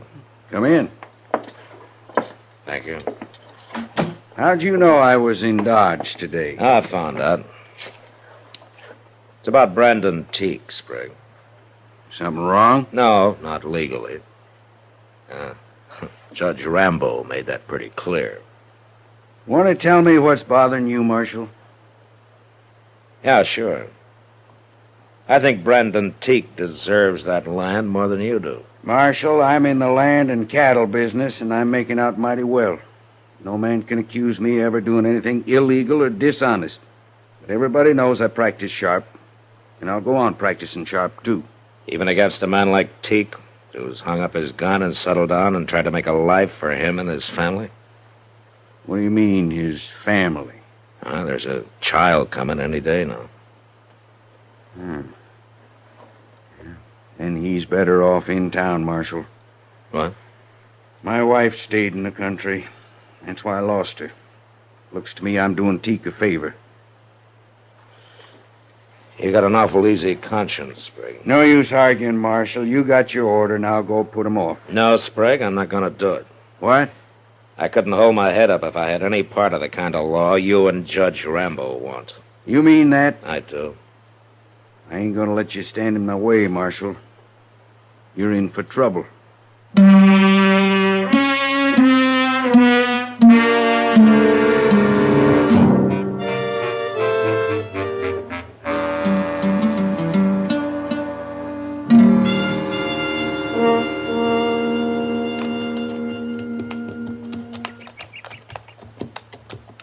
It's Brandon Teek and his missus both talking that fellow, Mr. Dillon. You recognize him, Chester? No, sir, I don't. He's a stranger to me.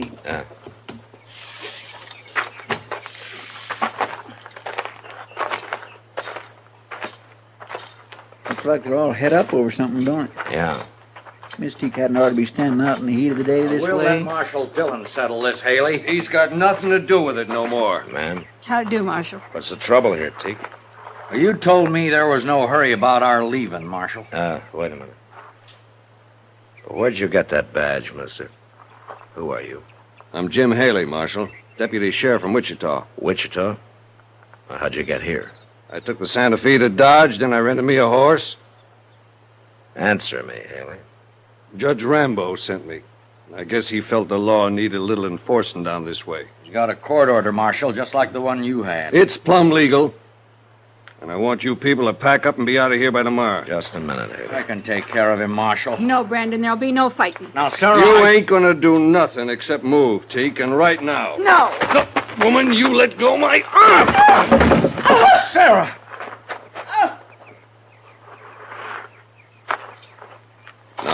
Now, wait a minute, Marshal. She shouldn't have grabbed my arm like that. I was only trying to do... Get his gun, Chester. Yes, sir. she hurt, Teak? You all right, Sarah? I'll be all right. She only grabbed his arm. He's gone and hurt her, Marshal, flinging her off like that. Chester. Yes, sir. Jump on your horse and ride for Dodge, huh? Tell Doc to get out here. Fast.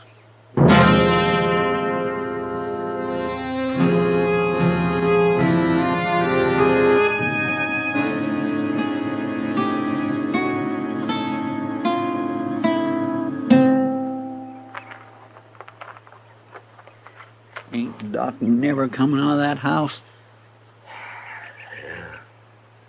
It's been a long time, hasn't it? She shouldn't have grabbed me. I didn't mean to hurt her. Haley, why don't you keep quiet? Nobody wants to hear from you. Look, Mr. Dillon, there's Doc. Huh? You don't look none too happy. Well, Doc? The baby's dead, Matt. Oh, my. That's too bad. Well, I didn't do it. I only pushed her a little. I told you to shut up, Haley. There wasn't a chance of saving the baby. It's her I've been working on. And she's going to be all right now, man. Yeah. Well, good for that, anyway. Hey, Doc, tell you, Marshal? Yeah, Teak. I'm sorry to hear it. I'm sorry, too, but you can't blame me for it. Haley, I just now promised my wife I wouldn't kill you. Don't make me break it. Come on, Haley.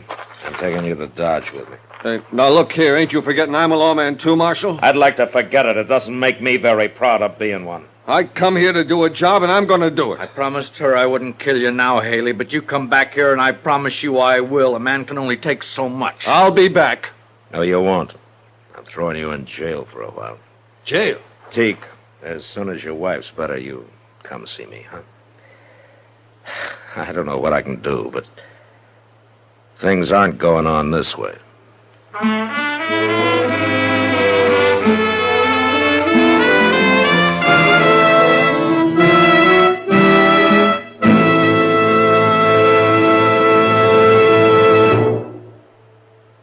Where are you listening to Gunsmoke? In your kitchen? Getting ready for Sunday supper? Maybe in your living room, relaxing? Or out driving? Say, be sure and watch the road. But remember, there's pleasure ahead when you smoke Chesterfield. When you satisfy yourself with Chesterfield's better taste and mildness. It stands to reason. A cigarette made better and packed better smokes better, tastes better. And Chesterfield is more perfectly packed by Accuray. This electronic miracle removes human error in cigarette manufacture. So Accuray Chesterfield is firm and pleasing to the lips, mild, yet deeply satisfying. Yes, Chesterfield gives you something no other cigarette can give you. Chesterfield packs more pleasure because Chesterfield's more perfectly packed. To the touch, to the taste, Chesterfield packs more pleasure because it's more perfectly packed. By Chesterfield. Mild, yet they satisfy the most.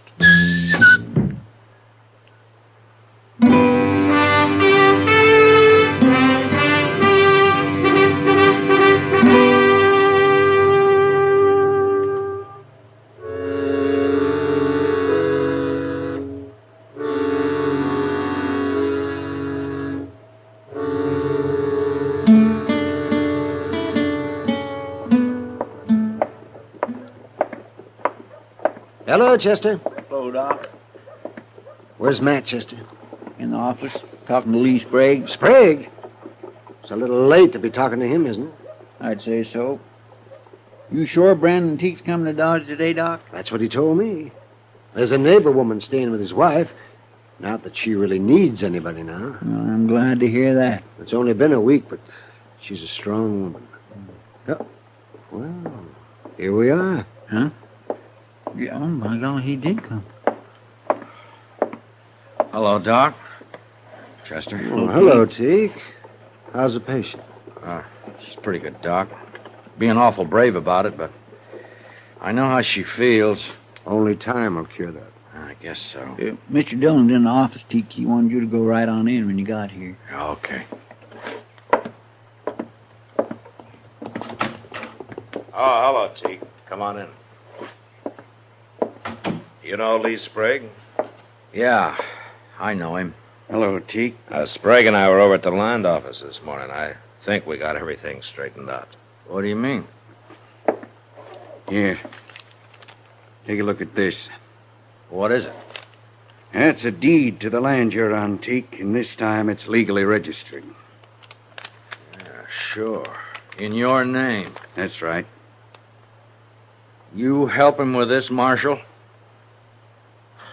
Well, I wanted to be sure that there weren't any loopholes, Teak. You know, if it wasn't for my wife, you people would have to shoot me off that place. Teak, I want to tell you something. Ain't you said enough, Sprague? No.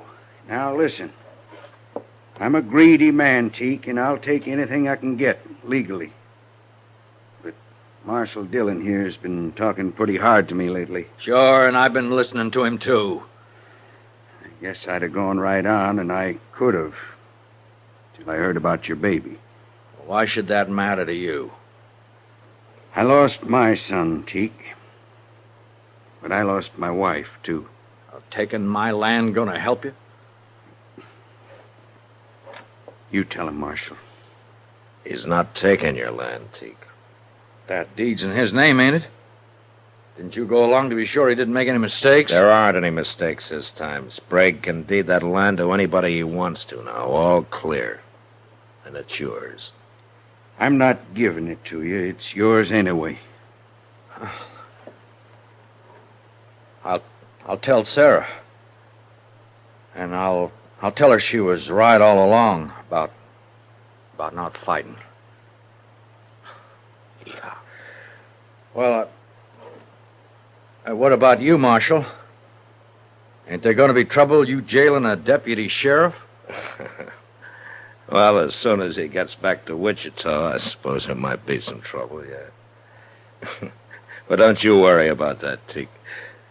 I've always wanted to see California anyway.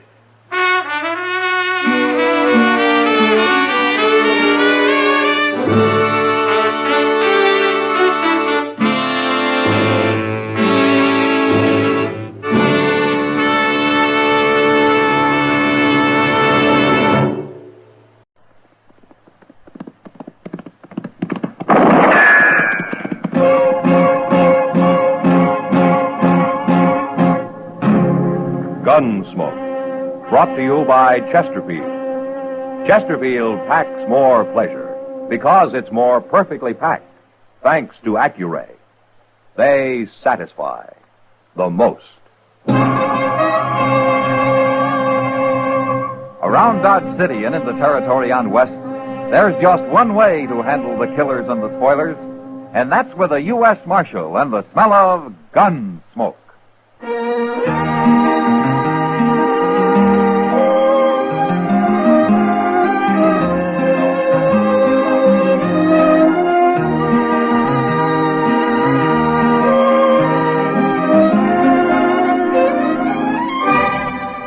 Gunsmoke, starring William Conrad. The transcribed story of the violence that moved west with young America.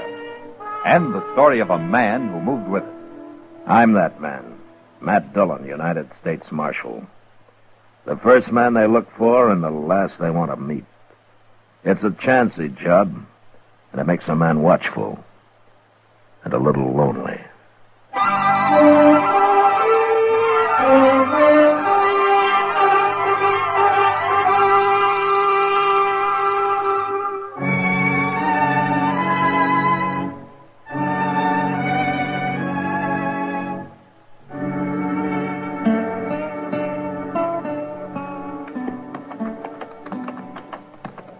This is close enough. Let's leave the horses here, Boyle. Okay. Don't forget your rifle. Yeah, I got it.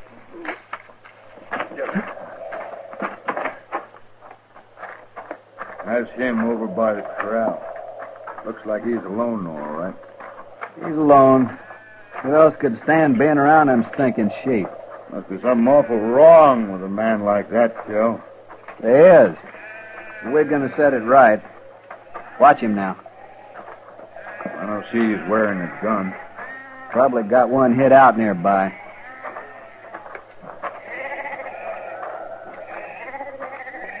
Hello? Your name Gideon Seek? It is? He's your sheep? Yeah. You got anybody helping you?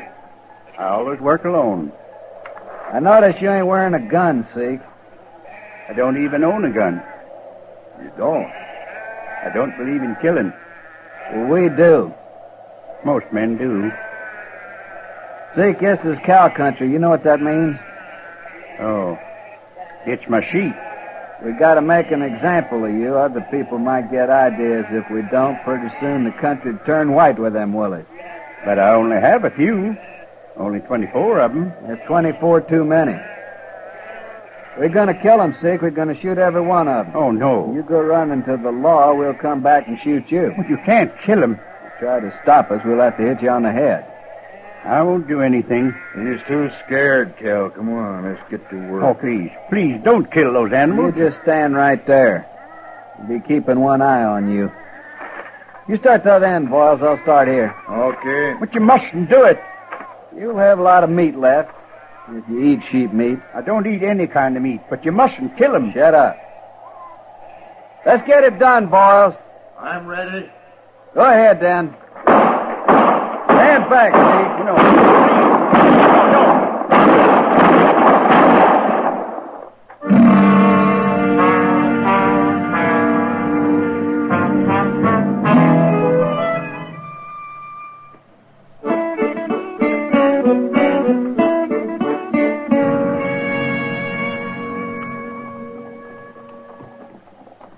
Now, Matt, you sure Chester's going to bring my mail back to you? Well, he said he would. But where is he? The Santa Fe pulled in 2 hours ago. Oh, they have to sort it, don't they? What are you so anxious about, anyway? You expecting a lot of money or something? I could use a little money.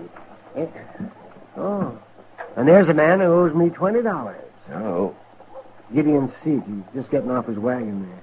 Well, Gideon's an honest man. He'll pay you. Oh, I know that. I'm not worried about him. Good morning, Doc. Well, Marshal. Morning, Gideon. How are you? Doc, I got bad news for you. Oh? I'd meant to bring in some sheep today, and I was going to pay you when I sold them. Oh, well, I can wait, Gideon. Well, I'm afraid it'll be a long time now, Doc. Oh, that's all right. Something happened, Gideon? I lost my sheep, Marshal. You lost them? I'm going to get some more as soon as I can, and I'll pay you, Doc. Now, you know I'll pay you. Oh, of course I do. Well, goodbye. So long, Gideon. Oh. He's a strange one. Yeah, he is. But how could a man lose all his sheep, man? I don't know, Doc. But I got to ride out that way in a couple of days. I'll stop by and have a look.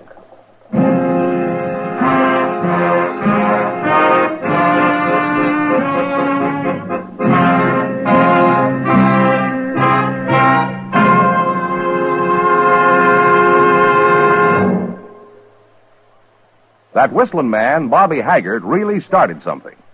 Tonight, we'd like to introduce a player piano that could have come right out of the Long Branch in Dodge City. Packs more pleasure, packs more pleasure. Chesterfield packs more pleasure because Chesterfield's more perfectly packed. It stands to reason a cigarette made better and packed better, smokes better, tastes better. And Chesterfield is more perfectly packed by Accuray. This electronic miracle removes human error in cigarette manufacture. So Accuray Chesterfield is firm and pleasing to the lips, mild yet deeply satisfying. Yes, Chesterfield gives you something no other cigarette can give you.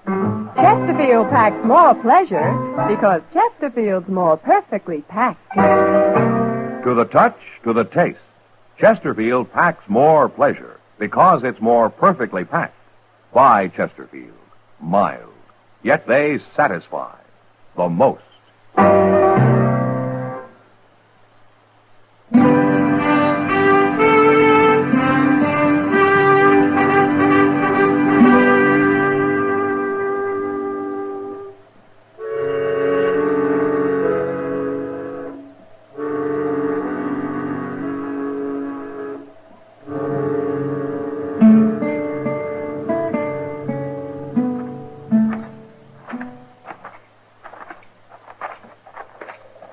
Well, I don't see old Gideon nowhere's around, Mr. Jones. He's probably in the shed, Chester. What's that big pile of dirt he's got out there? I don't know. Maybe he's digging a well. Oh, no, that's too much dirt for a well. Huh? Well, then ask him what it is. Well, hello, Gideon. Hello, Chester. Marshal. Get in. Won't you come inside? No, thanks, Gideon. We were just riding by. Chester was wondering what you're digging out there. Oh, well, that's a grave. A grave? My sheep are buried there. Well, what happened, Gideon? They got killed. How? It doesn't matter, Marshal. I'm going to get some more when I can. Who did it, Gideon? Tell me. A couple of men. They shot them. They shot all your sheep? Yeah, it's no use asking me their names. I won't tell you. Don't you want them caught? No. Look, Gideon, I know you're a peaceful man, and that you never carry a gun and all, but this is a matter for the law. Now, you tell me who did it so I can go after him. No, I can't. Why not? I don't believe in killing, Marshal. I didn't say I was going to kill him. They killed your sheep, didn't they? You don't understand. Then you better tell us. I don't believe in killing for any reason, even for food. And I don't believe in trying to resist evil. What do you mean by that? Well, if a man strikes me, I don't strike back. But don't you believe in defending yourself? The men who killed my sheep will be punished. They will if I find them. No, Marshal. Their own conscience will punish them. Look, Gideon, you've got a right to think any way you want to think. But so have I. And I'm a lawman. I'm sorry, Marshal, but I can't help you. Those men aren't through with you yet. You get more sheep on here, and they'll be back, and the next time they probably won't stop just with a sheep. I'll win in the end, Marshal. You're awful stubborn, aren't you? No more than you are. All right, Gideon. It's your funeral. Come on, Chester.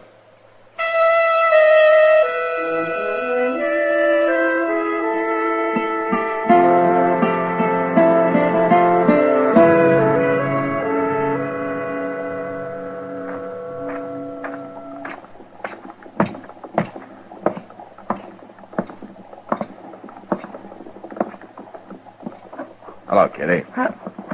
Matt, I didn't see you. You weren't looking for me. Oh, did you find something in that window to blow your money on? Now you talk like I'm a cowboy in with 6 months' pay. I know better than that. Well, you don't act like it. I was only looking at those wool gloves, Matt. No? Hmm? Oh, those would be nice come winter. Yeah. By the way, anything new with Gideon? Well, I haven't seen him since I was out there a couple of weeks ago. He interests me, that man. Yeah, me too. He's not fighting back and all. Maybe he's got something, Matt. He hasn't got his sheep. No. But he didn't get killed, either. If he'd tried to put up a fight, they'd probably have shot him. They're still free to do it, whoever they are. Well, maybe you're right. But at least Gideon's ideas are some different from anybody else's around here. Yeah, well, that's true for sure. And it isn't wrong just because it's different. No. Think about it, Matt. There can't be a fight unless both parties want it, can there? Hey, Kitty, look. Hmm? Getting off that horse there. Oh, it's Gideon. First time I ever saw him without his wagon. Yeah, He's going to see Mr. Jonas. Maybe he's going to buy a new one. maybe. Kitty, I think I'll go say hello. Oh, sure, Matt. I got to get back to work anyway. Yeah, I'll stop by later on, huh? Good.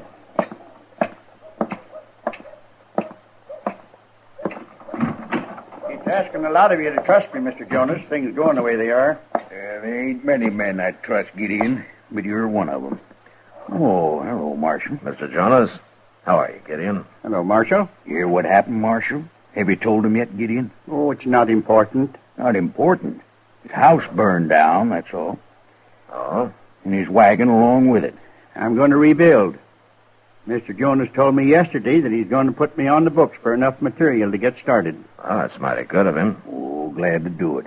Hard-working, honest fella like Gideon. Must have been a pretty big fire, Gideon. Yes, it was. I mean, to burn your wagon up, too. I got an old wagon out back he can use. You wait here now. I'll go see just how much material I got on hand. I'll get in. Well, what, Marshal? So they came back and burned your house down, huh? All right, they did. But I'm still not going to tell you who they are. They must want you out pretty bad, Gideon. But I'm staying. They'll kill you next. It's no use arguing, Marshal. Hell, it beats me. I don't know what to do. Well, just don't do anything, Marshal. Like you, huh? They can't win. They're doing pretty well so far, Gideon. I can't beat it out of you, but I sure hate to stand by and watch a man let himself be destroyed. I guess we'll never understand each other, Marshal. No, I guess not.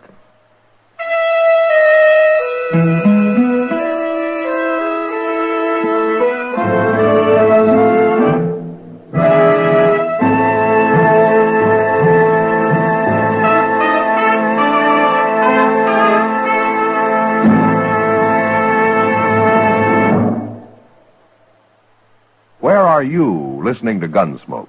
In your favorite easy chair? Or out driving? Oh, there you are. In the kitchen. Say, you want to make whatever you're doing more enjoyable? Have a Chesterfield. Enjoy Chesterfield's better taste and mildness. It stands to reason a cigarette made better and packed better, smokes better, tastes better. And Chesterfield is more perfectly packed by Accuray. This electronic miracle removes human error in cigarette manufacture.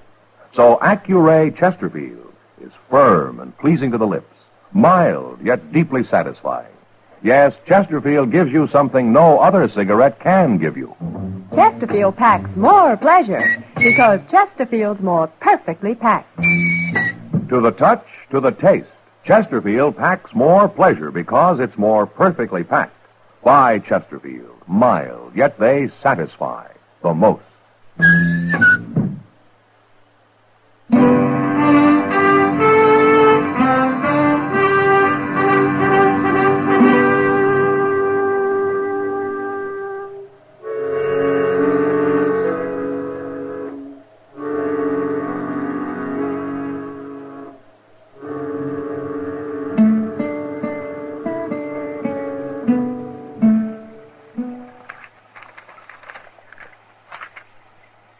Signed, Baton. Yeah, Chester. You better come outside. Oh, what's the matter? Well, there's a wagon out there and Gideon Seek's in it. He must be hurt bad. What?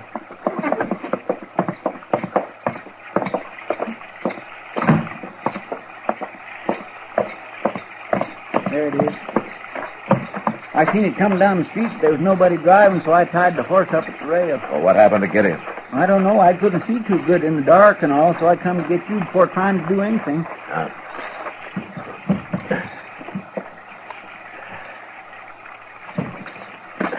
He's been shot, Chester. He's still alive? Yeah, but we better get him up to Doc's. Come on, give me a hand here. All right. Do you think we can ride out and find where it happened? Maybe track him down? What, at night in the rain? Well, maybe now he'll tell us who done it. I doubt it, even if he lives. He sure does make it hard for the law, doesn't he? Yeah, he sure does.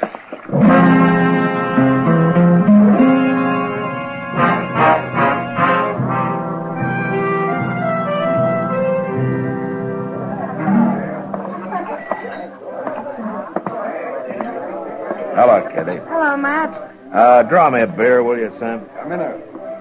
How's Gideon Seek today, Matt? Doc says he'll be all right in time. But he still won't talk? Oh, he talks all right. I just don't understand him, that's all. Well, I guess you're just going to have to let him have his way, Matt. Here's your beer, Mark. Oh, thanks, Sam. Bartender, bring me another bottle, will you? Oh, another bottle. He sure needs that. Yeah, he's pretty drunk, isn't he? He ought to be.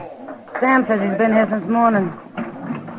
It doesn't look like he's going to make any trouble, though. I'm not so sure. He's been drinking like he's awful mad at something. Kitty? Huh? Who's that who just came in? I don't know. I knew I'd find you, Broyle. You had to come in and get drunk, didn't you? You just leave me alone, Phil. Why'd you run off? What's the matter with you? I told you what's the matter, now leave me alone. You ain't quitting now. I'm through, I told you. I mean it. I can't stand it no more. I start something, I finish it, and I told you this morning I heard it ain't finished yet. I don't even like to be around you, Kel. You make me ashamed of myself. You listen. My horse is down the street. I'm a time next to yours, and then I'm coming back here for you. And you're going with me if I have to carry it. What do you suppose that's all about, Matt? I don't know, but I think I'll find out. Yeah. Excuse me, Kitty.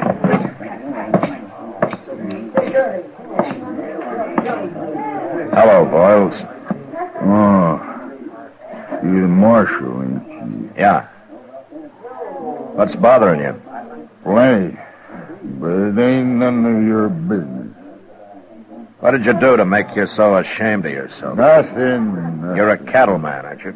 I'm proud to be one. I sure ain't no stinking sheep herder, no lousy sheep herder. No, and I don't think you're a coward either. What? But you're feeling like one. That's why you're ashamed of yourself. It's kind of hard to beat down a man who won't fight back, isn't it? How'd you find out, Marshal? From you, I guess. We ain't dead. Kel heard about that this morning, but I ain't going on with it. I'm through. I can't stand it no more. You finish your drink, Boyles. I'll be back directly.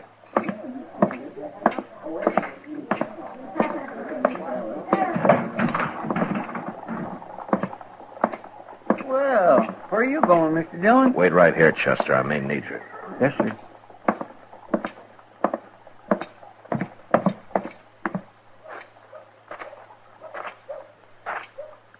Well, what do you want, Marshal? I've been talking to your partner, Kel. What? Kind of broken him down, what you two have been doing lately. What are you saying? It's made him ashamed. Now, you heard him. He can't stand it anymore. It's Boyles you're talking about. He's drunk. He always gets to feeling sorry for himself when he's drunk. Uh-huh. You shot a man last night, Kel. You left him for dead. You better be ready to back that up, Marshal.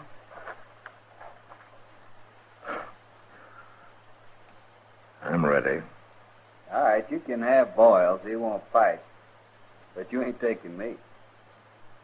You think I'm going to let you ride out of here? Enough talk, Marshal.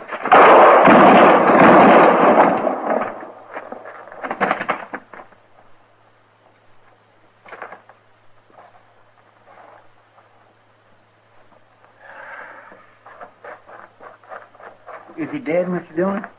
He's dead, Chester. But what happened? Who is he? There's a man at the bar of the Long Branch. His name's Boyles. He's drunk. Go lock him up. Boyles? Who's he?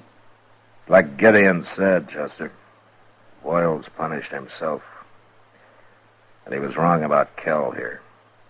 I had to do that. So I guess we were both right.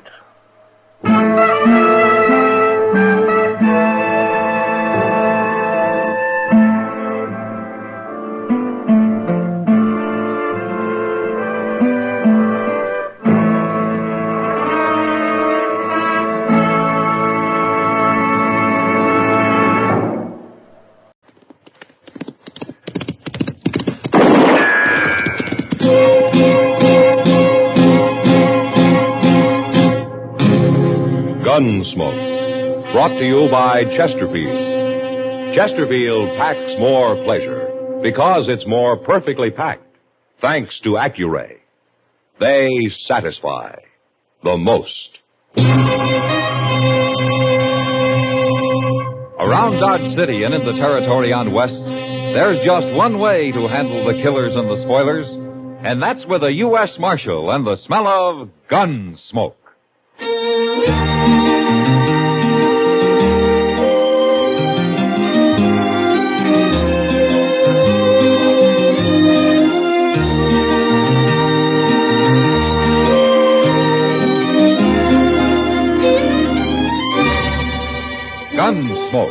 starring William Conrad. The transcribed story of the violence that moved west with young America. And the story of a man who moved with it. I'm that man. Matt Dillon, United States Marshal. The first man they look for and the last they want to meet. It's a chancy job, and it makes a man watchful and a little lonely.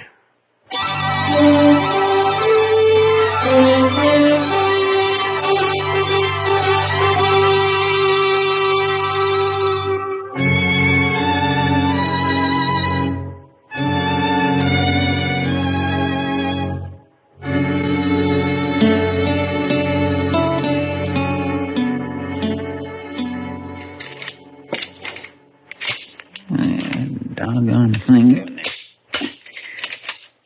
There. That works. Hello, Chester. Oh, Mr. Dillon? Are you going hunting? No, I saw all kinds of wild turkey about a mile down the Arkansas yesterday. I ain't going hunting, Mr. Dillon. What's the gun and all the shells for, then? Well, shotguns was made for more than shooting birds with. Yeah, that's true. Mr. Dillon, you ever hear me talk about Live Oak County? South Texas? Sure I have. According to you, it's a hideout for bandits. Yes, it is. And they've got a saying down there that if the law ever did catch any of them, there ain't enough good men around to act as a jury to try the bad ones. Well, that's very interesting, Chester, but you're a long way from Live Oak County now. Well, part of it's moved up here. What? Asa Ledbetter. He's in Dodge. Asa Ledbetter? Is he an outlaw? No, sir. But I seen him at the Long Branch, and there's only one thing he's here for, Mr. Dillon. Well, what? To kill me.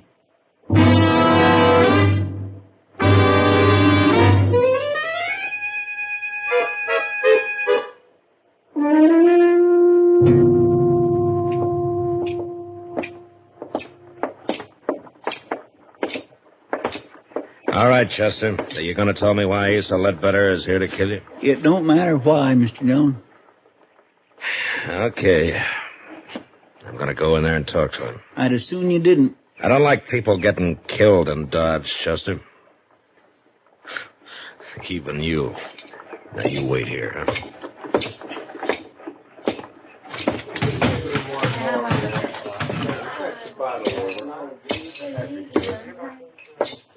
Hello?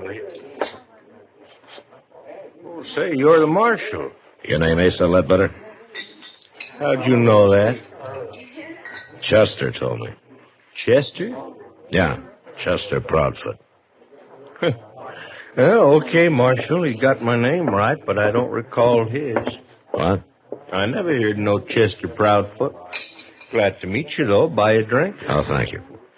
Say, there was a fella in here a while ago, I remember, 'cause he was staring at me so hard. He heard me say my name, too. I was talking to a cowboy about finding work around here. Where you from, Ledbetter? Texas. What part? Amarillo. Ever been in South Texas? No, never have. Marshal, what's this all about?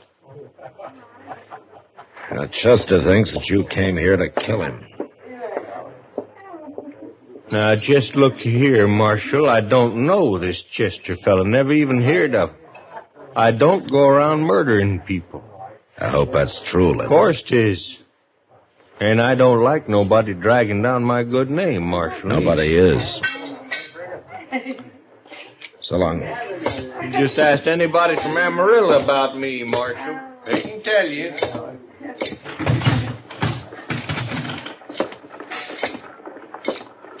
Chester? I feel like a darn fool standing out here.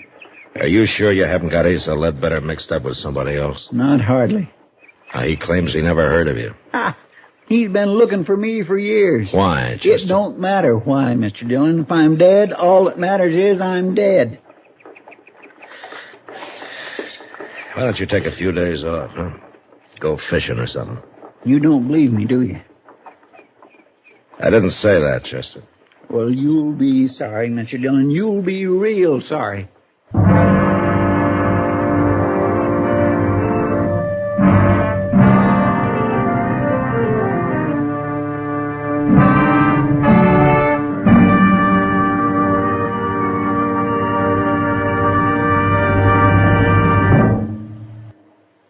that whistling man Bobby Haggart really started something.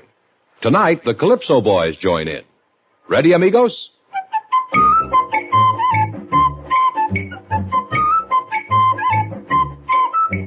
Packs more pleasure, packs more pleasure. Chesterfield packs more pleasure because Chesterfield's more perfectly packed. It stands to reason a cigarette made better and packed better, smokes better, tastes better. And Chesterfield is more perfectly packed by Accuray. This electronic miracle removes human error in cigarette manufacture. So Accuray Chesterfield is firm and pleasing to the lips, mild yet deeply satisfying. Yes, Chesterfield gives you something no other cigarette can give you. Chesterfield packs more pleasure because Chesterfield's more perfectly packed. To the touch, to the taste, Chesterfield packs more pleasure because it's more perfectly packed. By Chesterfield, mild, yet they satisfy the most.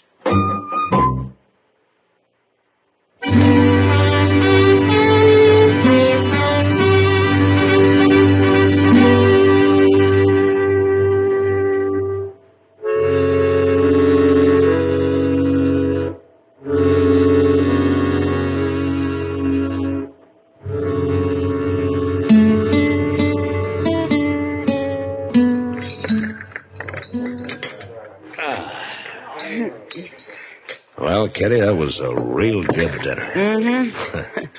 And thank you. Thank me. Well, I thought you were paying for it. You're the one who needs a vacation, not Chester. Oh, but you're a rich woman, Kitty. Let's talk about Chester.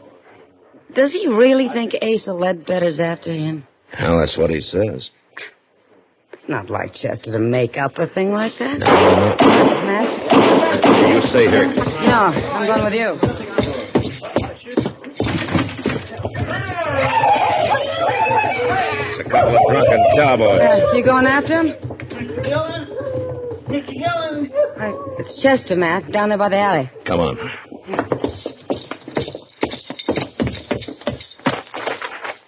What's the matter with his arm? Looks like he's been hurt. Yeah. He shot me, Mr. Dillon. He shot me. One of those cowboys? No, Asa Ledbetter. What? I seen them cussed cowboys coming, so I ducked in the alley here. And Ledbetter was down at the end of it, just waiting for me. I think he just hired them fellas to set up a commotion so he could get a shot at Here, me. let me see that arm. The bullet went right in here, Mr. Dillon. It didn't break nothing, though. Ah, Chester, you've been hurt worse than this a dozen times. Now, look, if you ducked in the alley, you were probably facing the street, weren't you? Yes, it was. All right, then Ledbetter wouldn't have been behind you. The bullet entered from in front. It was him, I tell you. Or the wild bullet from those cowboys. You think I'm lying? Well, I think you're worrying yourself into seeing things. I'm going up to Doc's, if I can make Now, it. wait a minute, Chester. Where's Ledbetter staying? Well, he told me the Dodge House, Matt. All right, I'll go talk to him. Sure. You go talk to him. How many times do I have to be shot around here before anybody believes me?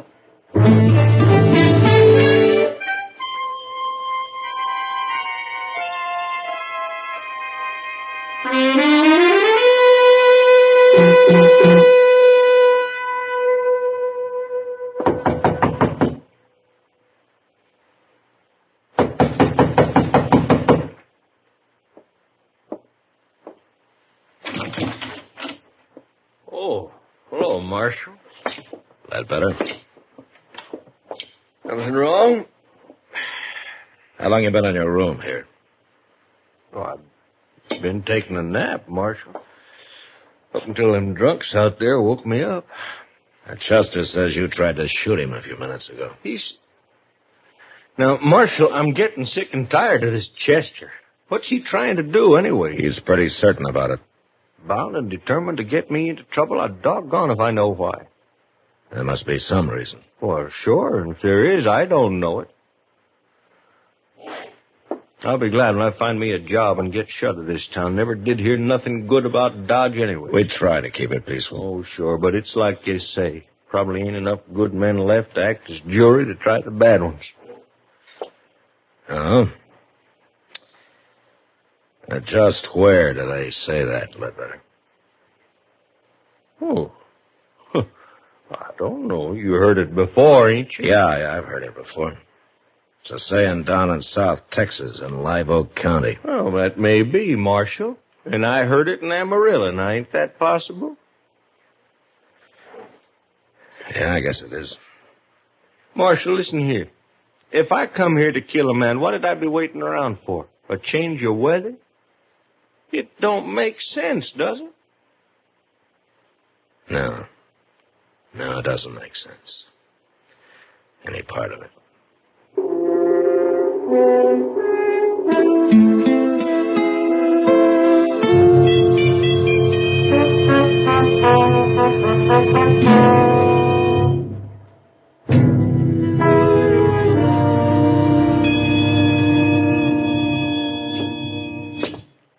How does it look, Doc?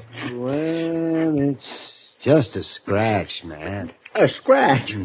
I suppose if I come in here scalped, you'd say the barber just give me too tight a haircut. Now, Chester, be brave, boy. Yes, see. There we are. In a week, you'll never know you got hit. Well, it's a mercy it wasn't my gun arm. Chester, I told you Asa Ledbetter was in his room the whole time. You mean he told you? I asked the desk clerk on the way out. Then he was lying, too. Chester, how long since you've had a good night's sleep? Now, Doc, don't you start that. Well, you admit you didn't actually see Ledbetter in that alley. But next time you'll see him all right, won't you? Yeah, whether he's there or not. Have you finished doctoring my wound? Oh, now, wait a minute. Getting mad won't help you. Well, maybe it will. Well, where are you going now? Who cares where at I'm going?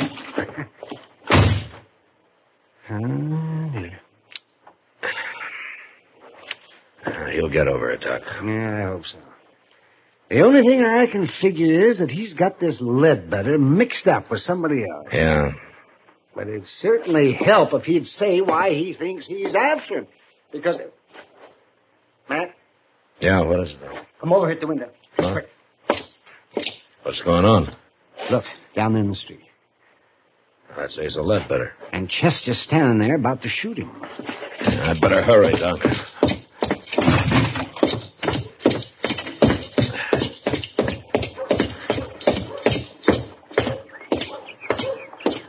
You are just getting plumb good and tired of you. And why don't you do something about it? Chester. You stay out of this, Mr. Dillon. I don't like gunfighting, no matter who starts it. I didn't start it. He come here to shoot me. Marshal, he is crazy. He ought to be locked up. Sure, I'm crazy. I should have called you out before. Now, you going to fight or not? No, I ain't going to fight. You scared? I've got no quarrel with you. Are you scared? Leave him alone, Chester. No. Then tell me what this is all about. No. Now, Chester, why don't you just go off and get drunk or something? Pete! Chester. Now will you draw? Now will you? Oh, Marshal, I ain't going to take much more of him. I said, are you All right, gonna Chester, draw? that's enough. Now, you come with me. You're a dirty coward. You come with me, I said.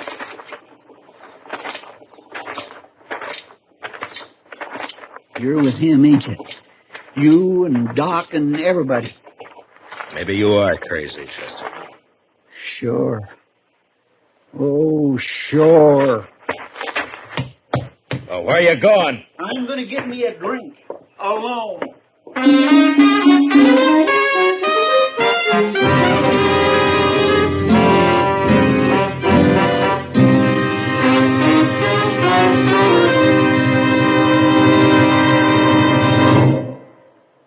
Say, where are you listening to Gunsmoke? In your car? Getting ready for dinner? Oh, I see. Just relaxing in your favorite easy chair. Well, I'd say you're in a good spot right now to really enjoy a Chesterfield. You see, Chesterfield packs more pleasure because it's more perfectly packed. It stands to reason. A cigarette made better and packed better smokes better, tastes better. And Chesterfield is more perfectly packed by Accuray. This electronic miracle removes human error in cigarette manufacture. So Accuray Chesterfield is firm and pleasing to the lips, mild, yet deeply satisfying. Yes, Chesterfield gives you something no other cigarette can give you. Chesterfield packs more pleasure because Chesterfield's more perfectly packed. To the touch, to the taste. Chesterfield packs more pleasure because it's more perfectly packed. Buy Chesterfield. Mild, yet they satisfy the most.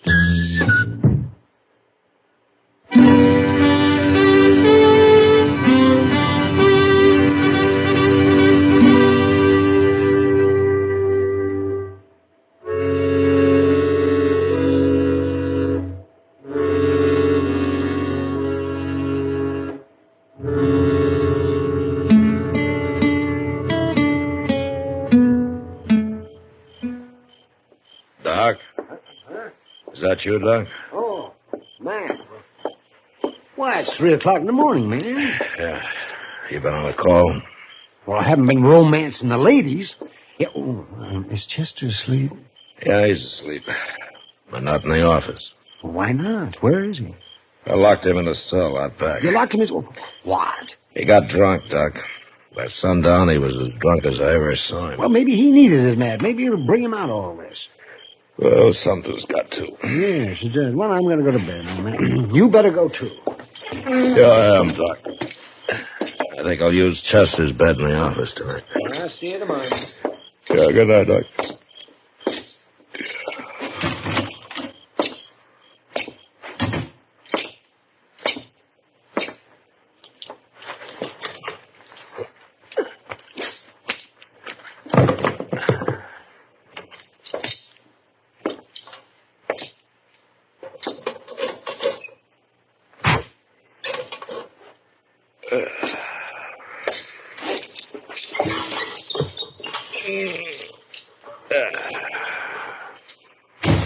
Don't move, Chester. This here's a shotgun. All right, now get off that bed and get over to the window. Go on.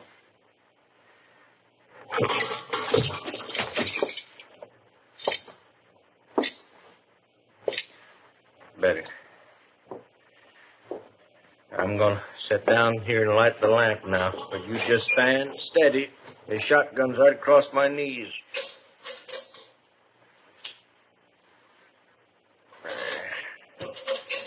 Now, Chester, you and me, we're going... Marshal?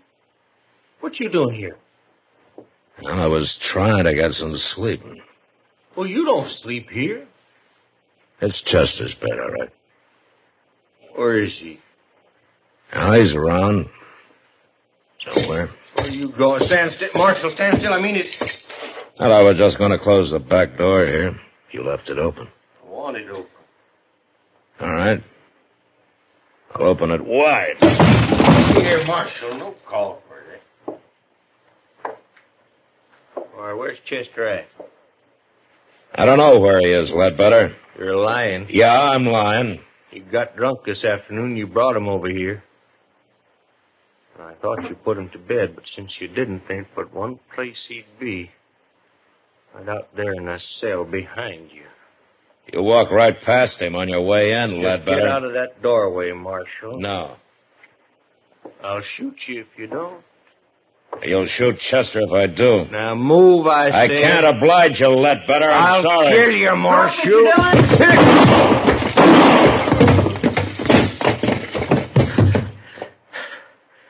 Don't shoot again, Chester.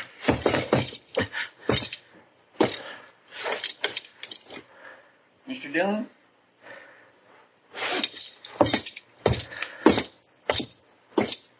Is he dead? Yeah. You hit him in the head with the first shot, Chester. Pure luck. I heard you kick that door. It woke me up. So I wonder anything could wake you up tonight. Well, I don't feel so good, but I ain't drunk no more. Say, you got me locked in here. Yeah, I thought of that, but I forgot to take your gun away from you. That was mighty careless of you, Mr. Dillon. Well, it doesn't matter now. You knew I had it. You were going to let him shoot at you so it'd wake me up and I'd have a chance at him.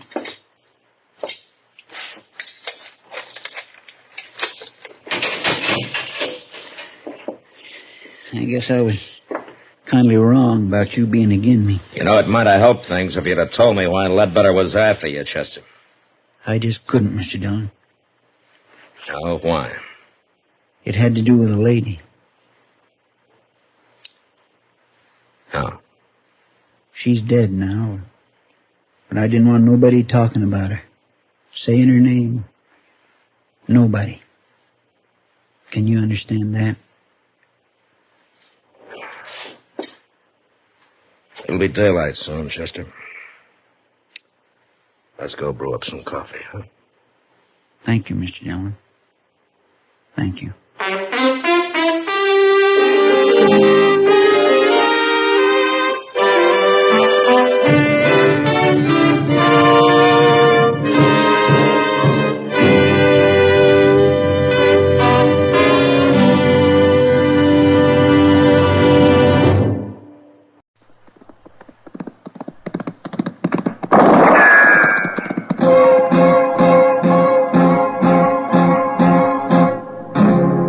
Gunsmoke, brought to you by Chesterfield. Chesterfield packs more pleasure because it's more perfectly packed, thanks to Accuray. They satisfy the most. Around Dodge City and in the territory on West, there's just one way to handle the killers and the spoilers, and that's with a U.S. Marshal and the smell of gun smoke.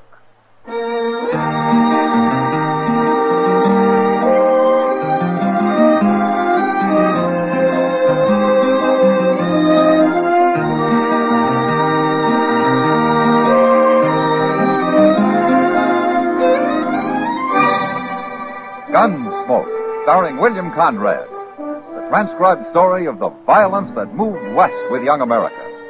And the story of a man who moved with it. I'm that man, Matt Dillon, United States Marshal. The first man they look for and the last they want to meet. It's a chancy job, and it makes a man watchful and a little lonely.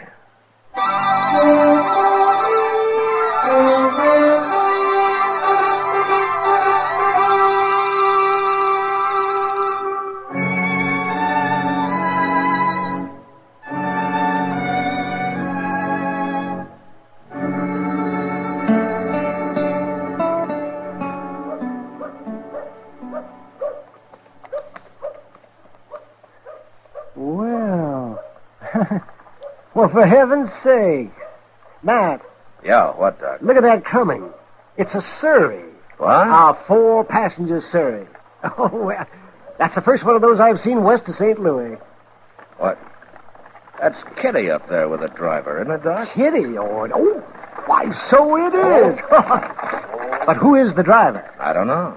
I don't know the one sitting in back either. See, that's pretty fancy for Dodge. Yeah. Those are a couple of dudes, if I ever saw any. Green as squash. Hi, Matt. Hello, Doc. Hi, Kitty. Hello, Kitty. Haven't met either one? Haven't even seen them, Kitty. There they are. Marshal Dillon, Doc Adams, Sir Samuel Sprague, and Clifton Bunker. Hello. Howdy, Mr. Bunker. Quite a wagon you gentlemen have. We brought it with us, Doctor, on the train. We've been all over the country around here in that Surrey, haven't we, Bunker? What are you, prospectors? No, Doc. We're writers, Doctor, from New York. Writers? Did you ever read anything by Ned Buntline? Oh, then you're not reporters. You write make-believe stories. Well, we want to write true stories, Doctor, but there doesn't seem to be much material around here. Kind of disappointed. There hasn't been a gunfight since they arrived, and every Indian in Kansas seems to be growing old on a reservation. We're not going to get any stories this way. You mentioned that writer, Ned Buntline, Mr. Sprague. I met him once through Jim Bridger. Oh, yes, he wrote a lot of stories about Jim Bridger's adventures. Mm-hmm. Most of them were lies. They made Bridger look like a fool. They also made Jim Bridger famous, Marshal. Like Wyatt Earp. Buntline wrote about him, too. Anything wrong with being famous? I guess it depends how you get that way, Mr. Sprague. Yeah, go stir 'em up some Indians, Matt. A few massacred families out here would... Oh, that'd make nice reading in New York. Yeah. Let's go get a drink, Kitty. You two go ahead. I'll join you. All right. Good day, gentlemen. Well, you were a great help. What do you care about them, Kitty? I don't think a series of stories in the New York papers would hurt Dodge any, do you? Oh, she's thinking of business, Matt. I keep forgetting she's half owner of the Long Branch now. So that's it, huh? Of course it is. Don't want anybody killed, but you might at least be polite to them. Haven't got time, Kitty. What? I got to ride up to Hayes City tomorrow. May not be back for a week. Good. You want to come along? Ha!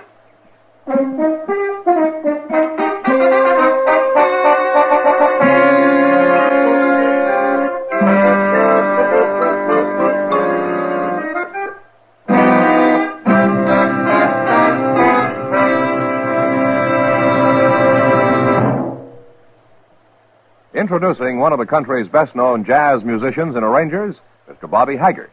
How about whistling along with him?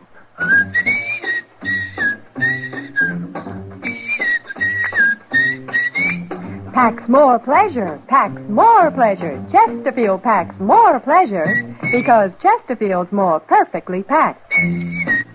It stands to reason a cigarette made better and packed better, smokes better, tastes better. And Chesterfield is more perfectly packed by Accuray. This electronic miracle removes human error in cigarette manufacture. So Accuray Chesterfield is firm and pleasing to the lips, mild yet deeply satisfying. Yes, Chesterfield gives you something no other cigarette can give you. Chesterfield packs more pleasure because Chesterfield's more perfectly packed. To the touch, to the taste, Chesterfield packs more pleasure because it's more perfectly packed. By Chesterfield. Mild, yet they satisfy the most.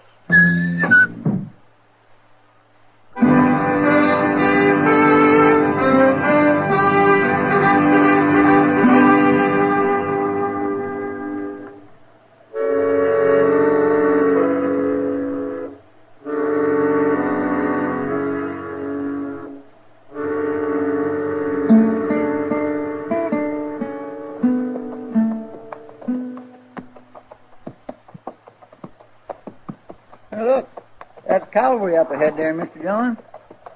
Yeah. Pretty sloppy looking, ain't they? Half of them ain't even setting their saddles straight. Uh-huh. Yeah, not that I blame them none. Riding them terrible McClellan I saddles. think they've been hit, Chester. They must have had a fight.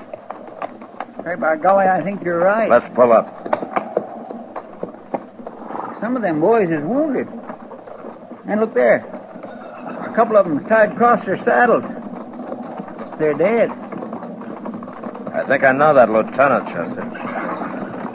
Yeah, it's Lieutenant Bain. What in the world do you suppose has happened?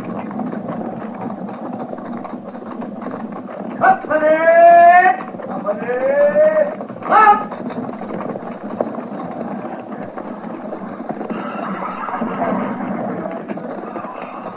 Hello, Lieutenant. Can we give you any help? Might have this morning, Marshal. Indians?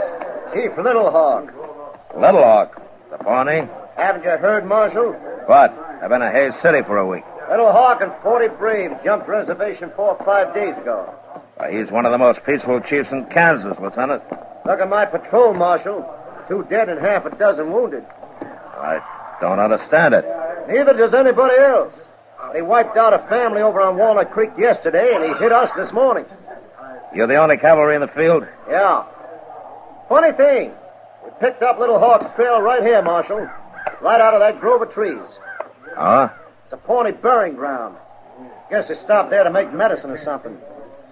Well, see you at the dance, Marshal. Yeah, Lieutenant. I'm sorry it happened. Yeah, so am I. Up, buddy!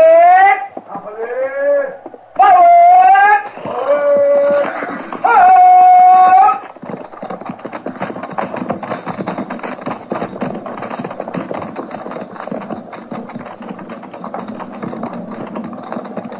Come on, Chester.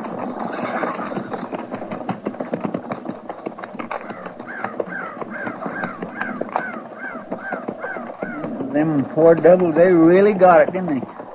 Well, they're not far from Fort Dodge now. Where are we going? To look at this Pawnee graveyard? Not exactly a graveyard, Chester.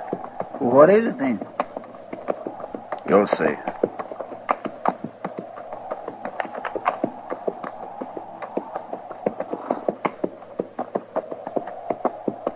Mr. Dillon, what's all them poles sticking up over there?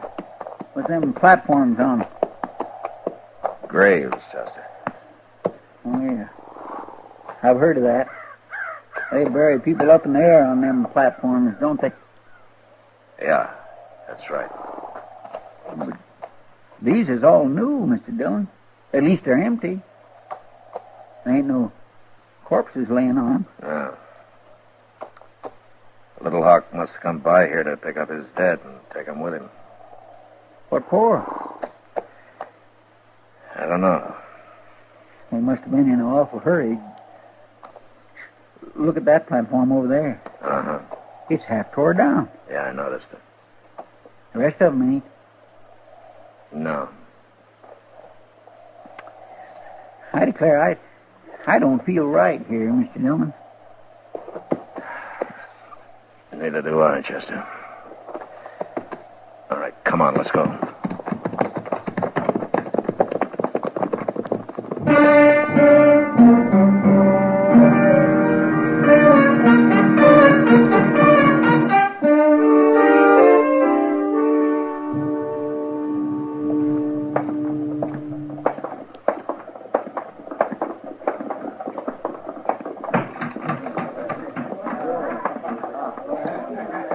I'll buy us the first drinks, Mr. Dillon. All right, Chester.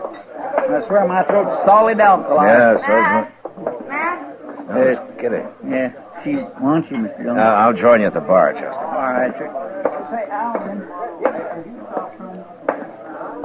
How long have you been back, Matt? Oh, since noon, Kitty.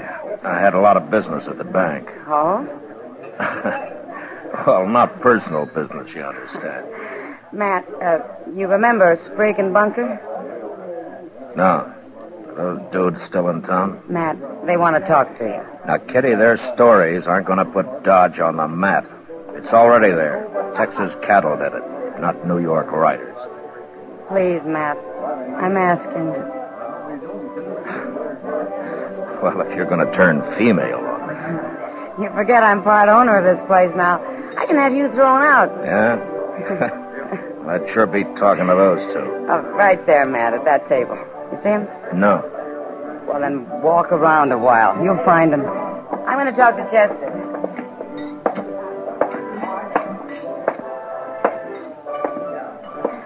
Good evening, gentlemen. Marshal Dillon. Sit down, Marshal. Sit down. All right. Marshal, we've got a proposition to make you. Oh? You tell him, Sprague. Well, Marshal, we heard about those Indians. Some soldiers from Fort Dodge were in here a while ago. And? We want to find them. What are you talking about, Sprague? Well, I don't mean find them exactly, but the next time they attack some settler, we want to be the first to get there. That way we'd really see what it's like, Marshal. Maybe we could even talk to the survivors, if there are any. We'll pay you well. Pay me for what? For guiding us, for taking us there. What do you say, Marshal? You want me to guide a couple of vultures like you? That's uncalled for, Marshal. Why don't you go back to New York, huh? They got plenty of corpses there. And they're a whole lot prettier than anything the Indians might leave for you. Now, look here, Marshal. Just no getting along with him at all, Sprague. Well, you certainly didn't talk to them very long, Matt. Is that my drink, Chester? No, sir, it ain't. No, it ain't. It ain't. It's yours now. Pour yourself another one. I'll buy it. Well, thank you. I don't mind if I do. Oh, Mr. Dillon, look at this little dido Miss Kitty's been showing me. Huh? Well, they had it hung up behind the bar there. See, it's all carved out of bone. Here, let me see that, Chester. Interesting, isn't it, Matt? Where'd this come from, Kitty? Well, it's an Indian totem of some kind. Sprague and Bunker brought it in. Sprague and Bunker? But they were just lending it to us to hang behind the bar. Now what? I'll go with him, Chester. Well, I'll go. Where did your men get this totem? We've had enough of you for tonight, Marshal. Well, I want to know where you got this totem, Sprague. You're choking me. Then tell me. got it from a soldier. A soldier? What soldier? A private from Fort Dodge. His name was Roger Harlow. We bought it.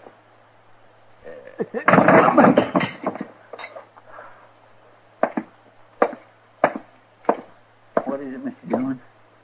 Chester, we're riding out to Fort Dodge in the morning. And time to wake up Major Honeyman.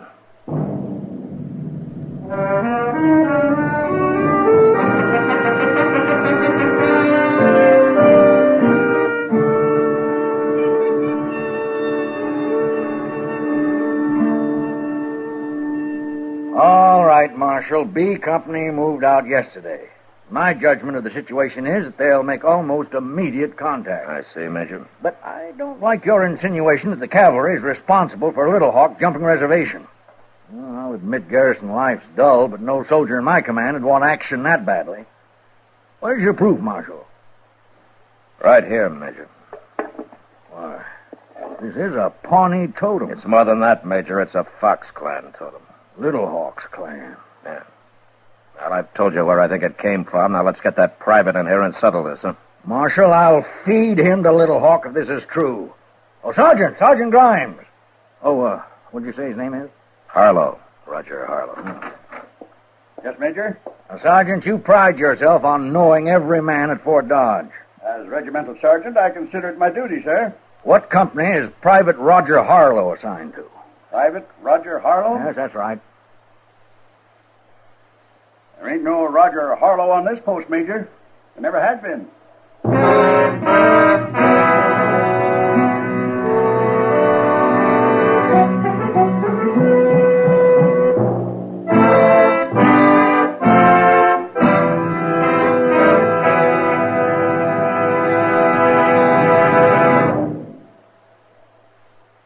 Where are you listening to Gunsmoke? In your kitchen? Getting ready for Sunday supper? Maybe in your living room, relaxing? Or out driving? Say, be sure and watch the road. But remember, there's pleasure ahead when you smoke Chesterfield. When you satisfy yourself with Chesterfield's better taste and mildness. It stands to reason.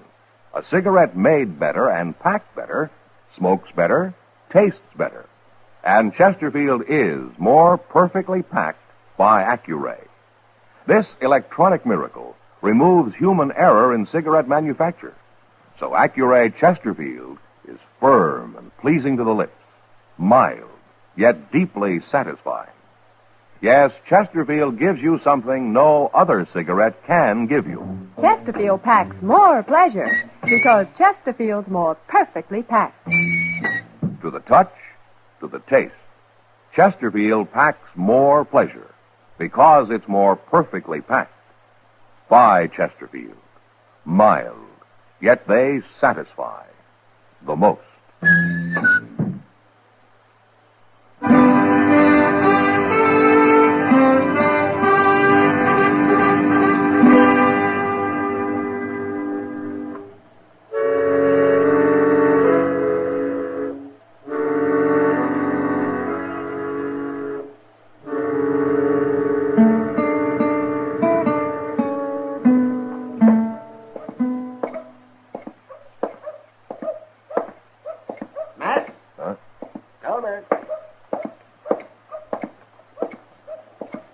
Morning, Doc. Good morning.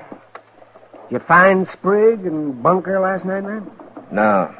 We finally learned at the stable they drove out of Dodge in that Surrey yesterday morning. You going after them? Yeah. As soon as Chester comes with our horses. What do you think they're up to now, man? I wish I knew, Doc. They ought to be hung. Hey, Doc. Huh? Look over there. Coming into the plaza. Oh, yeah, well, you won't have to ride after them now. No. Them and their fancy Surrey. Yep, Matt, yep. Where you going?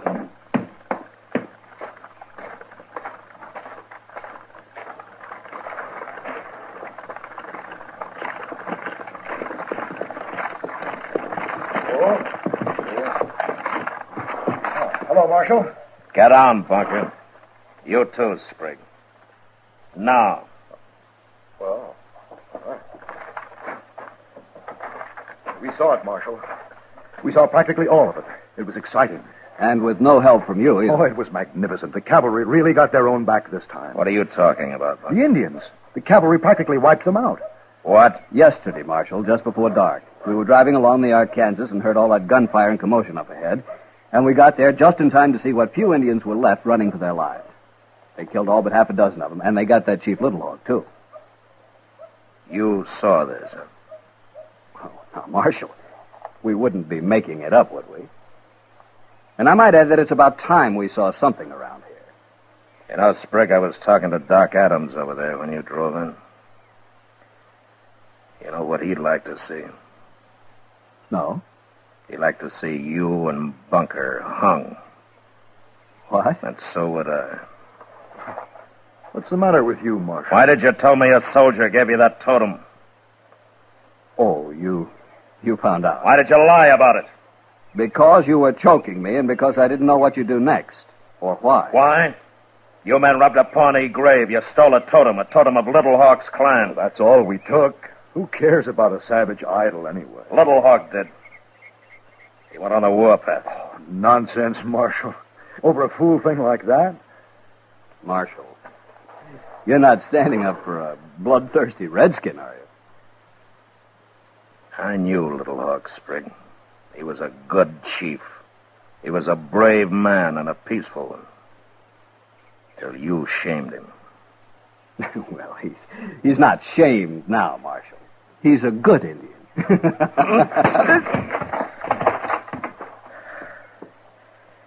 Now you get out, both of you. You get out today. Enough men have died because of you. And you go back to New York. And when you get there, you write a story about a marshal who'd have liked nothing better than handing you over to Little Hawk. If he were still alive.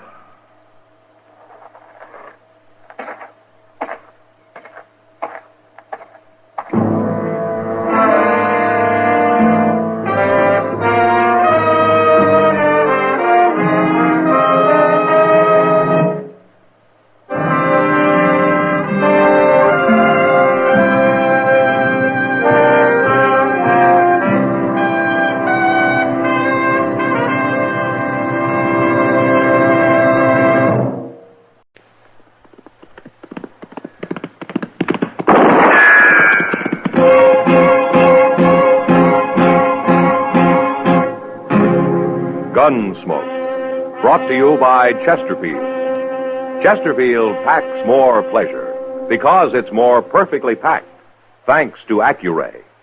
They satisfy the most. Around Dodge City and in the territory on West, there's just one way to handle the killers and the spoilers, and that's with a U.S. Marshal and the smell of Gunsmoke.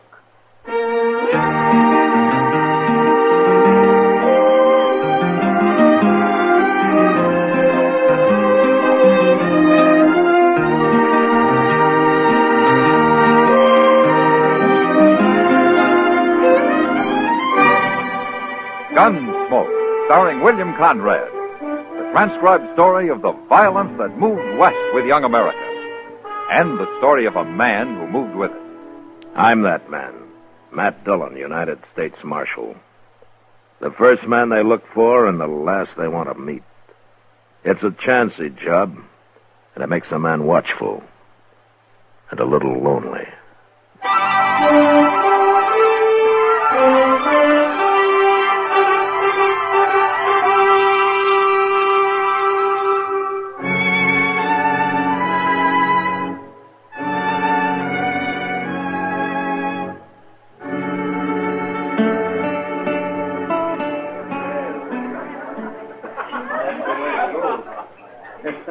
So your name's Force Capper, huh? Yeah, that's right, mister.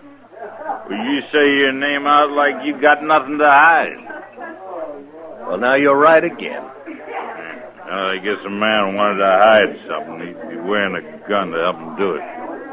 Maybe. Well, are you agreeing with me, or ain't you agreeing with me? Any way you want it, mister. Yeah, you're big, Capper, but I ain't afraid of you. There's no reason you should be. You're awful big. Man'd be a fool to go against you without a gun, wouldn't he? Well, wouldn't he? Mister, have a drink. No. Here. You have this instead. I always carry an extra gun in my belt. I don't want your gun. Well, I can't fight you letting you have a gun. You're too big. We got no cause to fight, mister. Now you take your gun back. You're afraid. You're a coward. You're a sneaking Don't coward. you push it, mister. I said you're a coward. All right, fella. You've had enough. You keep out of this. I am wearing a gun, mister. And I'll bend it across your skull in a minute. Oh. You're the marshal. Get out of here. Go on, move. Sure. Sure. Well, suppose I ought to thank you, Marshal. No need. Name is Foss Capper. You know, most men around Dodge do wear guns, Capper. I've had enough of fighting, Marshal. Oh? And where was that? By the war. Had it from Harper's Ferry all the way to Richmond. You know, a man gets tired of killing. Yeah, I know. Mr. Dillon? Yeah, what is it, Chester? Mr. Dillon, Ben Stasel's out there in the street. So? He's about to beat up one of his riders. I suppose it has to do with his sister again, huh? Yes, sir, it sure does. And Carrie's there, too. All right, let's go. Oh, I declare that poor Carrie. Mr. Dillon, she was trying to load their wagon all by herself. And this rider, Stansel's, come along, and he was helping her when Stansel himself come up and got real sore about it. Stansel doesn't deserve a sister like Carrie. She's as nice as he is, mean and ugly. There they are. Yeah. Well, say, where's that cowboy at? He's lying on the ground behind Stansel. Well, I sure didn't hear no shooting. Back to loading that stuff, Gary. You hear me? Yes. I hear you, Ben. Well, I hope you didn't kill him, Stansel. Oh. He's all right, Marshal. I only knocked him down. Well, I'll go get some water from over there. I should have killed him. For what? Trying to help Carrie do a man's work? Carrie's my sister, Marshal. What she does ain't no business of yours. No. But you're keeping men away from her the way you do is going to lead to real trouble one of these days. My trouble, Marshal. Not if you kill somebody. You know, I guess men don't like the way you treat her. There's somebody else trying to help her. What? Now, by heaven. You just take it easy, Stansel. That man's not wearing a gun. Then he better go get one. What do you think you're doing, stranger? Well, that box seemed a little heavy for a lady to be lifting. Please, Ben. He meant no harm. You know this man? He told me his name. Gary, you're turning into a regular doxy. I wouldn't talk like that, mister. You shut up. You're going to beat me like you did the other fella? There's been enough fighting for one day. Stansel, your wagon's loaded. So why don't you get going? All I can say to you, mister, you better get yourself a gun. Get up on the seat, Carrie. Good day, Miss Carrie. Goodbye, Mr. Capper.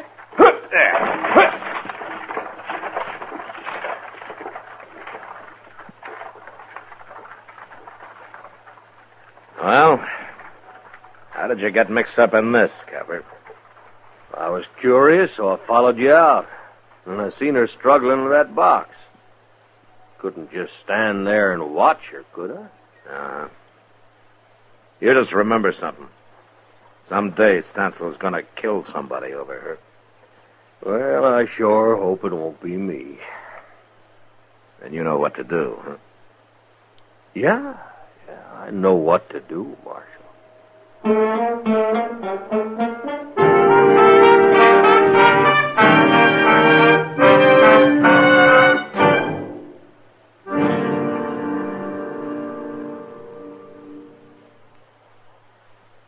You've heard Bobby Haggart whistling it on radio and television. Right now, a country-style version. Okay, partners?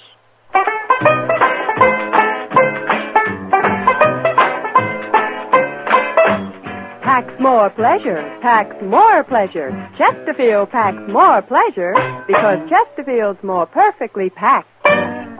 It stands to reason a cigarette made better and packed better, smokes better, tastes better. And Chesterfield is more perfectly packed by Accuray. This electronic miracle removes human error in cigarette manufacture. So Accuray Chesterfield is firm and pleasing to the lips, mild yet deeply satisfying. Yes, Chesterfield gives you something no other cigarette can give you. Chesterfield packs more pleasure because Chesterfield's more perfectly packed. To the touch, to the taste, Chesterfield packs more pleasure because it's more perfectly packed.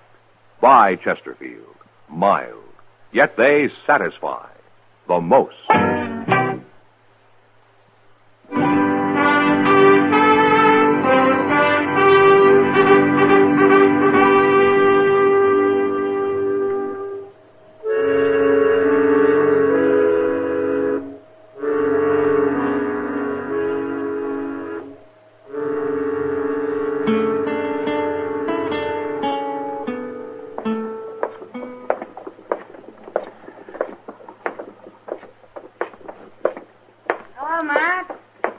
Kitty. Are you shopping? I guess a woman's always shopping, Matt. Whether she buys anything or not. I believe that. Well, now. What? That's Carrie Stansel. Huh? Oh. Well, sure. But isn't that Foss Capper driving her wagon? Well, where you been the last few weeks, Matt? He drives her wagon every time she comes to town. He does. Well, sure. He rides out, meets her part way, ties his horse behind, and they drive in together. And this has been going on for a couple of weeks or so? Oh, but at least.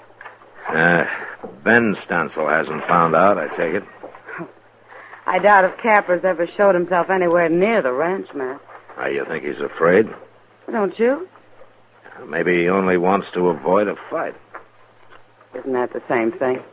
No, not necessarily, Kitty. Well, if he wasn't a coward, he'd be wearing a gun, wouldn't it? I don't know, Kitty. I haven't decided about Foss Capper. Look at them, Matt. They're so wrapped up in each other they don't even see us.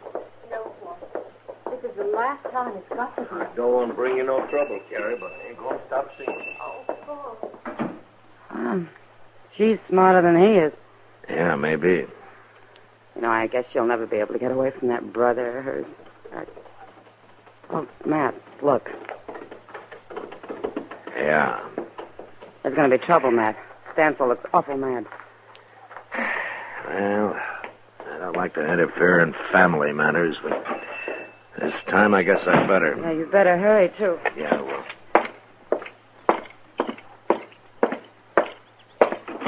How long's this been going on, Carrie? Please, Ben.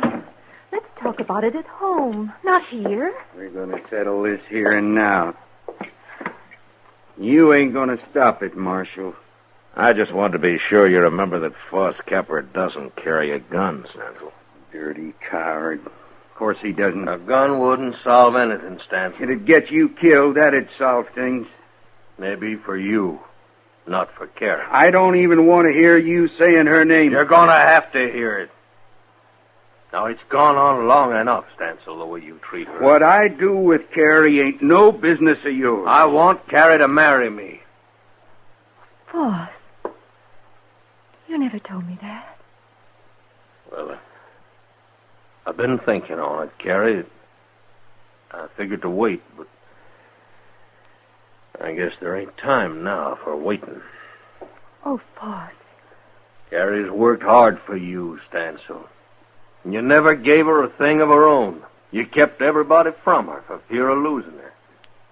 She ain't a woman to you, a sister. She's nothing but cheap labor. I'll kill you sure now. No, you won't, 'cause you'd hang for it. I'll get you, Capper, one way or the other. Carrie, Yes? you go on back to the ranch and get what things you need. I'll be waiting right here for you tomorrow noon. No, Carrie, you can't no. stop us, Stancil. You're going to be free, Carrie. You make up your mind later about marrying. But you're going to be free. Carrie. Stancil, you shut up. And don't you lay a finger on her, or I'll just beat you to death. Go on now, Carrie. All right, boss. Noon tomorrow, Carrie. I'll be waiting. And you mind what I said, Stancil. Don't you try to stop her. I won't try to stop her. It's you I'm going to stop.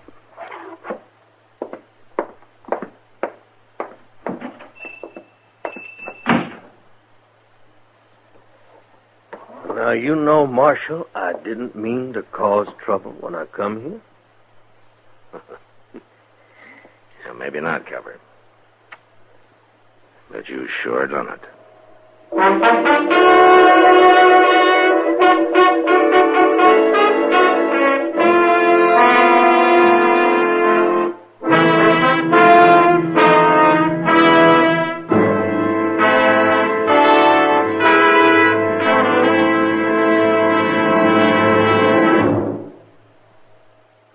Where are you listening to Gunsmoke?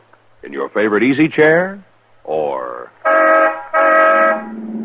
out driving? Oh, there you are. In the kitchen. Say, you want to make whatever you're doing more enjoyable? Have a Chesterfield. Enjoy Chesterfield's better taste and mildness. It stands to reason a cigarette made better and packed better, smokes better, tastes better. And Chesterfield is more perfectly packed by Accuray. This electronic miracle removes human error in cigarette manufacture. So Accuray Chesterfield is firm and pleasing to the lips, mild yet deeply satisfying. Yes, Chesterfield gives you something no other cigarette can give you. Chesterfield packs more pleasure because Chesterfield's more perfectly packed. To the touch, to the taste, Chesterfield packs more pleasure because it's more perfectly packed. By Chesterfield, mild, yet they satisfy the most.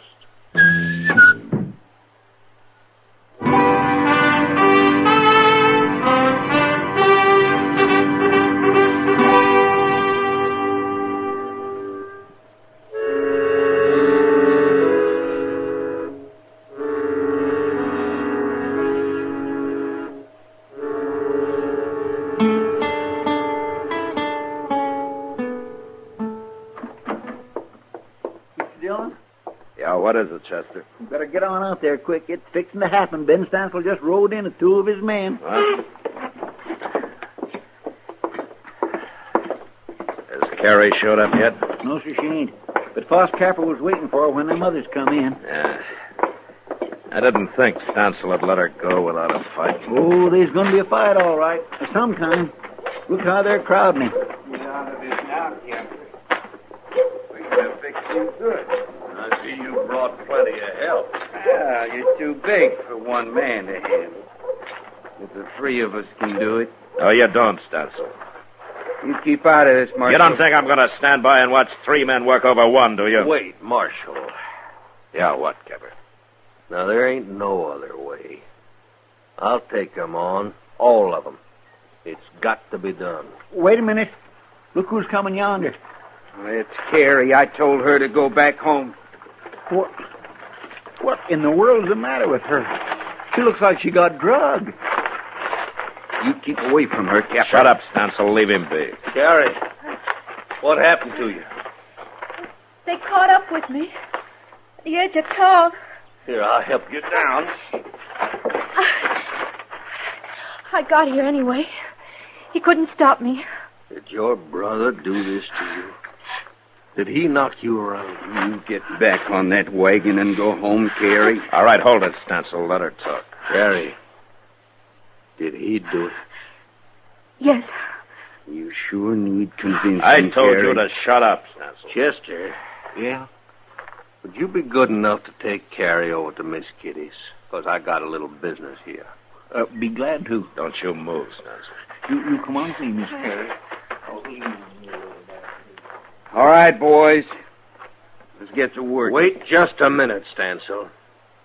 I've changed my mind. What? I ain't gonna fight you.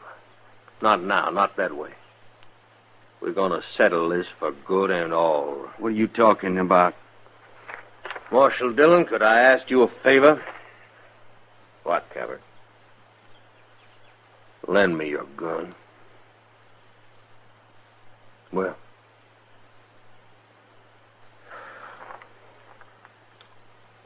All right.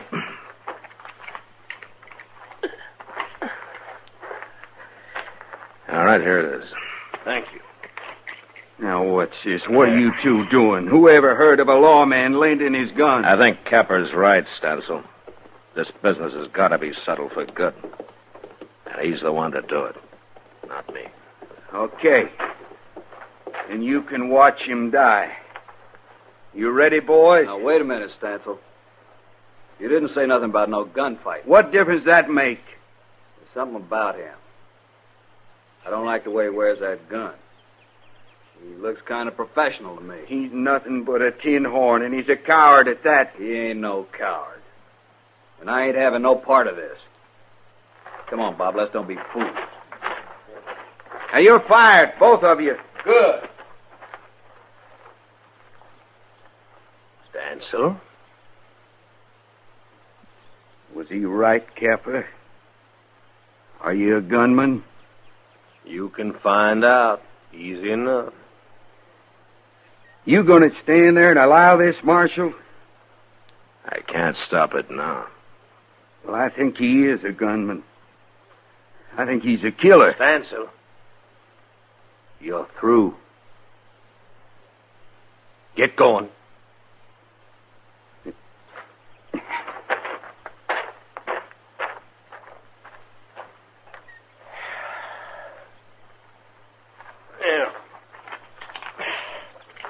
Marshal, your gun. I thank you. Sure. You remember I told you how a man gets tired of killing? I had a feeling it was more than the war that did it, Capper. I thought I was all through wearing a gun. That's why I asked Carrie to marry me. So? You tell her for me, Marshal. Tell her I was ready to kill her brother. I can't ask her to marry me now. A day will always come when I'll have to put on a gun again. Not against Stancil. Well, there's others. A man like me's got enemies. Why don't you tell her about it yourself, Capper? It wouldn't be fair. I'd be influencing her the wrong way just being there.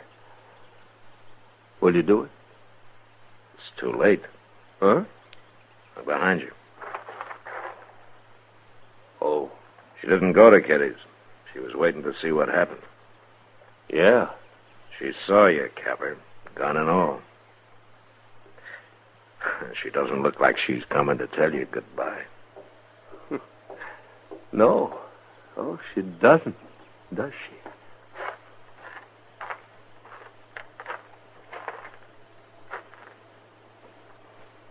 Boss?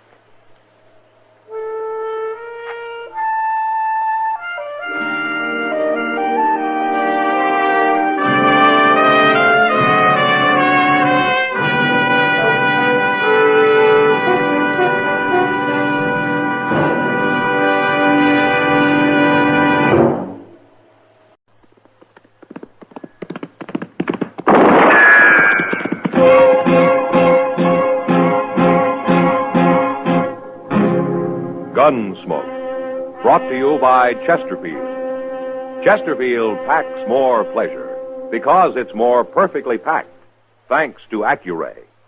They satisfy the most. Around Dodge City and in the territory on West, There's just one way to handle the killers and the spoilers, and that's with a U.S. Marshal and the smell of Gunsmoke.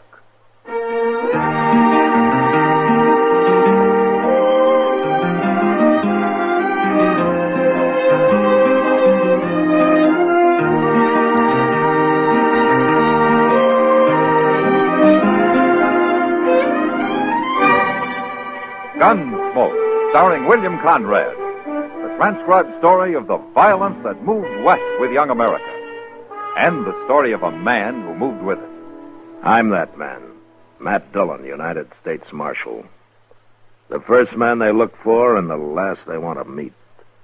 It's a chancy job, and it makes a man watchful and a little lonely.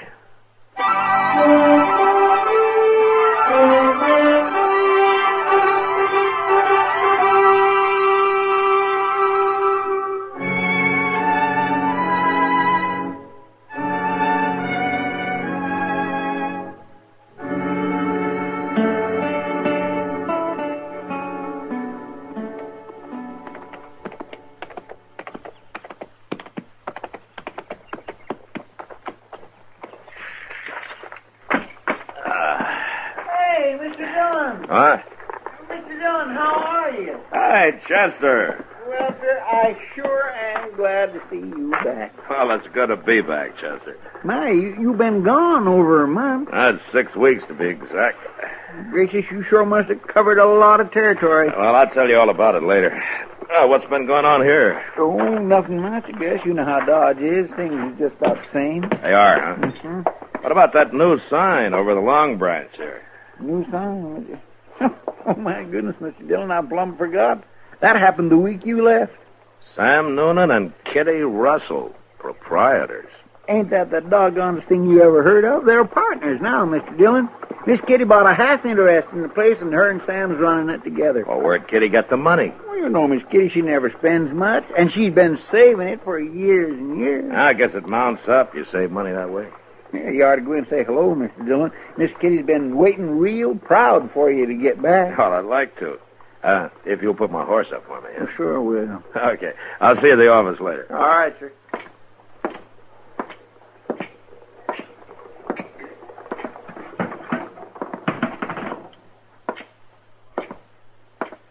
Hello, Sam. Well, Marshal Dillon, when'd you get back? Just now. Saw your new sign outside, and I came in to see if the price of whiskey had gone up. Well, Marshal, the price of whiskey went down at the Long Branch. What? Yeah. First thing Kitty talked me into. Well, knowing you, that must have taken some talking. Well, you know, she was right. We're making more money than ever. I sure got to hand it to her. Ah, good. And where is she? Well, she went to her room, Marshal. And, you know, I wish you'd go up and see her. She got me worried. Oh, why? Well, we were sitting here talking business, and a boy come in with a telegram for her, and she read it, and well, she turned kind of pale and then got up and left. Huh. Yeah, sure, Sam. I'll go see her.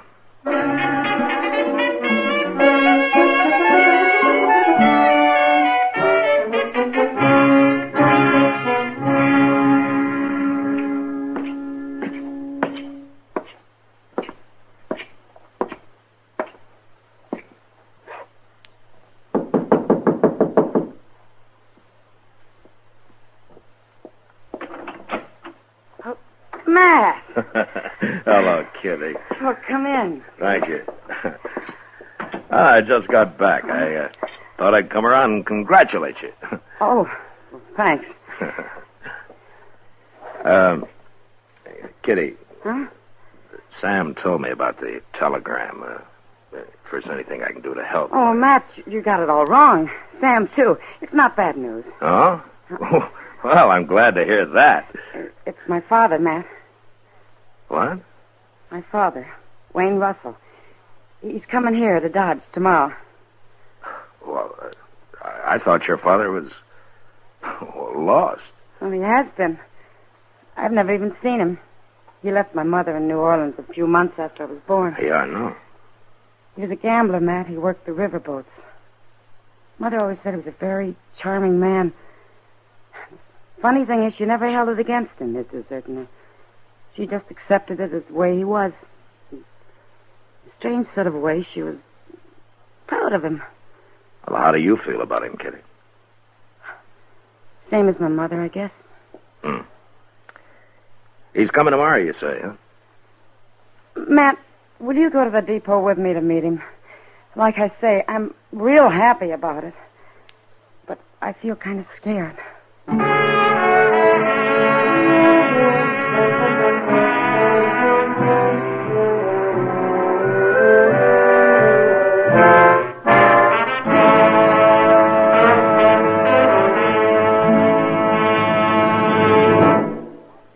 That whistling man, Bobby Haggart, really started something. Tonight, we'd like to introduce a player piano that could have come right out of the Long Branch in Dodge City. Packs more pleasure, packs more pleasure. Chesterfield packs more pleasure because Chesterfield's more perfectly packed. The more perfectly packed your cigarette, the more taste and mildness are released for you. Chesterfield, made by exclusive Accuray, has an open, easy draw that unlocks all the pleasure of fine tobaccos. Now, Accuray ensures an even distribution of tobacco from one end of your Chesterfield to the other. Chesterfield is firm and pleasing to the lips, mild, yet deeply satisfying. Chesterfield packs more pleasure because Chesterfield's more perfectly packed. To the touch, to the taste, Chesterfield packs more pleasure because it's more perfectly packed. By Chesterfield, mild, yet they satisfy the most.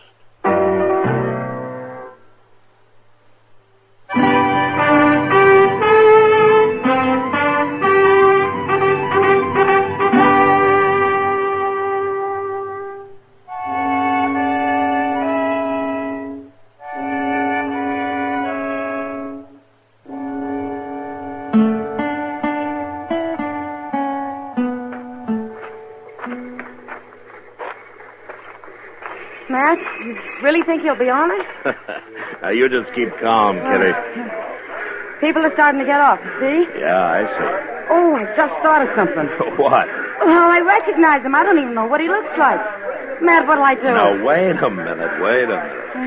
Ah, here comes Chester with somebody now. Oh, you think that's him? Well, he's about the right age. Yeah. Gray hair.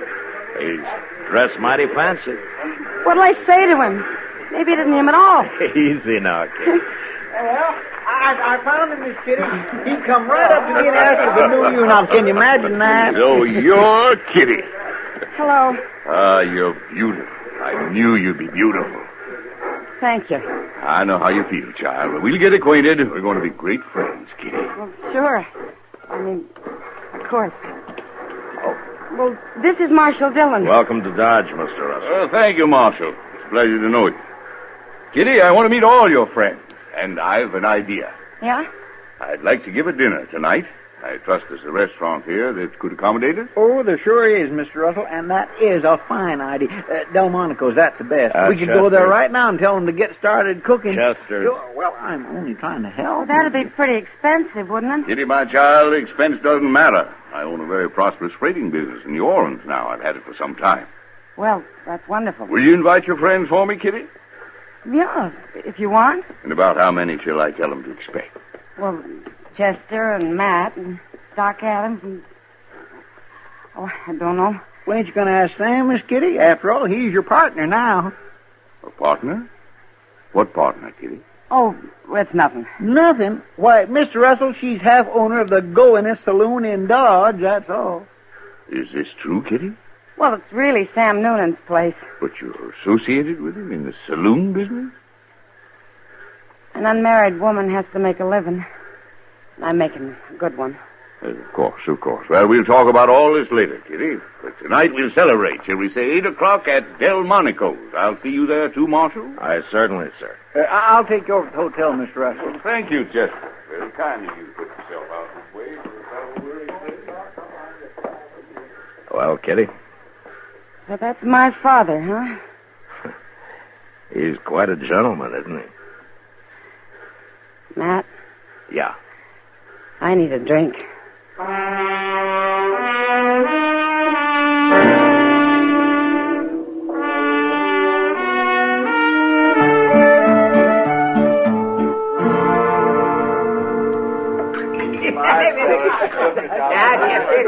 you've had just about nothing. Well, that was a pretty good meal, wasn't it, Mr. Rustin? I want to thank you for recommending the place, Chester. Of course, I guess it ain't like what you're used to in New Orleans. Miss Kitty's told me about how good they eat down there, ain't you, Miss Kitty? Yeah, I guess so, Chester. What's the matter with Kitty, man? I don't know, Doc. She keeps looking at him sideways, but she sure doesn't have much to say to him. And I guess she's still kind of shy. Shy? You mean Kitty? Oh, nonsense. You better fill your glass, Doc. What's that? Sam Noonan's getting ory-eyed. I think he's just about to propose a toast. Oh, no, that's all we need. Now, you see what I mean? Now, gentlemen, now let's drink a toast. A toast to my new partner, Kitty Russell, and to her old man. I mean her father. Sorry, Mr. Russell. And their very happy reunion, and many more of them forever and forever and forever. All right, getting thirsty, Sam.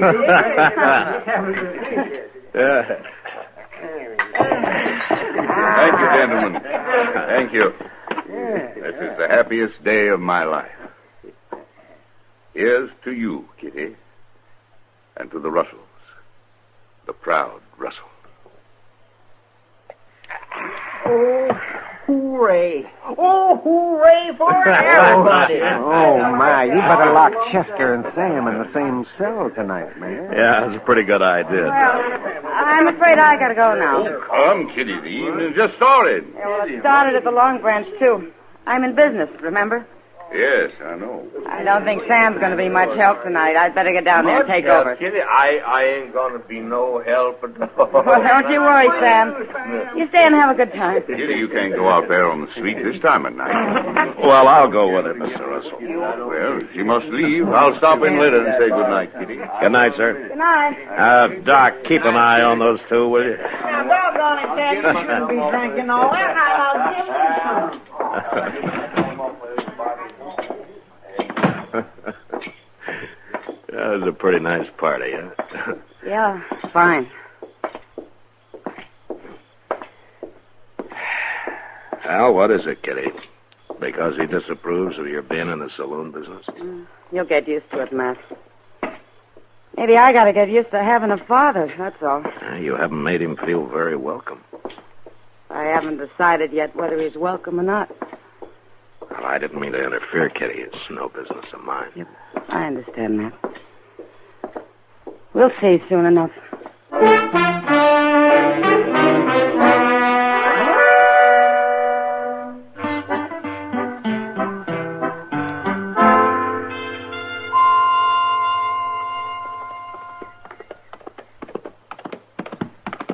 Well, that's a good-looking horse Chester's riding, man. He's thinking of buying it, Doc. Buying it, buying it. With what? That horse will be as old as Methuselah before he closes the deal. Well, that could be. Isn't that Kitty and her father coming out of the bank? Yeah. She treating him as cold as ever, man?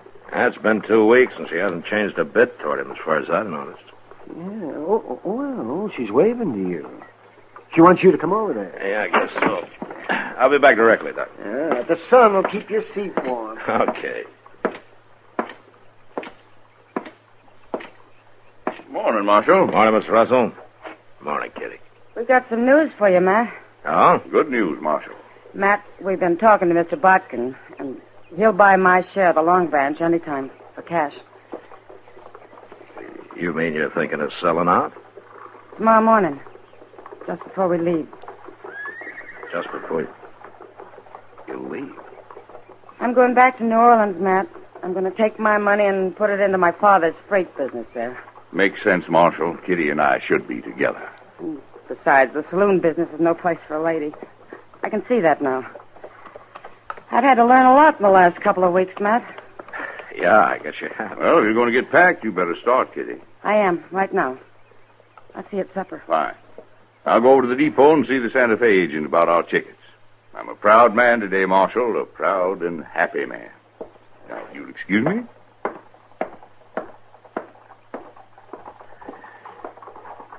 Kitty, Yes, Matt?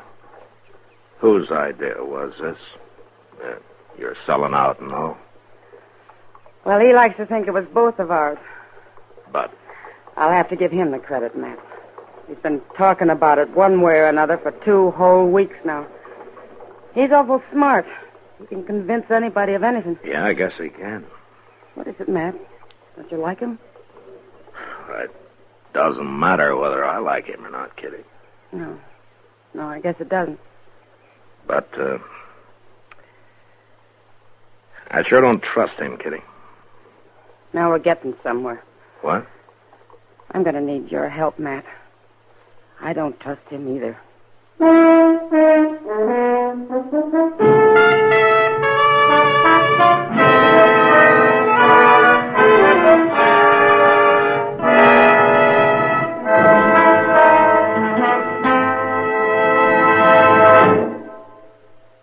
Where are you listening to Gunsmoke? In your kitchen? Getting ready for Sunday supper? Maybe in your living room, relaxing? Or out driving? Say, be sure and watch the road. But remember, there's pleasure ahead when you smoke Chesterfield. When you satisfy yourself with Chesterfield's better taste and mildness. It stands to reason. A cigarette made better and packed better smokes better, tastes better. And Chesterfield is more perfectly packed by Accuray. This electronic miracle removes human error in cigarette manufacture. So Accuray Chesterfield is firm and pleasing to the lips, mild, yet deeply satisfying. Yes, Chesterfield gives you something no other cigarette can give you. Chesterfield packs more pleasure because Chesterfield's more perfectly packed. To the touch, to the taste, Chesterfield packs more pleasure because it's more perfectly packed. By Chesterfield. Mild, yet they satisfy the most.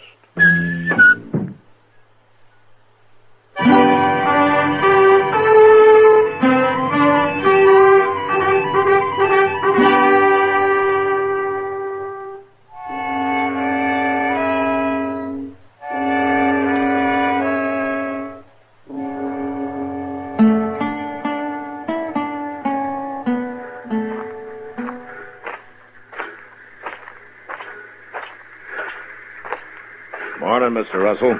Morning, Marshal. Well, I see the train's ready. Where's Kitty? Well, she insisted on meeting me here. She wanted to do her business at the bank alone for some reason. Well, maybe it's because this is the last time she'll be doing any business on her own. I hope so. No woman should be in business anyway. Yeah, especially Kitty. She, trusts people too much. They take advantage of her. Not anymore, I can assure you. I only hope she gets here with that money. Well, nobody's likely to hold a woman up in broad daylight, Mr. Russell. But they would at night, eh? Oh, there are some men who'll do anything for $1. Day or night. Yeah.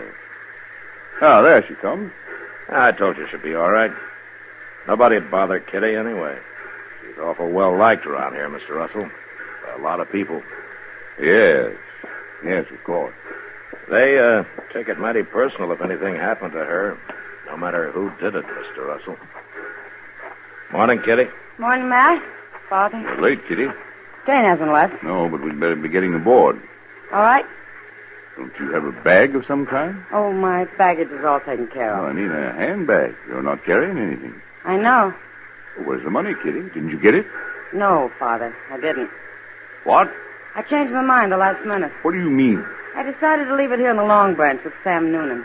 It's a good investment. I can always come back for it. Now, look here, Kitty. I'm deciding things for you Well, from we'll now talk on. about it on the train. No, we're not leaving till you get that money. Which is it you want, Father? Me or the money? There isn't a question of that. Now, you do as I say. You haven't changed a bit. What? Mother always said you'd never change, and she was right. Don't tell me you're running a freight business in New Orleans. That's enough. Easy, Mr. Russell. You stay out of this, Marshal. You're just another man to me, Father. And a crook besides. Kitty, you're going to be sorry for this. I'd be a whole lot more sorry if I let you steal my money. All right, Kitty, all right. I think he understands now. You're in this together. Mr. Russell, you played it pretty smart so far. Don't disappoint us now. You see it through. Don't make me throw you in jail. Just play it all the way, Mr. Russell. You can do it. Please, Father. Get on a train. Leave me at least that much pride. Yes, I think so. Goodbye, Kitty. Bye. Marshal. Goodbye, sir.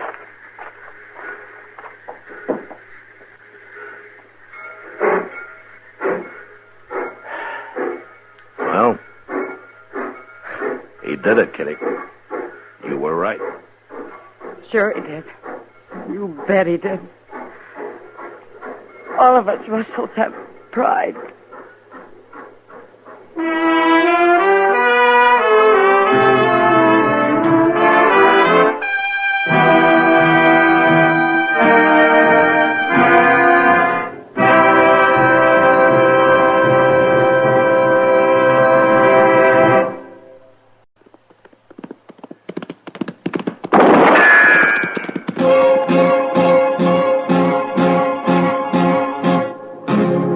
Gunsmoke, brought to you by Chesterfield. Chesterfield packs more pleasure because it's more perfectly packed, thanks to Accuray. They satisfy the most. Around Dodge City and in the territory on West, there's just one way to handle the killers and the spoilers, and that's with a U.S. Marshal and the smell of Gunsmoke.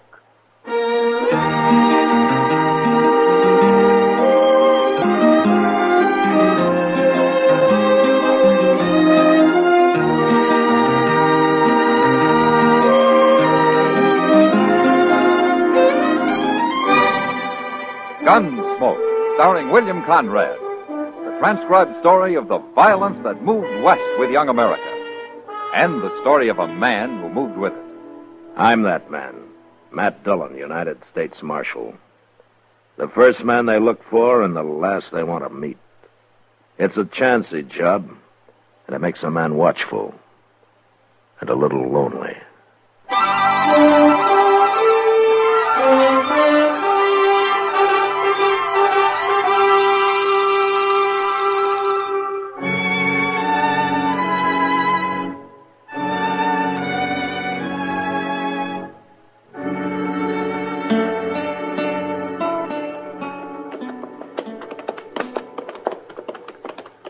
Look yonder, Mr. Dillon. It's Jeb Wingate, ain't it? Yeah.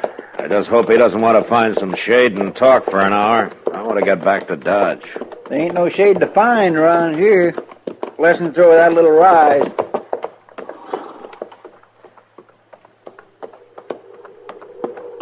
Hello, Marshal. Chester? Hello, Jeb. Hi, Jeb. Hey, that's fine. You fellas are carrying lariat ropes. Oh, what's up, Jeb? You want somebody hung? No, it ain't that. It's to help a poor fella out the other side of the mound there. He's got an old chewed-up single-tree wagon. Now his traces are busted. Well, can't he tie them together? Oh, they're too short already. I was riding over to my place for some rope, but maybe you can save me the trip. I will help him, Jeb. Is he a friend of yours? Oh, I never seen him before. Some poor half-starved pilgrim. I feel kind of sorry for him, though. So you take care of him now. Yeah, we will, Jeb. So long. I'll be seeing you in Dodge one of these days. Goodbye. Old Jeb must get awful lonesome living out here all by himself, Mr. Dillon. Oh, I guess he likes it, Chester. I don't see no man with no wagon. You will in a minute.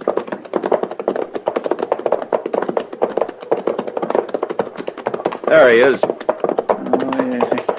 Hey, Jeb was sure right. And look at that horse, too. Yeah, they make quite a pair, don't they? Hello. Hello. Here, you could use some rope, mister. Here's 30 feet. That ought to do. I sure thank you. Where you headed? Dodge, I guess. You come far? Montana territory? Oh, well, no wonder. Another fella, he just left. He was going to help me, too. You live out here? I'm the marshal in Dodge. You looking for work? If they'll give it to me. I heard the Santa Fe's laying more track there. Well, I know the agent. Maybe I can help you. No, I wouldn't want to get you in no trouble. Trouble? I'll come see you. I'll fetch you another rope as soon as I can. No need for that. My name's Hook, Marshal. Arden Hook. This is Chester Proudfoot, Hook. How do you do? Pleased to make your acquaintance. Well, we'll be seeing you. Thank you kindly. My. He keeps looking around like he thinks somebody's going to hit him any minute. Well, maybe he's running from something, Chester. Say, I'll bet that's it. You suppose the law is after him? What for? Well, I don't know. Maybe he's a murderer. Oh, what? Flies? Come on, let's do a little riding.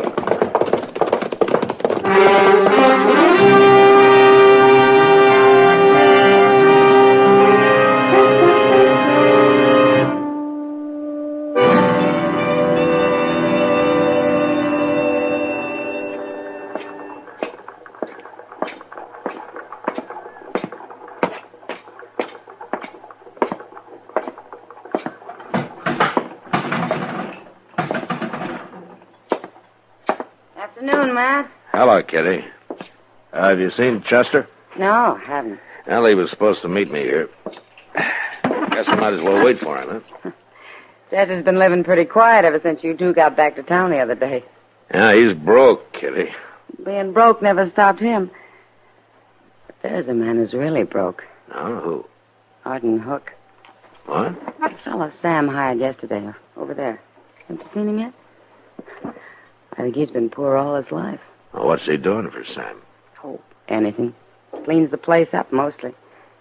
He seems to know you. Yeah, we ran into him out on the prairie. Oh, hello, Marshal. I see you made it, Hook. Thanks to you. I'll be buying you a new rope soon, Marshal. I got me a job. Forget the rope. You'll need your money for food and a bed. Oh, Mr. Noonan give me that shack out back. I can cook some there, too. Well, that's fine. Yeah, it's going to... Oh, no. Look. Well, what do you know? Excuse me, Marshal. What? Where you going? Wait a minute, you. Yeah, it's him, all right. Who are those men, Kitty? You're Arden Hook. Bill Centers and Ed Hogler. Yes. They drift Don't you in once in remember a us, while. Hook? Don't you remember Lawrence back in 56? Matt, did I tell you that Mr. Fight... Kitty, wait a minute. We remember, too. I want to hear this. Oh. We ain't very likely to forget, are we, Senator? No. And neither is any other man who rode with us. Where you been all these years, Hook? Tell us. I've been around. All over. I can't think of a single man who's seen you in Missouri for some 20 years. I didn't mean Missouri. No, I guess you didn't. Ain't a fitting place for the likes of you, is it? We're wasting time talking to him, Hogler. You work in here, Hook? Yeah. Good. We'll have a little talk before we leave town. For old time's sake, huh? You go on about your work now. We'll see you later. Matt, they're going to do something to him. They're just a couple of riders, you say, Kitty? That's all I know about him. Well, maybe I can find out more. How? I think Hook's gone out to his room. Excuse me, Kitty. I'll be back in a little while.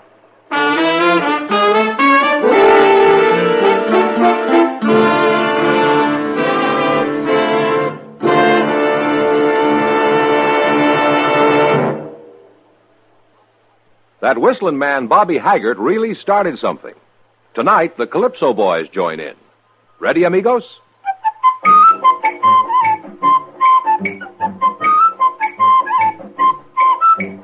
Packs more pleasure, packs more pleasure. Chesterfield packs more pleasure because Chesterfield's more perfectly packed.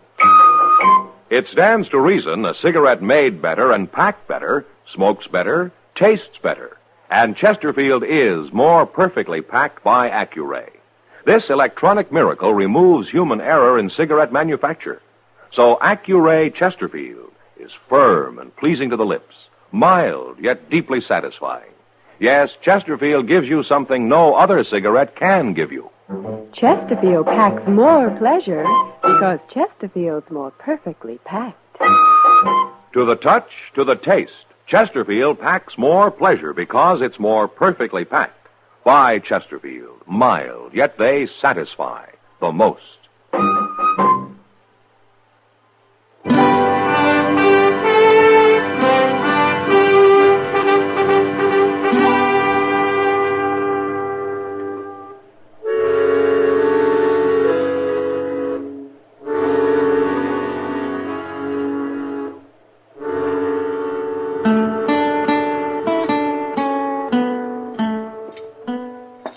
What are the names, Hook? Bill Centers, Ed Hogler? You heard them? Yeah, I heard them, but I don't know quite what they were talking about. It's nothing, Marshal. I used to know them, that's all. Uh-huh. In Missouri, huh? Yeah, that's right. They said something about Lawrence back in 56. They were just talking. Lawrence, Kansas, that was the first time it was raided by Missourians. Under General Atchison, wasn't it? You and Centers and Hogler were with him, huh?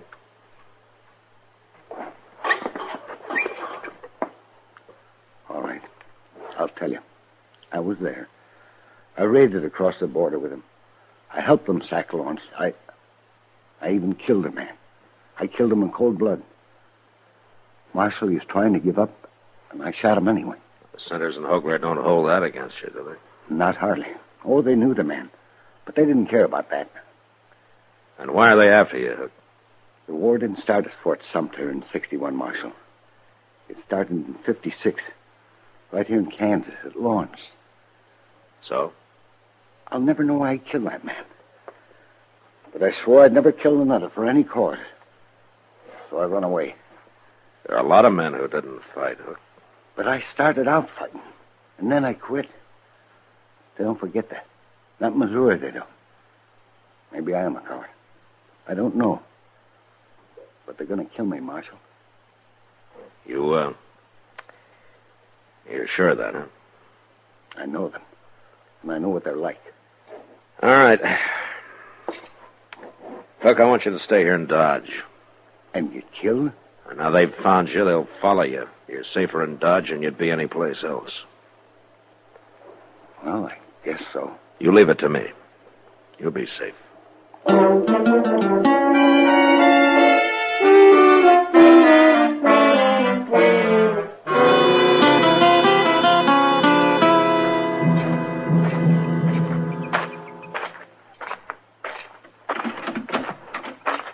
run off if we don't go get him soon, Hogler. Where's he going to run to? Hogler's right. He isn't running anywhere. What? Oh, Marshal, huh? You're Hogler? You want something, Marshal? Yeah. I want you to leave Arden Hook alone. We ain't going to bother Hook, Marshal. Not if you're smart. Little coward like that, I wouldn't feel right even touching him. What happened a long time ago. Why keep it alive? Was you in the war, Marshal? Yeah, I was in the war. But it's all over, and the sooner everybody forgets about it, the better. We might have won if it wasn't for cowards like Arden Hook. All right, there's no use arguing with you. But Hook's gonna stay here. And if anything happens to him, anything at all, I got enough evidence on you two to hang you. Too bad you found out about all this, Marshal. Yeah, I guess there's nothing we can do now, Sanders. You mean we're going to let that little coward go? Yeah, we'll let him go. Who cares about him anyway? Bye, Marshal.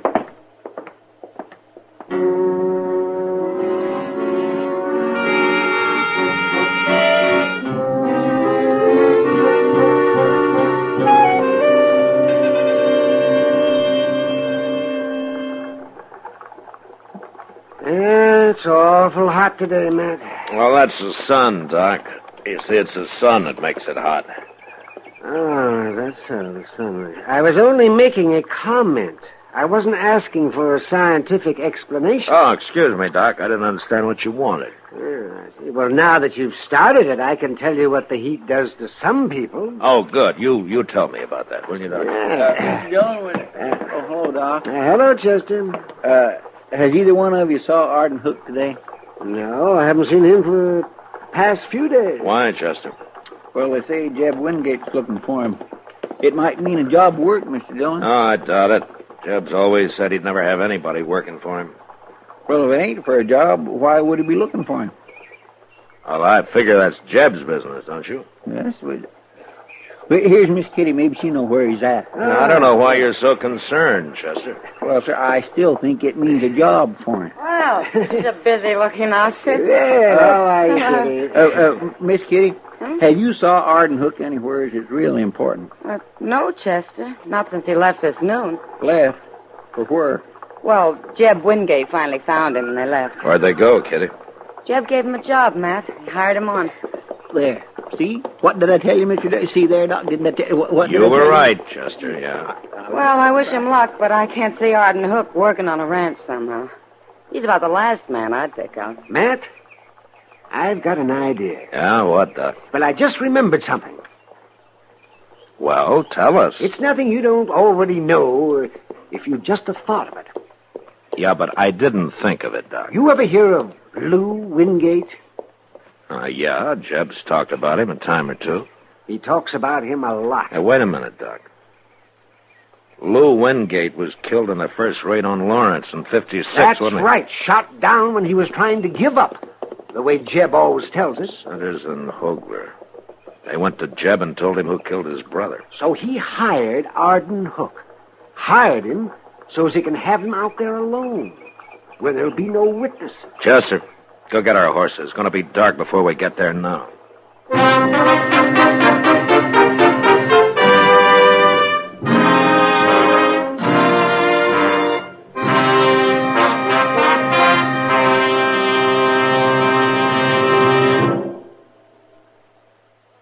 Say, where are you listening to Gunsmoke? In your car? Getting ready for dinner? Oh, I see. Just relaxing in your favorite easy chair. Well, I'd say you're in a good spot right now to really enjoy a Chesterfield. You see, Chesterfield packs more pleasure because it's more perfectly packed. It stands to reason. A cigarette made better and packed better smokes better, tastes better. And Chesterfield is more perfectly packed by Accuray. This electronic miracle removes human error in cigarette manufacture. So Accuray Chesterfield is firm and pleasing to the lips, mild, yet deeply satisfying. Yes, Chesterfield gives you something no other cigarette can give you. Chesterfield packs more pleasure because Chesterfield's more perfectly packed. To the touch, to the taste, Chesterfield packs more pleasure because it's more perfectly packed. By Chesterfield, mild, yet they satisfy the most.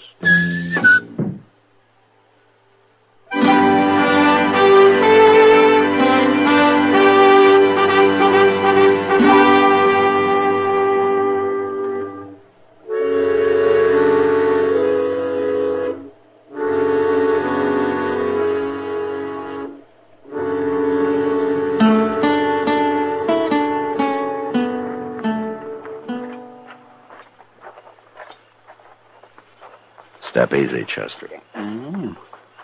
But I still don't know why we left our horses way back yonder. Let's get behind that wagon at the side of the barn, and I'll tell you. Hey, look. There's Jeb Wingate sitting with his back to the window. Yeah.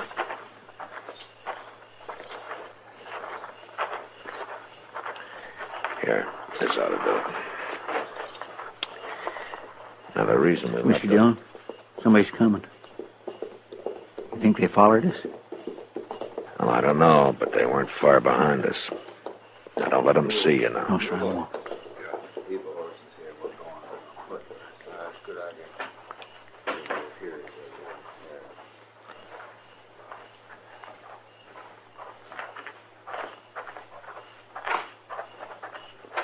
Hey, look at that, Centers.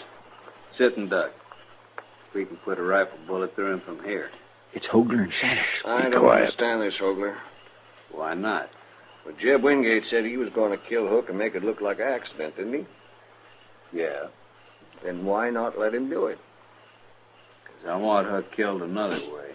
I want that smart Marshal Dillon to hang him. And I'm going to make him do it. How? Kill Wingate, and everybody'll think Hook done it. He's the only man who'd have a reason, ain't he? Yeah. All we gotta say is he killed Wingate because he was afraid of him. Still murdered. You're smart, Hoagler. I like the idea of Marshal Dillon having to hang him. Well, go ahead, shoot. I'm gonna move out there, Chester. You stay here. Right in the back. I got the drop on you, Hoagler. It's Arden Hook. He's got a rifle. Put that rifle down. Where'd you come from, Hook? I heard your horses coming in. I heard most of what you were telling Sinners. He's going to shoot us, Hoagler. I wouldn't shoot nobody. You ought to know that. And what's the rifle for? I'll shoot in the air to warn Wingate. I'll kill you, you do that. Maybe. But you won't kill Wingate. There's two of us, Hook, and I can... All right, that's enough, Hoagler. So, Marshal, get him. Don't shoot, Marshal. Don't shoot. Then drop your gun, Sanders. Sure. Chester. Yes, sir. Go get Wingate. Yes, sir, I'll get him. You killed Hoagler, Marshal. Yeah, I killed him. So I wonder Sanders isn't dead, too. I wasn't going to do nothing. I didn't want anybody to die. They'd have killed you and Wingate both if I hadn't stopped him. I was about to warn him. I was all ready to shoot. It's too late. I wasn't going to shoot Wingate, Marshal, honest. The court can decide that, Sanders. Marshal, Hello, Jeb. Chester started telling me what this is all about. I never heard of nothing like it. Yeah? Well, Arden Hook was ready to give his life for you, Jeb. I know. And I ain't very proud of myself, Marshal. You got no cause to be. You know, I'd throw you in jail, but you haven't done anything yet. I want to do something. Yeah, what? Hook, I didn't bring you out here for a job. I know. But, well, I'm offering you one now, if you'll stay. I ain't sure I'm strong enough for this kind of work. I don't know how to tell him, Marshal. Why don't you tell him that you've got that kind of strength? Tell him it takes a different kind of strength to be a brave man. Thank you, Marshal. Will you stay, Hook? Yeah, I'll stay.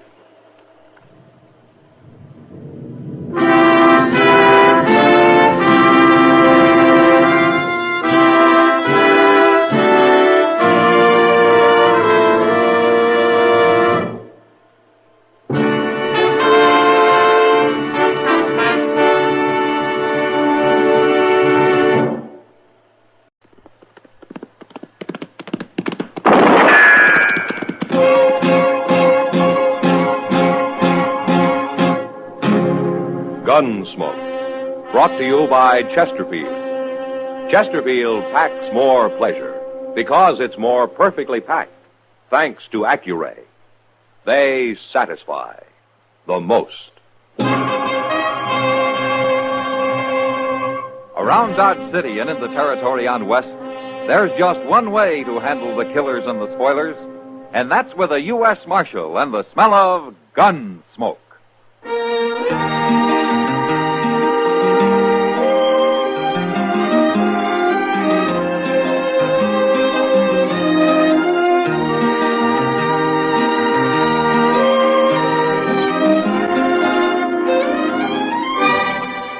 Gunsmoke, starring William Conrad. The transcribed story of the violence that moved west with young America. And the story of a man who moved with it. I'm that man, Matt Dillon, United States Marshal. The first man they look for and the last they want to meet. It's a chancy job, and it makes a man watchful and a little lonely.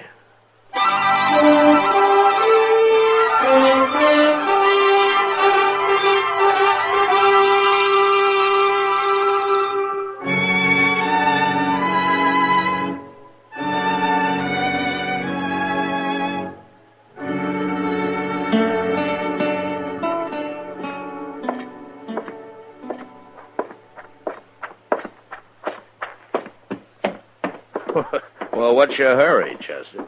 Hello, Mr. Dillon. I'm going over at the stable. No, what for? You leaving town? No, sir. Hank Young's over there. I got to see him. Well, I'm not doing anything. I'll go with you if you don't mind. Well, good. I run into Mr. Bowers, and he asked me to give Hank a message for him. No? Well, Hank is a real nice fellow, Mr. Dillon. Well, I didn't say he wasn't, Chester. Yes, sir, I know. But I was just thinking there ain't many fellows around here steady and peaceable as he is. I guess that's one reason Bowers has kept him working at the ranch for so long. Mm-hmm. There he is. Where? Cinching up his saddle with his back to us there. Oh, yeah. Yeah, Mr. Dillon, I'm going to surprise him. Walk easy, huh? Okay.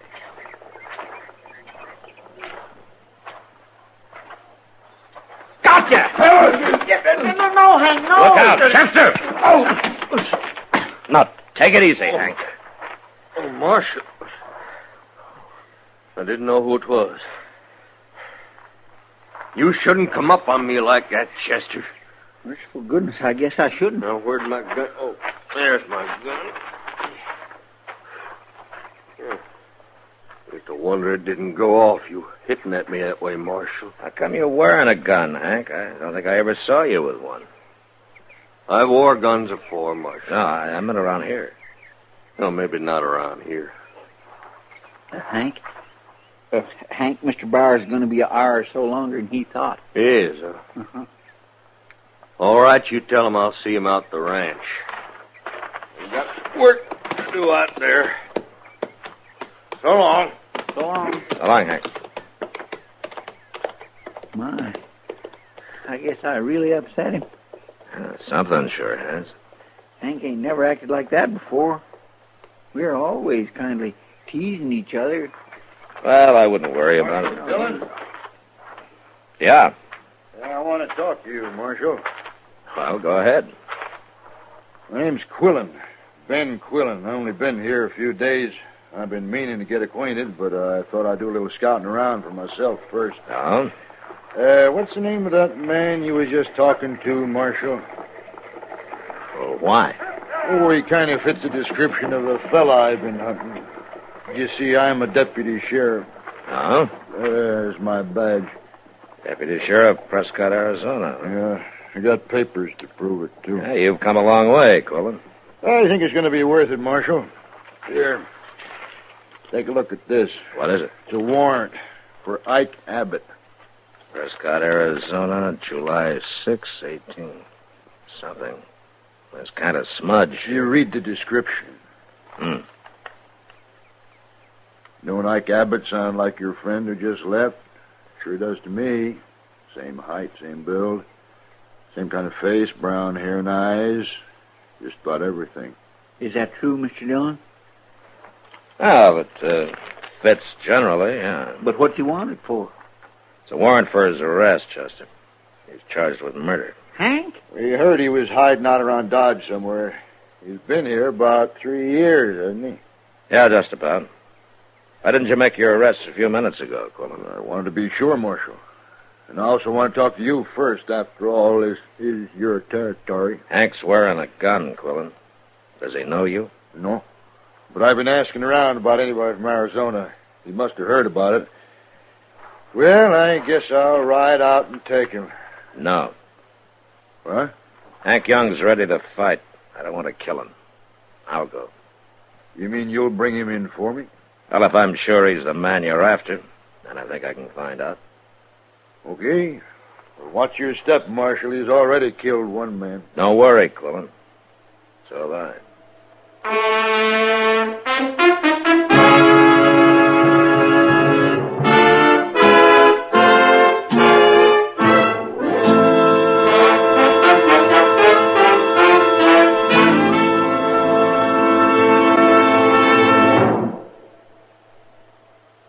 Introducing one of the country's best-known jazz musicians and arrangers, Mr. Bobby Haggart.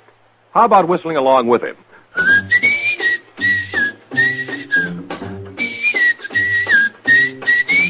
Packs more pleasure, packs more pleasure. Chesterfield packs more pleasure because Chesterfield's more perfectly packed. It stands to reason a cigarette made better and packed better smokes better, tastes better. And Chesterfield is more perfectly packed by Accuray. This electronic miracle removes human error in cigarette manufacture. So Accuray Chesterfield is firm and pleasing to the lips, mild yet deeply satisfying. Yes, Chesterfield gives you something no other cigarette can give you. Chesterfield packs more pleasure because Chesterfield's more perfectly packed. To the touch, to the taste, Chesterfield packs more pleasure because it's more perfectly packed. By Chesterfield, mild, yet they satisfy the most.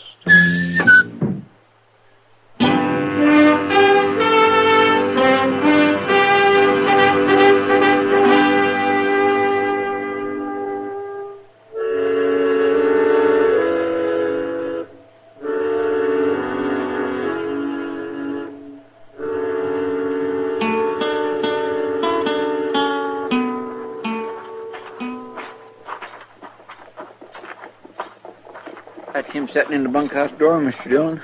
I thought he said he had work to do. He had nothing special to do except get out of Dodge. You think he's gonna make trouble? Well, I hope not. Hello, Hank. Marshal? Chester? Oh, Hank.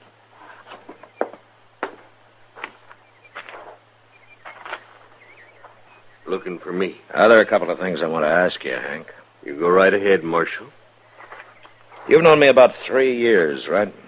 About that. And you know, when I go after a man, I generally bring him back.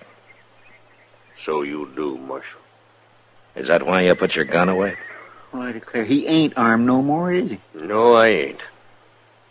Well, you told me the truth, Hank. You always dealt fair, Marshal. I'll tell you the truth.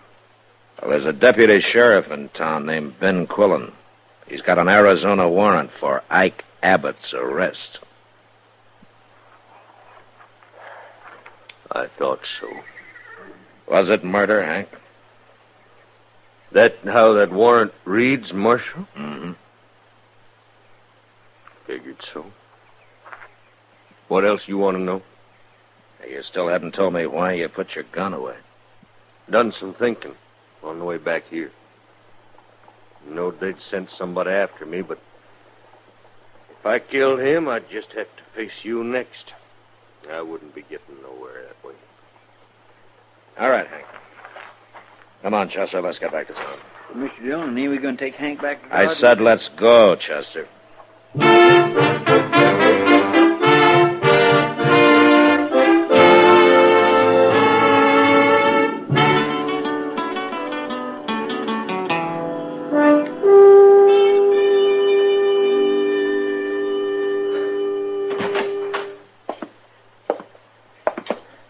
Morning, Chester. Good morning, Mr. Dillon. Ben Quillen been here yet? Oh, I just got here myself. Oh, didn't you sleep here last night? Well, see...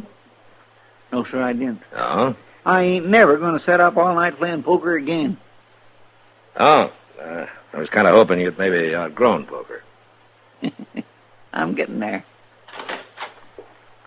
Morning, Marshal. Chester. Quillen? Good morning, Quillen. Well, Marshal, did he put up a fight? No, there was no trouble. But he is the man I'm after. He's Ike Abbott, isn't he? Yeah, he's the man. Well, I sure do thank you, Marshal. Now, if you'll turn him over to me, we'll be on our way, and I won't be bothering you no more. I didn't bring him in, Quillen. Why not? Well, I guess maybe I didn't have the stomach to arrest a man who's been a friend. Who's never caused any trouble around here. That don't keep him from being a murderer. And I've got a legal warrant for him. Then you go get him. I thought you didn't want no killing. He isn't armed. You've caused me to waste a whole day, Marshal. Why don't you go get your man, Quillen, and get him out of here? I don't want any part of it. You admit he's a friend of yours, Marshal. I just hope you're not trying to trick me somehow. 'Cause I'll hold you responsible.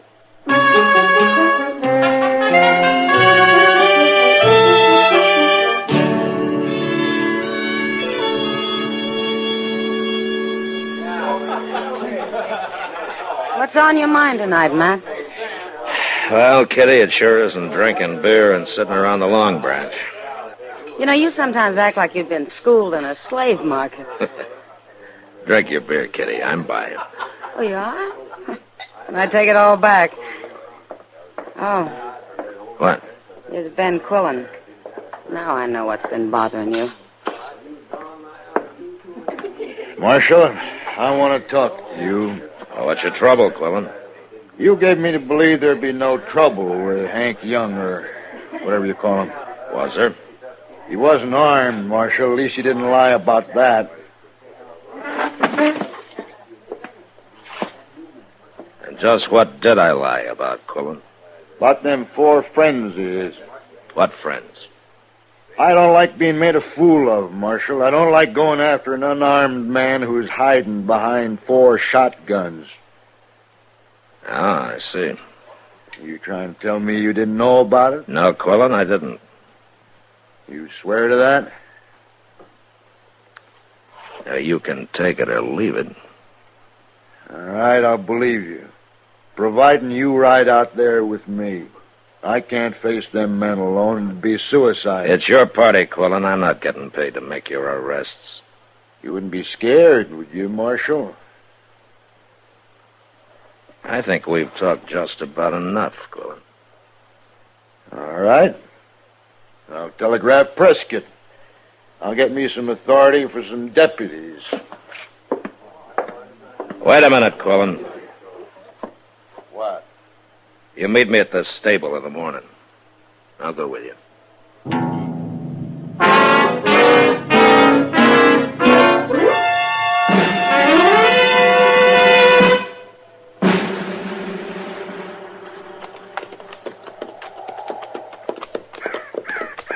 Here they are, Marshal, waiting for us.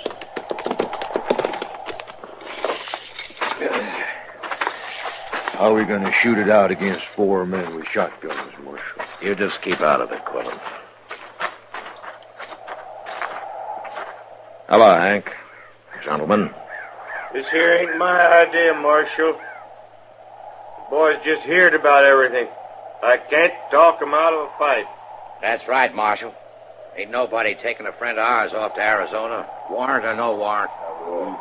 Now listen, you men. Hank Young's a friend of mine, too. Isn't that right, Hank?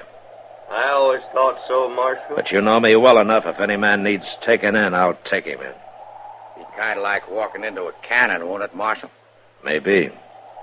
But more than one of us will die. Now, hold on. I don't want a lot of blood spilled over me. Just 'cause I killed a man 12 years ago is no reason any of you men should die now. Wait a minute. Quillen. What? You got that warrant with you? Of course I have. Let me see it. Well, come on, let me see it. Well, I don't know what for. Give it to me. You seen it once. What are you looking for? Well, is something wrong with it? Nah, it's legal, all right. Then give it back. Yeah. Hank, I've changed my mind about taking you today. Now, wait, Shut up, Quillen. Will you come into my office 3 days from now, Hank? We'll settle this thing then. Okay, Marshal. Sure, it's okay, Hank. We'll be right along with you. Won't we, boy? We'll be right with you. We ain't backing down one bit, Marshal. You better remember that.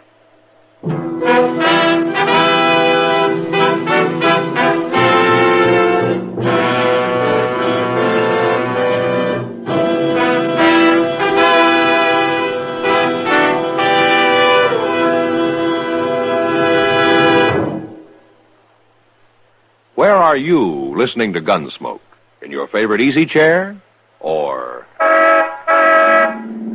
out driving? Oh, there you are. In the kitchen. Say, you want to make whatever you're doing more enjoyable? Have a Chesterfield. Enjoy Chesterfield's better taste and mildness. It stands to reason a cigarette made better and packed better, smokes better, tastes better. And Chesterfield is more perfectly packed by Accuray. This electronic miracle removes human error in cigarette manufacture. So Accuray Chesterfield is firm and pleasing to the lips, mild yet deeply satisfying. Yes, Chesterfield gives you something no other cigarette can give you. Chesterfield packs more pleasure because Chesterfield's more perfectly packed. To the touch, to the taste, Chesterfield packs more pleasure because it's more perfectly packed. By Chesterfield, mild, yet they satisfy the most.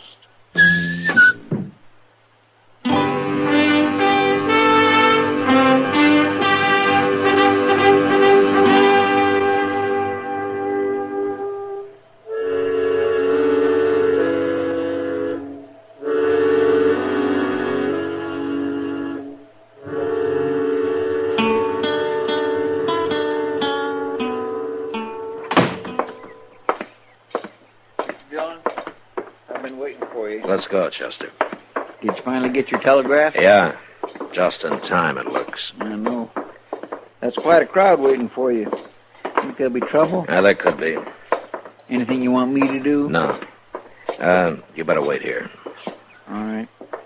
But you be careful now. Them friends of Hank's sure look like they mean business. Yeah, sure.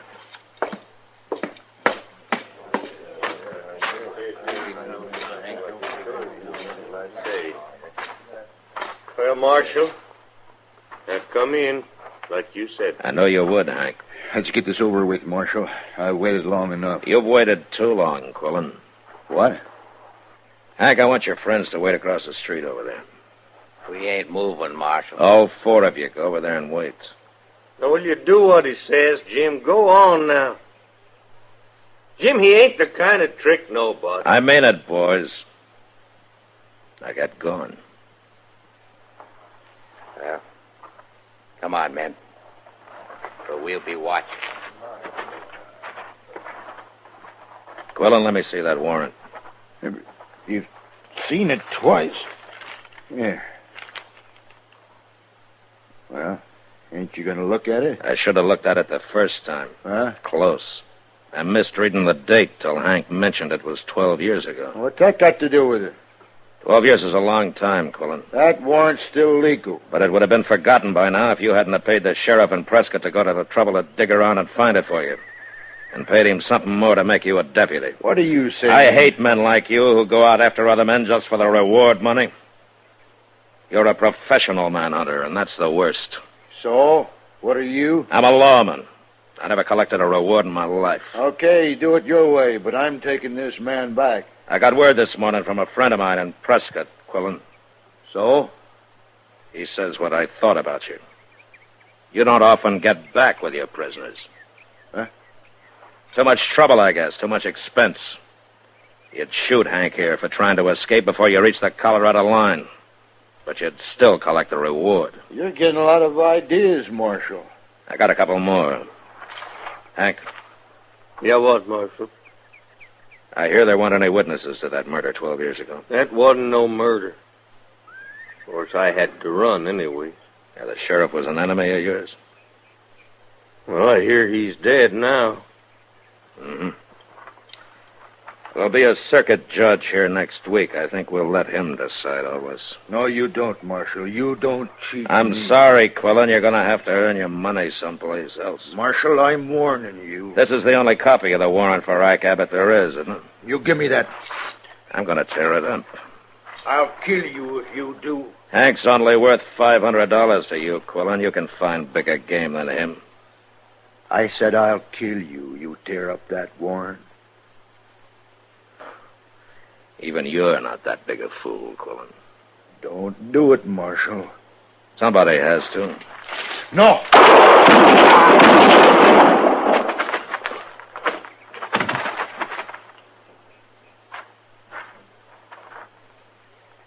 You killed him, Marshal. I misjudged him, Hank. He was worse than I thought. What? He wouldn't only kill a man for $500. He was willing to die for it himself.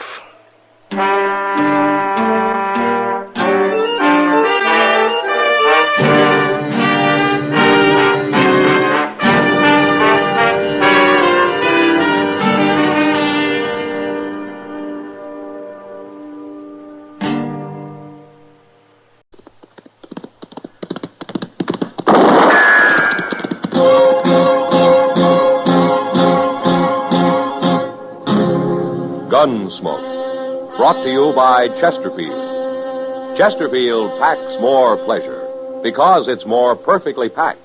thanks to Accuray. They satisfy the most. Around Dodge City and in the territory on West, there's just one way to handle the killers and the spoilers, and that's with a U.S. Marshal and the smell of Gunsmoke.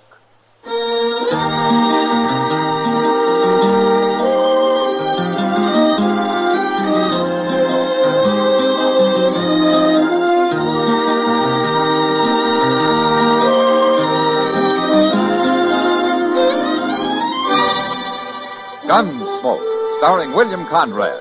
The transcribed story of the violence that moved west with young America.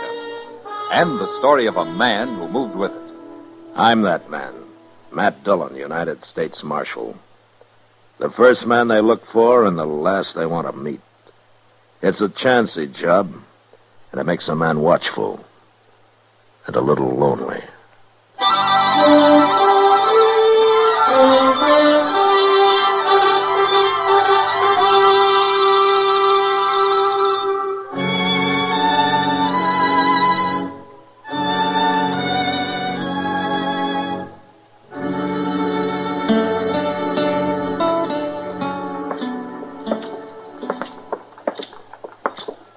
Come on into the office if you got time, Kitty. I'd better not, Matt. It's late. But thanks for the supper. It's my pleasure. It looks like you're going to have a busy night tonight, huh? Front Street's filling up fast. It'll be busy, all right. 2 trail herds came in today from Texas. That's money, Kitty. Those boys will leave everything they got here. They sure go through a lot of misery for the sake of a few nights howl and dodge, don't they? Well, I'd better go start making it worth their while. Say, isn't that Doc's buggy? What? Yeah, it is. What's that on the seat with him? Looks like a body wrapped in a blanket. Yeah, it sure does. Maybe you don't want to see this, Kitty. I'll stay here.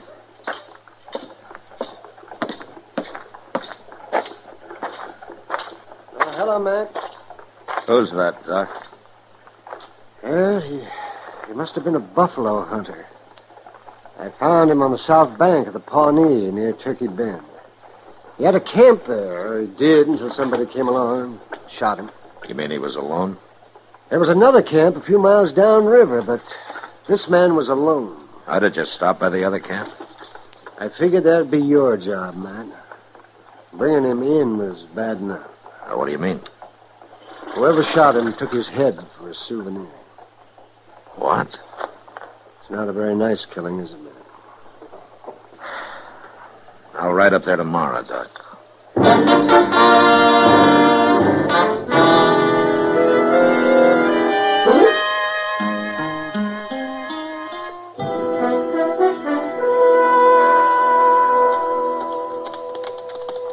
It don't look like nobody much is around, Mr. Dillon. There's a man coming out of the wagon now.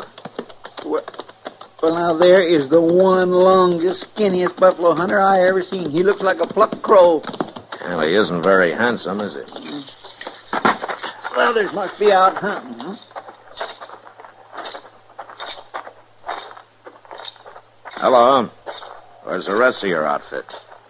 There ain't but 3 of us. That's counting the woman. Oh, you got a woman out here? Abby. She belongs to Ben Seipel. Now, what's your name? I'm Earl Tix, but I ain't sure I care to do any more talking. You'll talk. And you can start by telling me if you know anything about the hunter who was camped a couple of miles upriver from here. I don't know nothing about nobody, mister. That man was killed, Tix. He was shot. And somebody ran off with his head.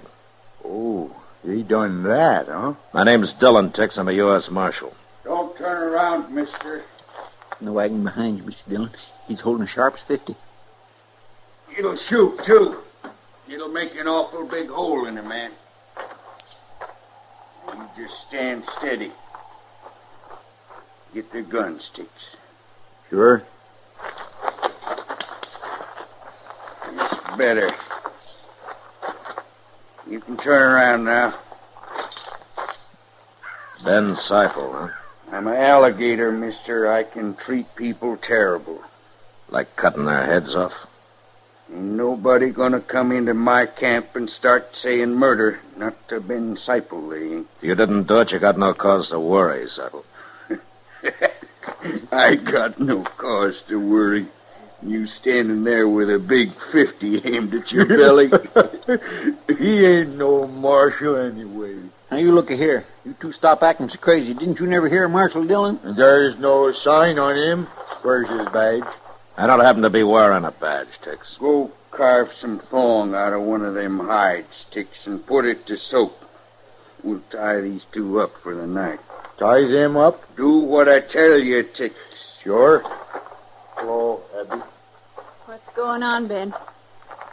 You get the wash done? Yeah. I strung it in the brush to dry. And get to cooking supper. I'm hungry. We feeding them, too? No, we ain't feeding them. Well, then what are they doing here? They come talking of murder. I feel like shooting them for it. No, Ben. I kill them. I make you watch, Abby. Ben, someday somebody's going to kill you. They got to. You cook a good supper, Abby. I'm real hungry.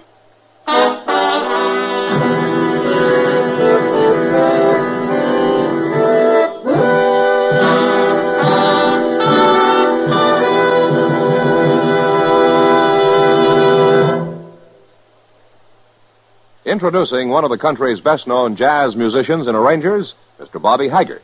How about whistling along with him?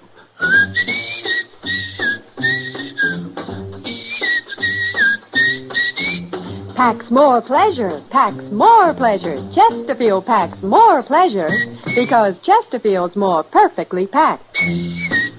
It stands to reason a cigarette made better and packed better, smokes better, tastes better. And Chesterfield is more perfectly packed by Accuray.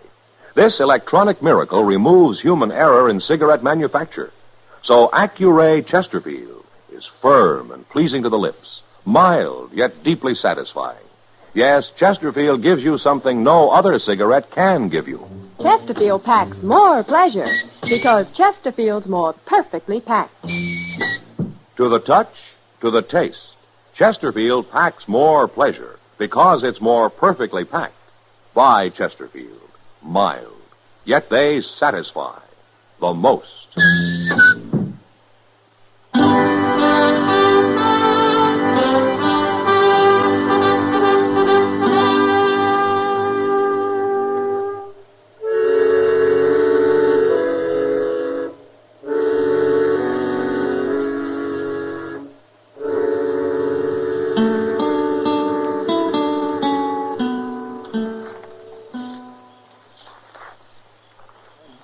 Must have been laying here for hours. I just can't hardly move, Mr. Dillon.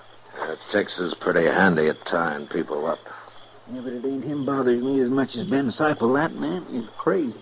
I'd known how crazy I'd have taken my chances when he first started talking. Yeah, we're in a bad spot here, Chester. Maybe Abby can do something. She sure hates him. Yeah, I know. Now, she's been looking over this way. Hey, wait a minute. She's leaving the fire now. I hope we don't see her. Look, she's coming here, Mr. Dillon. Yeah. You must be right hungry. It's not food we need, Abby. I know.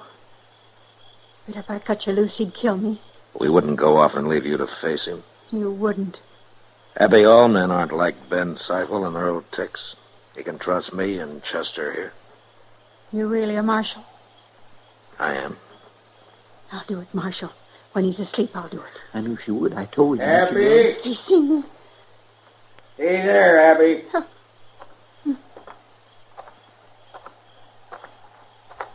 What you been talking about, Abby?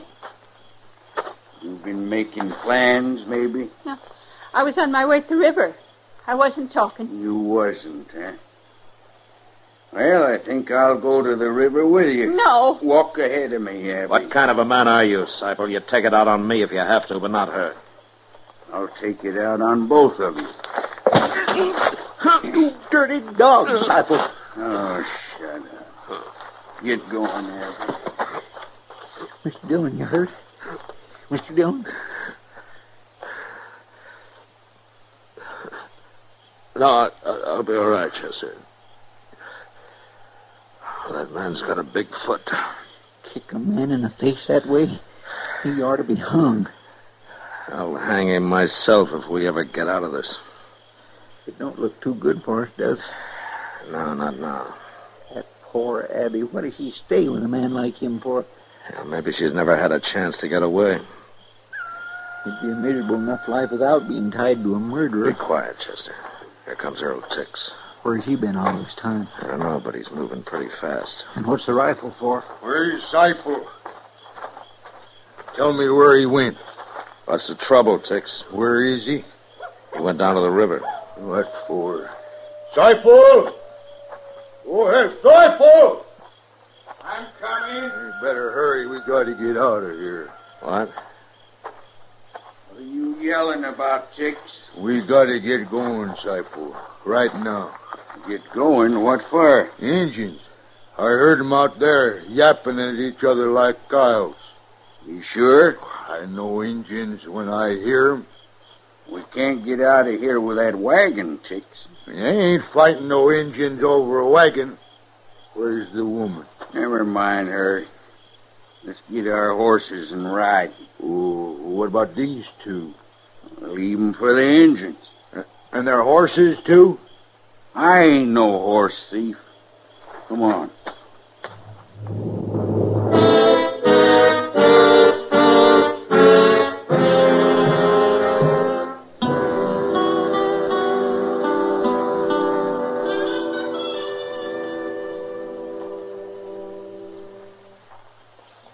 Day is breaking, Mr. Dillon.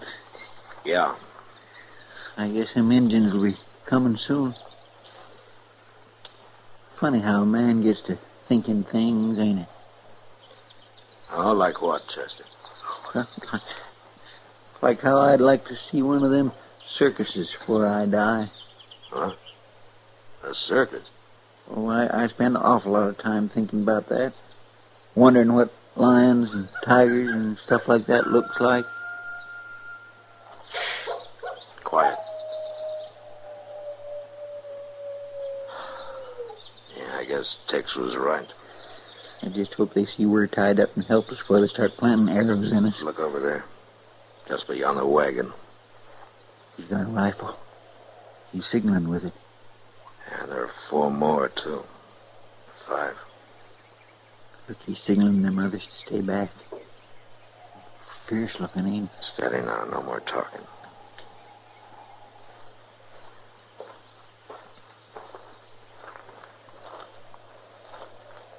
No understand. You hunt buffalo? Mr. Dillon. Buffalo hunter gone. Leave us like this. Leave you for Pawnee to kill? Why? We big enemies.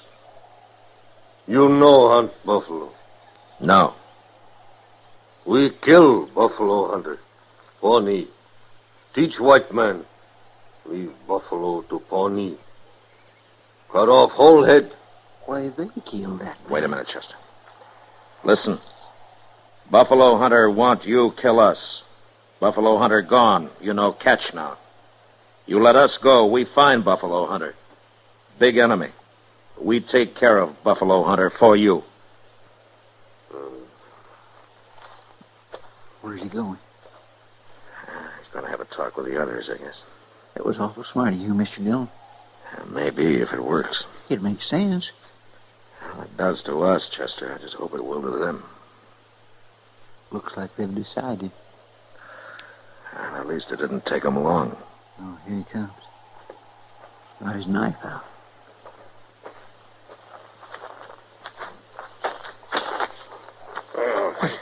He's doing it. He's cutting us loose. Yeah.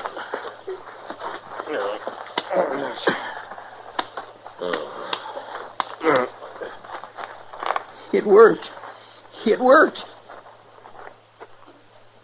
But he cut us loose and never said a word. What difference does it make, Chester? We're free.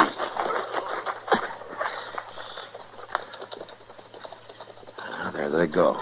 Oh, my, it feels good to stand up, don't it? Yeah, it sure does, Chester. Look, they ain't even taking our horses. Well, I guess they figure we can't chase buffalo hunters on foot. What's that? Marshal. Oh, that's Abby. Yonder she is laying in them weeds. Marshal. Oh, she looks terrible. Well, at least he didn't kill her. You hurt bad, Abby. He hit me. He hit me something awful. Chester, go hitch our horses to that wagon. Yes, sir. Marshal. That's all right, Abby. We're going to take you to Dodge. And nobody's ever going to hit you again. I promise you that.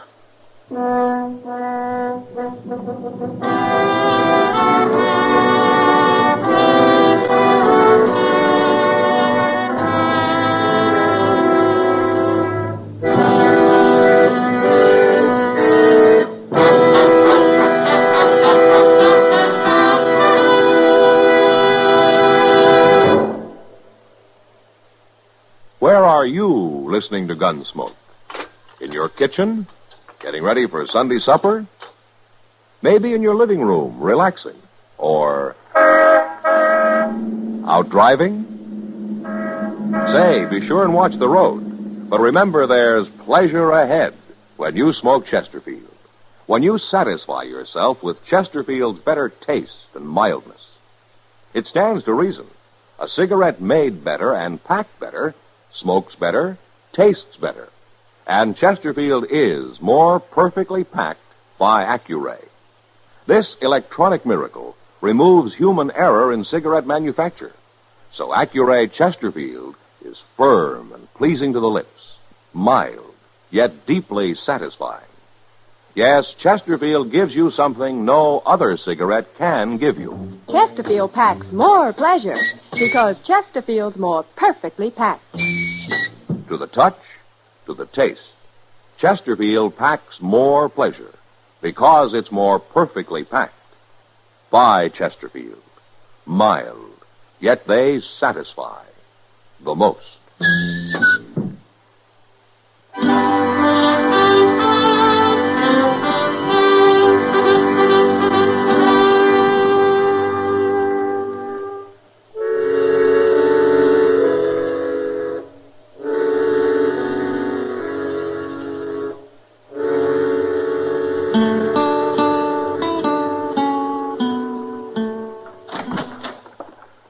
Hello, Matt. Come in, Doc.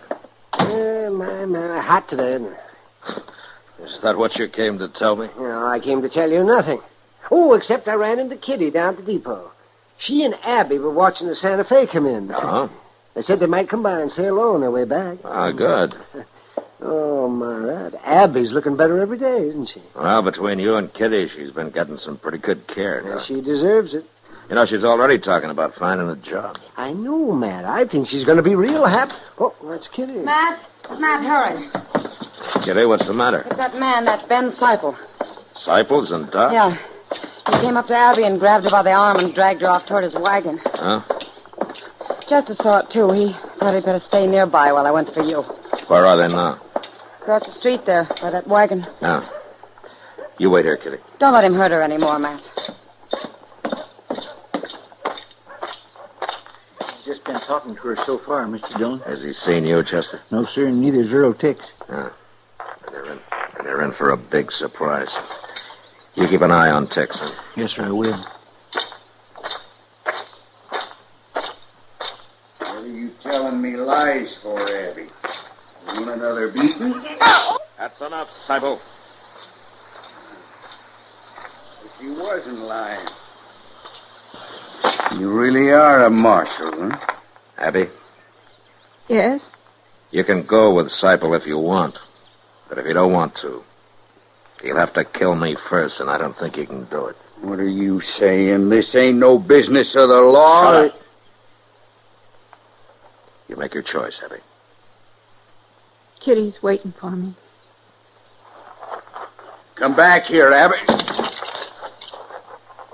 You keep your hands off me. Seipel, you broke a promise I made to her. What? I told her nobody had ever hit her again. You interfering with my right to beat her when I want? Yeah. You're talking awful big, Marshal. Has everybody always been afraid of you, Sable? They have. And for good reason. And you're about to lose that reputation, Sable. For good.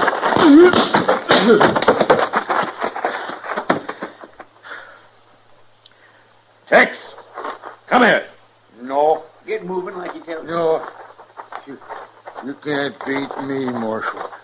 It wasn't me done nothing. Chester'll help you throw Seipel into the wagon. Then you drive him out of Dodge, and you keep on driving, Tix. Oh, I will. I don't mean for a few days. I mean for weeks. You're through on the prairie, Tix, you and Seipel both. So say goodbye to this land. If I see you on it again, you'll rot.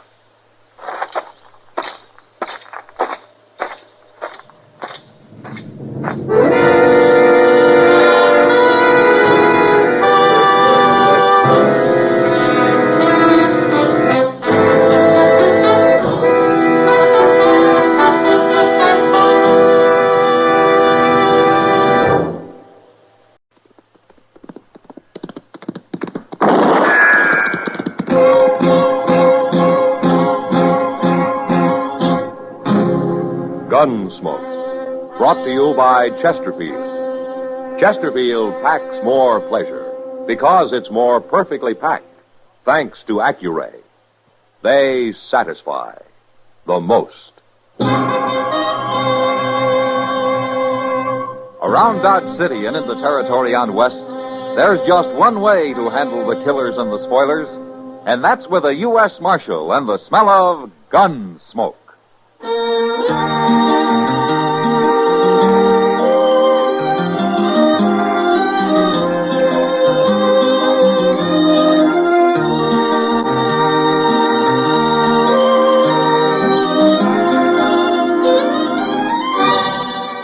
Gunsmoke, starring William Conrad. The transcribed story of the violence that moved west with young America. And the story of a man who moved with it. I'm that man, Matt Dillon, United States Marshal. The first man they look for and the last they want to meet.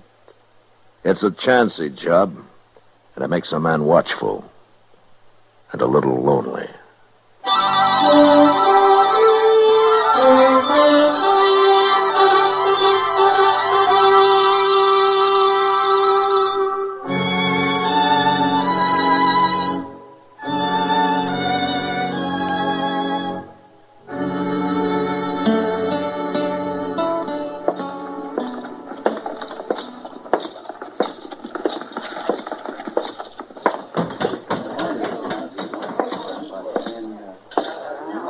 Marshal Dillon. Hello, Bowers.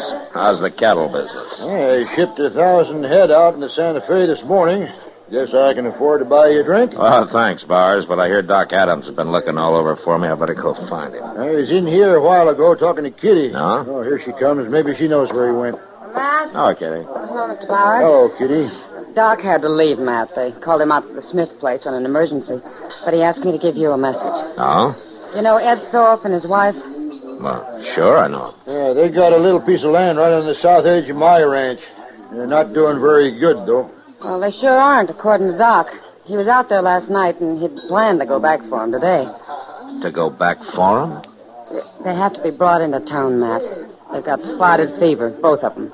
Hey, they got a little baby out there, too. Well, that's why Doc says somebody's got to fetch all three of them into Dodge where they can be taken care of. Well, I'll find a wagon and go after him tomorrow. We couldn't get him back tonight anyway. You want some help, Marshal? I got a pack of Cowboys who ain't earning their feed. Well, thanks, Bars, but Chester and I can manage. You might need some help. Oh, what do you mean? Ed Thorpe. Sick as he may be, he'll get a gun and fight before he lets you carry him off that place. I know him. Then he can stay there, but I'm going to bring his wife and child in. All right. But you keep an eye on him. He can be a bad one.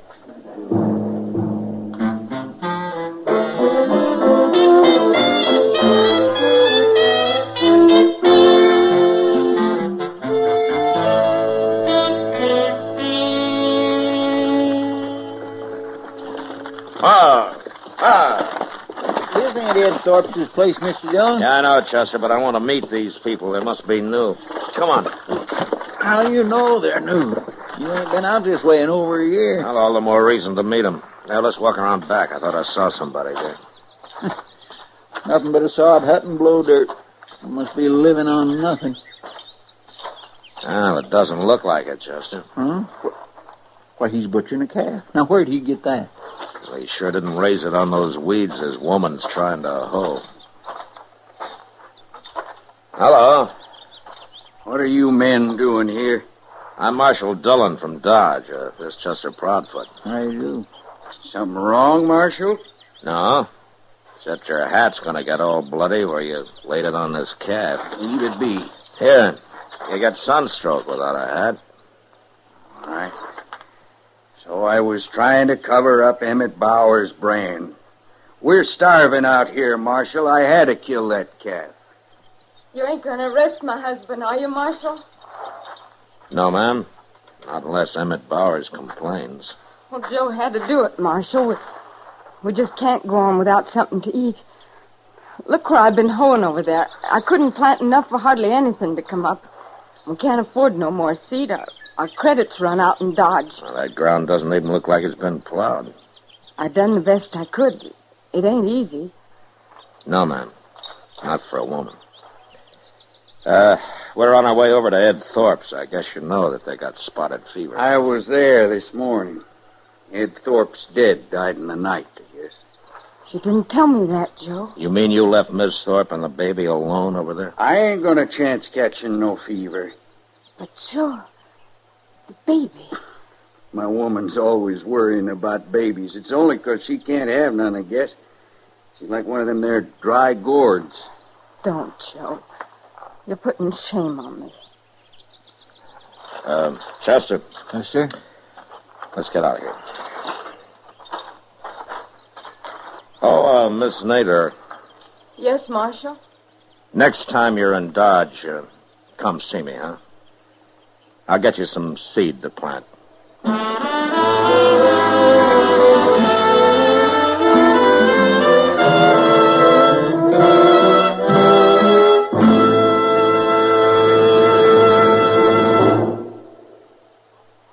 That whistling man, Bobby Haggart, really started something.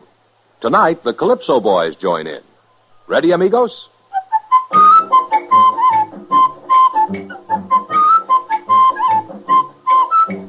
Packs more pleasure, packs more pleasure. Chesterfield packs more pleasure because Chesterfield's more perfectly packed. It stands to reason a cigarette made better and packed better, smokes better, tastes better. And Chesterfield is more perfectly packed by Accuray. This electronic miracle removes human error in cigarette manufacture. So Accuray Chesterfield is firm and pleasing to the lips, mild yet deeply satisfying. Yes, Chesterfield gives you something no other cigarette can give you. Chesterfield packs more pleasure because Chesterfield's more perfectly packed. To the touch, to the taste, Chesterfield packs more pleasure because it's more perfectly packed. By Chesterfield, mild, yet they satisfy the most.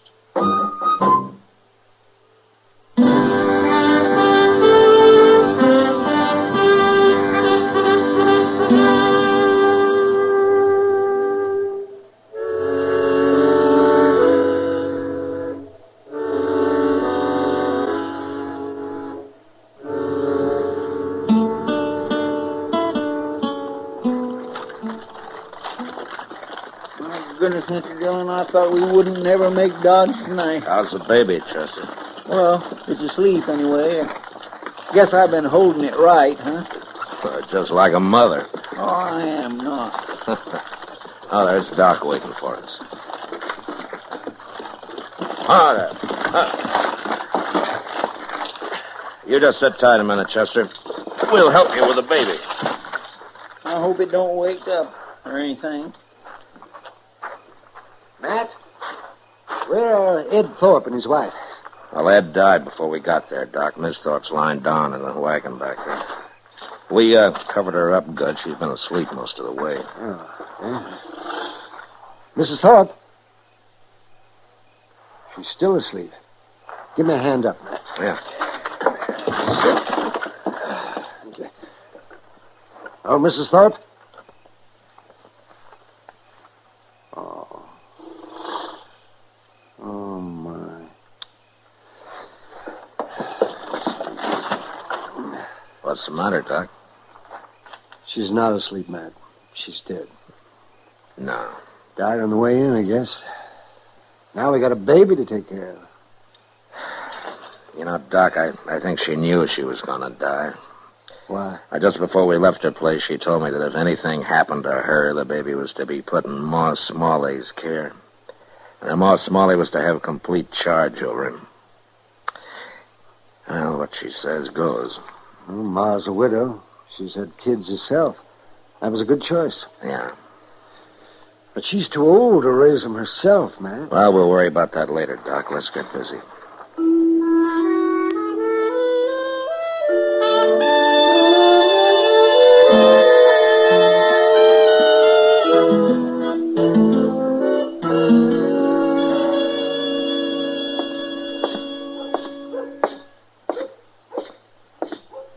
Hello, Ma. Howdy. How have you been, Miss Nadler? Pretty good, Marshal. Marshal, Mrs. Nadler wants to adopt the Thorpe baby. Oh? Well, Miss Thorpe left the baby in your charge, Ma. It's all up to you. Well, I've had him over a week, Marshal, and I'm going to keep him a while longer so he'll be near Doc just in case, but Mrs. Nadler here seems like a mighty fine woman to me. And I'd let her take that baby, only I'm worried about one thing. I told her, Marshal, and the truth, and she's afraid maybe Joe and I can't make a go of it out there. You remember what you said when you was leaving that day? I said to come to see me. I'd help you get some seed to plant. Well, now, that's all I need. I get a little corn up there. I might even raise a few hogs. I work awful hard, Marshal. I promise I will. She gets started. She can have the baby, Marshal. Miss Nadler, why don't you come by my office before you leave town? I'm going to the store here and have a talk with Mr. Jonas now. Oh, Marshal, I do thank you. Come on back to the house, Mrs. Nadler. All right. You can look at him.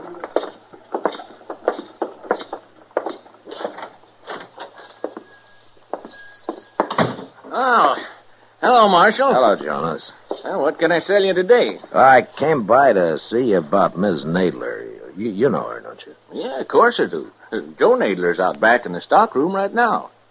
Oh, he is? Yeah. Nadler, come in here a minute. He's buying himself a new pair of boots, Marshal. I thought their credit had run out. Well, Nadler's doing better now. He started bringing meat into Delmonico's and a couple other eating places and paid up part of his bill already, ain't you, Nadler? I don't know as I like you talking about my private affairs, Jonas. Oh, no harm. It's only Marshal Dillon. Come on, Nadler. Those are good-looking boots. They ought to be. Them's the best I stock. Them's $20 boots. $20. I'd buy a whole wagon load of seed, Nadler. You telling me how to spend my money? Does your wife know you've been doing better lately? Family matters ain't no concern of the law. Yours are. And if it wasn't for your wife, I wouldn't bother just warning you. But because of her, I'm telling you to take off those boots and buy some seed and whatever else you need to grow corn with. Now, you look here, You Marshal. shut up! I'm giving you a chance, Nadler. In 3 days from now, I'm riding out to see what you've done with it. It's up to you whether or not you'll be riding back with me.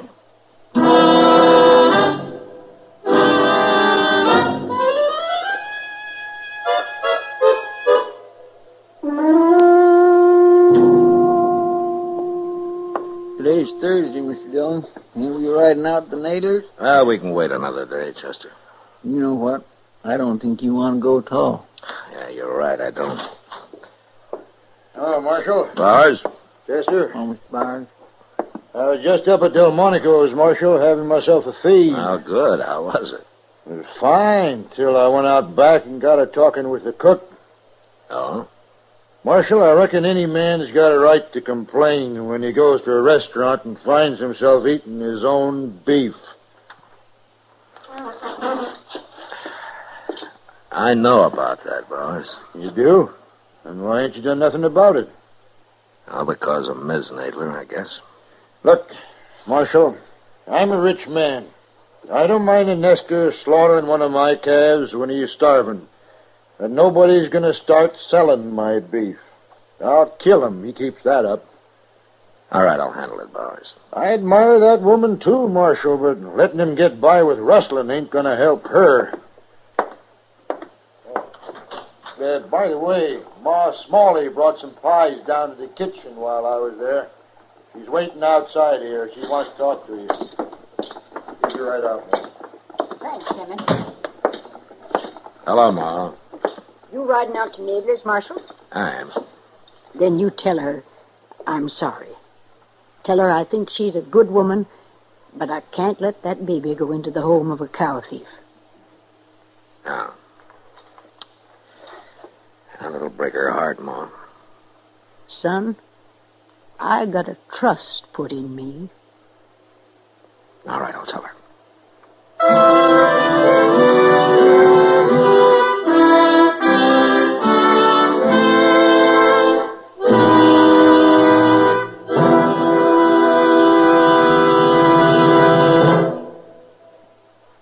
Say, where are you listening to Gunsmoke? In your car? Getting ready for dinner? Oh, I see. Just relaxing in your favorite easy chair. Well, I'd say you're in a good spot right now to really enjoy a Chesterfield. You see, Chesterfield packs more pleasure because it's more perfectly packed. It stands to reason. A cigarette made better and packed better smokes better, tastes better. And Chesterfield is more perfectly packed by Accuray. This electronic miracle removes human error in cigarette manufacture. So Accuray Chesterfield is firm and pleasing to the lips, mild, yet deeply satisfying. Yes, Chesterfield gives you something no other cigarette can give you. Chesterfield packs more pleasure because Chesterfield's more perfectly packed. To the touch, to the taste, Chesterfield packs more pleasure because it's more perfectly packed. Buy Chesterfield. Mild, yet they satisfy the most.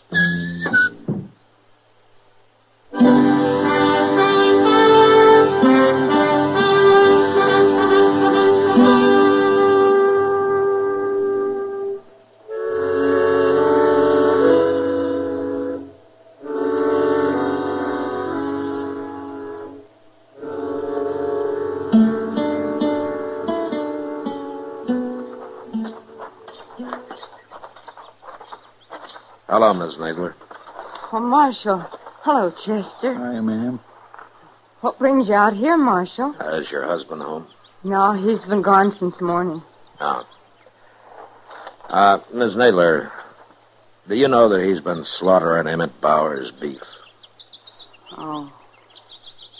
Mr. Bowers complained about it. About that calf? Well, it's more than that one calf, Miss Nadler. He's been selling meat around Dodge lately. So that's what he had in the wagon. I know you had nothing to do with it, Miss Nadler, but I hate to tell you this, but Ma Smalley isn't going to let you have the baby. Oh. Well, she's right, Marshal. It wouldn't be fitting. Mr. Dillon, look. Huh? Over yonder. It's Emmett Bowers. I'll be back, Miss Nadler. I'm going to go talk to him. Them other two must be riders of his, huh? Yeah.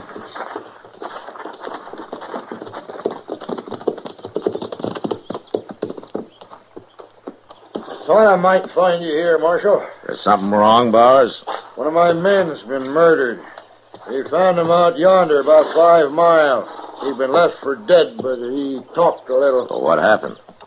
He's gone now, Marshal, so you'll have to take our word for what he told us. All right. You run across Joe Nadler, slaughtering another steer. Nadler shot him? That's right. Anything else? Only that Nadler got on his horse and headed for Dodge. I guess he figures he'll get caught, and he might as well get drunk one more time. He'll get caught. I promise you that, Bowers.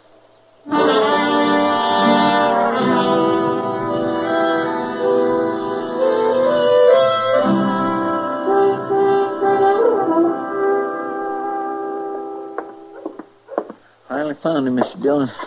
He's in there getting drunk at the bar. Well, it's taken us long enough. Everybody in town must know I'm after him by now.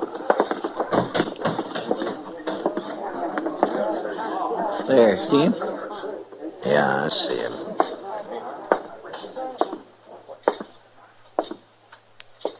Stop there, Marshal. Don't you come no closer. Put that gun away, Nadler. I saw Chester. I knew you'd be in here next. Why, Nadler? You don't fool me. You know all about it. You admit killing that rider? I knew when I shot him I couldn't get by with it. My horse's tracks was all over the place. Well, don't make it any worse than it is. I told you not to come no closer. Put your gun on the bar, Nadler. You watch what I'm going to do with it. No, Nadler, don't. Why not? Hit you, didn't I?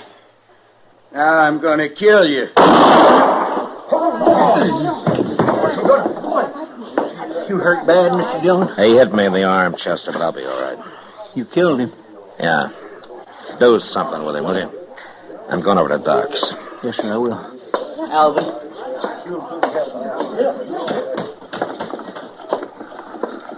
Marshal Dillon? What? Oh, Ma Smalley. Why, you've been hurt. Oh, it's not bad, Ma. What about Joe Nadler? He's dead. I figured you would be. I heard you was looking for him. That's why I followed you down here. Look, my arm's bleeding some, Ma. I better get over to Doc's. Well, you hear me out first, Marshal. Yeah, of course, Ma. Go ahead. You'll be the one to tell Mrs. Nadler about him, won't you? I guess so. Take a wagon with you, Marshal. What? A woman can't live out there alone. Now, I got an extra room at my house if she'll help with the work. Well, what about the baby? It'll be her baby, Marshal. And tell her I won't interfere none neither.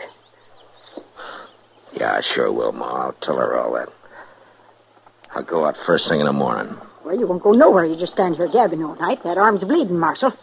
You ought to go get it fixed, you hear? Yeah, you're right, Ma. But then you pretty off on the hard.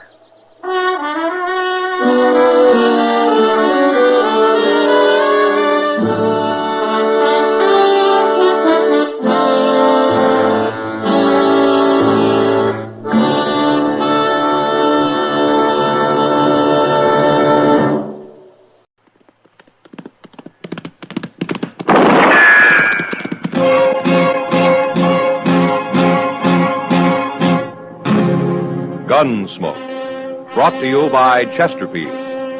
Chesterfield packs more pleasure because it's more perfectly packed, thanks to Accuray. They satisfy the most.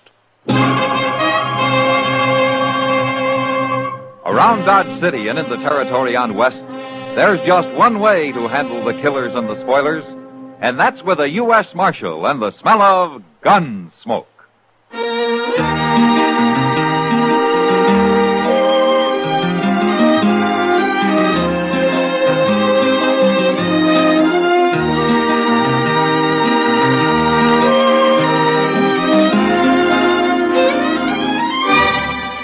Gunsmoke, starring William Conrad. The transcribed story of the violence that moved west with young America.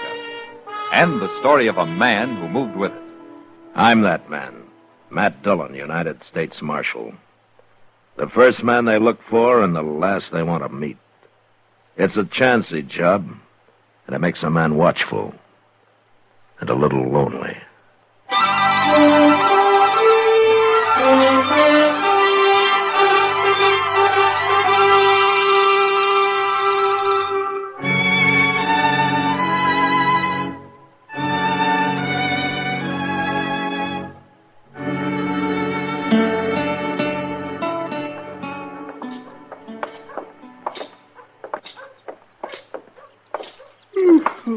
Ooh, this walk is just what I needed, Mr. Dillon. I sure been sleepy today.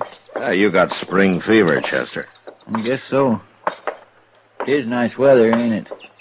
Won't be long now, the cattle drives will be starting. Yeah, and the streets will be full of Texas cowhands looking for trouble. Yes, sir. But you know, I'm almost looking forward to 'em this year. Come July, you'll be pining for this peace and quiet. Maybe, but not right now. Maybe I'll just stop by the tonsorial, Mr. Dillon, if it's all right with you. Sure. Well, what for? Well, like you said, it's spring. They got a bath there. Besides, it's time to get unsewed. You better leave 'em on. We might have a late frost. I don't know. I'm beginning to itch some, and Hey, what's that crowd in front of the Long Branch? I don't know. What do you suppose it is, Mr. Dillon? Hey, maybe it's a medicine show. Well, let's go take a look, huh? Well, whatever it is, that fellow sure has drew a crowd, and that's a fact. Uh-huh. There he is. Miss Kitty's talking to him. Yeah. Well, guess there can't be no trouble, then. Oh, Matt. Oh, Kitty. Hey, Marshal, you come to have your picture took, too? Yeah. The marshal looked real smart in that tintype, huh? You tell him to. Ah, so that's it. You're taking pictures, huh? That's right, Matt. This is Professor Jacoby. He calls himself an artist of the camera. Well, forevermore. So this is one of them things I've been hearing about. That's right. Keep your hands off it, my good man. It's a very sensitive instrument. Oh, yes, sir. I'm sorry. Well, you're Marshal Dillon, I take it, sir. That's right. Well, I'm glad to meet you, Marshal. I was coming to look you up directly. Quite naturally, you're one of the subjects I most wish to immortalize with the camera. Oh, is that so? Certainly, certainly. Western Marshal is one of our great heroes back east. They are? You don't say. Oh, yes. Yes, Professor. What is it? What's that little tent for? Oh, that's where I do my developing, sir. Oh, developing? Why, of course. Pyro and soda, you understand? Well... And the plate must be developed immediately before it dries. Oh, now, miss...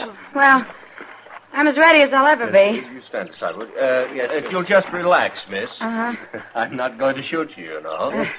Okay. Let me see. Now, that's not precisely what I'm after. Huh? What we need is another subject. I beg your pardon? Oh, another person. You, sir, would you step up, please? Yes, Me? That's right. How you like that? He's going to immortalize old Toad. Just come right over here, sir. That's it. Now, miss, if you'll just stand beside him. Him? Well, anything for art's sake, you know? We want this to look absolutely authentic.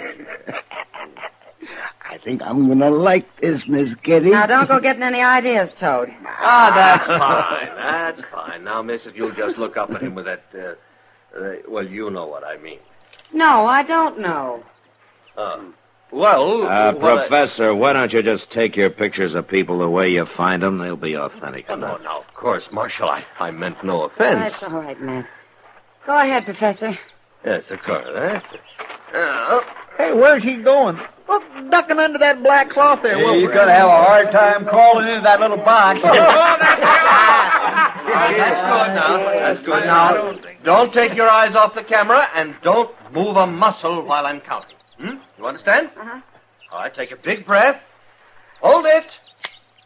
1 Missouri, 2 Missouri, 3 Missouri, 4 Missouri, 5 Missouri, Missouri, 7 Missouri, 8 Missouri, 9 Missouri, 10 Missouri, 11. Good. Well, ain't that something, Mr. Dillon?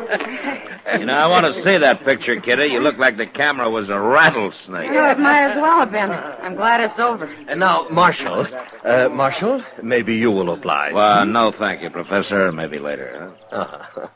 And perhaps I'll take one of these gentlemen here. You, sir. You look like a gunfighter. Grubbs may try to look and act like a gunman, Professor, but he's not very desperate. Oh, I see. Perhaps you have someone in your jail, Marshal. No, not at the moment. I know what the Eastern public wants, sir, what it wants to see. Dance hall girls and desperados, gunfighters, savage Indians, the violence of the West. And it's the violence I'm after most of all. That's what will sell my photographs. Professor, then all you have to do is wait. Wait for how long? Maybe a few weeks when the trail herds start coming. I haven't got a few weeks, Marshal. Well, then I guess we can't help you. Well, don't worry, Marshal. I'll manage. No? How? You'll see. I'm a man of ideas, Marshal.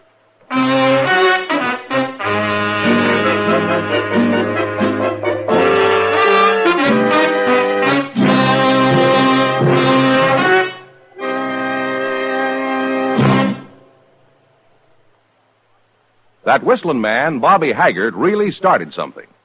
Tonight, we'd like to introduce a player piano that could have come right out of the Long Branch in Dodge City. Packs more pleasure, packs more pleasure. Chesterfield packs more pleasure because Chesterfield's more perfectly packed. It stands to reason a cigarette made better and packed better, smokes better, tastes better. And Chesterfield is more perfectly packed by Accuray. This electronic miracle removes human error in cigarette manufacture. So Accuray Chesterfield is firm and pleasing to the lips, mild yet deeply satisfying. Yes, Chesterfield gives you something no other cigarette can give you. Chesterfield packs more pleasure because Chesterfield's more perfectly packed. To the touch, to the taste, Chesterfield packs more pleasure because it's more perfectly packed by Chesterfield.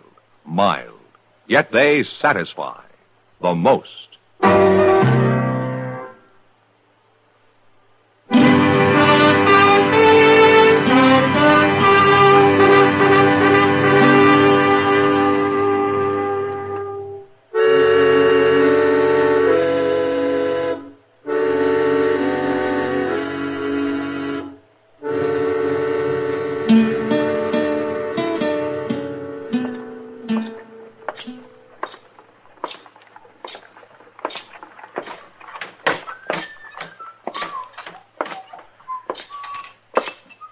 Morning, Sam. Howdy, Marshal. Morning, Mac. Oh, hello, Kitty. If you mind if I sit down? Well, I haven't yet, have I?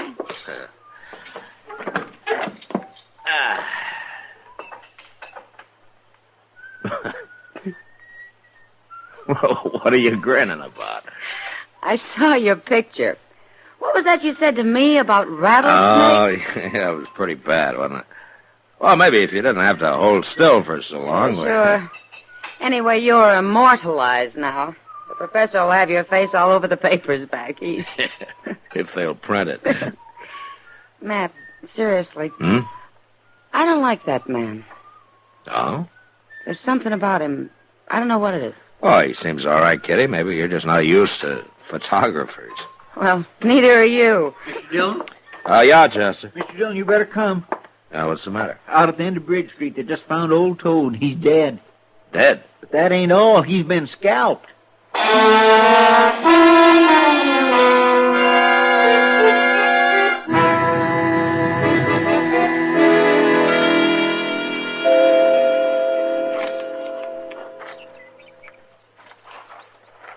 What do you make of it, Matt? I don't know, Doc. Neither do I. There hasn't been any Indian trouble lately. Surely no Indian come this close to town. Doc, it wasn't an Indian. That's not the way they use a knife. Well, then, who did do it, Mr. Dillon? Old Toad wasn't much good, but he never hurt nobody. There's another funny thing, Matt. Doesn't look like it was done right here, but like it was done over there by that building. And then he was dragged out here into the open. Yeah, out in the open. Into the sunlight. Yeah, wait a minute.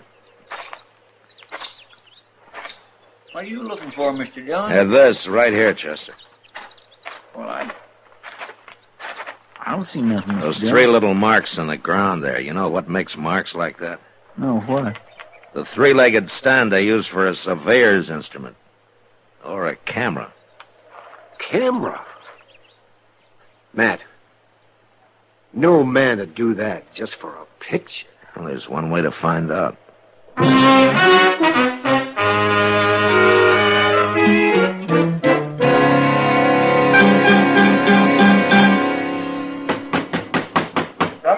Come in. Ah, Marshal. Professor.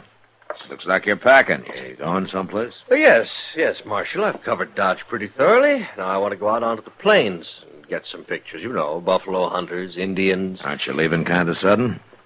Well, what do you mean? I've been planning to go down into the Indian territory. Well, they might be pretty dangerous right now, Professor. Oh, I'm not timid, Marshal. Oh, I know that.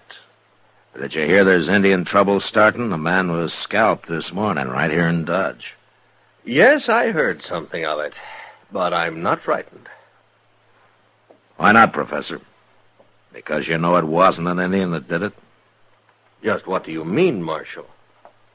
I'd just like to know how you were able to get there and take a picture of Toad before anybody else knew anything about it. Perhaps I was just lucky, Marshal? I met the man who found him. I think it was more than luck. Are you accusing me of killing that man? Maybe you didn't do it yourself, but I think you hired it done. Can you prove that? I can when I find the men you hired. The whole thing is ridiculous, Marshal. Besides, he was nothing but a scavenger, a derelict. He was a man, and it was murder. Whoever did it will hang for it. Well, it's no concern of mine. Unless, of course, I can take a photograph of the hanging. You'll do anything for a picture, won't you? Well, almost anything, Marshal. Like I told that girl. Anything for art's sake. And that was a good picture I got of Toad, Marshal. Perhaps you'd like to see it. No, thanks. Well, it's going to be quite a feather in my cap when I take it back east to Harper's. Maybe you won't take it back east, Jacoby. This might be one picture you paid too high a price for.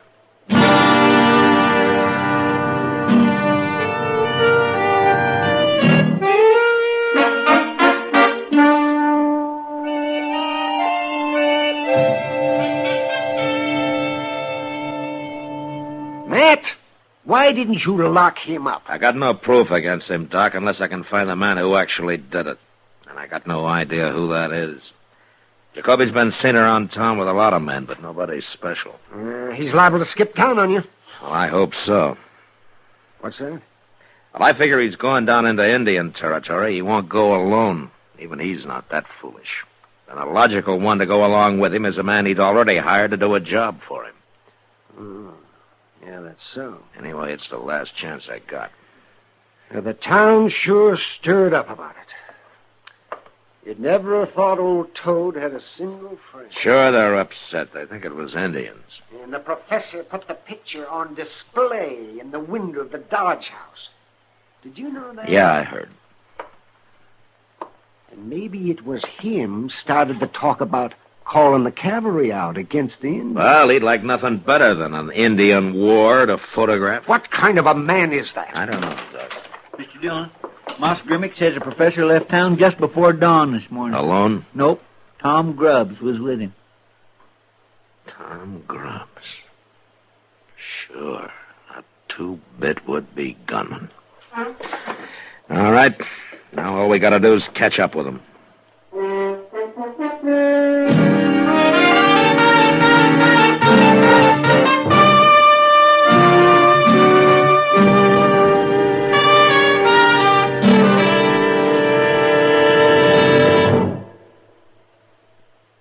Where are you listening to Gunsmoke?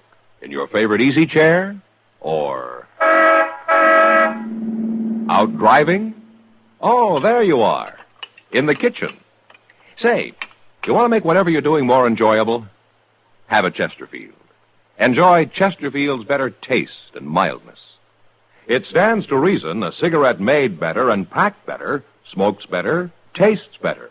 And Chesterfield is more perfectly packed by Accuray.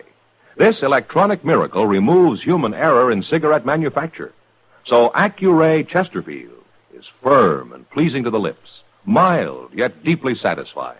Yes, Chesterfield gives you something no other cigarette can give you. Chesterfield packs more pleasure because Chesterfield's more perfectly packed. To the touch, to the taste, Chesterfield packs more pleasure because it's more perfectly packed. By Chesterfield, mild, yet they satisfy the most.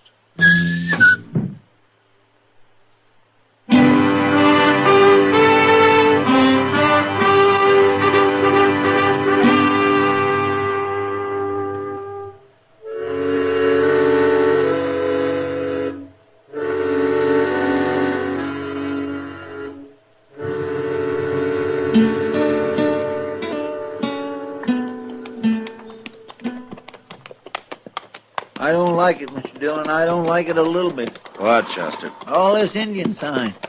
You just keep your eyes open. We'll manage. I guess Jacoby will be happy. He should be getting all the pictures he can use. I notice he's stopped several times. Pictures. I hope I never meet another photographer. Well, maybe they aren't all like him, Chester. Well, I hope not. Hold up, Chester. What, Mr. Dillon? Something over in that clump of weeds there. Marshal. What's the man? A white man, Mr. Dillon, is Grubb. Yeah, come on. Oh.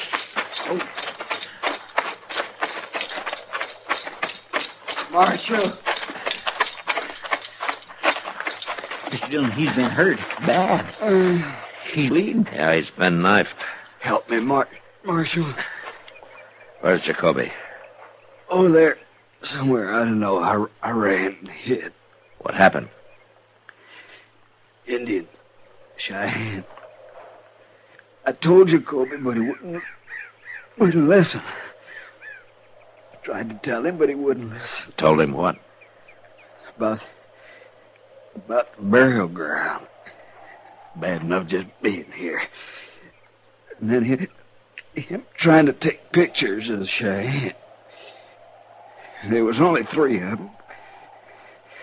When he saw him taking a picture of the burial ground... My goodness, that's bad, Mr. Dillon. They get awful mad when somebody fools around the burying place. What did they do, Grubbs?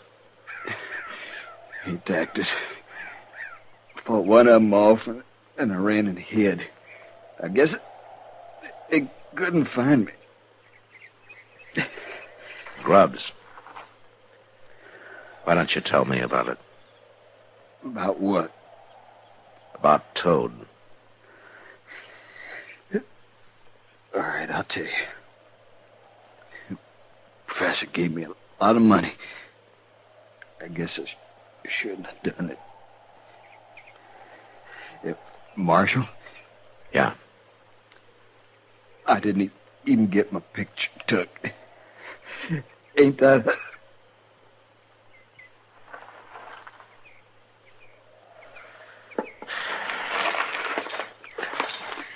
He sure was some gunman. Killing a helpless little old man for money. Yeah. Now let's see about Jacoby now. Hey, Mr. Dillon, you think them Cheyenne might still be around? No, they just showed up by now, Chester. There's the burial ground. Hey, look. There's his camera. Yeah. All smashed. And his pictures all scattered around with it. My gracious. Chester, over here.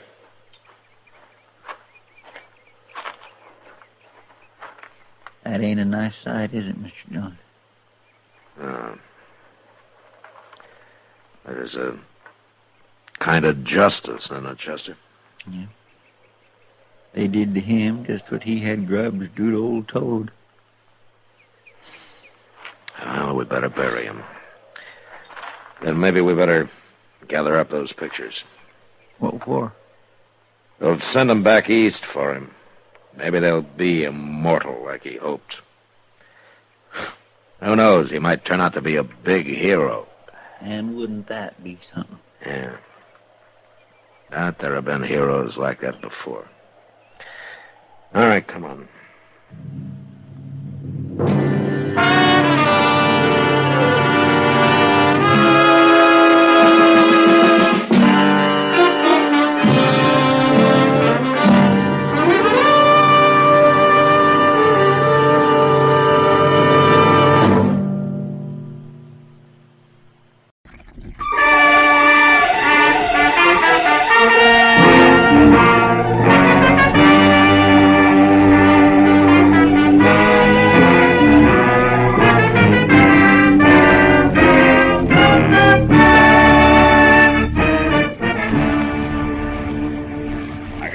Sunday best on, going strutting with Miss Laura Belly. Oh, fine.